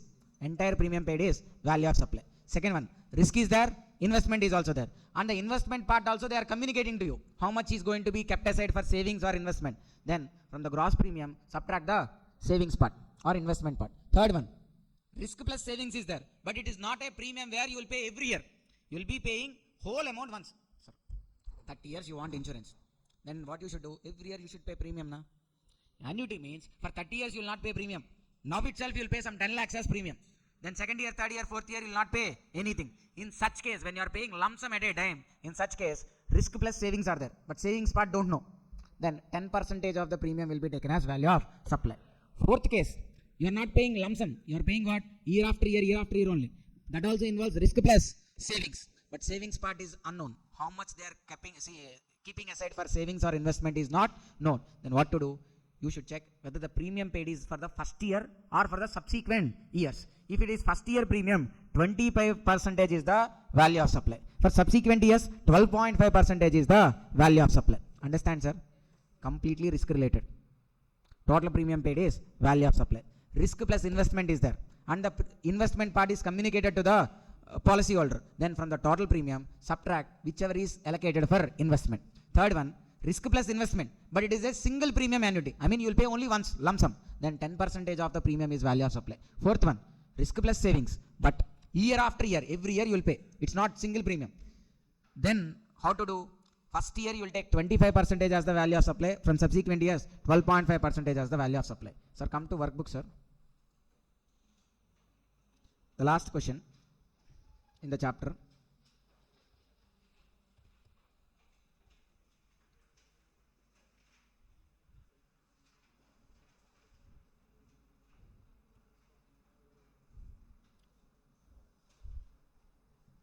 See, Self-Fund Family Life Insurance Corporation has collected a premium. It does not intimate the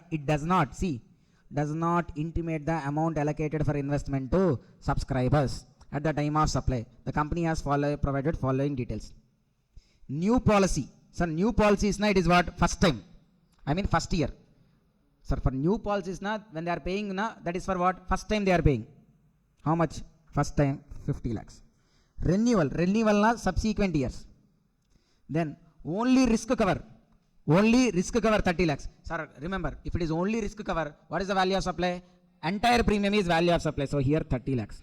Then single premium annuity, 10% has to be taken as value of supply. So 95 into 10%, how much? 9.5 lakhs. Then see, new policies, okay? The other third one, sir, savings not in shown. Other case, first year policy, how much we should take? 25%. 50 lakhs into 25%, not 12.5 lakhs. Renewal premium 75 lakhs. How much into 12.5%? 75 into 12.5. 9 lakh 500. Life in, okay, 9 lakh 50. So 9 lakh 37,500. Then the fifth one, micro insurance policies as approved by Insurance Regulatory and Development Authority where insured amount does not exceed 2 lakhs. Premiums collected is 10 lakhs. This is exempted. This is exempted. So what is the value of surplus here? 69,37,500. And they give an explanation also. Okay, single premium annuity 10% is value of supply. Other cases 25% of premium charged in first year, 12.5% of the premium charged in subsequent years. In case if it is only for risk, then the entire premium paid has to be treated as value of supply. Then last one, sir, value of supply with respect to used goods. Used goods, na? You are selling second-hand vehicles or second-hand goods or second-hand cars. So there is so much of business happening for used cars, used vehicles and all. So how do they have to value? Actual sale value can be taken as value of supply, or else they can follow margin scheme. Margin scheme, na, simple. Their purchase price, their selling price minus purchase price difference will be there, na, that can be taken as value of supply. Sir, you should not subtract other expenses. Just take the selling price and the purchase price subtract. See, selling price minus purchase price, difference amount is positive. Difference is what? Value of supply. Sir, they purchased for 5 lakhs, sold for 7 lakhs. Selling price 2 lakhs, there na positive difference 2 lakhs. Selling price minus purchase price 2 lakhs is positive difference. Value of supply is what? 2 lakhs. This sold for 6 lakhs, purchase price is 7 lakhs. Negative, 1 lakh negative. So don't take it as value of supply. Just take the value of supply as what? 0. Okay. But if they follow margin scheme, ITC is not available. Okay. This is about the chapter value of supply.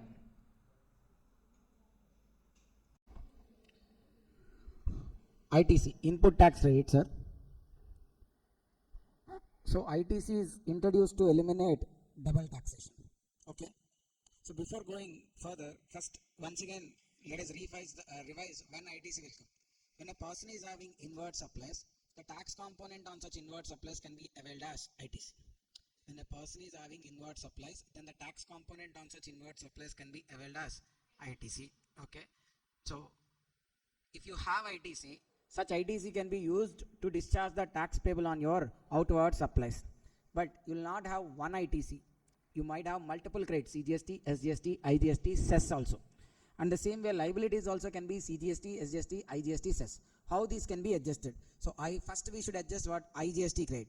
IGST credit has to be first adjusted with IGST liability. If still surplus is there, you can adjust either with CGST or even SGST in any ratio, in any proportion.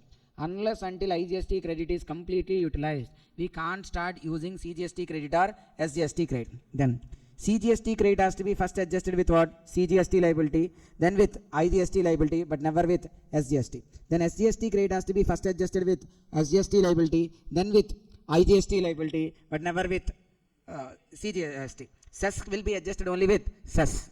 Okay. Then this example, sir, because this is with these examples actually we'll be discussing about how the credits will be adjusted in different cases. First one, calculate GST payable based on the following information for the month of October 2025.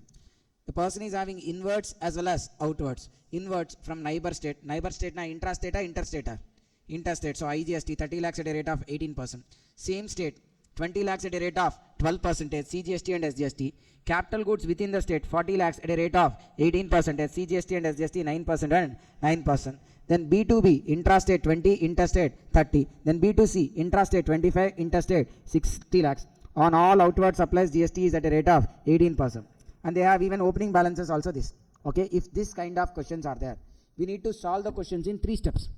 First, we need to find out the total ITC available. How do we do? Step 1, computation of total ITC available. First we'll take the particulars column, IGST, CGST, SGST column, and we'll take opening balance of ITC. Then on inwards, how much ever credit is available, that we'll be taking. See, opening balance is what?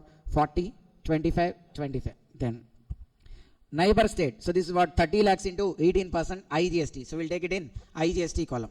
Then from same state 20 lakhs at a rate of 12%. So 20 lakhs into 6% and 6%. So 1,20,000 and 1,20,000 CGST SGST. And same again capital good also within the state CGST and SGST. Same that also in CGST column, SGST column. So we got total ITCs available. Opening balance 40, 25, 25. From neighbor states 5,40,000, from same states 1,20,000, 1,20,000, and capital goods 3,60,000, 3,60,000. We got the total ITC available. Then second step, what we should do, sir? Computation of tax liability. Computation of tax liability. On these outwards, we should calculate the tax. That itself is called what? Tax liability. See, interstate total, how much is there, sir? 90 lakhs. On 90 lakhs, 80%, 18%, and on 45 lakhs, 9% and 9%. See, 16,20,000. 16,20,000 and then 4,05,000 and 4,05,000. So total liability is also there. Then what is the third step, sir? With these liabilities, we should adjust ITC. What is the total liability? 16,20,000, 4,05,000, 4,05,000. From there, first we should adjust ITC, 5,80,000. So IGST adjusted with IGST. Then 4,05,000 here. Sir, we have CGST grade how much? 5,05,000. But whereas liability is only 4,05,000. So 4,05,000 adjusted here. The balance 1,00,000 adjusted with IGST. Same way, SGST also 5,05,000. 4,05,000 adjusted here. The balance 1,00,000 adjusted here. So still whatever is there, 8,40,000 is the tax liability to be paid in cash. So understand, sir, everybody know this format. 3 steps. In step 1, we'll be finding out the total ITC available. In step 2, we'll be finding out the total tax liability on outward supplies. If there is RCM is there, then RCM also we should calculate separately. FCM liability we should calculate separately. In step 3, we'll be adjusting, we'll be taking the tax liability. With that, we'll be adjusting the ITC. See, example 2. Computation of GST payable for Anshika and Co, a registered person under GST for the month of October 2025. There is outwards as well as inwards. Outwards, same, intrastate, interstate, taxable at 18%. But inwards, sir, if you see, there is purchase of raw material, same state, I mean CGST and SGST, purchase of capital good, other state, interstate, lawyer service, RCM. So RCM related also we can avail ITC. Why? Because since it is an inward supply, we can avail ITC. Don't think of tax payable under RCM now whether I'll get ITC or not. First of all, it is our inward supply. So we can avail ITC even on this also. So same format. Opening balances are there, inwards are there. So first we'll take opening balances. Then on each and every inward we'll be availing the ITC. See, opening balances. Then on this raw material purchase 20 lakhs into 9 and 9. 1,80,000, 1,80,000. Then capital good 30 lakhs into 12%, 3,60,000. Lawyer service 5 lakhs into 18%, 90. So total ITC is how much? 5,50,000. 1,80,000, 2 lakhs. Okay. Then tax payable. Second step. While calculating second step, sir, you should separately do FCM liability and RCM liability. We should do what? Separately. We should not include them together. So what is the RCM liability, sir? The RCM liability is like lawyer service into 18%, 90,000. Then FCM liability. What is FCM liability? On this 20 lakhs into 9% and 9%. On this 75 lakhs, 18%. Okay, so what is the liability? 13,50,000, 1,80,000, 1,80,000. So total liability is how much, sir? 13,50,000, 1,80,000, 1,80,000. And the RCM is separately named. RCM liability can we adjust ITC? With RCM liabilities can we adjust ITC? No. ITC cannot be adjusted to discharge RCM liability. ITC has to be used only to discharge forward charge mechanism, I mean outward supplies related liability. So for this 90,000, we should always pay through what? Cash. Whereas 13,50,000, 1,80,000, 1,80,000, for this we can adjust ITC. So take 13,50,000, 1,80,000, 1,80,000. First, which we credit? IGST, 5,50,000 adjusted. Then CGST and SGST is also how much there? 1,80,000, 2 lakhs. So 1,80,000 adjusted here, 1,80,000 adjusted here, balance 20 adjusted with IGST. So we have liability how much? 7,80,000 plus RCM 90, total 8,70,000. Okay. So these two examples are we discussed to understand how ITC credit can be adjusted with the tax liabilities and finally arriving the tax payable in cash. So ITC eliminates what? Double taxation. ITC eliminates double taxation. By allowing how it eliminates double taxation, at every stage, the tax paid in the previous stage is given as credit, which can be set off with the tax payable. So because of this set off, at every stage, you are not paying the tax on cumulative value, because the prior stage tax is eligible for set off now. So indirectly, you are not paying the tax on whole amount. You are only paying tax on the incremental value. Sir, let's say first stage 100, sir, second stage 120. So second stage, even though you are calculating tax on 120, the tax paid on 100 is eligible for set off. So incremental 20 rupees only, on incremental 20 only you are paying tax. That means only on value addition you are paying tax. So because of this set off of tax paid on prior stages with the subsequent tax payable, only value addition is getting taxed. So double taxation is not there. It eliminates double taxation. Okay. So ITC is available on what? Inwards. So those inwards can be FCM or tax paid or RCM tax paid. However the tax paid, if it is our inward supply, then we can avail what? ITC, and such inward should be used in the course or furtherance of business. Then inwards could be of two types. They could be goods, they could be service. If it is an inward service, we call it as input service. If it is an inward service, we call it as what? Input service. If it is an inward good, there are two types. If they are capitalized in books of accounts, then they are called as capital goods. Others now we call them as like inputs. So inwards are of three names: input service, inputs, capital goods. Goods and service. If it is service na, straight away call it as what? Input service. Goods, if they are capitalized na, then we call them as capital goods. Otherwise we call them as what? Inputs. Then 16 subsection 1. What does it says? Only a registered person is eligible to take ITC. To take ITC, you should be what? You should have been registered under GST. Only if you are registered, you can avail ITC. If you are unregistered, you can't avail ITC. Then how ITC can be availed? ITC can be availed as per the manner mentioned in section 49. ITC can be availed as per the manner mentioned in section 41. The same one. How IGST can be adjusted, CGST can be adjusted, that one. Then credit of input tax on inward supply of goods, services or both in the course or furtherance of business can be availed and will be credited to what? Electronic credit ledger. So you will get ITC on your inward supplies. Where it reflects? It will be reflecting in electronic credit ledger. For your information, sir, there will be three ledgers actually: electronic credit ledger, electronic cash ledger, electronic liability ledger. In the liability ledger, we'll see all the liabilities. In the credit ledger, your ITC will be reflecting. Whereas cash ledger, if any tax has to be paid through cash, we'll add to the cash ledger and pay. Understand? Then, sir, for availing ITC, sir, we don't have much difference between input and capital good. Capital good, usually the life of the capital good is for more than 1 year. But still, we'll not think in such a way. We'll take whole ITC in the month of purchase itself. Whether it is an input or capital good, whenever we purchase, we can avail ITC. A capital good now, we need not to take it in installments and all. We can take it at once itself at the time of purchase only. Okay. Now 16 subsection 2. 16 subsection 2, sir, it talks about certain conditions. Only if such conditions are satisfied, we can avail ITC. Understand, sir? 16 subsection 2 talks about certain conditions. Only if those conditions are satisfied, we can avail ITC. The first one, goods and services must be received to avail ITC. See, you purchased goods, you have invoice, but the goods are still in transit only.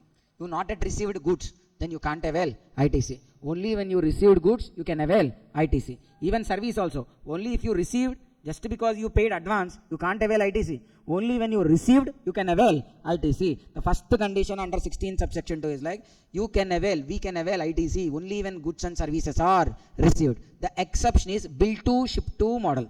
Okay, in bill to ship to model, what happens? See, this fellow K is there, na? He want goods. So he went and asked D. D also don't have goods. So again he went and asked whom? M. Okay, now two supplies are there, sir, here. One is between D and K. Why? Because K is the buyer, D is the seller. Between these two. The second one is between whom? M and D. Sir, in simple, sir, I want goods. Okay, so I went and placed an order with Mahesh. Mahesh also didn't have goods. So Mahesh again ordered goods with Charan. Okay, so now how many supplies are there? Two supplies. One is between me and Mahesh. Second one is between Charan and Mahesh. Two supplies are there now. See the same example. K ordered goods with D. D again ordered goods with M. Now M is raising an invoice with D. D is raising an invoice with K.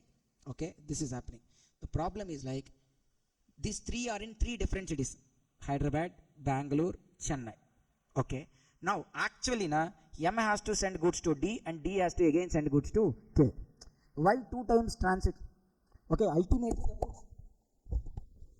the goods has to go to whom? K.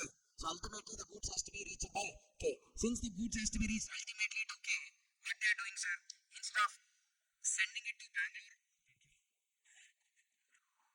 instead of sending them to Bangalore and again sending them to Hyderabad, straight away, okay, directly they are sending the goods to where? Hyderabad. Okay, so the shipment is made directly from to here. So why it is called as bill to ship to model? Now, from M perspective, he bills D, whereas he ships to K. Billing to one person, shipment to another person. In short, it is called as bill to ship to model. So billing to one person, shipment to another person, that's why it is called as bill to ship to model. In this model, the problem is two supplies are there. One is between M and D. D has to avail ITC. But the problem is D didn't receive goods.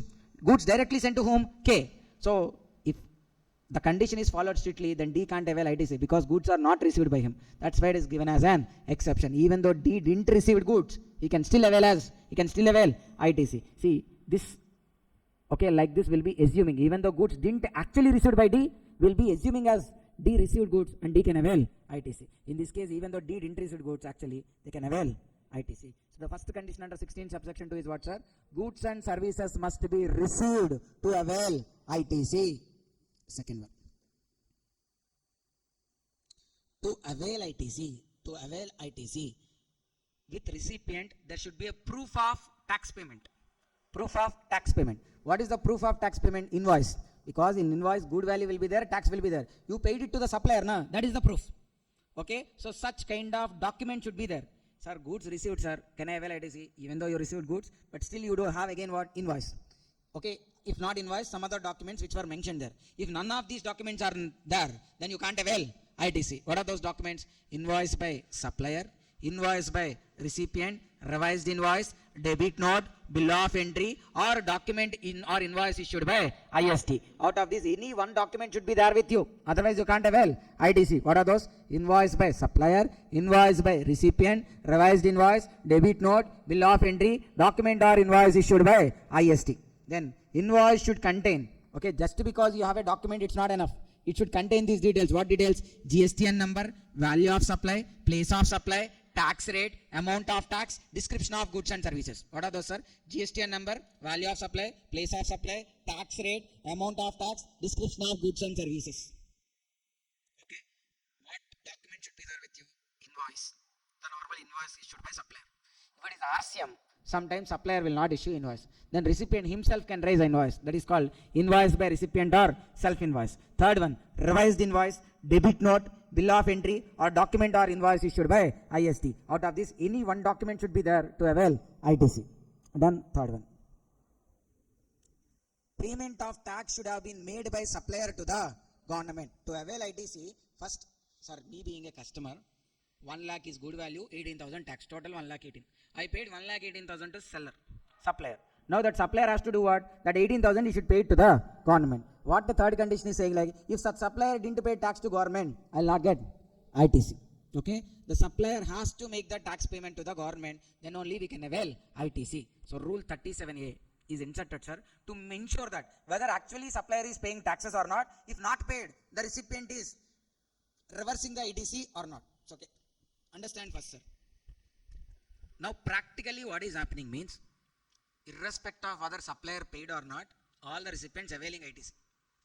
Even the rule said, like, if supplier didn't pay, you can't avail ITC. First we are availing, assuming supplier will pay. Okay, assuming supplier will pay. But, okay, what rule 37 is saying now, if he didn't pay the taxes till next year 30th September, okay, next financial year 30th September also, if he didn't pay taxes, then the ITC availed has to be reversed. Okay, so they are not denying it first. Sir, if you don't have invoice now, first itself you will not take ITC. You shall not take ITC. If you didn't receive goods now, first itself you will not take ITC. But in this case, first you will take ITC. But subsequently you will wait till next year 30th September. By then if supplier paid tax, no problem. If by then also if supplier didn't pay taxes, recipient has to reverse the ITC by 30th November of succeeding financial year. Okay? Ardhamavutundi? Okay, first you will be availing ITC only because practically it's not possible for us to check whether supplier paid tax or not. Sir, maximum what you can do, you will call him and ask, sir, whether you paid taxes or not. He might be saying like, I paid only. So trusting him, what you are doing, you are availing ITC. But later, the government said to you that he didn't avail ITC. Okay, so that's why government is allowing time till next year, next succeeding financial year, 30th September. Till then you have time. Okay, not you, supplier also have time. If you came to know that he didn't pay taxes before that, what do you have to do? You need to insist your supplier to pay the taxes. Okay, you should force your supplier to pay the taxes. If he didn't pay, you have to reverse the ITC. So you should pressurize your supplier. By 30th September also you didn't pay. Then no other option. he needs to reverse. Reversal of ITC, there's nothing like directly reversing. You need to again pay it as tax, because you will not have ITC. Whatever the ITC you avail, you will be adjusting the tax liability. So there is nothing to reverse. So what you will do, reversal in my intention, it means you need to again pay as tax. Reversal of ITC means nothing but again you will be paying it as what? Tax. Okay, then the said amount of ITC shall be reversed. Reversed means that amount you need to again pay as tax, which while filing GSTR 3B on or before 30th November of succeeding financial year. Okay, sir. Supplier initially didn't pay. Till 30th September also, he didn't file 3B, he didn't pay tax. But after 30th September, he woke up. Then he paid taxes and filed 3B. But by then itself, what you did? You reversed the ITC. Once he has subsequently paid taxes, supplier, again you can re-avail the ITC. Again you can re-avail the ITC. Then fourth point, sir. What are the 3 points, sir, we have discussed as of now? Goods and services must be received. Second point, sir. Invoice or tax paying document must be there, okay, in possession of recipient. Third one, supplier should have paid the taxes to the government. Fourth one, to avail ITC we should have invoice. Such invoice details or debit note details should be reported by the supplier in his GSTR1. Once he reports it in his GSTR1, that would be reflected to the recipient in GSTR2A, 2B. If he didn't report in GSTR1 supplier, then it will not reflect to you in GSTR2A, 2B. If it doesn't reflect, you can't avail ITC. Okay, so to avail ITC, even though you received goods, even though you have invoice, still supplier should have reported in GSTR1 and it should have been reflected to the recipient in GSTR2A, 2B. The details of invoice or debit note with respect to inward supply of goods, service or both shall be reported by the supplier in GSTR1 and the same shall auto reflect to the recipient in GSTR2A, 2B. Then the ITC which is reflecting in 2A, 2B shall not be again restricted. Just because it is reflecting in 2A, 2B, because of this 38 section, if it is kept as restricted, again you can't avail ITC. So it shouldn't even be restricted. Fifth one. The last sixth ones are recipient should file return. Recipient also shall file return. Which return? GSTR 3B. If all these 6 conditions are satisfied, then you can avail ITC. From sixth point to first point we'll go, sir. Recipient should furnish the return. GSTR 3B. Okay. The ITC which is reflecting in GSTR 2A, 2B shouldn't be restricted. Okay. First, a supplier should have reported such invoice or debit note in his GSTR1 and again such should be reflecting in 2A, 2B of recipient.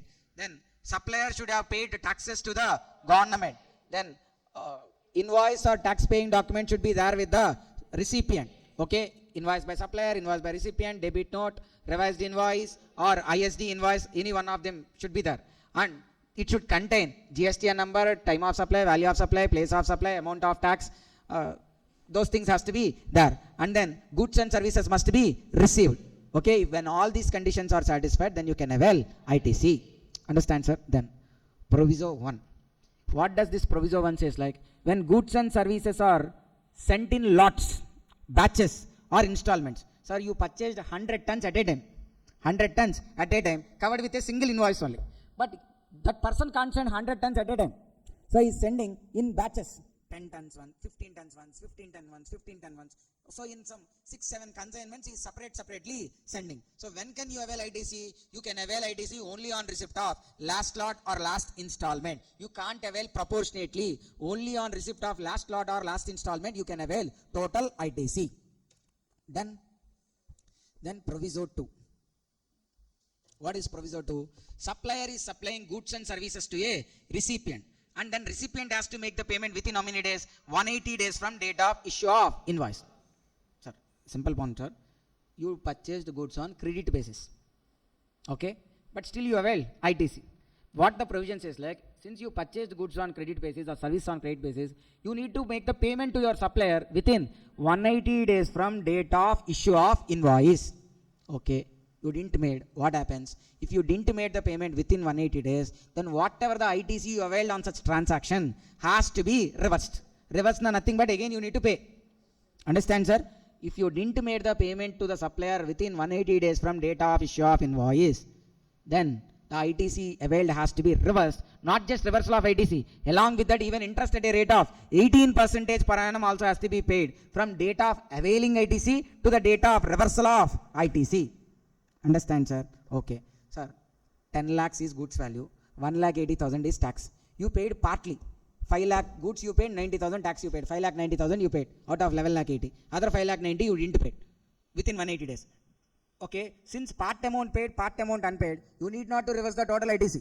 Since 50% paid na, only a 50% unpaid na, so that 50% equivalent ITC only you need to reverse, not the total. Proportionate of non-payment, that only you need to reverse.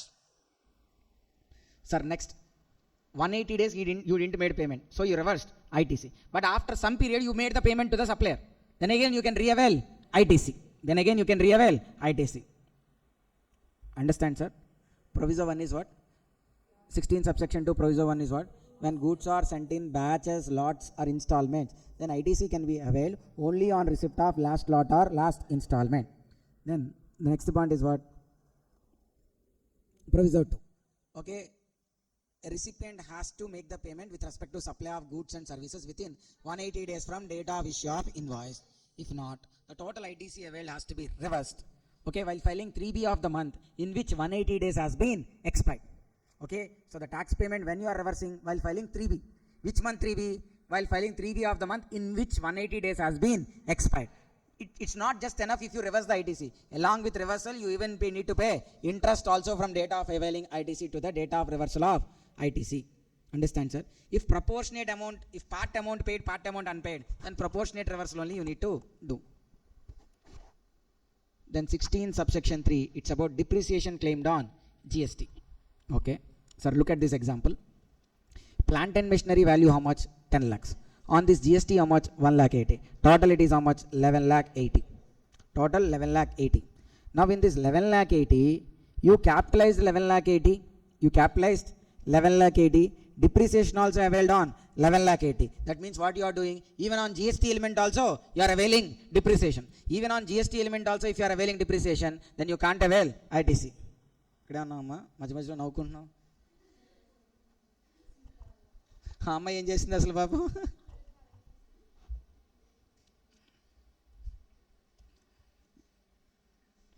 Sunitha వల్ల నవ్వుతుందంట, మరి వల్ల. Okay then, sir, look at the example once again. If total 11 lakh 80 na, including tax also if capitalized, and again you are claiming depreciation in income tax also on total 11 lakh 80,000, availing depreciation in income tax on total 11 lakh 80,000, then you can't avail ITC. Whereas if you are capitalizing only 10 lakhs, GST element you are not capitalizing, then you can avail ITC. Understands at this point everybody? Then 16 subsection 4.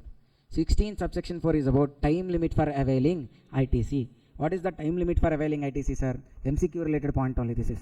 The time limit for availing ITC is 30th November of succeeding financial year or actual date of filing of annual return, whichever is earlier. Okay, once again, what is the time limit for availing ITC?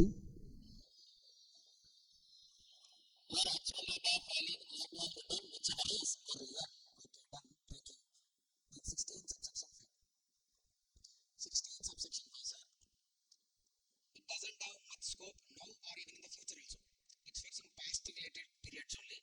For financial year 17-18, 18-19, 19-20, 20-21. These are the initial years of GST. That time, public didn't properly understood GST. Okay, so they faced so many problems in the implementation of GST, understanding GST and all. That's why they don't want to introduce 16 subsection 4 time limit. They wanted to give an extended time limit for availing ITC. For which years?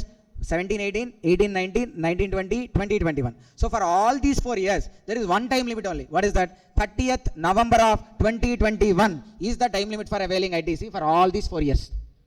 Understand, sir? Instead of, sir, for usually 17-18 year also, what will be the time limit? 30th November of 18-19 or date of filing annual return. But instead of that, since those are initial years, they given time limit till 30th November of 2021.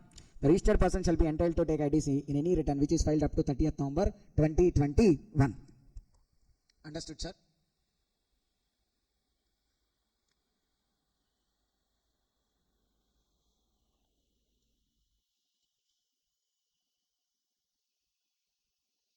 So next, the concept is about 16 subsection 6.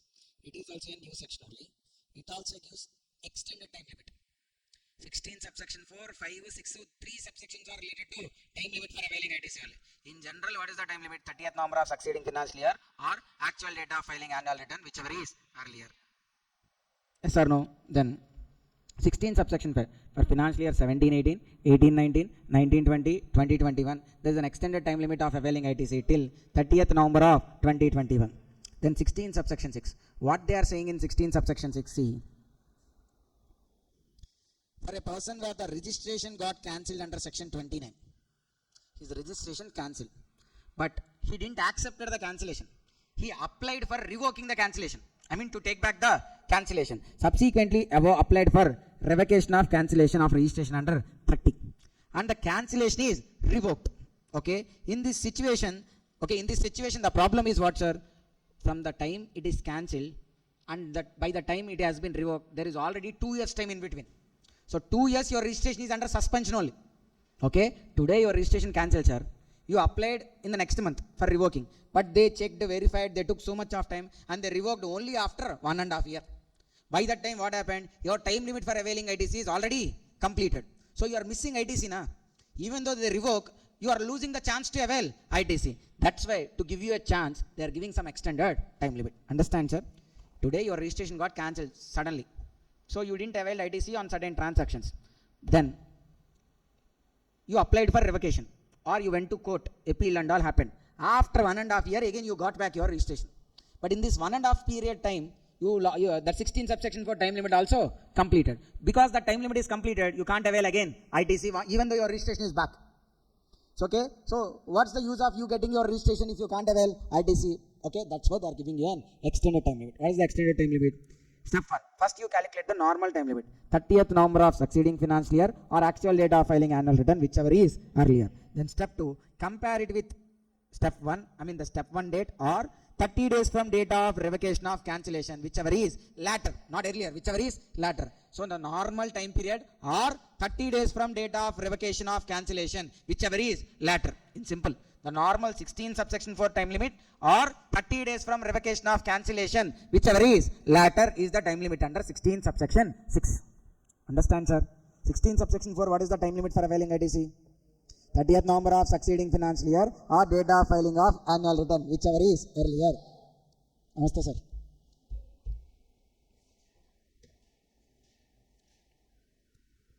రోజుకి ఒకసారి zone out అవ్వాలి, రానిసార్లు అవ్వకు. Understood, sir? With this we completed what? Section 16. How many subsections are there in 16? 1, 2, 3, 4, 5, 6. What does 16 subsection 1 says? Only registered person can avail ITC on inwards. And such ITC will be reflecting where? Where your ITC will reflect? There's a ledger name. Your ITC will be reflecting in electronic credit ledger. Sir, again, understand. In 2A to B, you will see what is the ITC you are going to get.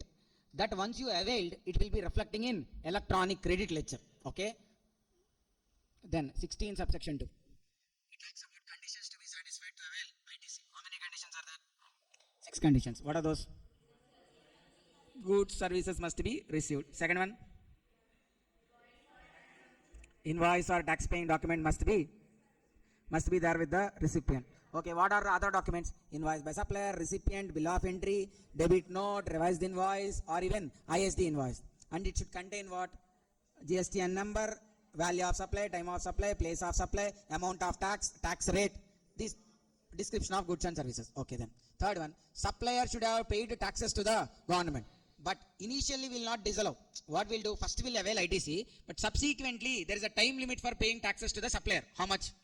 Till 30th September of succeeding financial year, no problem. By then if he pays, no problem. By then also if he didn't pay, 3B not filed, then you need to reverse the ITC by 30th November. Whereas subsequently if pays the tax, again you can re-avail the ITC. Third point. Fourth point, such invoice, debit note, credit note, debit note should be shown by the supplier in GSTR 1 and should be reflecting to the recipient in GSTR 2A, 2B. Fifth point, even though reflected, it shouldn't be restricted. Sixth point, recipient has to file a return. Proviso 1. When goods are received in lots, batches or installment, ITC can be available only on receipt of last lot or last installment. Proviso 2. The recipient has to make the payment for supply of goods and services within 180 days from date of issue of invoice. If not, the ITC availed has to be reversed while filing GSTR 3B of the month in which 180 days has been expired, along with interest at a rate of 18% per annum from date of availment of ITC to the date of reversal of ITC. Done, that is also. If at all subsequently he makes the payment, then again subsequently recipient can avail ITC. If proportionately unpaid, then proportionately reversal. 16 subsection 3. If GST element also you are capitalizing, adding to the capital good and capitalizing and availing depreciation on it, then you can't avail ITC. If only other than GST part you are capitalizing, then no problem, you can avail ITC. 16 subsection 4, time limit for availing ITC.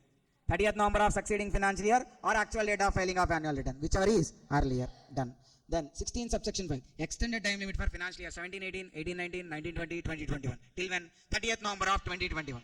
16 subsection 6, extended time limit only, in which cases where a registration is cancelled, okay, and subsequently it was revoked. Okay, subsequently the cancellation has been revoked by way of application or by a court order because of any reason.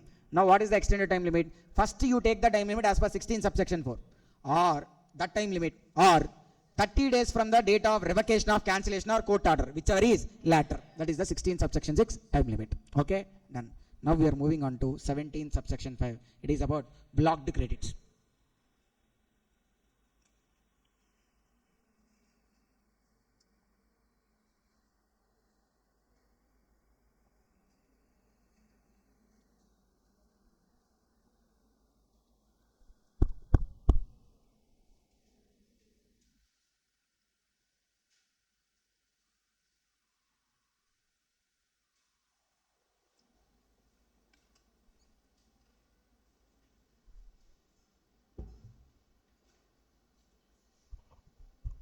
వస్తే వెళ్తుందమ్మా. ఇంకెవరున్నారా campus వాళ్ళు? ఒక్కదానివేనా? ఎవరాళ్ళు?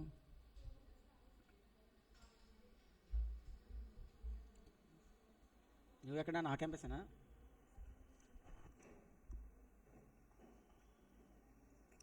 Then blocked credit, sir. First one related to immovable property. Related to immovable property. With respect to immovable property, we can take a works contract. Works contract na, they will only provide goods, I mean cement, iron and all, and they will only do the construction service also. Both service and good, both they will only provide. Then it is called what? Works contract. Sir, now BCCA wants to construct a building. Two options. First, for 1 crore they given a contract. So now the contractor only has to bear cement cost, iron cost, everything, and he only has to construct. That is works contract. Second one, BCCA only will buy cement separately, iron separately, and they'll give it to a contractor who just do construction. Cement, iron, everything, all these materials will also be provided by BCCA. So individually BCCA is purchasing all these separately. Here cumulatively. In both the cases, since it is related to an immovable property, ITC can't be availed. In both the cases, ITC can't be availed. What about repairs? If they are like repair service, revenue repairs na, ITC is available. If they are related to capital repairs na, then ITC is not available. Sir, with respect to construction, not available. Construction na, works contract also not available. Even individually you are taking construction service, cement, iron also, ITC can't be available. Okay, if you are constructing an immovable property. Sir, understand, in immovable property, BCCA is the recipient. Contractor is the supplier who is providing construction service to BCCA with respect to immovable property. So on this construction service, that contractor will levy GST na, that GST BCCA can't avail ITC. Understand, sir? If it is revenue repairs, I mean small repairs which are not of capitalized nature, I mean which doesn't have larger, more than 1 year benefit and all, then ITC can be availed. If it is capital repairs, then again ITC can't be availed. Understand, sir? Here, however, immovable property excludes plant and machinery. Immovable property excludes plant and machinery. So immovable property need not to be considered as plant and machinery. Okay, so I mean, if at all any construction service is taken for the, which is useful for plant and machinery, you can avail ITC. Okay, even though plant and machinery also immovable, still you can avail ITC. Understand, sir? However, plant and machinery excludes mobile towers. If any mobile towers are there, they need not to be treated as plant and machinery. If not plant and machinery, na, again ITC can be availed. Then pipelines laid outside factory premises. If those are pipelines laid outside factory premises, then again ITC can't be availed. Understand, sir? With respect to immovable property, ITC cannot be availed. Okay, whether it is works contract service or construction service, ITC is not available. If they are repairs related, revenue repairs, ITC available. Capital repairs related, ITC is not available. However, immovable property excludes plant and machinery. Again, plant and machinery excludes mobile towers, pipelines laid outside factory premises. But understand, where supplier and recipient both are in the same line of business, then again ITC is available. What does it mean? Sir, BCCA given a contract to Mahesh to construct property. So Mahesh billed BCCA for 1 crore. On that GST is there. BCCA can't avail ITC. But what Mahesh did, he didn't constructed everything. Certain parts he has outsourced it to Gunashekar. Now Gunashekar billed it to whom? Mahesh. So now on that bill, sir, Mahesh is also into construction business. Guna is also into construction business. Now on the invoice given by Guna, if any GST is there, Mahesh can avail ITC. Why? Because both are into the construction business only. Whereas BCCA is not into construction business. That's why BCCA can't avail ITC. If both are into the same line of construction related fields and all, then they can avail ITC. Then motor vehicles. Next one is what, sir? Motor vehicles. Motor vehicles are again of two types. Meant for transportation of goods, meant for transportation of passengers. Okay. Bus is there, staff bus, school bus. Meant for transportation of goods or passengers, sir? Passengers. If at all it is a truck, lorry, meant for transportation of goods. It is meant for transportation of goods. No problem, you can avail ITC. Meant for transportation of passengers. Again, seating capacity greater than 13, less than or equal to 13. Sir, our bus seating capacity greater than 13, less than or equal to 13? Greater than 13. If seating capacity is greater than 13, then we can avail ITC. Okay. Less than 13. Usually ITC is blocked. Less than 13, that tempo, magic is used, not Tata Magic. Cars, auto, all these seating capacity is what? Less than 13. Usually we can't avail ITC. But there are exceptions. 3 exceptions. What are those exceptions? Where registered person is in the business of renting, leasing, hiring. Where the registered person is in the business of what? Renting, hiring, leasing. His business itself is renting, hiring, leasing. Sir, that auto which we are using for dropping students and all, he is into the business of what? Renting, hiring, leasing. So that he can avail ITC. Second one. Registered person is into the business of imparting driving skill. So where a driving school purchase a car, ITC can be availed. Okay, why? Because they are into the business of imparting driving skill. Third one, this fellow purchased cars or autos only for purchase for the reason of further supply. I mean, again to sell he is buying. So he is a car dealer.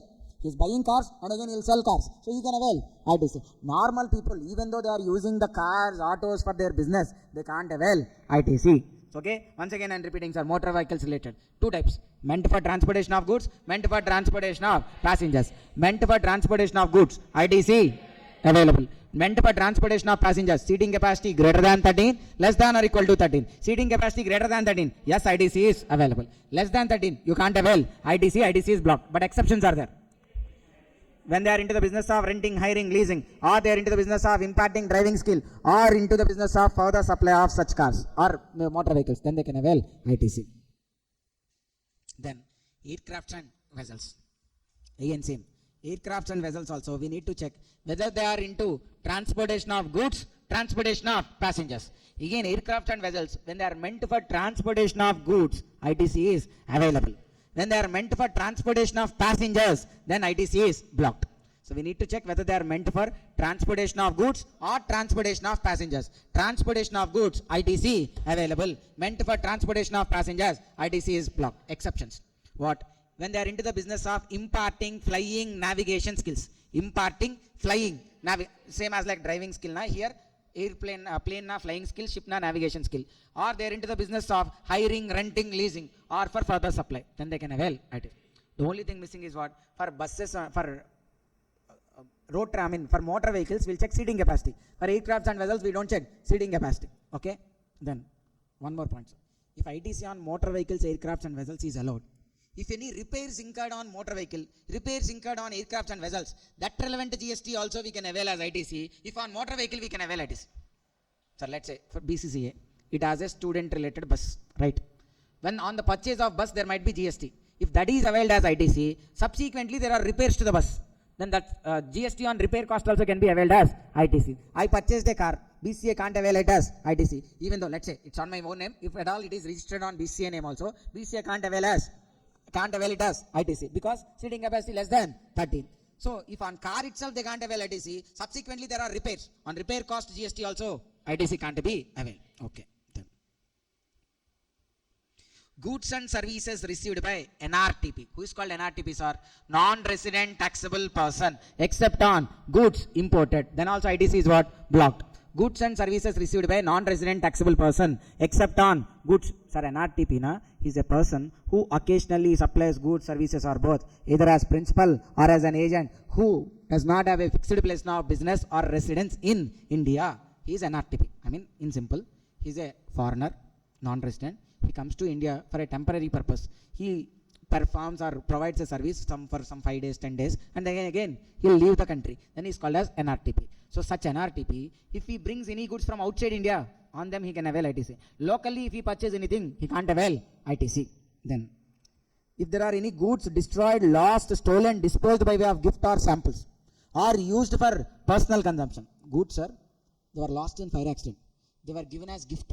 They were given as samples. In such case, you can't avail ITC. When you are using for your business only, you can avail ITC. When they are damaged, lost, theft, or when you are giving them as samples or gift, you can't avail as ITC. Or using for personal use also, you can't avail ITC. Then, on such goods, sir, you didn't pay tax genuinely. You purchased goods, but that time tax is not paid genuinely. But during the transit, GST authorities has stopped the vehicle, and then they check the goods.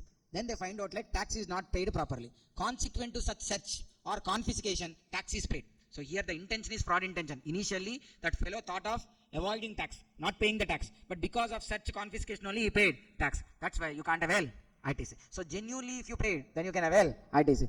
In the courses of this fraud, detention, confiscation, if you pay tax, you can't avail ITC. Then, this point, sir, in case of healthcare service, plastic surgery, cosmetic beauty treatment, catering food and beverages, membership of club and fitness center, rent-a-cab service, travel benefits extended to employees on vacation, on all these ITC is blocked. Health service, plastic surgery, cosmetic beauty treatment, catering food and beverages, membership of club fitness, rent-a-cab service, travel benefits provided to employees on vacation, on all these ITC is blocked. So actually, all these services will be incurred by business cost, but business is not using them. All these are provided to employees as perquisites. For employee, health service is provided. Okay, recipient employee, but recipient company only, beneficiary is employee. Amount paid by employer only, na? So that's why it is an expense to them. When they can avail of ITC or not? No. Okay, all these are nothing but provided or taken by the business. Amount is paid by employer, but benefit is taken by employee. Why employer is doing all that? Because if he provide all those, employee will stay loyal to the company or loyal to the employer, and he'll work much more better. That's why they'll provide this kind of facilities. But on these any taxes that these are related to business only. Sir, if these are not related to business, now why employer will take care of employee? Because if employee is not well, he can't work well. If he is not working well, then the business will get affected. That's why for the business purpose only he is incurring everything. But still he can't avail them as ITC. When he can avail ITC? If they are provided under a statutory obligation. One best example is like Factories Act. Factories Act says like every factory which is having an employees or laborers of more than 250 has to run a canteen. So it's a statutory obligation. That's why employer is taking the catering service to run the canteen, or purchasing food and beverages to run the canteen. Then he can avail ITC because he is purchasing them because of a statutory obligation. Then supplier and recipient are in same line of business. Both are into catering business only. Then they can avail ITC, no problem. Third one, such goods and services are used by a registered person as an element of taxable composite supply and mixed supply. So let's say you booked a train ticket, sir. In not just train ticket along with meal. Now what is the main business of railways? Transportation. So they are providing you transportation. But what they promised with your ticket, not just transportation, they are going to provide even food. If they don't provide food, will you accept?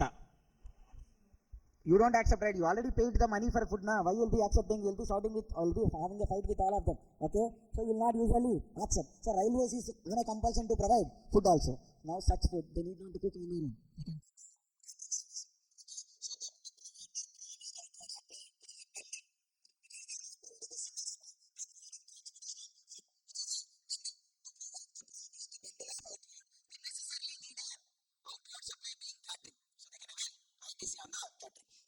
They are not into the same catering business, railways. They are into transportation. But to provide the promised bundle of service, they need catering as an input. That's why they can avail as what? ITC. Last one, sir, 18 subsection 6. This section also we discussed. What is this? Where a capital good is sold. Where a capital good is sold, what to do? We need to find out the tax liability. How much is the tax liability? First one, ITC availed minus two ways, sir. Two things. First, the sale value. When a capital good is sold, now there will be some sale value, right? On that sale value, calculate tax. Tax rate will be given in the question. Sale value also will be given in the question. Simply you should apply sale value into tax rate. First one done. Second one, at the time of purchase they have availed ITC, right? At the time of purchase they might have availed ITC. From that ITC, for the number of quarters already used, subtract 5% for every quarter used. Okay? See, sir. ITC availed initially minus 5% into number of quarters used into ITC. You should subtract from the nothing but from the total ITC. You should subtract the ITC relevant to the quarters expired.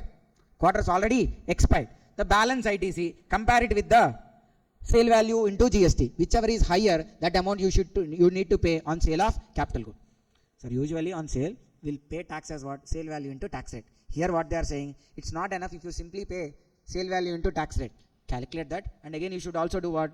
ITC availed initially minus 5% for every quarter used. You should subtract that balance and the sale value into tax. Whichever is higher has to be paid. This is about what? ITC chapter. We need to do sums.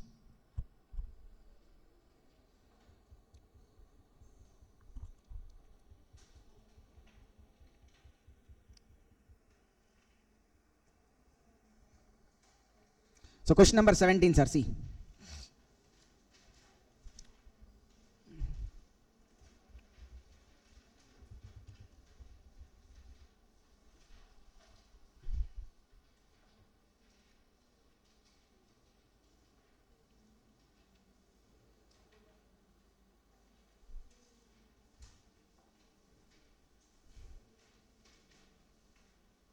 Question number 17.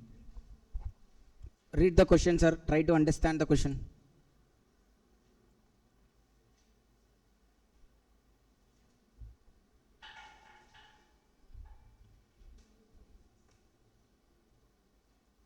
To see, Granites Textiles Limited purchased a needle detecting machine on 8th July 2017 from Makija Engineering Works Limited for how much?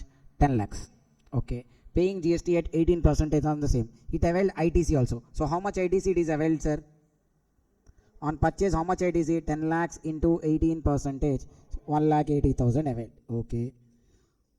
And using it for manufacture. The machine was sold on 22nd October. Purchased on 8th July 2017 and sold when? 22nd October 2018. For how much? 7,50,000. Okay. As a second hand machine. The rate on supply of machine is how much? 18%. So what we should do, sir?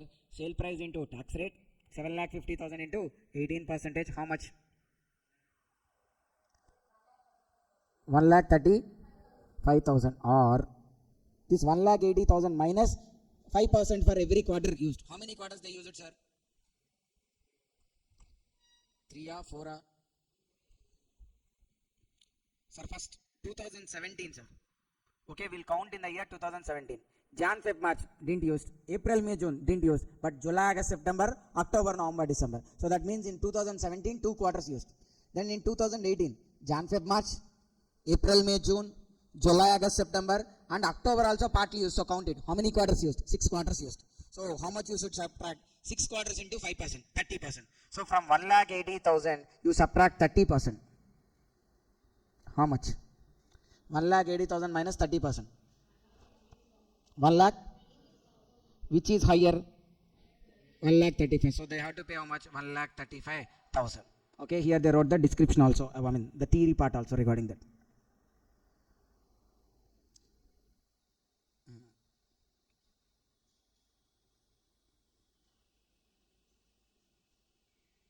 Question number 15, sir. We'll see. Solve question number 15. How to solve question number 15, sir? See, they are given 2 outward supplies, intrastate, intrastate. And they are given one intrastate purchase, opening balances, tax rates given. What we should do? We should adjust the ITCs and find out the final tax payable in cash. So do it quickly. Take it in the take a paper. Do it in the notes, sir. 3 steps. Step 1, ITC available. Step 2, tax payable. Step 3, adjusting ITC with tax payable. Sir, what we should do? First, we'll take the opening balance of ITC. IGST 25, CGST 20, SGST 30. Sir, don't do in this way, sir, you will get confused in the material answer. So how we will be solving usually, we'll take like 3 columns. Step 1, IGST, CGST, SGST. How much is the IGST, sir? Opening balance. Tell me opening balance quickly. 25,000 IGST, 20,000 CGST, 30,000 SGST opening balance. Plus on purchases, how many purchases is there? Only one thing, 5 lakhs. That also intra. So 9% and 9%. So 45,000, 45,000. So what is the total ITC available, sir? 25,000, 65,000 and then 75,000. This is what step 1. Computation of ITC available. Then we'll go to what step 2. Step 2 is about what? Computation of tax liability. So again, same columns. IGST, CGST, SGST. Oh, first one. What is the first supply, sir? Interstate, 10 lakhs. Interstate, 10 lakhs into how much percentage, sir? 18%. So 1,80,000. Then next or what? Intrastate. Intrastate is what, sir? 2 lakhs. So 2 lakhs and 5 lakhs. Sorry, only 2 lakhs. 2 lakhs into 9 and 9. How much? 18,000. 18,000. So how much is the total? 1,80,000, 18,000 and then here 18,000. Step 2. Then what we should do? Step 3. Step 3 is what? Adjustment of ITC with tax liability or nothing but see. Finding out the tax payable in cash. Tax payable in cash. So first what we should take, sir? Tax liability. What is the tax liability, sir? 1,80,000, 18,000 and then 18,000. So first we should adjust what? IGST. How much is the IGST we are having? 25,000. So adjust total 25. Then CGST how much we have? 65. So first adjust here 18. The balance how much is there, sir? 47,000 adjust here. Then SGST also how much is there? 65. Sorry, 75. Okay, how much you will adjust here? 18. The balance will be adjusting with 57,000 will adjust with what? IGST. So 0, 0, 57 not required. Huh? Okay. 51 is only there. Huh? Here, sir, CGST, okay. SGST credit how much is there? CGST 65. Okay. Then here 18,000 tax liability 18,000. 18,000 adjusted 18. Okay. 65 if 18 is adjusted how much is there? 40. Okay. Then out of 75 if 18,000 is adjusted how much will be there? 57 only I wrote now. Okay, last answer you are saying, sorry, how much? 51,000 is the tax payable in cash. Okay.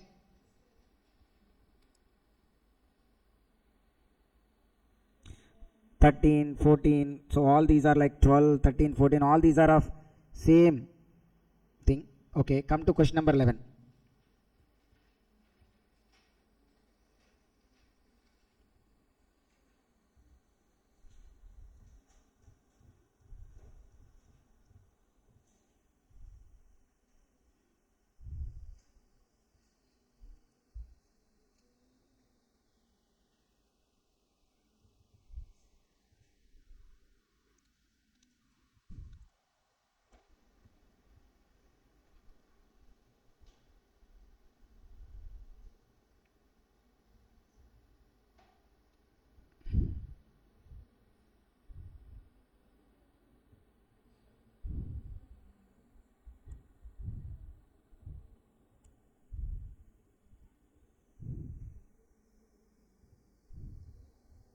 Sir, what is question number 11C? Compute the amount of ITC admissible to XYZ Limited in respect of the following items prepared. Goods supplied for captive consumption. Sir, many don't know what is called captive consumption. Captive consumption, goods produced by you, used again for your production only. Understand, sir? You only produced it and again you only using it for your production. Let's say, sir, you produced some electricity. And out of that electricity, certain part again you are using for running your factory only. Then that's called as what? Captive consumption. So if anything is used for captive consumption, on that ITC is available. Because for the purpose of business only it is used now. So ITC available. Goods purchased for being used in repairing the factory shed. Factory shed now mobile property or immobile property? Immobile. Immobile. Okay. With respect to repairing, we can avail ITC. Capital expenditure, we can't avail ITC. But then why they didn't avail? Even though they said like repairing, it is what? capitalized in books. So if it is capitalized, that is what? Capital expenditure. So we can't avail ITC. Then cement used for making the foundation and structural support to plant and machinery. Sir, immovable property actually. We can't avail ITC, but it is what? Plant and machinery. So again ITC is available. Inputs used in trial run, ITC available. Goods destroyed, blocked. Foods and beverages purchased for employees, blocked. Because they didn't set like out of statutory obligation. So which are available? 10, 5, 7. So 22,000 is available. Then 10, question number 10.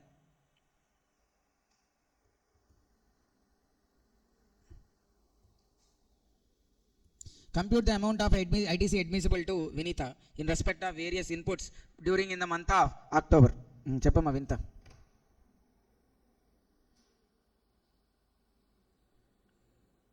Sir, goods purchased without ITC. Can we avail ITC? Invoice must be there. So we can't avail ITC. Goods purchased from Sagar. Full payment is made to Sagar against such supply, but tax has not been deposited by Sagar Limited.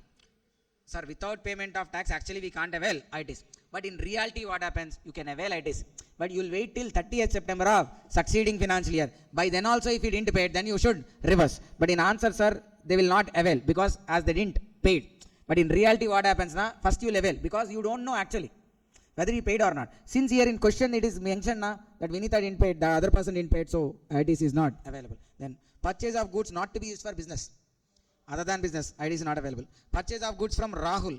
Invoice of Rahul is received in the month of October, but our goods are received in November. We are in which month, sir? October. ITC can be availed only on receipt of goods. So goods received in November. So you can avail in November, not in October.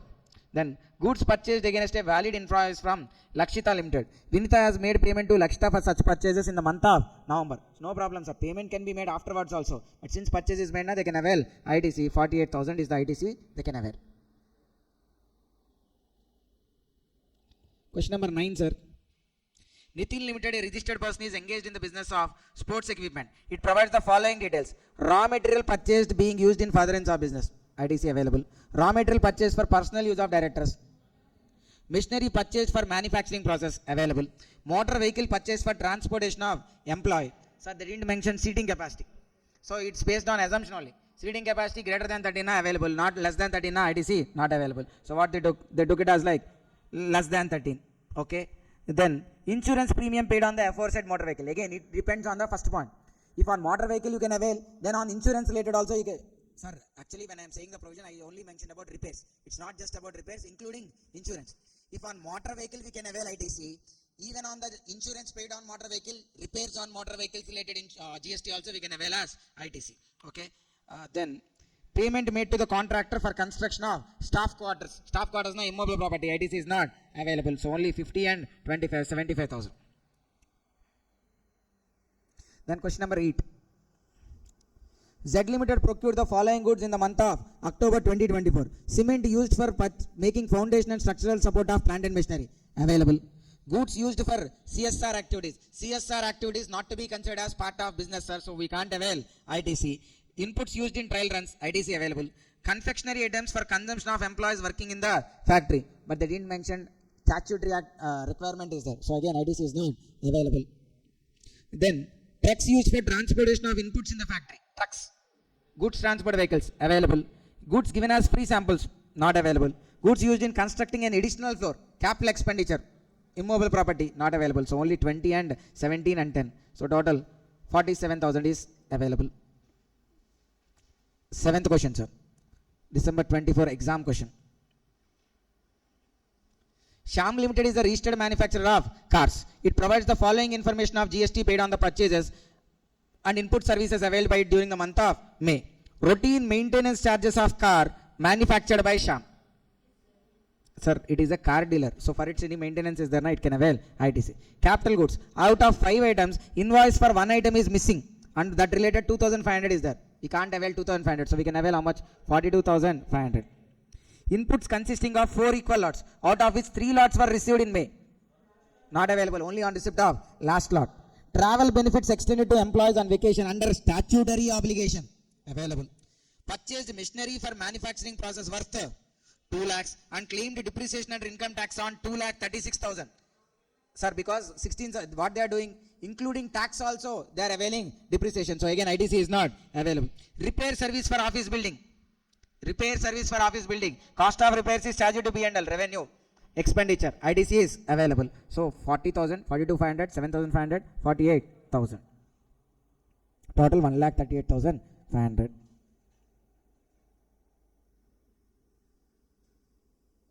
Okay, then we'll see question number 6 also, sir. It came in 2 MTPs now, so we'll see. Sir, it's like a question, sir. Solve it, sir. Again, 3 steps question.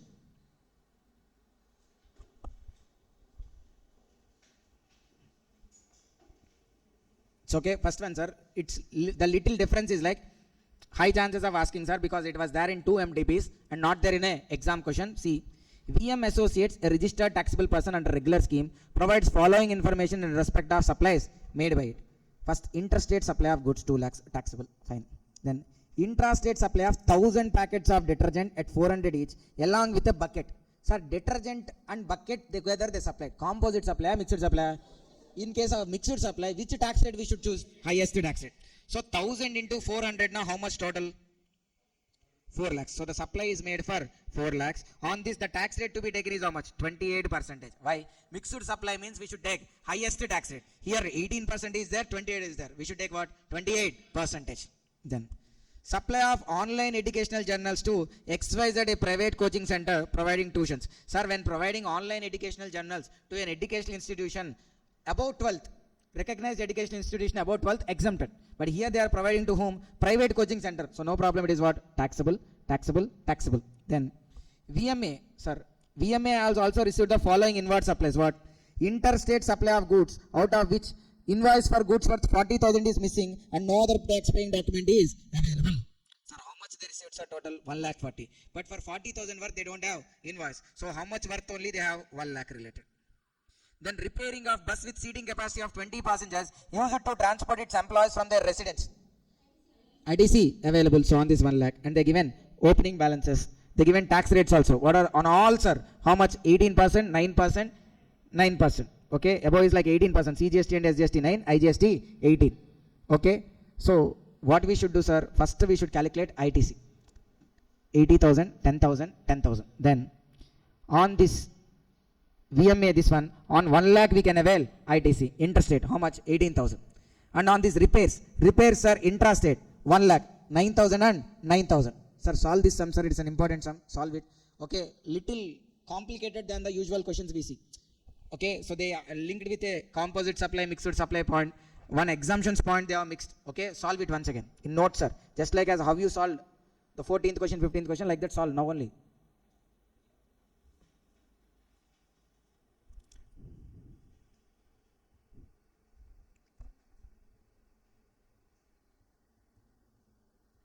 Step 1, ITC available.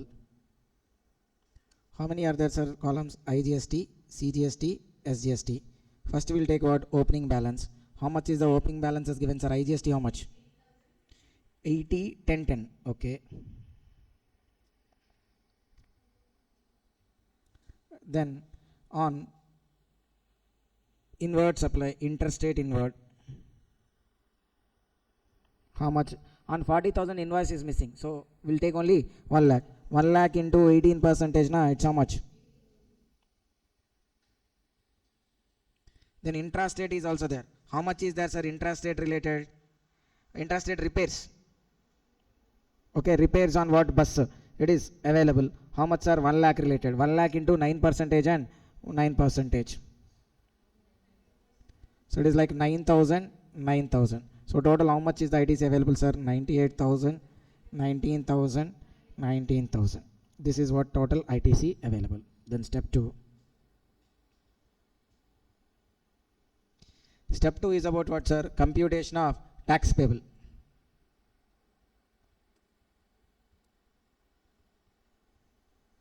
Computation of tax payable. Okay, again how many columns, sir? IGST, CGST, SGST.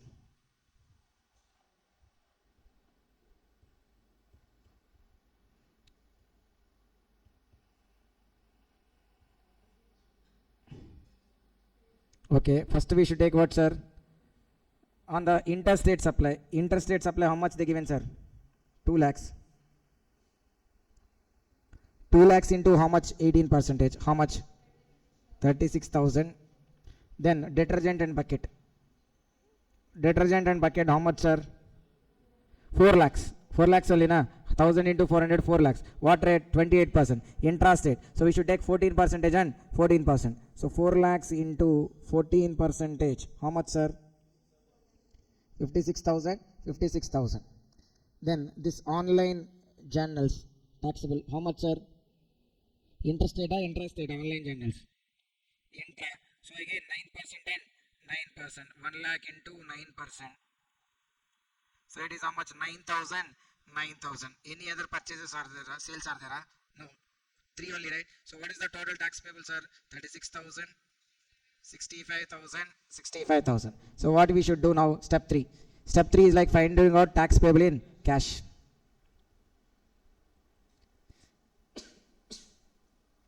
Computation of tax payable in cash. So for that, what we should take first? First we should take ITC, liability. What is the tax liability, sir? 36,000, 65,000, and then 65,000. We should adjust what first? IGST. How much is the IGST grade we are having? 98,000. So out of that 36,000, if you adjust, how much still balance is there, sir?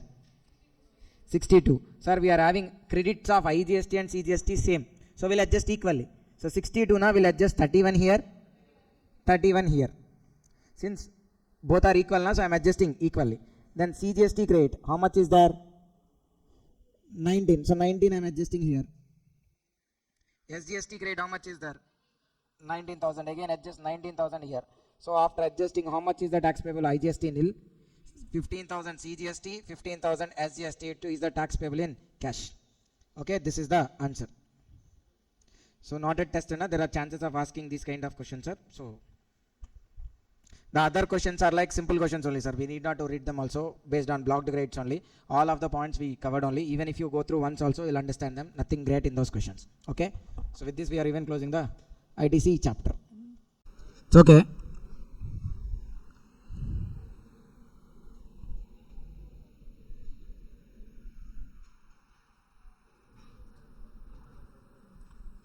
Sir, follow it in the material only. GST returns.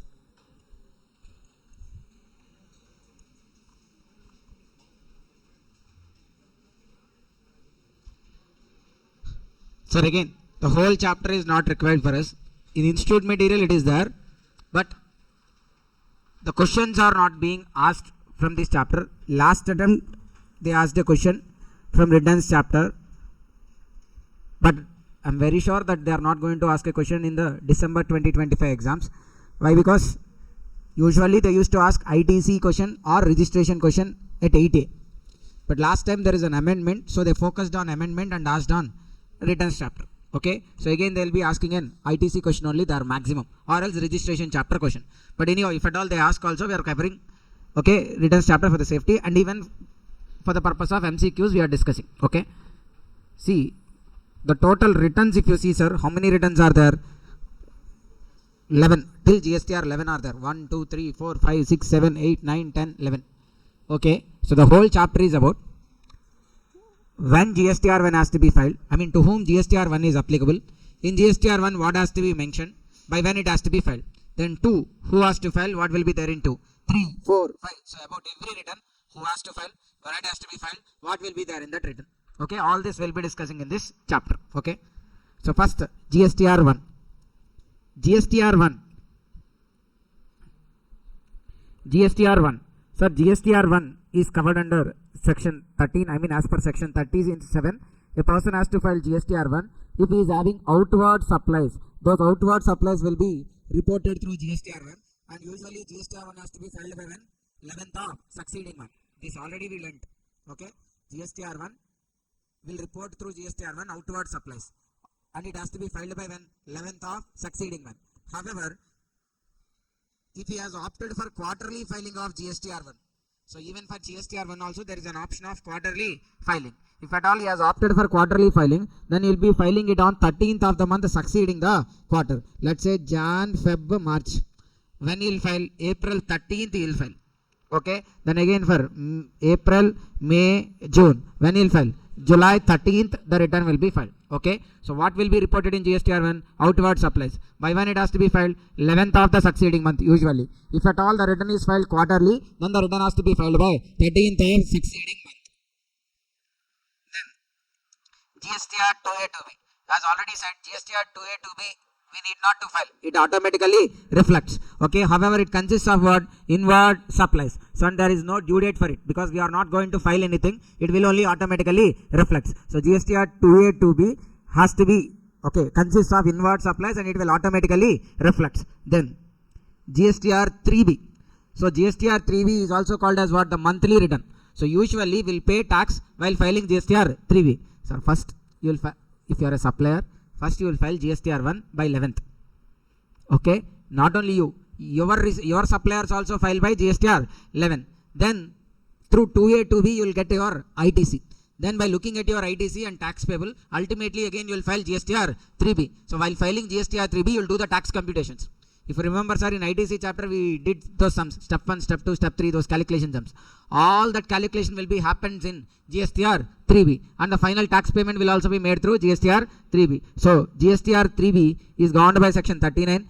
It's called as monthly return. The tax computation and payment is also made through GSTR 3B. By when it has to be filed, sir? 20th of succeeding month. 3B has to be filed by 20th of succeeding month. Okay. If at all he has opted for quarterly return, even 3B also if it is opted for quarterly filing, then the return has to be filed by 22nd or 24th of succeeding month. For certain states 22nd, for certain states 24th. Okay, why it is given 22nd or 24th? Na? For some states it is 22nd, for some states it is 24th. Sir, GSTR 1, what will be there in GSTR 1? By when it has to be filed? 11th of succeeding month. If it is quarterly filing, then GSTR 2A 2B consists of what? Yes, it is auto reflected, but what will be there in 2A 2B? Inward supplies. No due date for 2A 2B. Then GSTR 3B is about what? Monthly return. Okay, the usual tax computation and tax is paid through 3B. By when it has to be filed? 20th of succeeding month. Then GSTR 4. GSTR 4 is applicable for composition scheme persons. If a person has opted for composition scheme, then he will file which returns are? GSTR 4. Okay, and GSTR 4 has to be, sir, this date, sir, this is applicable now. Okay, because from financial year 24-25, what is the due date, sir? 30th June of succeeding financial year. Okay, 30th April no longer relevant for us. From now on, which is important? 30th June of succeeding financial year. Sir, and composition scheme person, GSTR 4 has to be filed annually. Yearly once only it will be filed, GSTR 4. Annually it is filed. By when it has to be filed? 30th June of the succeeding financial year. I mean financial year 24-25. When it ends? Financial year 24-25 ends on when? 31st March 2025. Okay, in the next year June, 30th June 2025, they have to file the GSTR 4. Okay, so who has to file GSTR 4? Composition scheme person. By when it has to be filed? 30th June of succeeding financial year. Understand? Then we are moving on to GSTR 5. Who has to file GSTR 5, sir? GSTR 5 has to be filed by NRTP. Who is NRTP? Full form what? NRTP?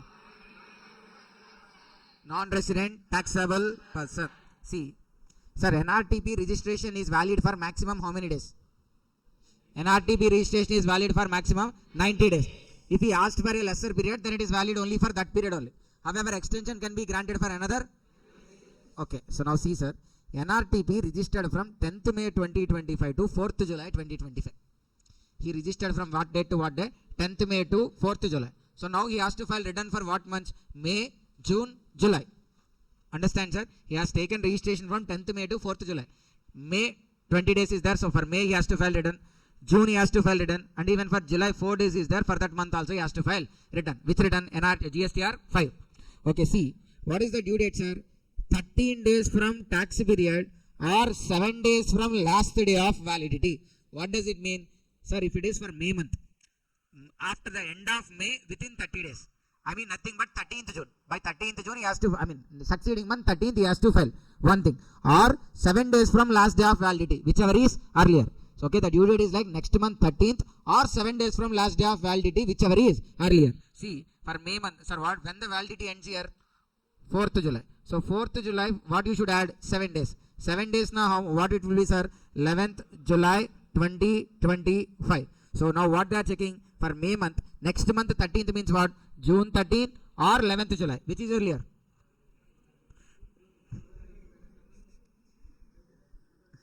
June 13th or 11th July, which is earlier అంటే 11th July అంటున్నారు. July ముందు వచ్చింది నాన్న మీకు. NRTP registered from which date to which day, sir? 10th May 2025 to 4th July. Okay, what we want? 7 days from the last day of validity. What is 7 days from last day of validity? 7 days from last day of validity, not last day of validity. 7 days from last day of validity. 11th July, because last day of validity is 4th July. 7 days from last day of validity is 11th July. So it is what? 11th July 2025. So NRTP registered from 10th May to 4th July. 7 days from validity is 11th July. What is the due date for filing returns, sir? 13 days from tax period or 7 days from last day of validity. Okay, sir, I mean for a month GSTR 5 has to be filed by next month 13th or validity last day plus 7 days. Take these 2 dates and compare. Whichever is earlier, that is the due date for filing the GSTR 5. So for May month, by when it has to be filed? May month means next month 13th means what? June 13th. Okay, 7 days from last day of validity is what? 11th July. Out of these two, which is earlier? So by June 13th, they have to file the return for May month. Then June month. Next month is what? July. 13th day na? July 13th. Okay. Or 7 days from last day of validity. 11th July. So July 13th, July 11th. Which is earlier? July. So by 11th, they have to file the GSTR 5. Then for July month, August 13th or 11th July. Which is earlier? 11th July. So the return has to be filed by 11th July. So understand, sir. Return for NRTP GSTR 5 has to be filed within 13 days from end of the month or 7 days from last day of validity, whichever is earlier. Understand? Sir, by when GSTR 1 has to be filed? When GSTR 1 has to be filed? 2A, 2B. Auto reflection only. GSTR 3B. When? 3B has to be filed by 20th of succeeding month. Then GSTR 5. 13 days from end of the month or 7 days from last day of validity, whichever is earlier. Then GSTR 5A. GSTR 5A. Okay, GSTR 5A is applicable to OIDR person who is there outside India and providing services to a non-taxable person. Okay, non-taxable person is nothing but unregistered person.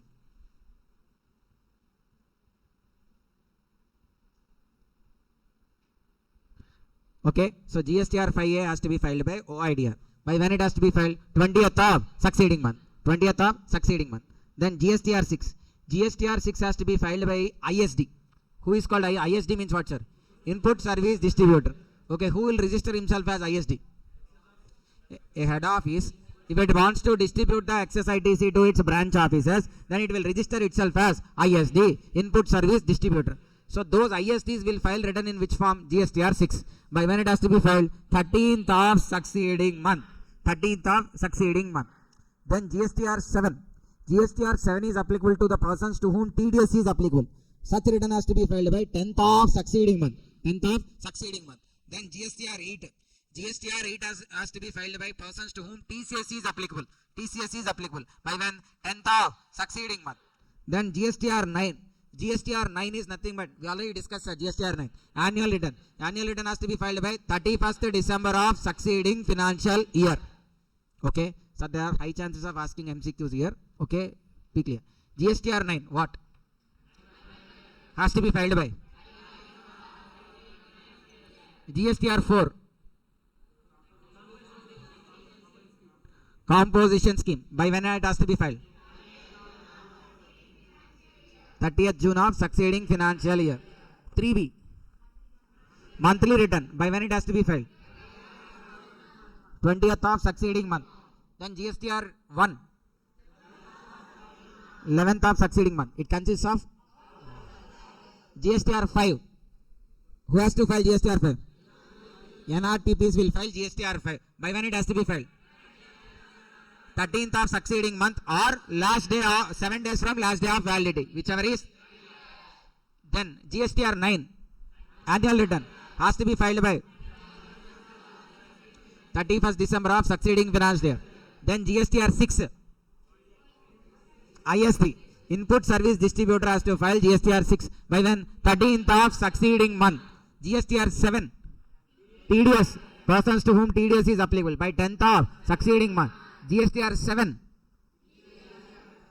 okay, same. GSTR 7 has to, sorry, GSTR 8, TCS applicable persons by 10th of the succeeding month. Okay, okay, then now, so all of you close your eyes.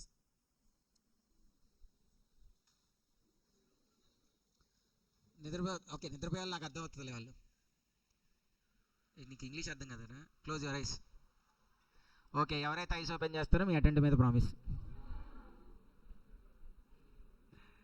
Okay by when GSTR 1 has to be filed?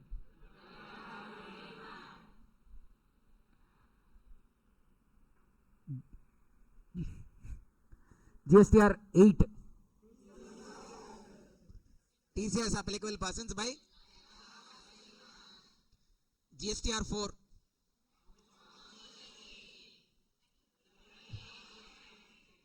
what 13th of succeeding month, 30th June of సగం మందికి గుర్తు రావట్లా okay 30th June of succeeding financial year. Okay GSTR 3B, monthly return by when it has to be filed? 20th of succeeding month. GSTR 7, TCS, okay, by when? GSTR 5, NRTP.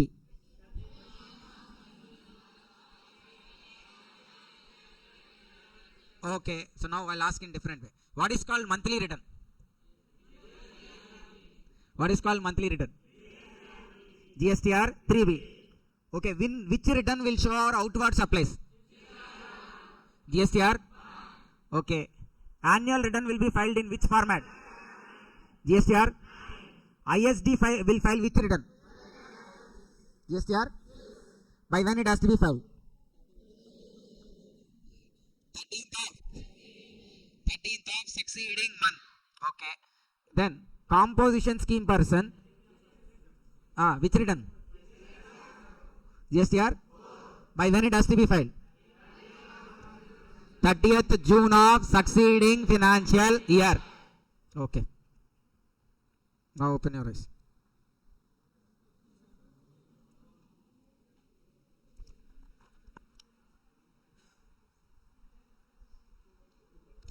Then GSTR 10, sir. GSTR 10 is the final return. When we'll write final return? Not at the time we are writing final. Okay, final return has to be filed when the registration is cancelled. When the registration is cancelled, then okay, when you are closing everything, then you will file the final return.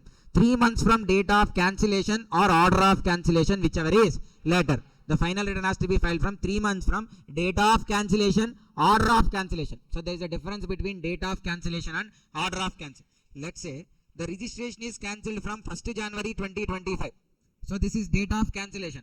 But the order cancelling it is given on 1st June 2025. So this is date of cancellation. From 1st June it is cancelled. But the order stating that it is cancelled is given on when?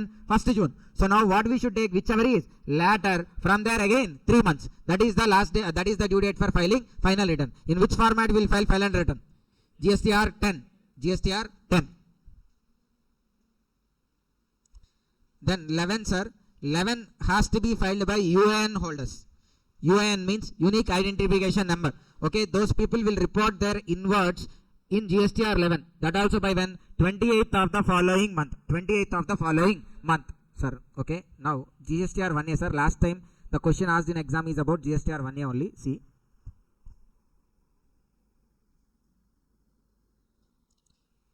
Supplier files with the GSTN, Goods and Service Tax Network, GSTR 1.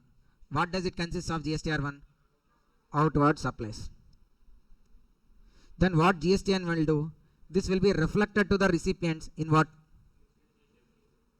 GSTR 2A 2B. Inward supplies. Now this recipient, sir, he feels like there is some mistake in the 2A 2B reflecting. He actually purchased for 5 lakhs, but there it's showing only 3 lakhs. So there is a mistake. So what this recipient will do, he'll communicate the mistake to GSTN. Okay, sorry, he'll not communicate the mistake to GSTN. He'll call the supplier and tell.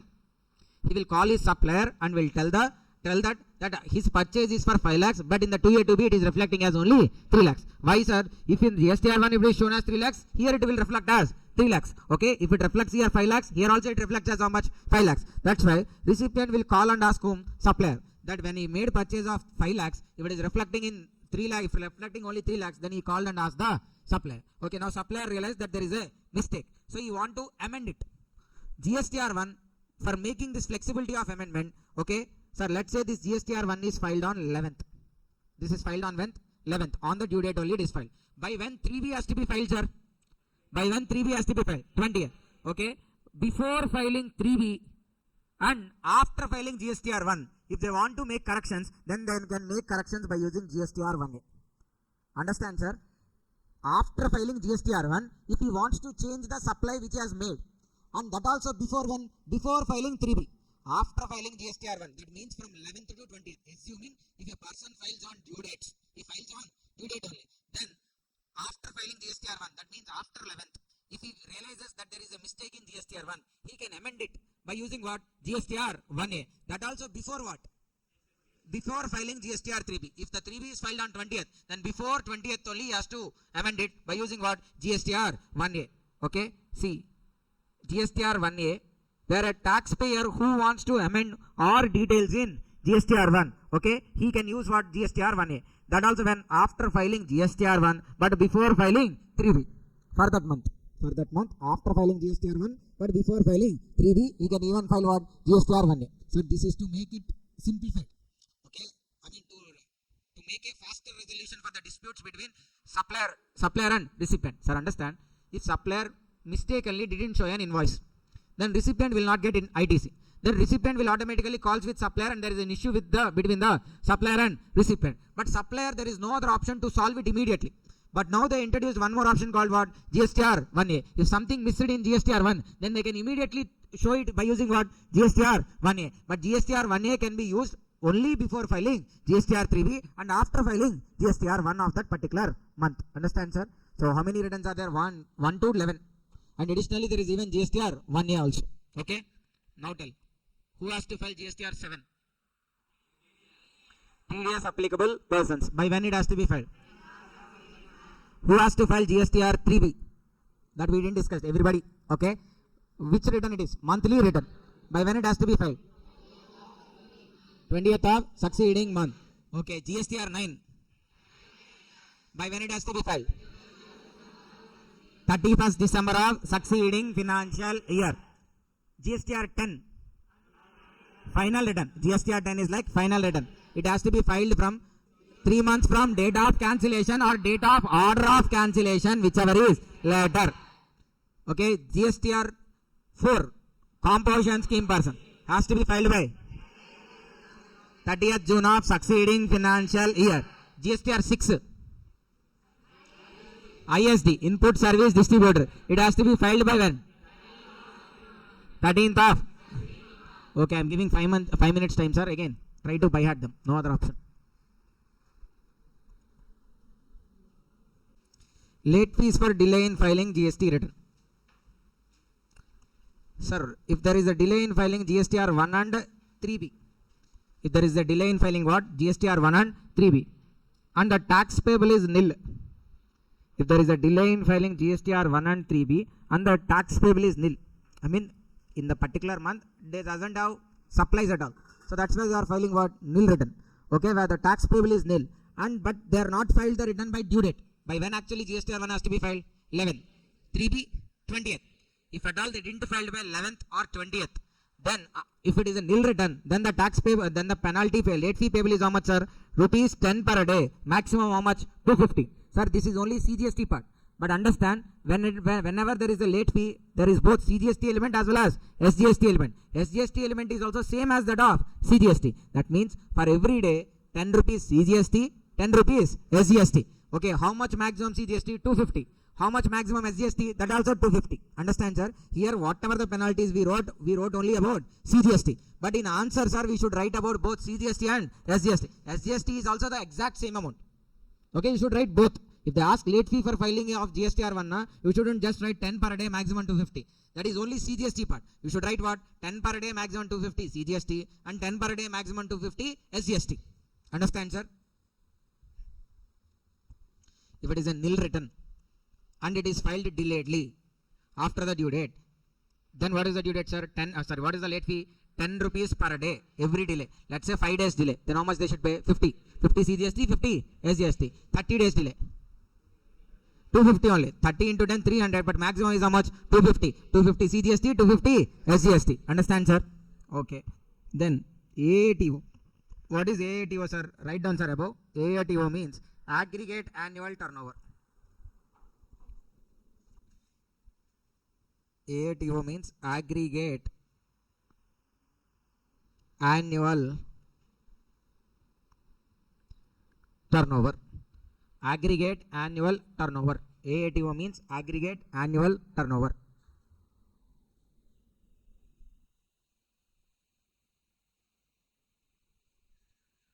Sir, if nil tax payable na first case, not nil tax payable, they have to pay tax, but their aggregate annual turnover is how much? Less than 1.5 crores. When their aggregate annual turnover is less than 1.5 crores, then the late fee is how much? 25 per day, maximum 1000. This also only CGST. Then where the aggregate turnover is like between 1.5 to 5 crores, then it is 25 per day, maximum 2500.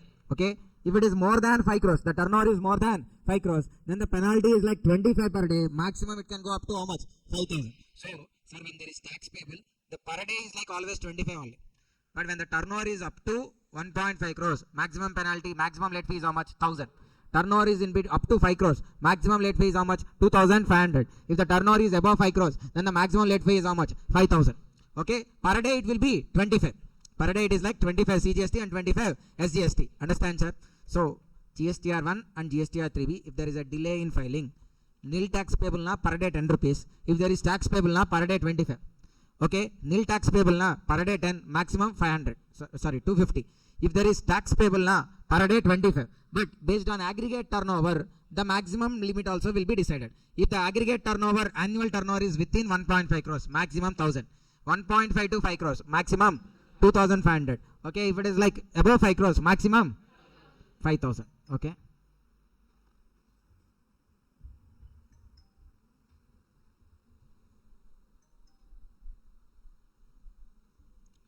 Then GSTR 4. Sir, who has to file GSTR 4?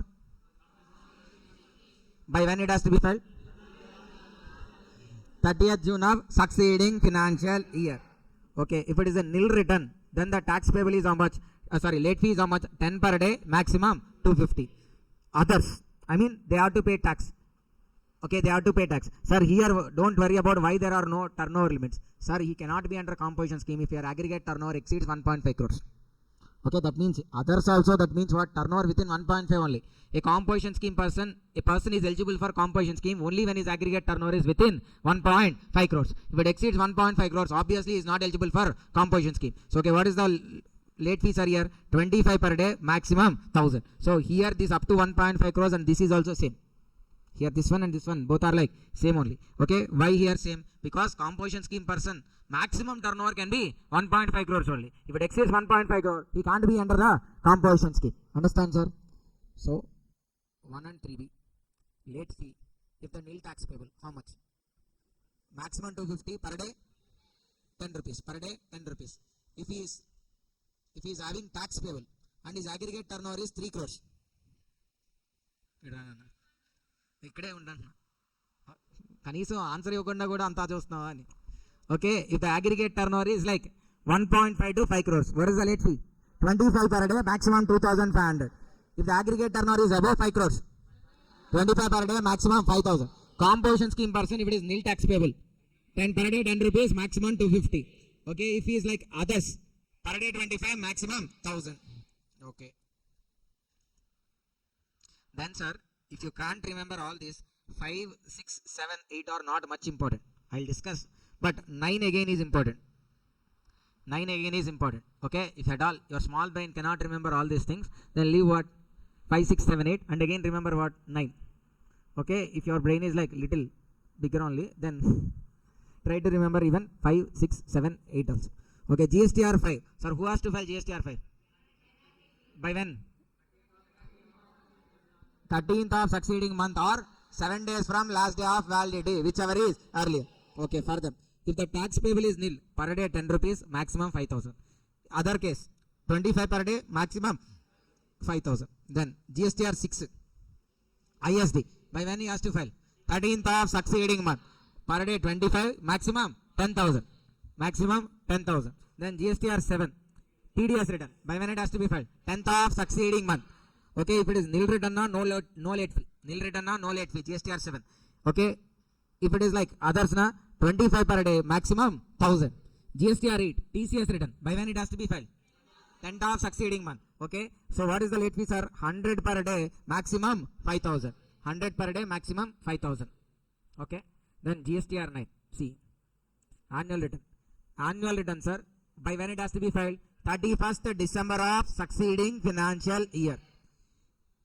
If his aggregate turnover is within 5 crores, then the late fee is like 25 per day or 0.02% of turnover in state, not aggregate turnover. Sir, aggregate turnover is different, turnover in state is different. Aggregate turnover now will compute all India wise, whereas state turnover now will compute only for a specific state.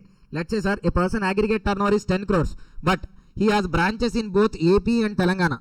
From AP, the turnover is like 6 crores. From Telangana, the turnover is like 4 crores. Let's say in Telangana, the return is filed after the due date. Then what is the late fee? You will calculate 4 crores into 0.02% or 25 per day, whichever is lower. Understand, sir? 25 per day or 0.02% of turnover in the state, whichever is lower.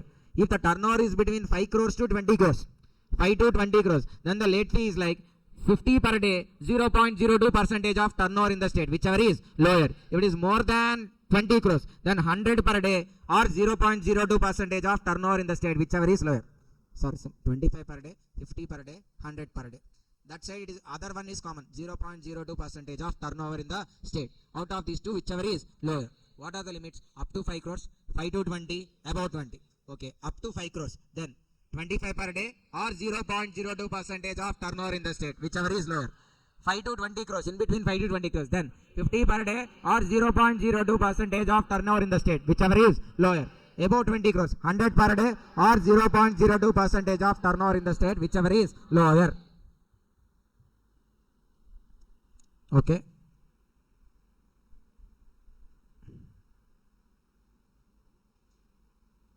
Sir, then above these pages, sir, all these are irrelevant for us. Okay, the page before late fees is there, that is irrelevant for us. The before page, okay, not only the late fees, sir, above 1, 2, 3, 4,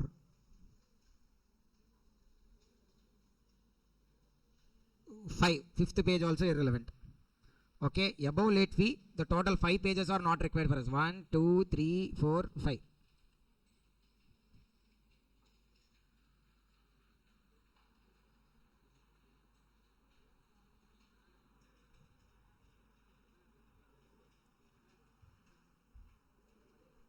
Okay, now again, come back to the chapter beginning, sir.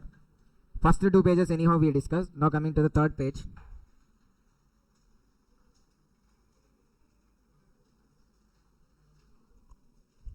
Sir, MCQs majorly will be asked on which return number or what is the due date or what is the late fee. Among these 3 only maximum MCQ will be asked. Okay, day before exam, if you can't have much time, then what you will do? At least revise the due dates, GSTR numbers and late fees and go. Okay, so at least for December 2025 attempt, there won't be a 7 marks question. Most probably there won't be a 7 marks question. So only there will be MCQs. And MCQs will be mostly from the form numbers, due dates and the late fees.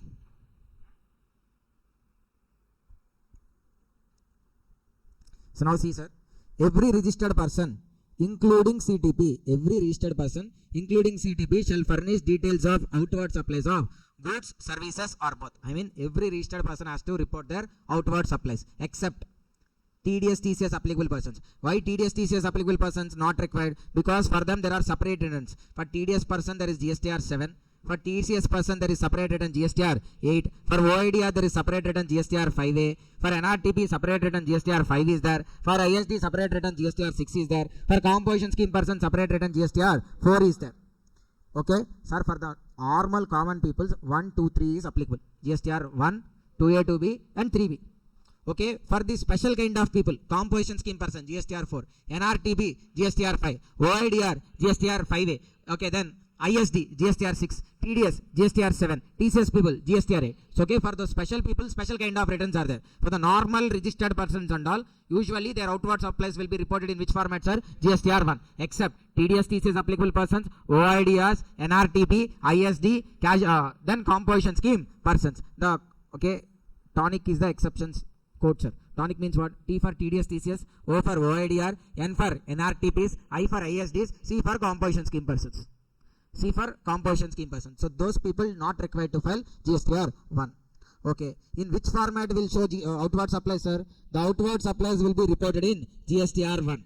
By when GSTR 1 can be filed, sir? GSTR 1 has to be filed by 11th of succeeding month. 11th of succeeding month.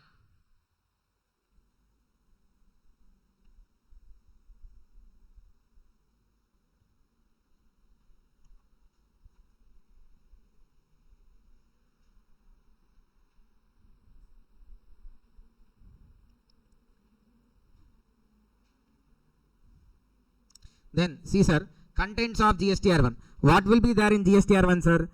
Okay, sir, before that one, GSTR 1, sir, usually, sir, what will show in GSTR 1? Outward supplies. What is the other name for outward supplies? Sales. In GSTR 1, will show our sales, outward supplies. Sir, what they are saying the next point, usually GSTR 1 has to be filed only after the closure of a month. For Jan month, you should file only after the end of January. Why? Simple reason, sir. Before the end of January, we cannot figure out how much sales has been made. Because even on last day also, some sales will happen. That's why they are saying like what? GSTR 1 of a month has to be filed only after the closure of the month. Exceptions what? If he is a CTP, then he can file before the closure of a month. That also when CTP, his validity is completed. Let's say his validity completed on 10th November. Then why he has to wait till 30th November? Okay, he can file immediately also, no problem. Okay, or else any other person whose GSTN is cancelled.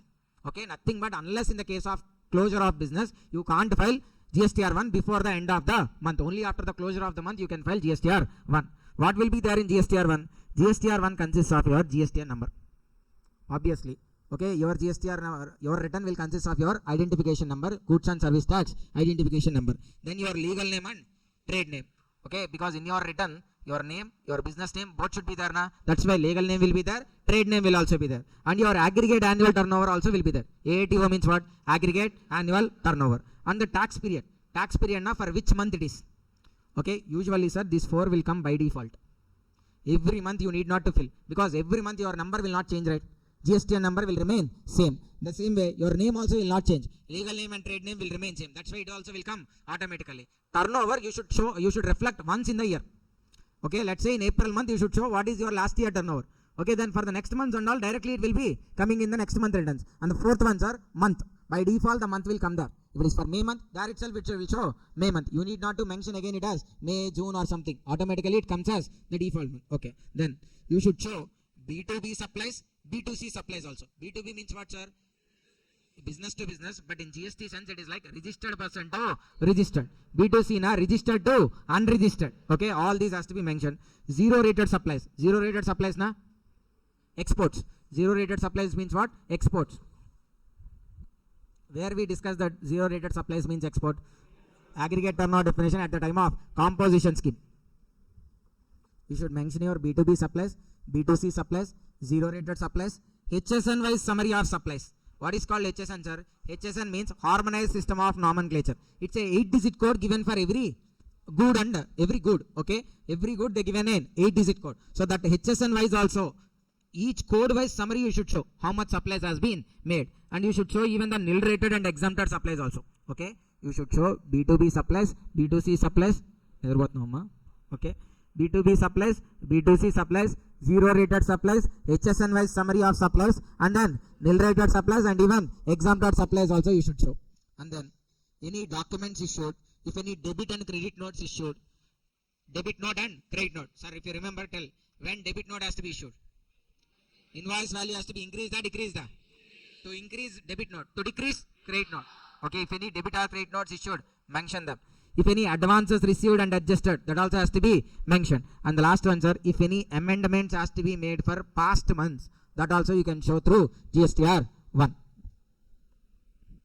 Next one, sir, if you see, the details furnished by supplier in GSTR 1 will be auto-populated in GSTR 2A to B after when 11th of succeeding month. The details furnished by supplier in GSTR 1 will be auto-populated in 2A to B after 11th of succeeding month. Why? Because you will file GSTR 1 by 11th.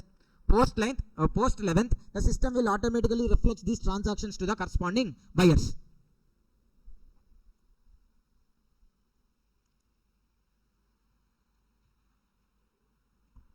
Sir, there is a person A Limited who is registered under GST, registered person under GST.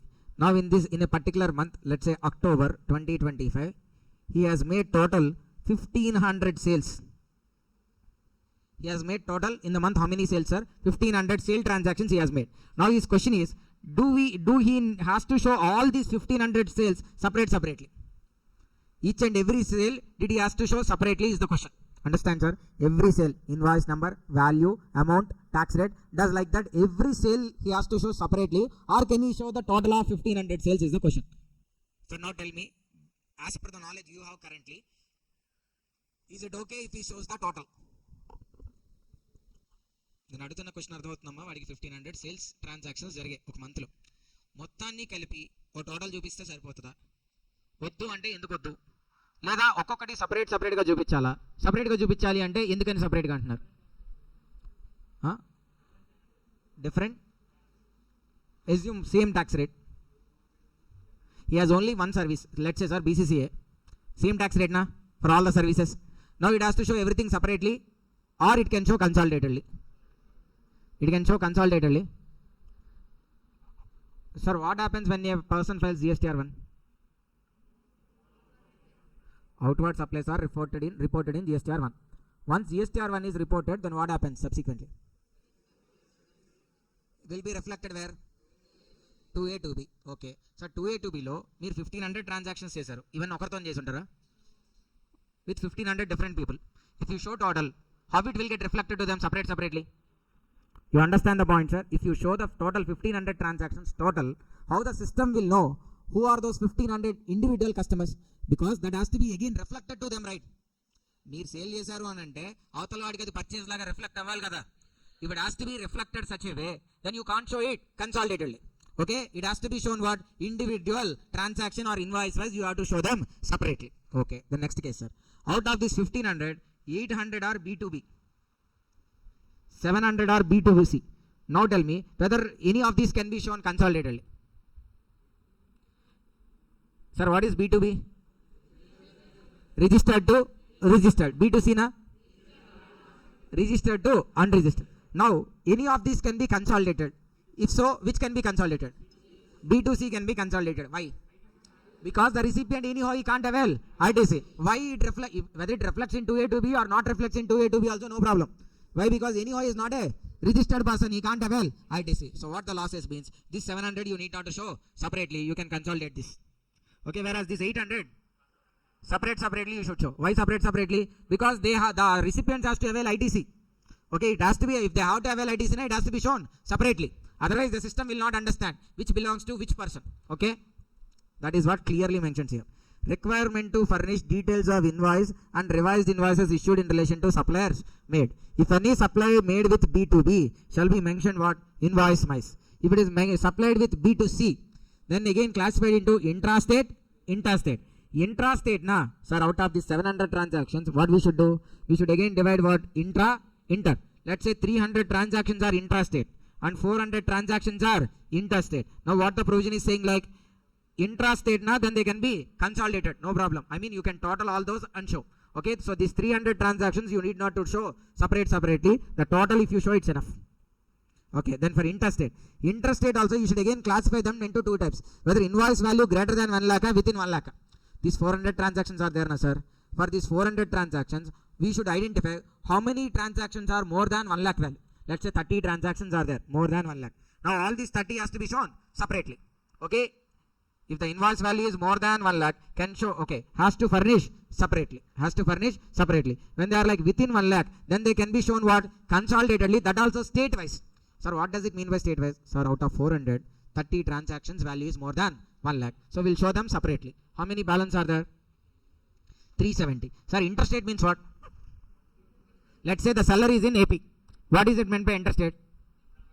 If he sells to different state. So different state, na, it is only one state. It could be to Telangana, it could be to Karnataka, it could be to Maharashtra. Okay. Now these 370 again differentiate between how many are to Telangana, how many are to Karnataka, how many are to Maharashtra. Let's say for Telangana there are 100, for Karnataka 150, for Maharashtra 120. Okay. Now this 100 can be consolidated, this 150 can be consolidated, and this 120 can be consolidated.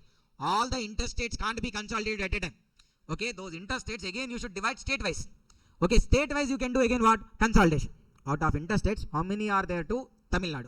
Total them. That you can consolidate. How many are to Karnataka? Consolidate them. Okay, provided their value is less than 1 lakh. If their value is more than 1 lakh, then show them separately. Understand, sir?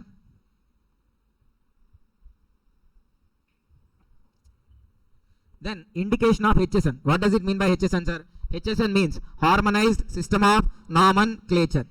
Sir, usually HSN will have how many digits, sir? 8 digits. HSN is a 8-digit code. It will have 8 digits. Now, actually, sir, for every good to find out 8 digits is a problem. We can't actually find out 8 digits. Okay, let me show you an example also.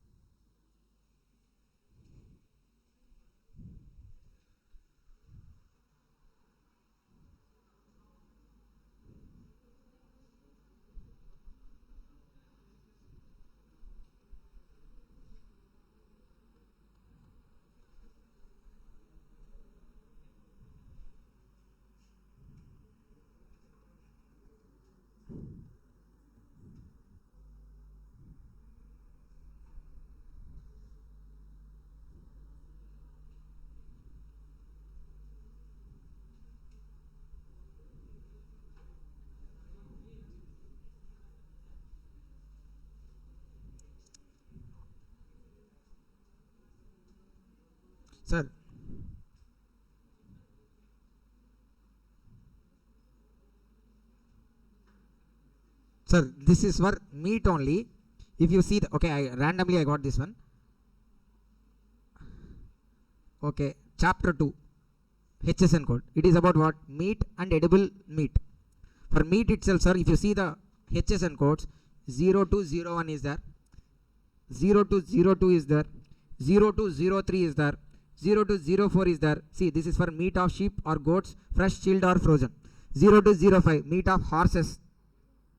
0206, okay, edible offal of bovine animals, swine, sheep, goats, horses, asses, mules or hennies, fresh, chilled or frozen.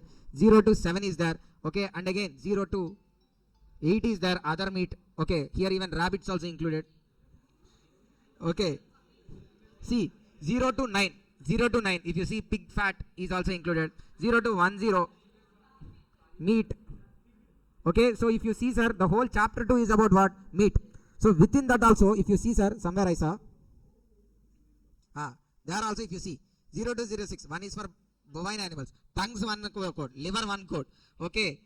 So like that there are so much classification, detailed classification within the tariff act. So let's say, he is a person who is trading meat. For him, HSN code is required. You being a CMA, okay, since he believes that you know everything about GST, he called and asked you, sir, I am selling meat, okay, chicken. Bones I am selling, chicken, liver I am selling, chicken, meat I am selling. So different items, names he has said. And he is asking for HSN codes. Okay, then again what you should do, you should refer all these acts. Even after referring that also, you are not sure about which you are picking exactly. So there may be a chance of again a mistake. So for finding out HS and codes, actually a detailed study has to be done. It's not something which we could tell easily. Sometimes we could tell easily, or sometimes it may take. Sir, if you see, first 2 digits you can tell easily. Because whatever the category, it is about what? 0 to only. Okay, because for the whole meat category, it is what? First 2 digits remain 0 to. Then 4 digits, it is little better. Okay, you just find out which kind of animal it is and you will take the first 4 categories. Okay, first 4 digits. So 2 digits, very easy. 4 digits, okay, with normal knowledge also, with our knowledge also, we can decide. But if you want to go to 6 digits and 8 digits, then detailed analysis is needed. Not only meat, sir, everything. Okay, for other chapters also, you will see the same way. See, for milk also. So this many milk categories are there. 0401, milk and cream not concentrated. 0402, milk and cream concentrated. 0403, yogurt, buttermilk, curd milk, cream. Okay, 0403. 0404, whey with added sugar or without added sugar. 0405, butter. 0406, cheese and curd. Okay, 0407, birds, eggs. 0408, birds, eggs not in shell. Okay, 0409, natural honey. So like this, even from the byproducts of animals also, this many categories are there. Sir, first 1 or 2 digits, it is easy. 4 digits, little complicated, but you can decide. So for finding out 6 digits and 8 digits, it leads much more expertise, not only with related to GST, even into that particular business segmentation or that particular industry also. Okay, that's why to make it easy for the normal people, normal business people, it's not required to mention every time 8 digit HSN codes. 8 digit HSN codes is not required always. So based on your aggregate annual turnover, if your turnover is within 5 crores, then even though you are B2B, how many digits you need to mention? 4 digits. If it is B2C, that is also optional. If your turnover is up to 5 crores only, then you should mention only how many digits? 4 digits is enough. First 4 easy only to find out. Okay. If it is greater than 5 crores, your turnover is greater than 5 crores, then you should mention how many digits, sir? 6 digits. Understand, sir? So if your turnover is more than 5 crores, you are a big person only. So even if you want a detailed study also, you could afford it. Okay, that's why you can go for the detailed study and find out maybe some 30,000, 20,000 fees also you pay, and then you will get your exact HSN code for 6 digits. But less than 5 crores, these are small and medium scale people. They can't afford that much money. That's why for them, easily they can find out 4 digits means, that's why 4 digits is enough for them. Okay, so HSN code, how many digits has to be mentioned? If the aggregate turnover, no, 8 is not required. Less than, HSN code will be 8 digits, but you need not to mention 8. If your turnover is within 5 crores, then B2B 4 digits enough. If turnover is more than 5 crores, then 6 digits has to be mentioned. Then, amendments in GSTR 1.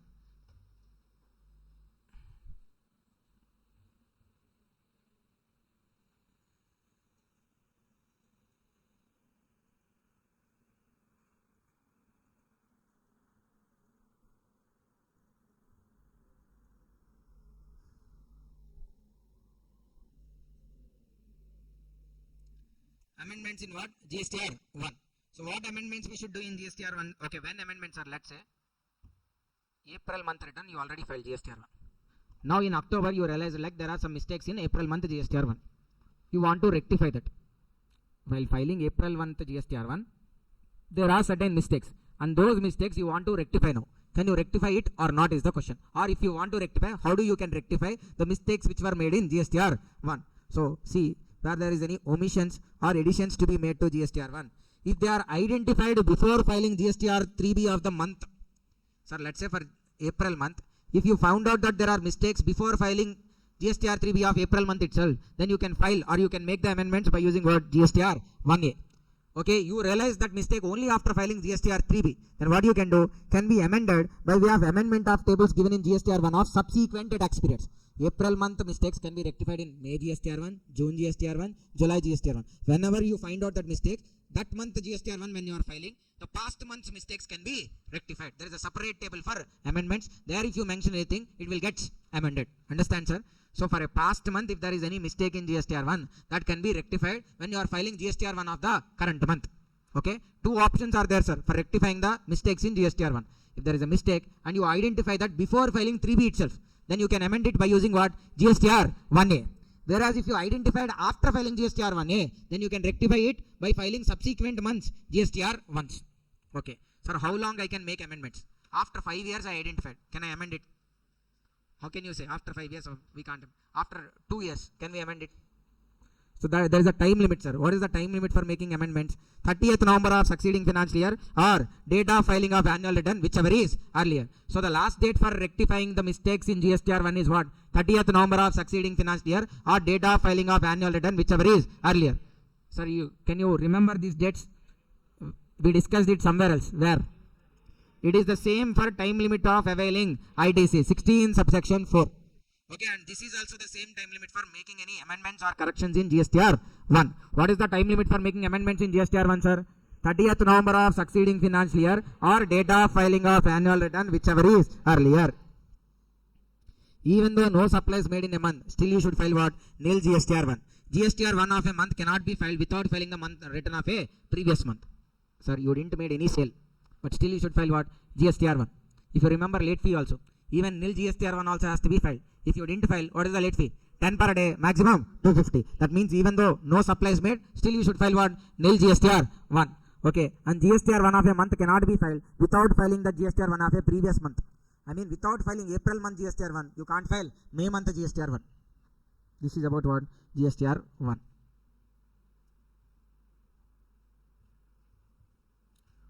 For us, sir, then we will be discussing about 2, 3B. 4, not much important for us. 5, whatever we discussed is enough. Then we'll discuss only 3 parts, sir, as afterwards, like first return, final return, 3B. Then this chapter enough for us.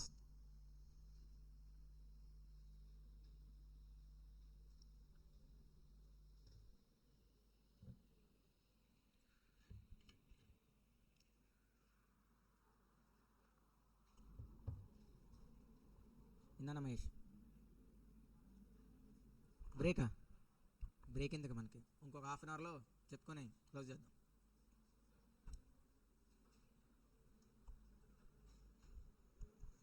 నిద్ర వస్తుందంటే చెప్పండి, Eshwar story చెప్తాడు. అదిగా నిద్ర వస్తుందండి ఈశ్వర్ చెప్పలేదు. ఇందాక నుంచి నాకు బ్రెయిన్ పని చేయట్లేదు, మధ్య మధ్యలో లేట్ ఫీజు గుర్తు వస్తున్నా, మధ్యలో మిరపకాయలు ఏంటి, మహారాష్ట్ర ఏంటి అని చెప్పి. ఇందాక ఎగ్జాంపుల్లో మహారాష్ట్ర వచ్చినప్పుడు కూడా నువ్వే గుర్తొచ్చావు. మీకు కూడా వచ్చాడా?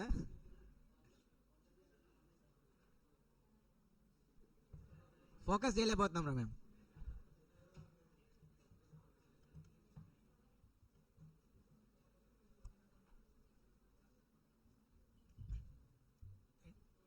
త్రిష ఏంటి సాంగ్ పాడతావమ్మా త్రిష? యోచిత పాట అంటే పాడమ్మా ఒక పాట.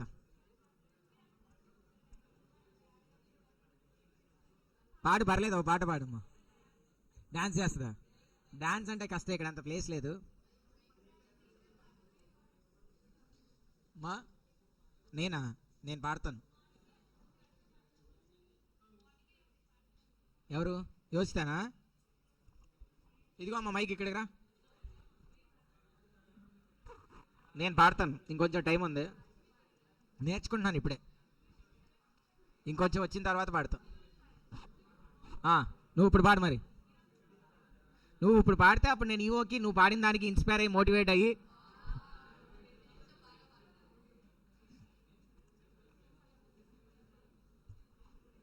ఏంట్రా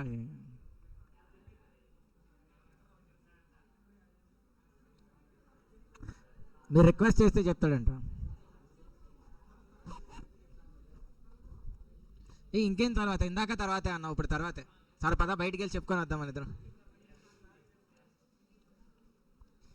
వాళ్ళని చెప్పేని, లేకపోతే వాళ్ళు చెప్పేస్తారా లాస్ట్కి. మీరు ఇంత హైప్ ఇచ్చిన తర్వాత అక్కడ ఆ స్టోరీలో వేయలేదు అనుకో.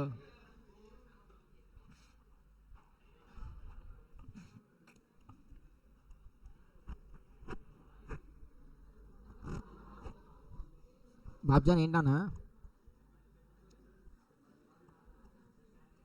చెప్పండి స్వామి.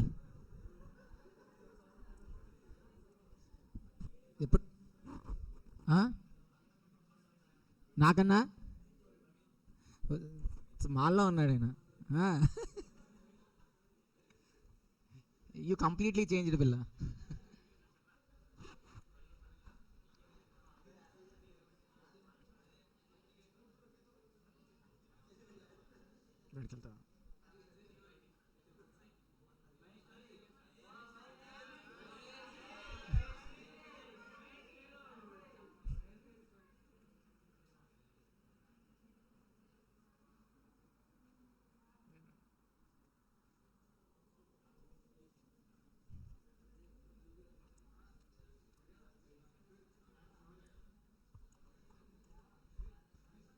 Bhanu నిద్రొస్తుందమ్మా.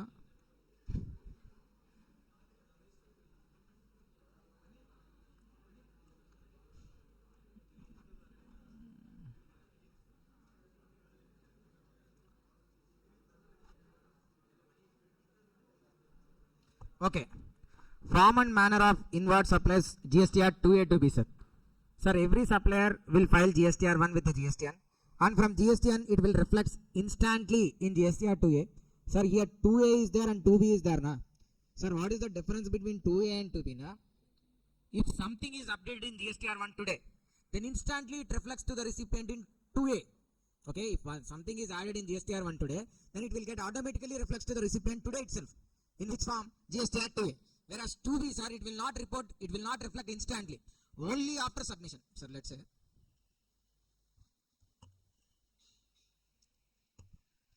there is a supplier. He has to file to the GSTN. What? Outward supplies. Sir, in GSTR 1, he just added details. Sir, let's say for every month, he will be having 5,000 transactions. Every month he'll have how many transactions? 5,000 transactions.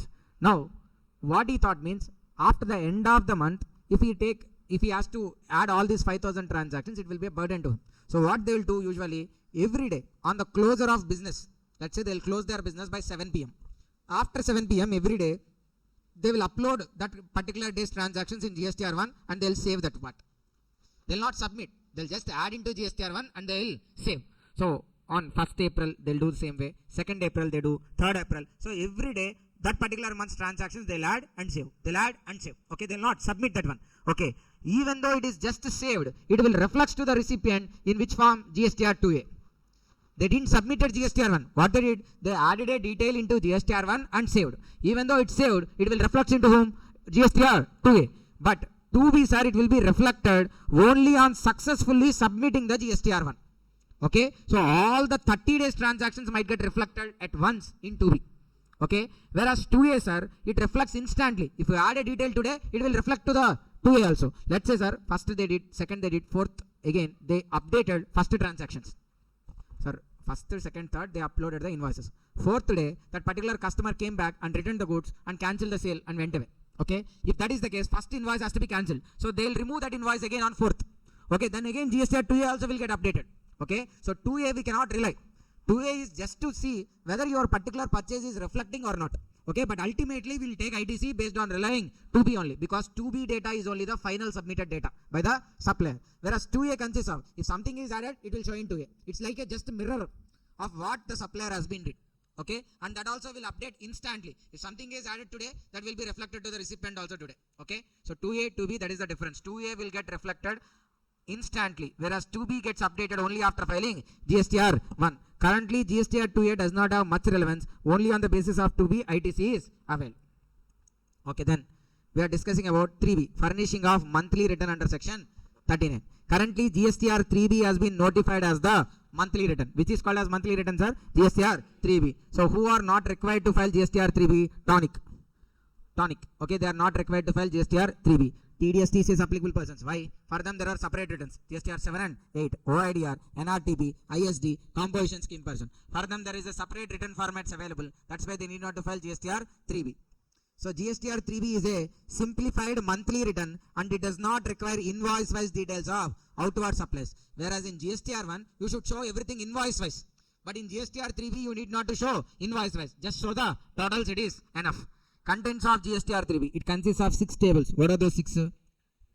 First one, sir, it consists of GSTN name of registered person, legal name of registered person, summary of outward supplies and inward supplies under RCM and classify them as interstate which were made to unregistered person and to composition taxable person and even to unique identification number persons. Nothing but, sir, they will show the summary of their outward supplies. Not only outward supplies, if any inward supplies are there on which tax is payable under RCM, that also will be shown separately. Why separately? To find out the tax liability. Okay. Then fourth one, they will show the summary of eligible ITC. They will show even the eligible ITC, and eligible ITC will be shown separately. How much is IGST, how much is CGST, how much is SGST. Then they will show the summary of exempted supplies, nil rated supplies, and non-GST inward supplies. And even they will show the details of payment of tax. Category wise na CGST, SGST, IGST. Category wise tax payable, ITC availed, if any TDS credit is there, and how much is the tax to be paid along with interest and late fee. Nothing but, sir, in ITC chapter we did a calculation of ITC available, calculation of tax liability, and adjusting the ITC with the tax payable. All that will show in what? GSTR 3B. That's why if you see, in third point what we are saying, sir, we have to show the summary of outward supply and inward supply under RCM. This is nothing but step 2 in our sum. Computation of tax liability, both FCM liability as well as RCM liability. Then summary of eligible ITC. This is nothing but step 1. In step 1 we'll calculate what? Eligible ITC. Then step 6 is there. Here sixth one is there. Details of payment of tax. Category wise tax payable, ITC available, and finally we'll show the tax payable in cash. This is what? Step 3 in that particular question. Okay, those 3 steps are like 3 tables. And additionally, GSTN number, legal name, and the last one is like summary of exempted, nil rated, and non-GST inward supplies. That is what you will show in the GSTR 3B. Understand, sir? Then GSTR 4. Sir, who has to file GSTR 4, sir? Every person opted for composition scheme shall file GSTR 4 annually. That also by when? 30th June of succeeding financial year. Sir, whereas the tax payment, sir, composition scheme person will file return annually, but the tax will be paid quarterly only by using CMP 08. By using what form, sir? CMP 08, that also quarterly. Quarterly by when the tax has to be paid? 18th of the month succeeding the quarter, tax has to be paid by using which form? CMP 08. A composition scheme person. No, a composition scheme person has to pay the tax. A composition scheme person has to pay the tax quarterly by using what? CMP 08. That also by when? 18th of the succeeding month after the quarter. For April, May, June, by July 18th. For July, August, September, by October 18th. Okay. Quarterly tax payment by using what? CMP 08. Nil CMP 08 or GSTR 4 also has to be filed. Where a supplier files GSTR 1, then to a composition scheme person, that inwards will be reflected in which format, sir? GSTR 4A. Sir, this is not needed for us, not important also. I mean, it's not important. So what will be there in GSTR 4? Okay, not much important. Then NRTP. NRTP will, who is called NRTP, sir? Again the same concept. Person who occasionally undertakes transactions involving supply of goods, services or both, whether as principal or agent, but who has no fixed place of business or residence in India. NRTP has to file a monthly return. Okay, GSTR 1 and 3B not applicable. He will be filing return in which format? GSTR 5. Okay, either it is for full month or for a part month also he has to file GSTR 5. What is the last date for filing GSTR 5? 13 days after the end of the calendar month or 7 days from the last day of validity, whichever is earlier. Then GSTR 6 for whom, sir? ISD. By when it has to be filed? 13th of the succeeding month. GSTR 7 is applicable to whom? TDS applicable persons. By when it has to be filed? 10th of succeeding month. GSTR 8 is applicable to whom? TCS applicable persons. By when they have to file GSTR 8, sir? 10th of succeeding month. They have to file by 10th of succeeding month. And then this point, effective date of registration, we already know. In registration chapter we learned effective date of registration. From the date of liability, we should check whether application has been made within 30 days. If made in 30 days, what is the effective date? Date of liability. If not made within 30 days, date of grant of certificate. See here, example. Sir, liability 10th December. Application made on 6th January. Within 30 days or after 30 days? Application made on 10th December. Whereas application is made on 6th January. Within 30 days. So within 30 days now, so effective date is what? Date of liability 10th December. Case 2. Application made on when? 28th January. 28th January. So that means whereas the liability is on when? 10th December. Sir, when liability is 10th December, application made on 28th January. Within 30 days or after 30 days? Okay, then what is the effective date? Date of grant of certificate. That is 8th February. So 8th February is the effective date. Now see, sir, first return. We are discussing about the concept of first return. In the above example, case 1, sir, What is the date of liability, sir? In first case, 10th December. Okay, what is the effective date of registration? 10th December. Okay, I mean, he will be considered as registered from when? 10th December. Sir, everybody follow? Follow. First return, simple concept, sir. It's linked to the effective date of registration. That's why. Sir, if the application is made within 30 days, what is the effective date of registration? That means, even though you will get certificate afterwards, you will be considered as registered from the date of liability. Let's say in the given example, even though you got certificate when 2nd February, you will be considered as registered from when? 10th December. From 10th December, you are assumed as registered. But when you got the certificate? 2nd February. Okay, now understand. A person already registered under, a person who is registered or considered as registered should give a tax invoice. I mean, he should give an invoice. In invoice, he should mention his GSTN number. So from 10th December, he is registered, right? Considered as registered. From 10th December, what he should give? Invoice. Invoice should have GSTN number. But when he will get GSTN number? Only when he gets certificate. Certificate is received when? 2nd February. So 10th December to 2nd February, he should give a tax invoice. That should consist of GSTN number. But GSTN number he'll be knowing only on 2nd February. So how he will go back and issue the invoice with GSTN number? Will he have any time machine? Are you able to understand my point, sir? 10th December, from 10th December, we are considering him as registered. So he should give an invoice with the GSTN number. But he got the GSTN number only on 2nd February of the next year. So how all this period, the invoices has to be issued with GSTN number. So that's why you give invoice without GSTN number first. Later on, all those invoices again you should reissue. That's only called as revised invoice. For the period, sir, understand here, see, effect in the above example, date of liability is what? 10th December. Whereas registration granted, the registration granted date is what? 2nd February. Supplies in this. The supplies for all these supplies made in this interim period in this between period, revised invoice has to be raised. Why revised invoice is needed? When you are registered, you should give a tax invoice. Your tax invoice should consist of your GSTN number. But the problem is, you don't know GSTN number. But you might have given some invoice previously without GSTN number. Now what the law is saying, like all those invoices again, you should revise and give. You should revise and give. Why revision? You'll give your GST number and you'll revise the invoices. And now all these invoices or all these transactions which are happened in this period from 10th December to 2nd February in our example, all these will be reported in a one particular return only. Sir, they belongs to 3 months. December related transactions are there, Jan related transactions are there, February related transactions also there. But all these you'll report in a single return. That return is only called as first return. That return is only called as first return. Okay, what is the extra thing in first return? Usually in a return, you should show only one particular month details. But whereas in first return, even though they belongs to multiple months, if it is the period between effective date of registration and the date of grant of certificate, all those transactions will be shown in first return. Okay, see, all these supplies made between this period, 10th December to 2nd February, will be reported in a single return, which is called what? First return. Understand, sir? Okay, to enable the registered person to declare the supplies made by him from the period between date of liability, effective date of registration, and date of grant of certificate, first return has been introduced.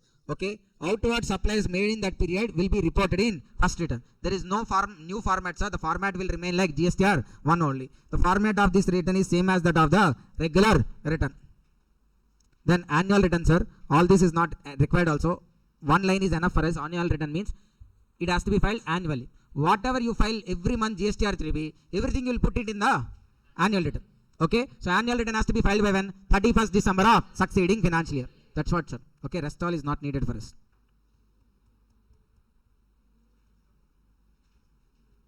Okay, here, sir, the questions can be asked from GSTR 1 or GSTR 3B or first return. Descriptive na these 3 questions, sir. GSTR 1, GSTR 3B or first return. Or else they will be asking from MCQ. MCQ from what? Due dates, the particular GSTR numbers or late fees. And there won't be a problematic question also. If they ask, it would be theory question only. From this chapter, if they ask a question, that would be theory question only. It's not like problematic question.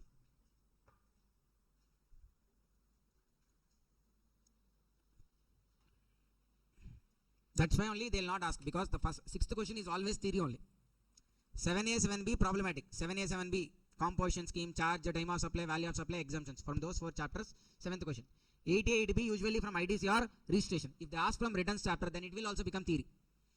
Already 2 theory questions has been asked under question number 7. So they don't want to ask another 3 questions. So usually they will not ask from returns. They will ask from either ITC or registration. From past 2 attempts, they are not asking ITC. So this time maximum they will ask what? ITC. 8B will be from customs. Okay. Sir, actually there is one more chapter, sir, which we are not even discussing also. Invoice chapter. Okay, but in invoice chapter also, the important concepts we already discussed. While discussing time of supply, we already discussed the time limits for issue of invoice. Then the important concepts are like revised invoice. Now we already discussed what is called revised invoice. And the third important concept there is like debit note, credit note.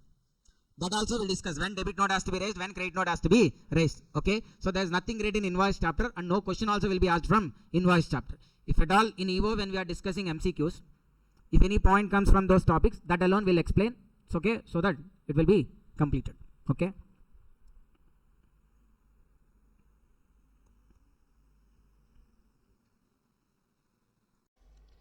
Sir, we'll quickly complete the customs part. Sir, in customs, we'll be getting 1 7 marks question and 1 MCQ. Yes, sorry, 2 MCQs and 1 7 marks question. So overall 11 marks you will get from customs. Okay. 7 marks question is going to be mostly a problem which is based on the format. Okay. From this first introduction chapter, mostly there could be MCQs and tax computation related part also, customs computation part also will be there in the first chapter. Okay. Article 246, we know this, it gives the power to frame laws. There are 3 lists: union list, state list, concurrent list. If something is mentioned in union list, then the central has the power to frame law. Customs is mentioned under union list, so customs law is framed by central government. So the customs revenue also will go to central government. Entry 83, which entry, sir? Entry 83 of 7th schedule of Article 246. Okay, entry 83. This could be asked an MCQ, sir. Entry 83 is the customs entry. So by using the under Article 246 under union list. So by using that one, they framed a law under customs. Customs Act was enabled by the Parliament in which year? In the year 1962. The customs which we discuss is not a single act. Customs consists of 2 acts. What are those 2 acts? One is Customs Act 1962. The other one is like Customs Tariff Act 1975. 2 acts, Customs Act 1962 and Customs Tariff Act 1975. So in the Tariff Act, tariff means rates. Okay, nothing but on different goods, what will be the customs duty rate? That is mentioned in the Customs Tariff Act. So this Tariff Act consists of 2 schedules. First schedule, second schedule. First schedule consists of import duties. Second schedule consists of export duties. Okay, so Customs Act consists of 3 provisions. Customs Act consists of provisions related to charge, collection, assessment. Charge, collection, assessment. Charge na when customs duty can be levied, on whom customs duty can be levied, how. Okay, all this related to charge. How the duty will be collected is about collected. Then finally, whether it is paid properly or not, how it will be verified is the part of assessment. So all these provisions will be there under the Customs Act. Then import. Import means what? Bringing goods from outside India to India. Export. Export means what? Sending goods from India to outside India. Then what is called India? India means 28 states, 8 union territories, and Indian includes its territorial waters which extends up to 12 nautical miles from baseline. So this is important for MCQ.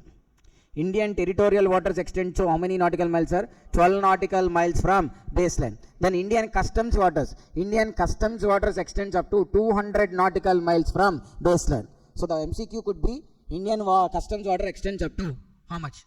4 options they'll give. 200 nautical miles. Territorial waters now it extends up to 12 nautical miles. Beyond 12 nautical miles, it is called as what? High seas. Then goods. What are called goods? Goods includes vessels, aircrafts, vehicles, stores, baggage, currency and other negotiable instruments and any other kind of mobile property. So there is no chance like asking the definition of good, but still. Okay, good means just like as GST, here also it's a mobile property. But additionally, it even includes vessels, aircrafts, vehicles, stores, baggage, currency and other negotiable instruments also. Then here there is a case law, Associated Cement Companies Limited. What is the ultimate decision of this case law? These intellectual properties or intangibles, when they are kept into a media, something like designs, drawings, music or a film, if these things, if they are kept into a media, like a hard disk, pen drive, CD, okay, cassette, if they put into such kind of physical thing, okay, then they'll be having tangibility. So they has to be treated as what? Goods only. Okay, see, technical advice, information and technology are intangible assets. But the moment they put into a media, paper, cassette, disc, they become mobile. Thus they are what? Goods. Then coastal goods. What does it mean by coastal goods? Coastal goods are not imported goods. What is the difference between why these coastal goods are different? Sir, these coastal goods, if you look at here, they were started here in Chennai. But then they went outside India in the process of transportation. And again they reached India only. So for these goods, origin also India, destination also India. But in the process of transportation, they went outside India and again reached India. So these has to be treated as what? Coastal goods. These are not like imported goods. Imported goods, they are coming from some other country. That's why.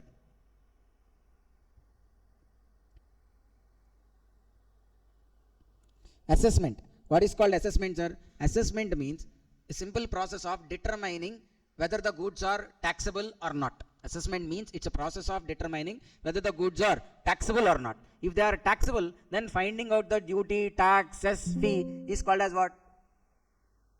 Assessment. Understand, sir? Assessment means first we'll find out whether goods are dutiable or not.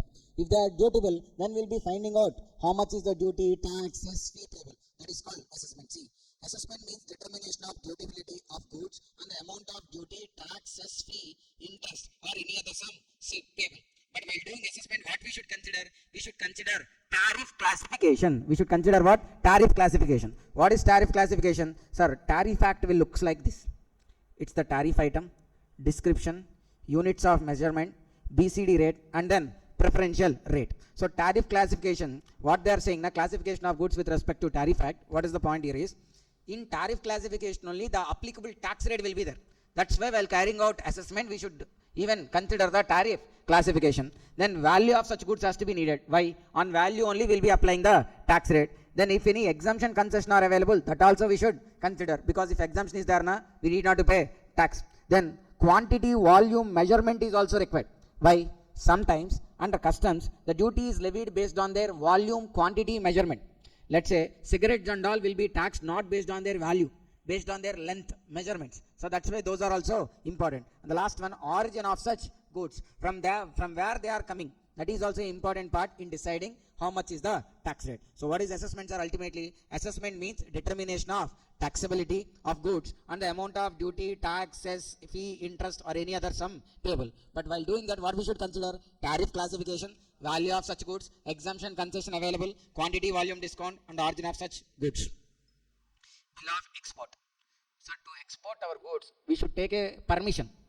Okay, for taking such permission, the form we present itself is called as what? Bill of export. Then again, goods imported. To bring our goods, the goods which were imported, if we want to take them, if we want to collect them, again you need to take a permission. Then again you will be filing what? Bill of entry. So bill of export is a form presented to the proper officer to let the goods export. To allow your goods export, you will present a form that is called what? Bill of export. To clear the imported goods also, you will submit a form that is called what? Bill of entry. Sir, this import procedure is not to be by hearted. It's not is part of our syllabus also, but to understand better only. So two things we should remember from the import process is like, when a ship or an aircraft vessel is coming from outside India, first it should inform the customs officers. Then the person in charge of the vessel or conveyance, the person in charge of the conveyance shall file an IGM. IGM import general manifest. It could be simply called as even import report also.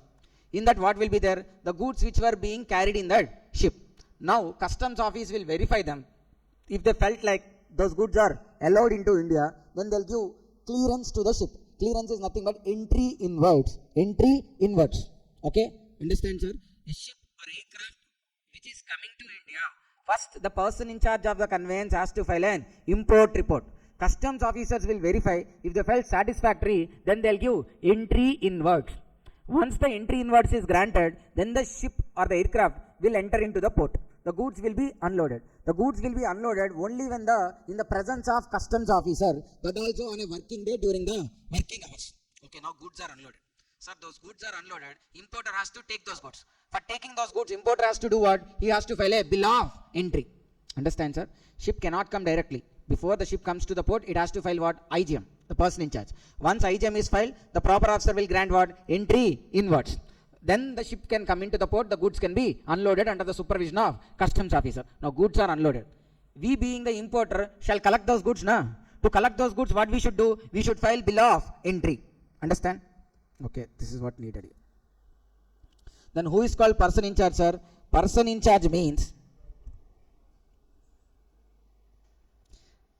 person in charge. Who is person in charge? For vessel, master. For aircraft, commander or pilot in charge. For train, conductor or guard. For any other vehicle, driver. Okay, for vessel, master. For aircraft, commander or pilot in charge. For train, conductor or guard. For vehicle, driver. Okay, these are called what? Person in charges. For what? Conveyance. Conveyance includes what? Vessel, aircraft, vehicle, and includes even train. Then charging section of Customs Act. What does charging section of Customs Act says? Like import or export of goods into India. Import or export of goods into India is the taxable event. So, sir, under GST, what is the taxable event? Supply. Under GST, what is the taxable event? Import or export. Okay. Import or export of goods into India is the taxable event for levy of duty. How they will be levying tax? As per the rates mentioned in Tariff Act. Then this one. When, sir, okay, sir, import and export is a taxable event. But when the tax has to be paid actually. In GST, now there is a chapter called time of supply to decide. But here, when the tax has to be paid. So when they are saying like, when the goods cross customs over, when the goods cross territorial waters and enter into India, that time you need not to pay tax. When the goods were unloaded, then also you need not to pay tax. When bill of entry is filed, no, then also not required. When you are clearing the goods from port, when you are collecting your goods and taking or bringing from them the port, then you need to pay the customs duty. So what is the taxable event? Unloading is not the taxable event. Goods crossing or entering, crossing territorial waters and entering into Indian land is also not the taxable event. Filing bill of entry is also not the taxable event. When to pay tax? When you are clearing the goods from customs barrier, then you need to pay the customs.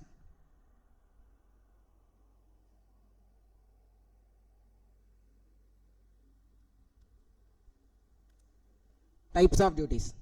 Sir, the duties are of two types. What are those two? You know or not? The duties are of two types.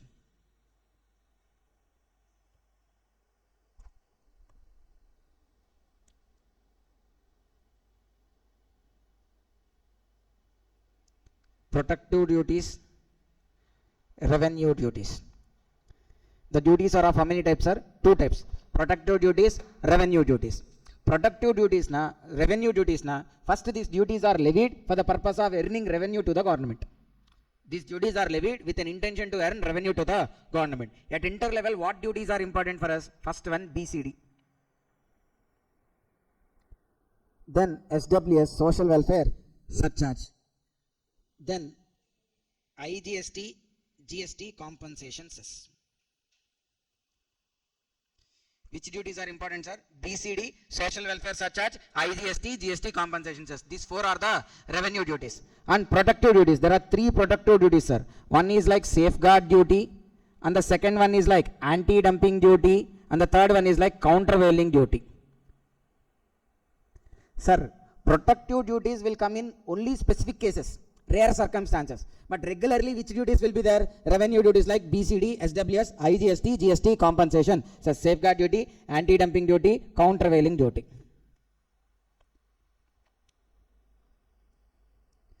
Basic customs duty, social welfare surcharge, IGST, GST Compensation Cess. Then we have what? Safeguard duty, anti-dumping duty, countervailing duty. So, now, sir, question they will have assessable value. Let's say example I am taking. Assessable value is like 11,50,000. Assessable value, na, it's like value of supply. On value of supply only we'll collect GST, right? We'll levy GST. Same here, assessable value. On that we should levy customs. Okay, in question they'll give like BCD rate 12%, BCD rate 14%. Two rates they'll give.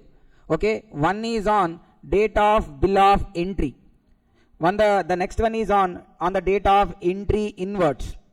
Now, bill of entry is on 15th July 2025, whereas entry inwards is on 18th July 2025.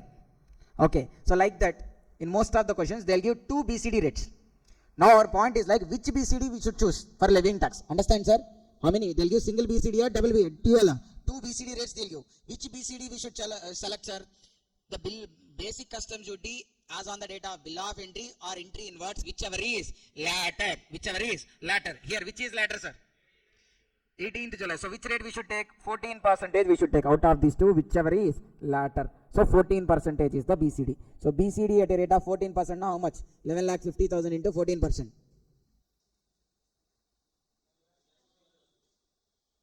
How much? 1,61,000 BCD. Whenever BCD is there, irrespective of whether it is asked in the question or not, you should do what?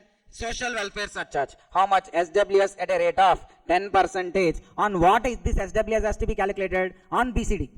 SWS at a rate of 10% on BCD. So how much it is like? 16,100. Do the subtotal.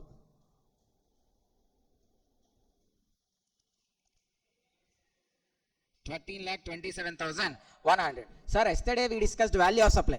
If you remember value of supply inclusions, the first point we discussed is what? All the duties, taxes, cess, fees has to be included except GST and TCS. Sir, on import, there will be IGST also. Now, if you need to levy IGST, before levying IGST only, you should levy BCD, SWS, and then you should add them. On the total only, we should levy what? IGST. So, let's say IGST at a rate of 18%. How much? 13,27,100 into 18%. 2,28,000. How much? 30. Okay. 2,38,878. Then compensation cess. Sir, on what GST compensation cess has to be levied? On the same value on which GST levied. On that only we should even levy compensation cess. Let's say 15%. 13,27,100 into 15%. 1,99,065. Okay. So, what is the total customs duty payable, sir? Total customs duty payable. Sir, if you need to find out total customs duty payable, what we should add? BCD, SWS, IGST, compensation cess. Add these four. How much? 6,43.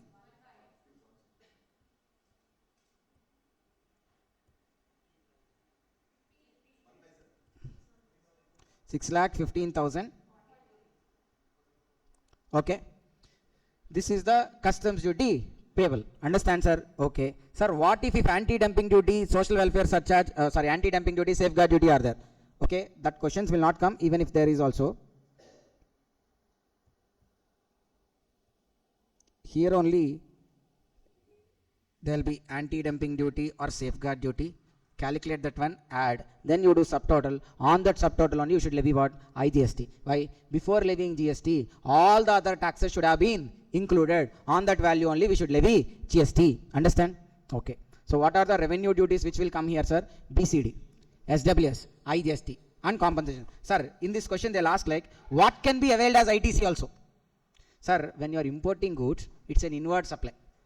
It's an inward supply. You are purchasing, you are receiving goods. Import is an inward supply. On inward supply, if any GST is there, we can avail as what? ITC. How much GST is there? 2,38,878 and cess 1,19,965. These two we can avail as what? ITC. BCD, SWS, safeguard duty, anti-dumping duty, those you can't avail as ITC. But IGST and cess part we can avail as what? ITC. Understand, sir? Okay.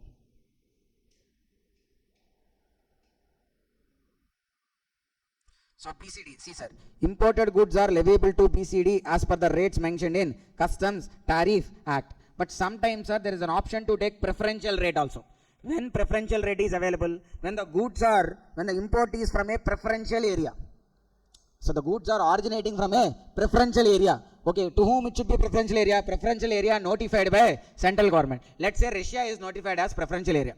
And the goods are coming from Russia. Then instead of normal rate, there could be a concessional rate, which is only called as preferential rate. So to get preferential rate, what are the conditions, sir? The import must be from a preferential area notified by government. Goods should be produced or manufactured in preferential area. Specific claim for preferential rate has to be made by importer. Sir, it's not the duty of customs officer to provide you concessional rate.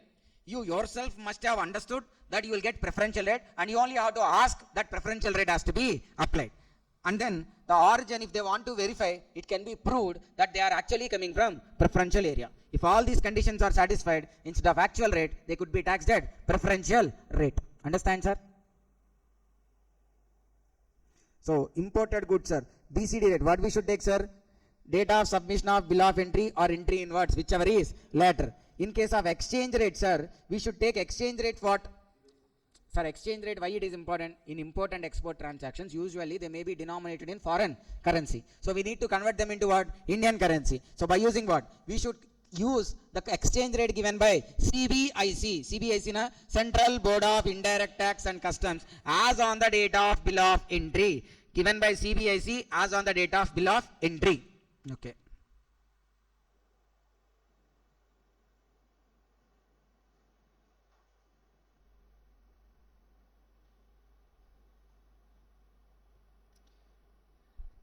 Sir, social welfare surcharge is only applicable on what? Imports, not applicable on exports. What is the social welfare surcharge rate? Usually 10%. Okay. However, on gold, silver, platinum, petrol, high-speed diesel oil, it would be only 3%. It will be only 3%.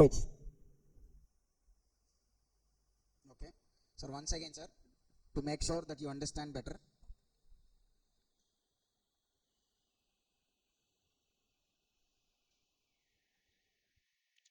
Sir, CAF value is only called as what? Accessible value. CAF value is like $12,000. CAF value is like $12,000.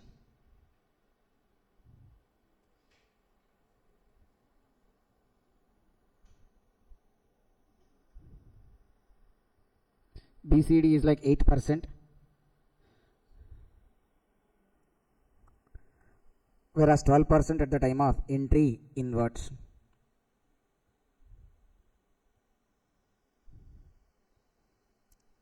Dates are like bill of entry, entry inwards. Bill of entry is on 21st February 2025. Whereas entry inwards is on 18th February 2025. And on these rates again, exchange rates also. $1 equals to 70. Here $1 equals to 71. Okay, then IGST at a rate of 18% also is there. Okay, so first what we should take, sir? We should take the CAF value or accessible value and we should convert into what? Indian currency. But how much is here, sir? $12,000. So which currency exchange rate we should take and convert? Exchange rate as on which day? Okay, these are given by CBIC only, sir. As on which date? Bill of entry. Okay, exchange rate will not check whichever is latter. Straight away will take which days? Bill of entry. So accessible value net is like what? $12,000 into 70. How much? 8,40,000. Then we'll go for what? BCD. So BCD what rate we shall take? Bill of entry or entry inwards, whichever is latter. Latter na 21st February. On that day what is the rate? 8%. BCD at 8%. How much? 67,400. Even though they didn't mention about SWS, we should levy what? SWS. At what rate? 10%. On what? BCD. So 67,400 into, so it is 6,740. So we should again do what? Subtotal. What is subtotal?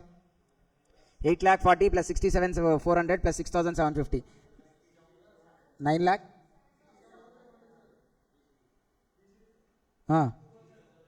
Okay, 67,200. Sorry. 67,200. So it is like 6,720. So what is the subtotal? 9,13,920. 9,13,920. This is what? Subtotal.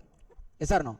On this again we should levy what? IGST at a rate of 18%. How much? 1,506. So if at all they ask for total customs duty, you should add this 67,200, 6,720, 1,64,506. Total customs duty. 2,34. Okay. Out of this, how much we can avail as ITC? 1,64,506 we can avail as what? ITC. Clear? Format, everybody understanding, sir? This format only very much important. For BCD rate, we should take data of bill of entry or entry inward, whichever is latter. For exchange rate, straight away take the exchange rate as on the date of bill of entry. Then we are moving on to safeguard duty. So, I mean, 3 protective duties are there. What are those 3 protective duties? Safeguard duty, anti-dumping duty, countervailing. Out of these 3 also, countervailing duty mostly irrelevant. Only 2 important ones are what? Safeguard duty, anti-dumping duty. So, when safeguard duty will be levied? Safeguard duty will be levied, see, look at the reason, sir, will be levied if on inquiry, central government is satisfied that there are increased imports, I mean, that particular product, there are lot many imports, so many imports, and such increased imports is causing or threatening to cause damage or injury to the domestic industry. Okay, there are increased imports. Just because there are increased imports, we can't levy safeguard duty. Such increased imports are causing or threatening to cause damage to the domestic industry. Let's say, sir, these kind of fans are manufactured even in India also, but so many are being imported from China, Bangladesh, or from some other countries. Now, domestic industries are impacting because of these imports. Not just because of increased imports. These increased imports are at a lower cost maybe. Because of that, our domestic industry is getting impacted. So then to counter that, to safeguard domestic industry, we will be levying what? Safeguard duty. So when to levy safeguard duty, sir? There are increased imports, and such increased imports of a product, and such increased imports are already causing damage, or not at cost, but they are in a situation that they are threatening to cause a damage to the domestic industry. In such cases, we can levy what? Safeguard duty. Safeguard duty is leviable if on inquiry it is satisfied that there are increased imports, and such increased imports threatening to cause serious damage or injury to the domestic industry. Sir, safeguard duty is product specific. Product specific, na? Let's say if these fans are increased imports, then only on them safeguard duty. It's not like on every product. If laptops are on increased imports, safeguard duty. Safeguard duty, once it is introduced, it will be enforced for how many years, sir? 4 years. However, it can be extended up to how long? 10 years. Once introduced, it will be there in force for 4 years, and it can be extended up to 10 years. Then, central government can levy provisional safeguard duty on the basis of preliminary investigation. So, on their first study and all, they can't find out how much will be the actual safeguard duty. Then, for the time being, they can even release a provisional safeguard duty. Provisional, na? Interim. For the time being, they'll give something. Afterwards, again, they may go with the final safeguard duty. Okay, so provisional safeguard duty also can be given. Okay, sir, let's say provisional safeguard duty, they fixed a certain amount and you paid. But later on, after full detailed study, they came up with a final safeguard duty. So preliminarily, you paid 5 lakhs. But final determination said like it has to be paid like 7 lakhs. So you paid less. So the difference 2 lakhs you need to pay now on final determination along with interest. Let's say preliminarily you paid 5 lakhs, but final determination said like 3 lakhs enough. Then you paid extra 2 lakhs. Such extra 2 lakhs will be given to you as what? Refund. Understand, sir? Based on preliminary, you will pay safeguard duty. Preliminary or provisional safeguard duty. But after final determination, if at all you are paid excess, they'll give refund. If you paid deficit, then you need to pay that balance along with interest. If a provisional safeguard duty is levied, it will be enforced for 200 days. It will be enforced for how many days, sir? 200 days. So once again, when safeguard duty can be levied, there are increased imports, and such increased imports are causing or threatening to cause damage or injury to the domestic industry. Okay, it is product specific. It is product specific. If it sometimes provisional safeguard duty, if it is pending determination, provisional safeguard duty also can be levied, which will be enforced for 200 days. Last one, sir. When safeguard duty can't be imposed? Sir, 3 cases you can't impose safeguard duty. First one, when the goods are imported by an 100% export oriented undertaking. When the articles are imported by whom? 100% export oriented undertaking or SEZ. When the articles are imported by 100% export oriented undertaking or SEZ, then safeguard duty is not leviable. Or else, next 2, sir. Sir, imports are from developing countries. We are levying safeguard duty. Why? Because there are increased imports. But such products are coming from developing countries, not developed countries. They are like, now only they are developing countries. So, we don't want it to be so harsh on developing countries. Sir, if we levy safeguard duty, that imports will be restricted. So, that country cannot sell much. So, if you levy safeguard duty now, we are discouraging that product.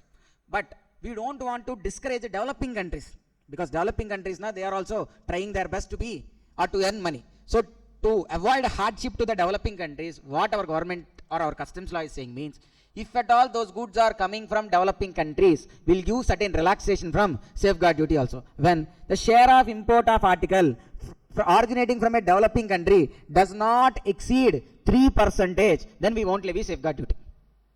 Sir, look at this example. There are A, B, C, D, E, 5 developing countries.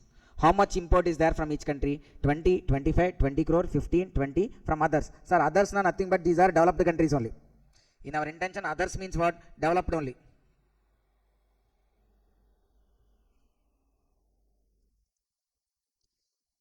Sir, we are giving exemption or relaxation to developing or developing. So, total 1000 crores. Out of the developed 900 crores. On 900 crores, you levy safeguard duty, no problem. But on developing countries, we wanted to what? Relax them. So, we wanted to what? Relax them. See, if you take 20 crores, sir, what is the percentage, sir? 20 crores na 2%. 25 crores na 2.5. 20 na 2%. Sir, out of total, how much is the percentage of developing country share? 20 na 2%, 2.5%, 2%, 1.5, 2%. In none of the cases, it is exceeding what? 3%. So that's why safeguard duty is not applicable as per the second point. Where the share of imports of that article originating from developing country does not exceed 3% of total imports of such article, then don't levy safeguard duty. But third point is like individually, even though less than 3%, check aggregate. If it is more than 9%, then safeguard duty has to be levied. Sir, individually these are not less than, sorry, all are less than 3%. But you total, the total is 10%, which is more than. So safeguard duty has to be levied on all the countries. On all the countries. Now situation 2, see, this is situation 2. 35, 10, 15, 25, 15, 900. Sir, 35 crores na, that means how much percentage, sir? 3.5. Here 1, 1.5, 2.5, 1.5. Except first country, all others are less than 3%. So for first country, we should levy safeguard duty or not? So on this, we should levy what? Safeguard duty. Okay. Then we should check again what? Aggregate. Sir, while doing aggregate, if any country share individually exceeds 3%, that you should not count. You should do aggregate only for the country share which is less than 3%. Understand, sir? Then how much here, sir? 1, 1.5, 2.5, 1.5, 6.5, which is less than 9%. So on this safeguard duty is not applicable. Sir, mistakenly if you add this 3.5 also, na, then it will again exceed 9%. You will be writing the answer wrongly, saying like for all of them safeguard duty is applicable. Understand? While doing aggregate, if individual country share is more than 3%, such country share you will not include in aggregate. Only other countries share only you will check. I mean the rest of other developing countries. See, that's why here in situation 2, it is more than 3% now, so we wrote separately. Whereas others within 3% now, so we wrote separately. So we added only these and we got how much, sir? 6.5%, which is cumulatively less than 9%. So safeguard duty is not applicable. So when safeguard duty is not applicable, sir? When their import is made from an 100% export oriented undertaking or SEZ, or from a developing country and the share of imports of such product from developing country is less than 3% of the total imports, then not applicable. Third one, even though individually less than 3%, if aggregately more than 9%, so I mean individually should be less than 3% and aggregately also should be less than 9%, then safeguard duty is not applicable. While doing aggregate, you should not count the share of imports which country's individual share is more than 3%.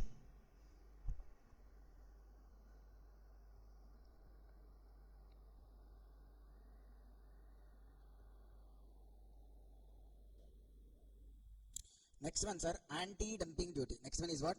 Anti-dumping duty. So what is anti-dumping duty, sir? So understand, certain countries, in their country they'll sell for example 40,000. But in India they are selling for only 25,000. In their country they'll sell for what? 40.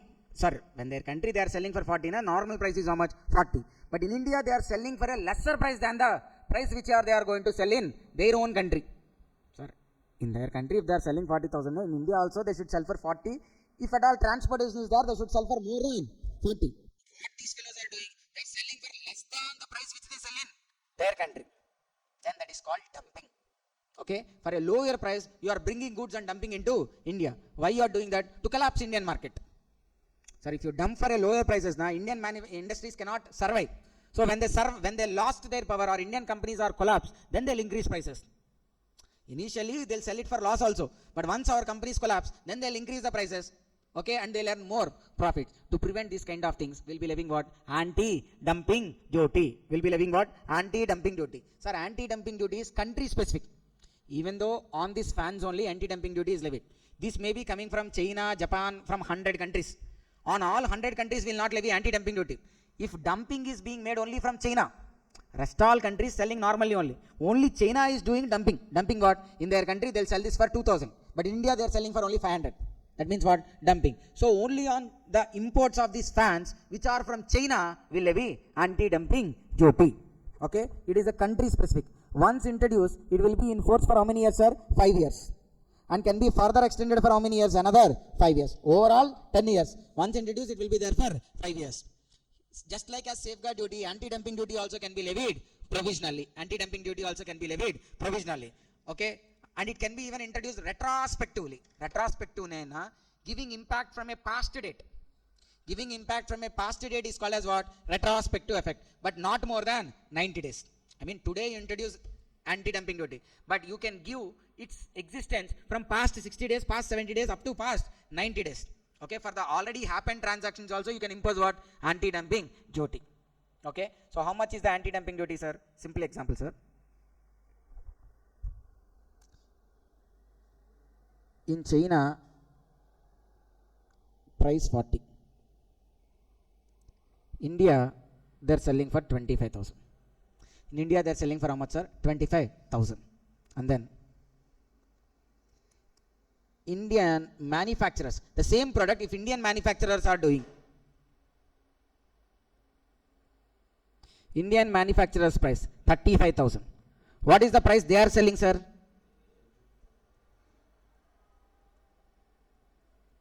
25,000.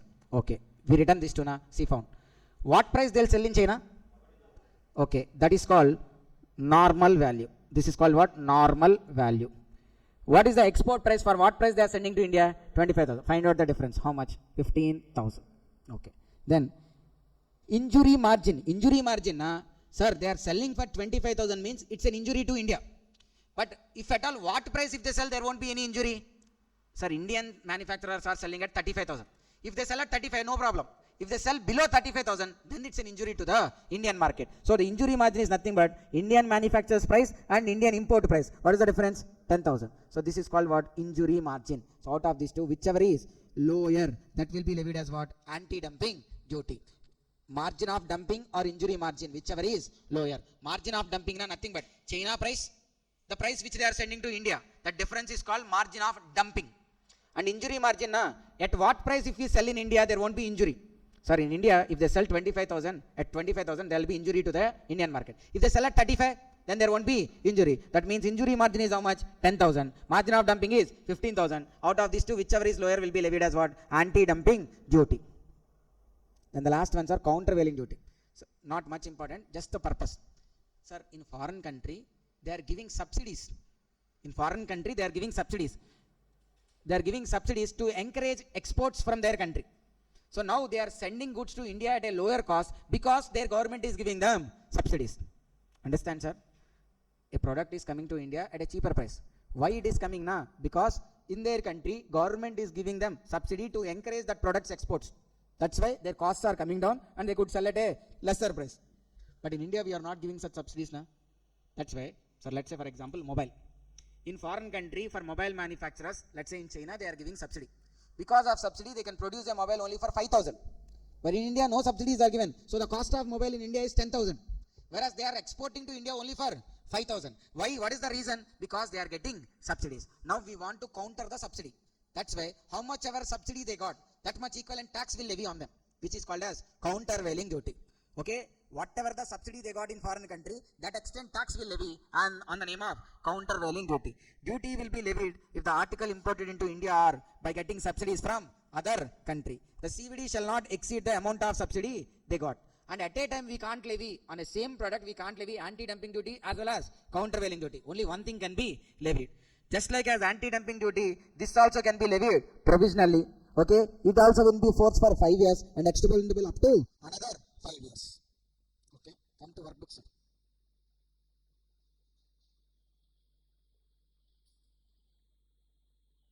Even in first chapter also we can't do much questions, sir, because most of the questions are linked to format only. I think 1 or 2 questions might be there. Only last question, right?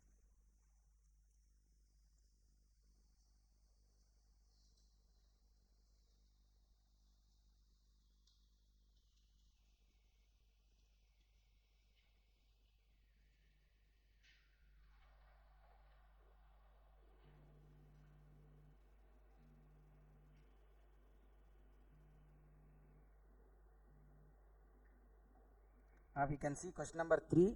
1 we can't do. 3 we can do. Page number 13.2. Third question we can do. Fourth question we can do.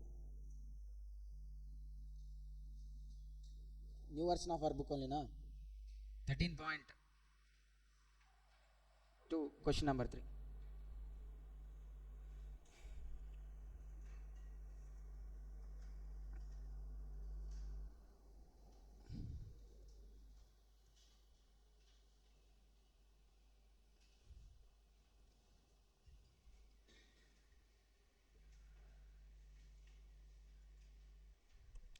A commodity is imported into India from a country.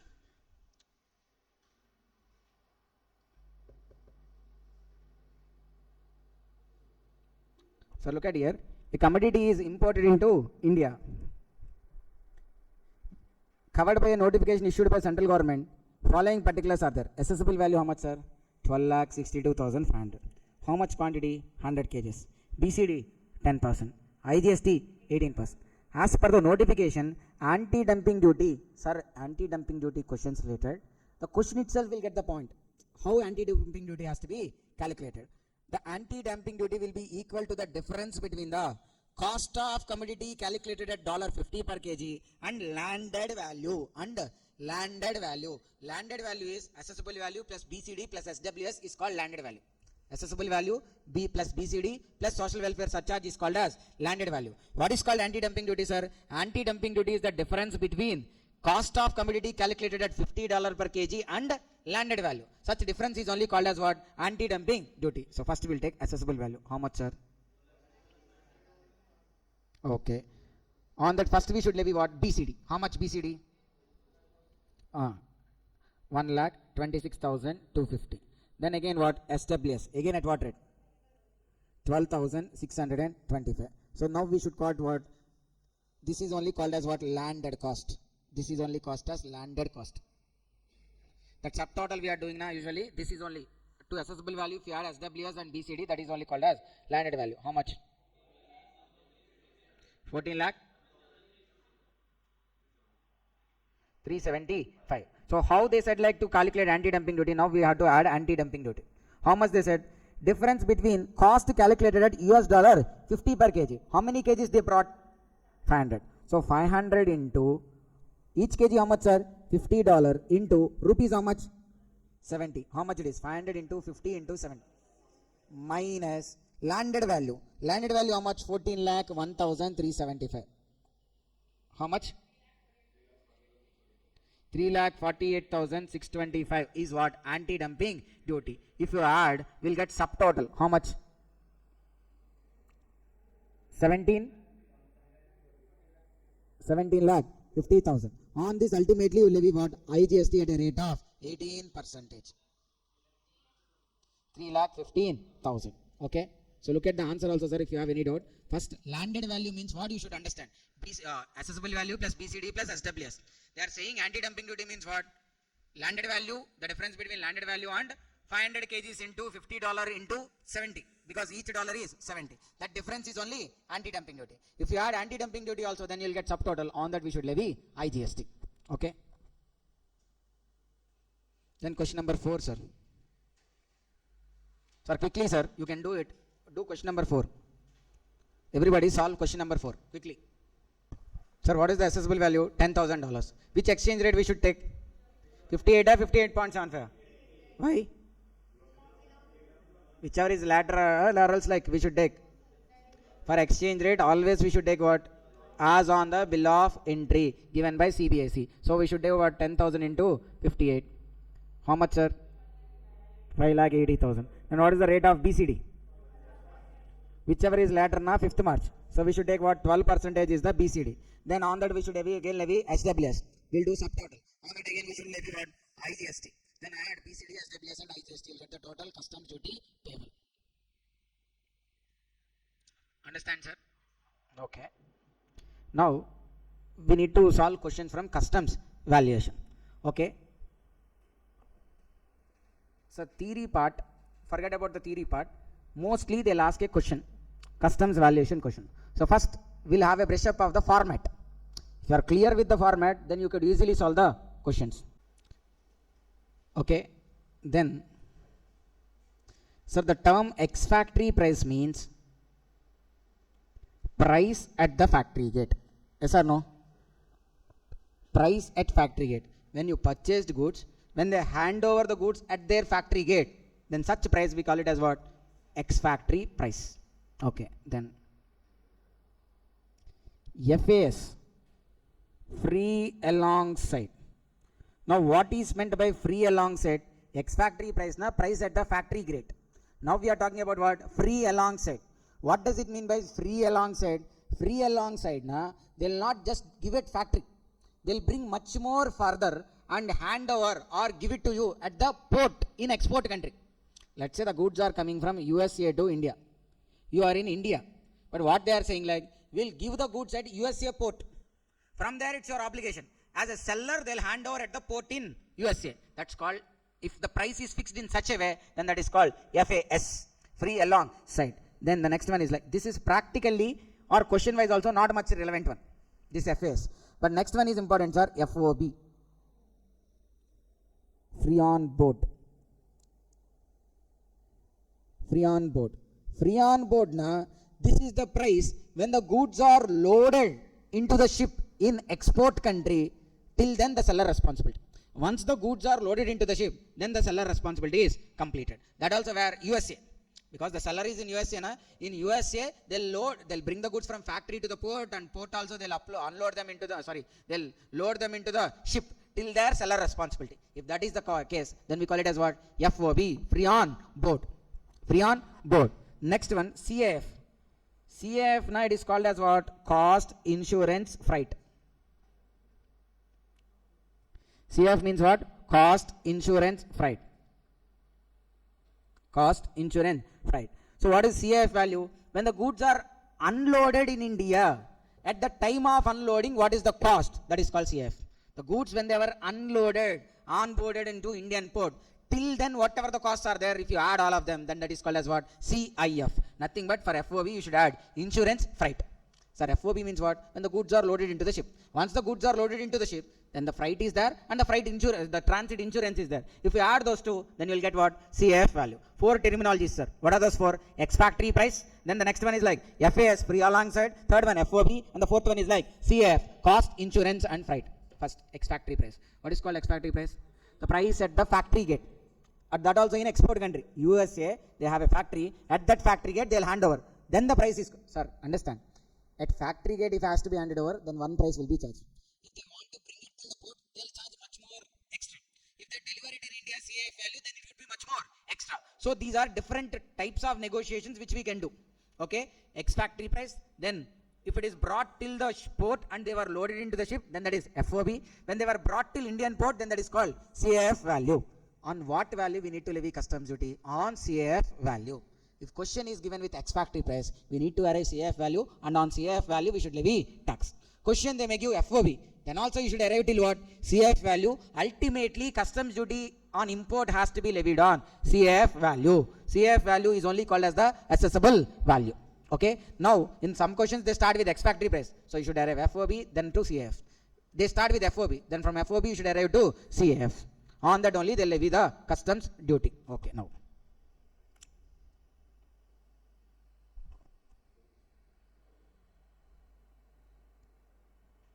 ex factory price will take. Sir, ex factory price means we know, right? The price at the factory gate in export country. Then the next stop we need to arrive is what? FOB. From ex factory price to FOB if we need to arrive, what else? What has to be added? FOB means what? Price when the goods are onboarded into the ship. When the goods are onboarded into the ship. Ex factory price na at factory gate. From factory gate, the goods has to come till what? Ship. So to bring the goods from factory to ship, what cost will be there? Freight. Freight also in which country? Export country. That only we call it as what? Local freight. Plus there can be local taxes. Within that country also there may be GST kind of in USA. So local taxes. Then loading, because they have to be loaded into the ship na, there will be loading charges.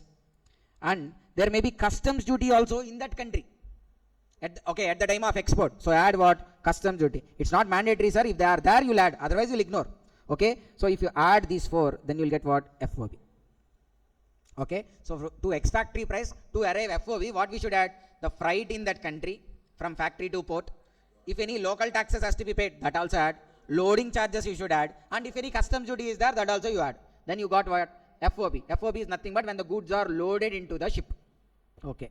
Now, this FOB, sir, our Customs Act is saying like, this FOB will not accept sometimes. We should check certain expenses are already included in this or not. If they are already included, no problem. If they didn't include, now we should include. So where they were said? They were said in Rule 10. Rule 10 of Customs Valuation Rule, that we need to what? Add. So they talk about 6 items. 6 or 7. Okay, let me read. 7 items. What are those 7 items? First one. Commission and brokerage. Commission and brokerage. Second one, designing charges, packing charges, royalty and or license fee,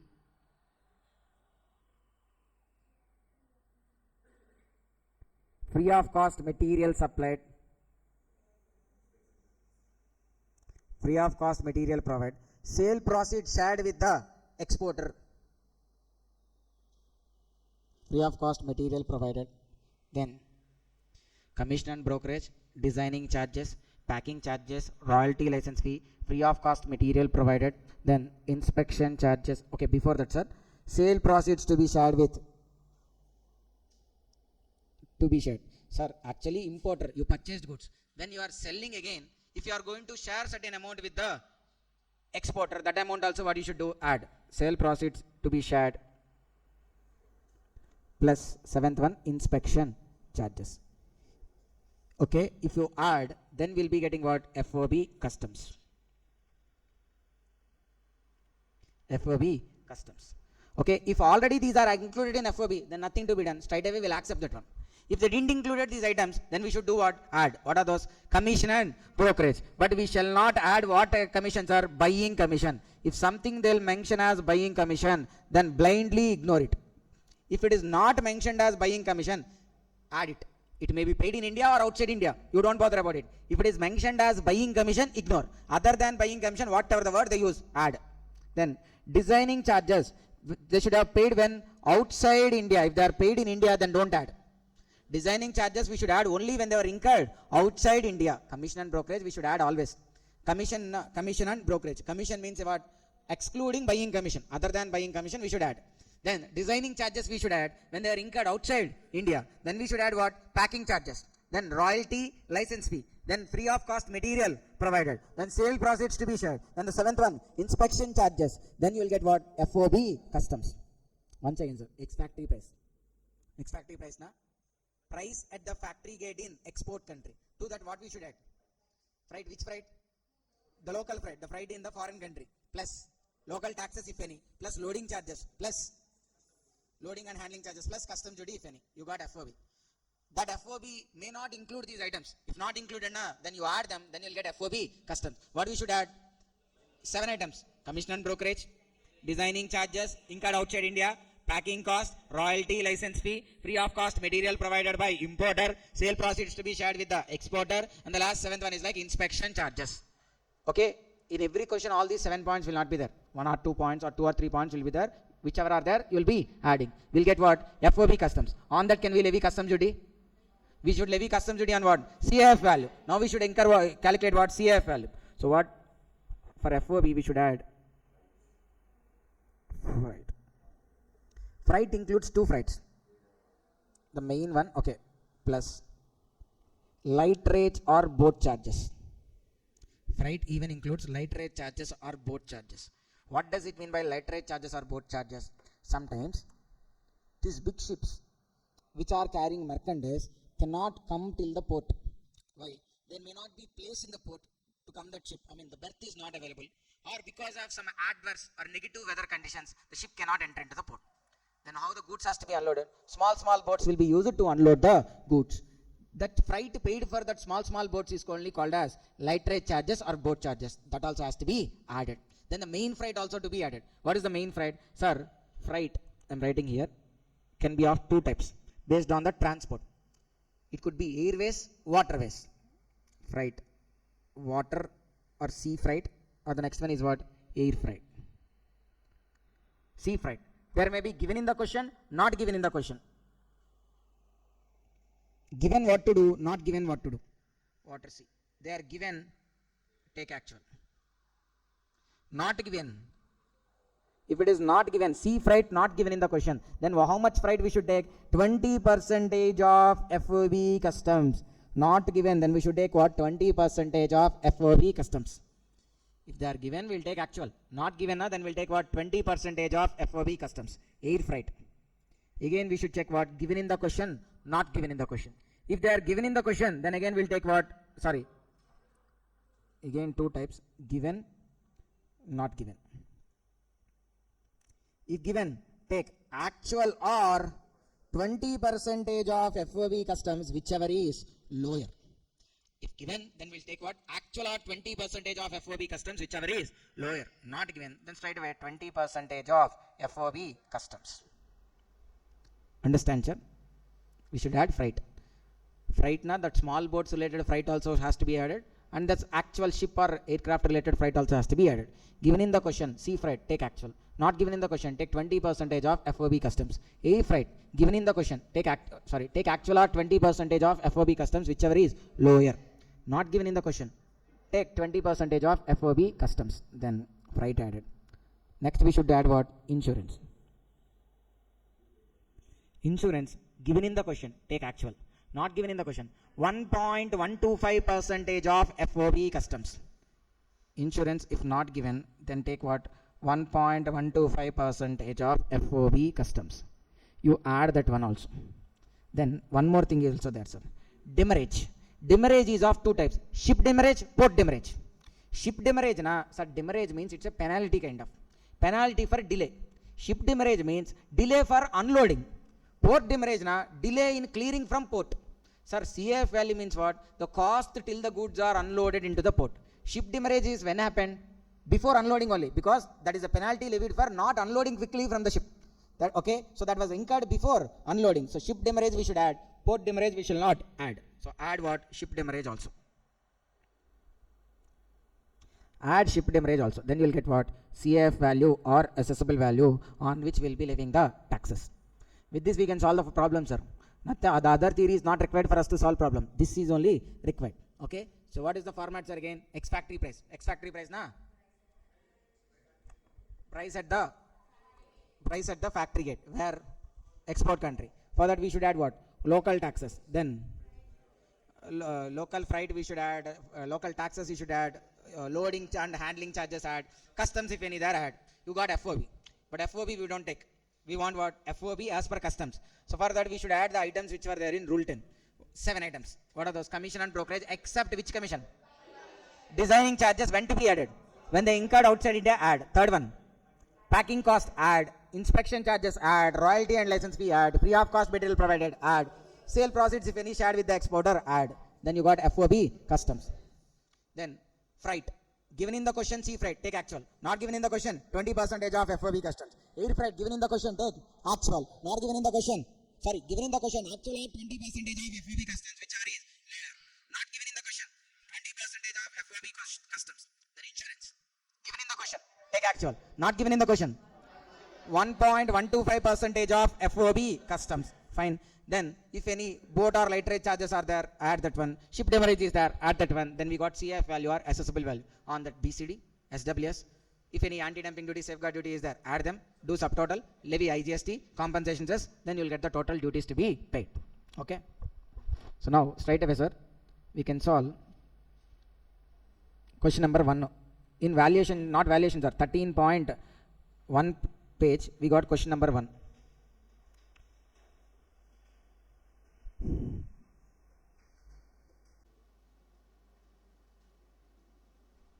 Sir, from the particulars given below, find out the assessable value. What is the cost of imported machine, sir?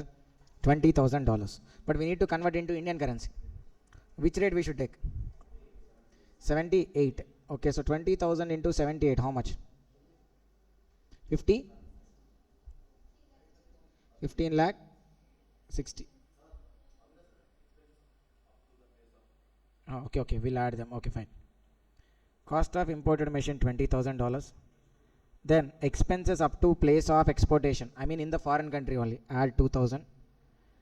Then designing charges in India not to be added, buying commission not to be added, material supplied we should add, but it is in rupees. So 22,000 first we'll convert into Indian rupees into 78. How much? 17 lakh 60? 16,000. Then we should add this material supplied free of cost, because this is FOB. If you add this material 2 lakhs also, we got 19 lakh 16,000. This 19 lakh 16,000 is nothing but what? FOB customs. Okay. Then they given the freight as sir. No, freight if they didn't given, what will take? Freight equals to 20%. Then insurance equals to how much? 1.125%. So see, 19 lakh 60,000. Freight they took 20%. Insurance 1.125. Then they got accessible value or CAF value. Then the common BCD, SWS, subtotal, and again IGST. Sir, in 14th chapter also, question number 1, if you see, a lot of similar models, sir, there won't be much differences also in these questions. XYZ Industries has imported certain equipment from Japan at an FOB cost of how much, sir? 4 lakhs. FOB 4 lakhs. Freight we need to add after FOB customs. Insurance also afterwards. Designing charges should we add or not? Yes, 60,000. XYZ has incurred 2 lakhs for development. This is in India, sir. Designing charges or development charges incurred in India. So we need not to add.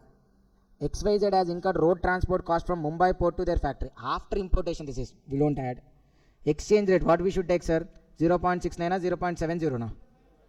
0.69. So 4 lakh 60,000 is the FOB customs. Okay. For this, we can even add freight also. They given straight away. So add freight also 40,000. So how much, sir? 5 lakhs. This 5 lakhs convert using what? 0.69. 5 lakhs into 0.69 now how much? How much? 5 lakhs into 0.69. 3 lakh? 3 lakh 40? 9, huh? 5.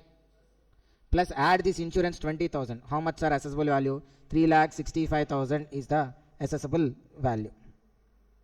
So there is some difference. 3 lakh? Sir, commission is there. We didn't add commission. Okay, sorry. 5 lakhs. Plus 5 lakhs, sir. 5 lakhs first. Okay, look at the questions are here. First, what they took? Free on board charges. 4 lakhs, correct only. Designing charges, 60. Then commission. How much is the commission, sir? 5%. So 5% on 4 lakhs. That is how much? 20. So total 4 lakh 80. Convert into Indian currency using 0.69. It is how much? 3 lakh 31,200. For that add insurance. How much is the insurance given, sir? 20. But they took here wrongly 10,000. Sir, change to how much? 20. Then freight 400 into 40,000 into 0.69, 27,600. If you add how much, sir? Total 3 lakh 78. So but here it is like 68 given. Change it to 78. Because insurance they took it as 10. But actually insurance is how much? 20.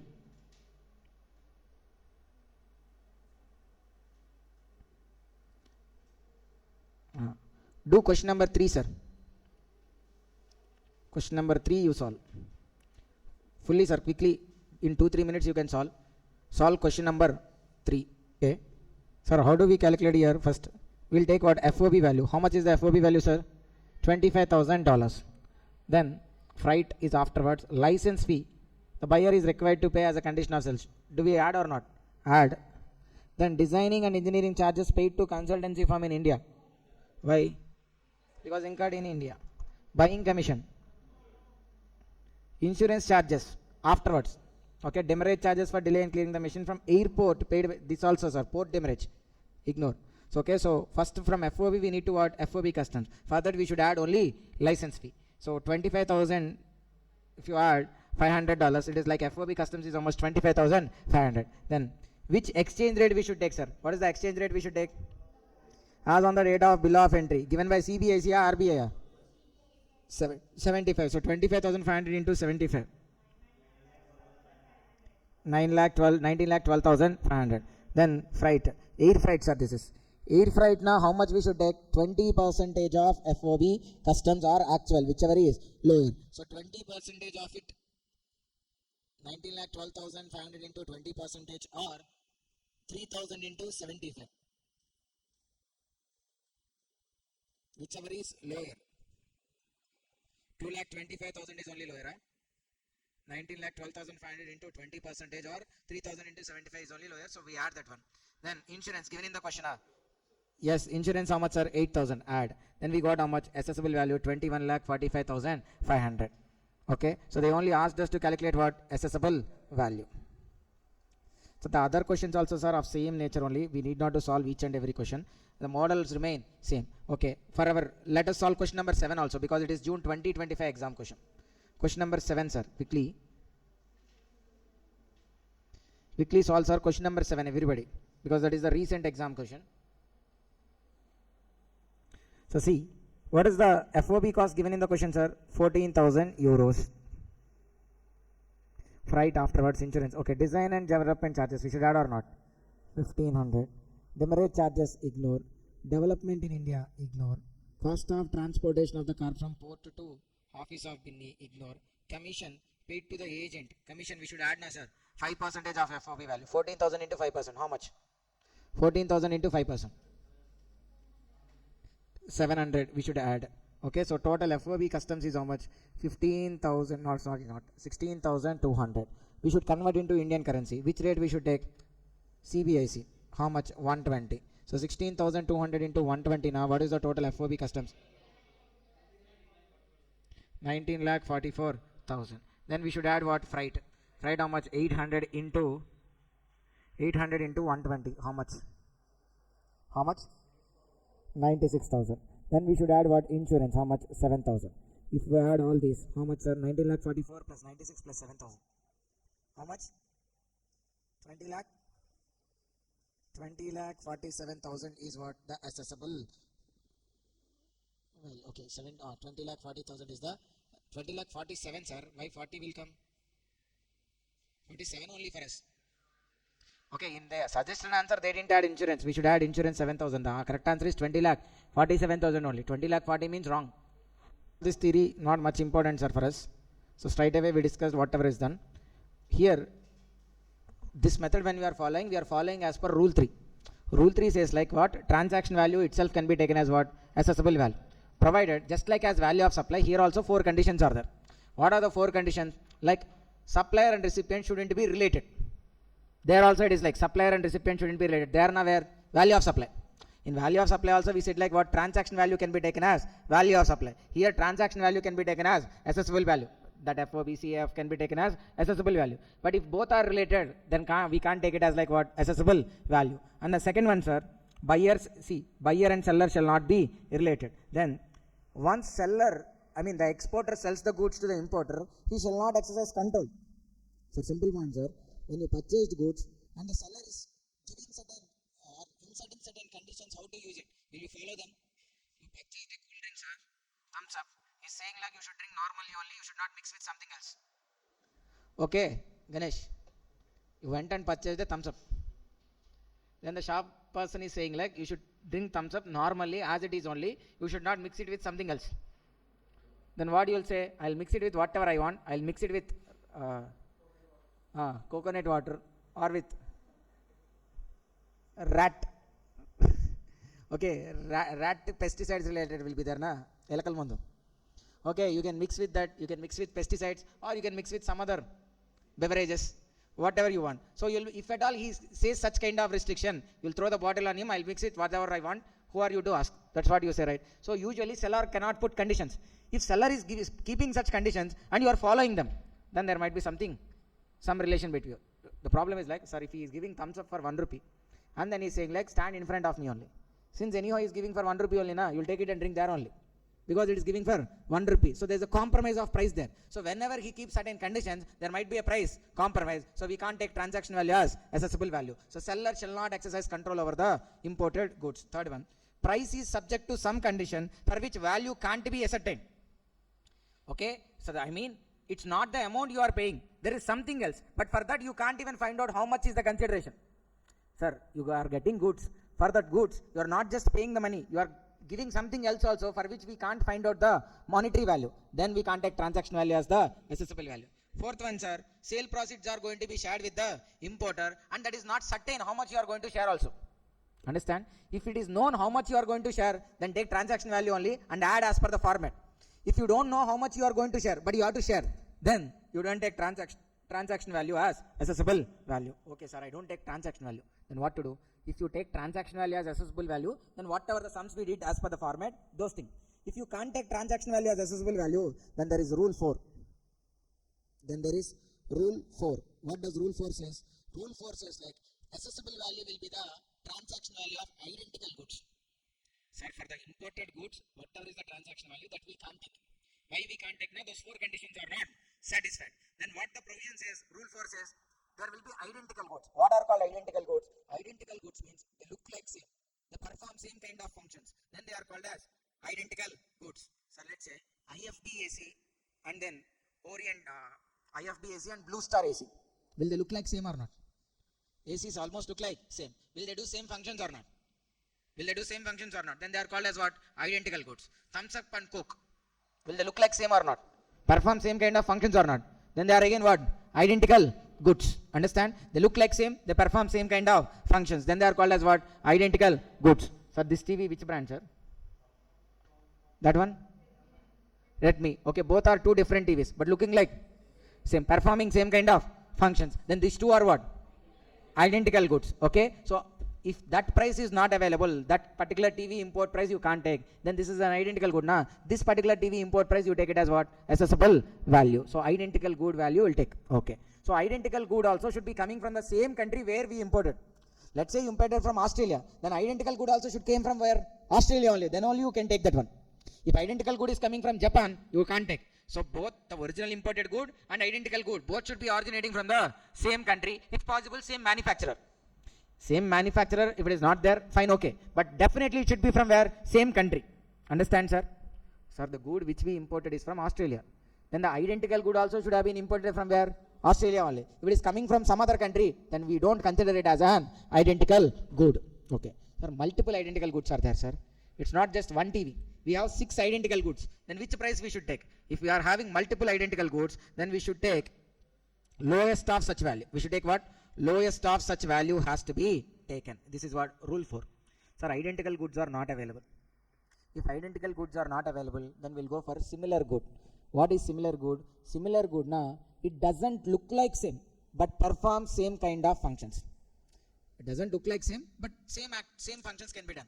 A normal gear bike and Activa. Honda Shine, Honda Activa, sir. Honda Shine, Honda Activa. Both are 125cc bikes only. But the bike and Activa does not look like same, but ultimately used for same purpose. A bike is also designed to carry 2 passengers. Even an Activa also designed to carry 2 passengers. Both are 2-wheelers only. Okay. So since both are designed for same purpose and can be used interchangeably.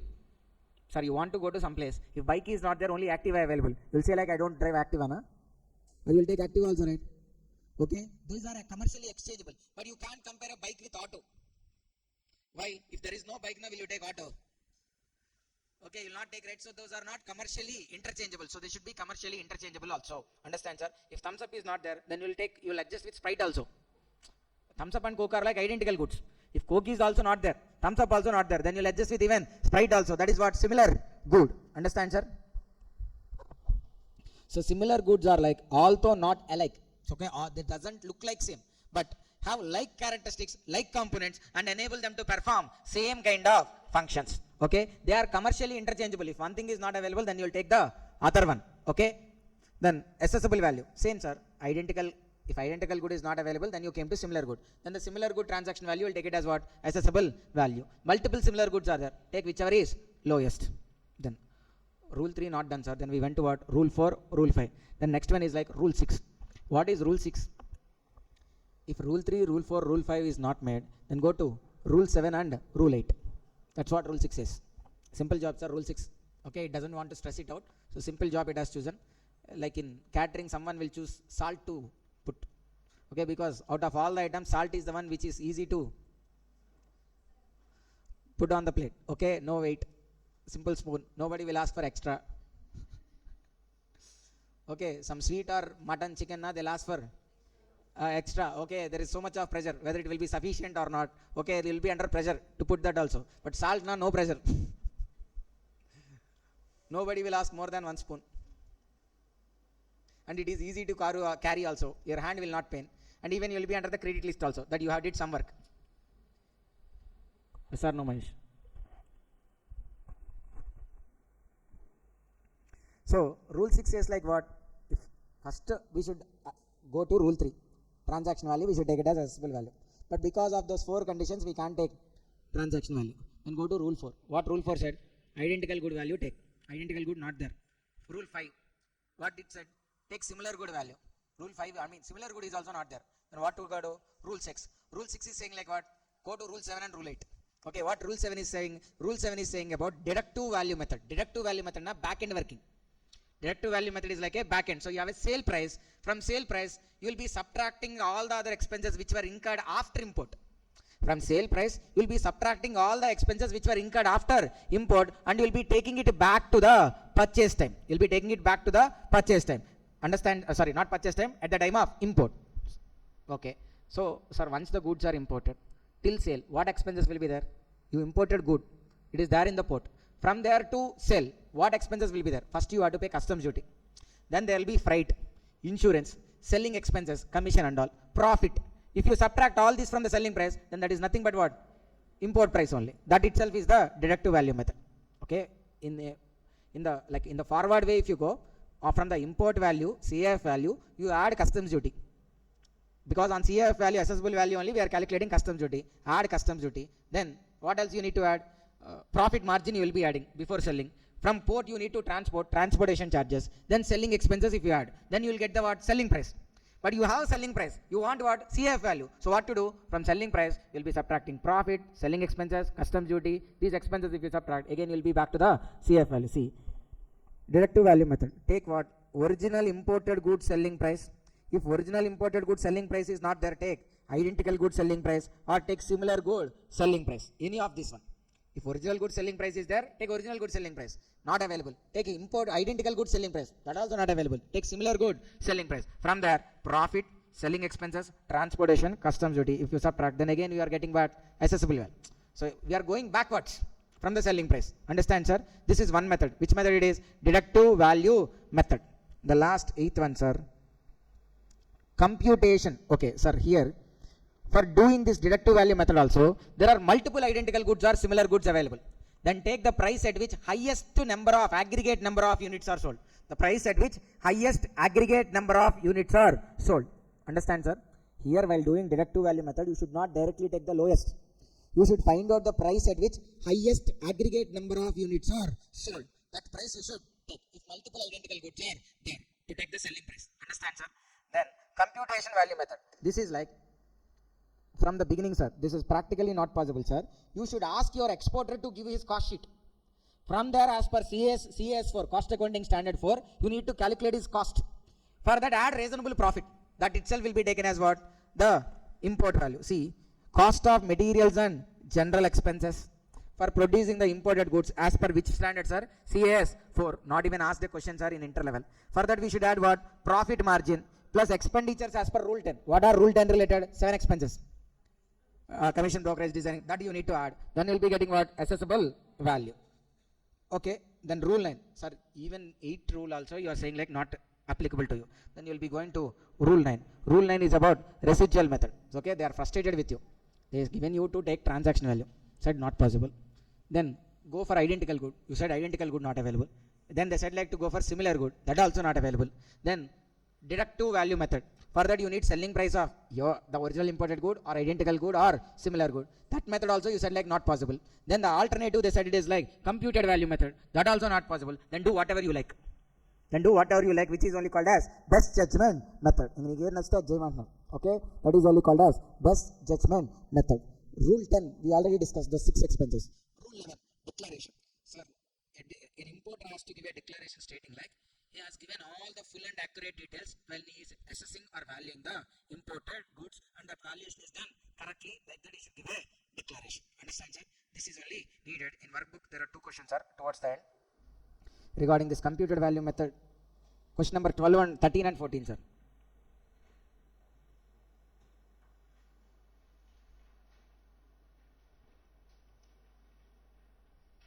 Question number 13. What is question number 13? A consignment of 800 metric tons of edible oil of Malaysian origin was imported by a charitable organization. So, charitable organization for free distribution in backward area under the scheme designed by Food and Agricultural Organization. This being a special transaction, a nominal price of 10 is charged. Sir, here what? Price is not the consideration. There is something else, charity. But for that we can't find out the monetary value. So we can't take this $10 as the transaction value, and we can't levy customs duty on the $10 because $10 is not the actual price. There is some other intention there, charity. That's why we can't take $10. So rule 3 is not applicable. So what we should do? The customs house found out that at the about of time of import of this consent, there were following imports of edible oil of Malaysian origin. We imported edible oil. There were other edible oils also. Nothing but these are what? Identical goods. Identical goods. So we need to do valuation as per what? Rule 4. The rate of exchange was 63. Rate of basic custom duty was 15. There is no IGST. Calculate amount of duty leviable on import. Sir, multiple identical goods are there, sir. If multiple identical goods are there, which rate we should take?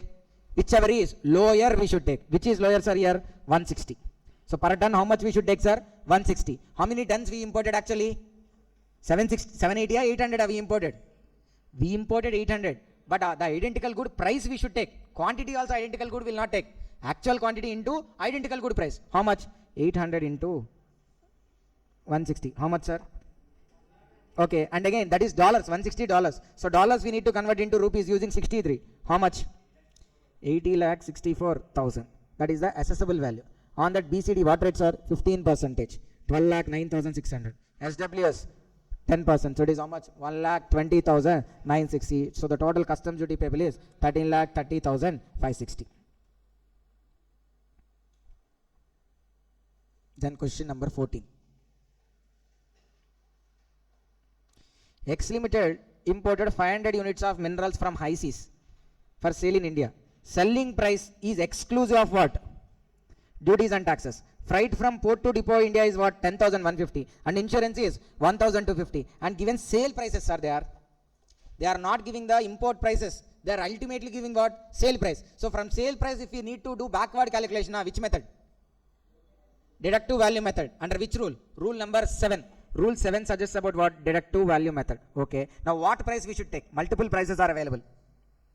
Rule 7 says like which price we need to take? The price at which most number of units are sold in aggregate. So which price we should take? The price at which more number of units are sold in aggregate. In aggregate. How much we should take? 90 or 95? 90 we should take. Sir, individually if you take 95. But I am saying what? Aggregately you should check. So at price 90, how many units are? Here 300, here 350. Total 650 units. At price 100, how many units are? 400 and 150. Total 550 units. At price 95, how many units are? 500 units. Then at price 105, how many units are? 250 units. So which price there are highest number of units? 90. So we should take the selling price as what? 90. But actually imported how many units? 500. So 500 into 90. It is what? Selling price. 45,000. So this is the selling price. We need to do backwards. Okay, they already said selling price is exclusive of duties and taxes. So duties and taxes we need not to subtract because it is already excluding duties. So we should subtract what? Freight 10,150, insurance 1,250. If you subtract them, then the assessable value is 33,600. On that, you should apply what, sir? 10. They didn't give it in the question, sir, but answer it is there now. You could understand. 10% as BCD and again 10% as SWS. Sorry, not 10% sir, BCD. 12% as BCD. Plus SWS another 10%. So you got total customs duty how much, sir? 4,435.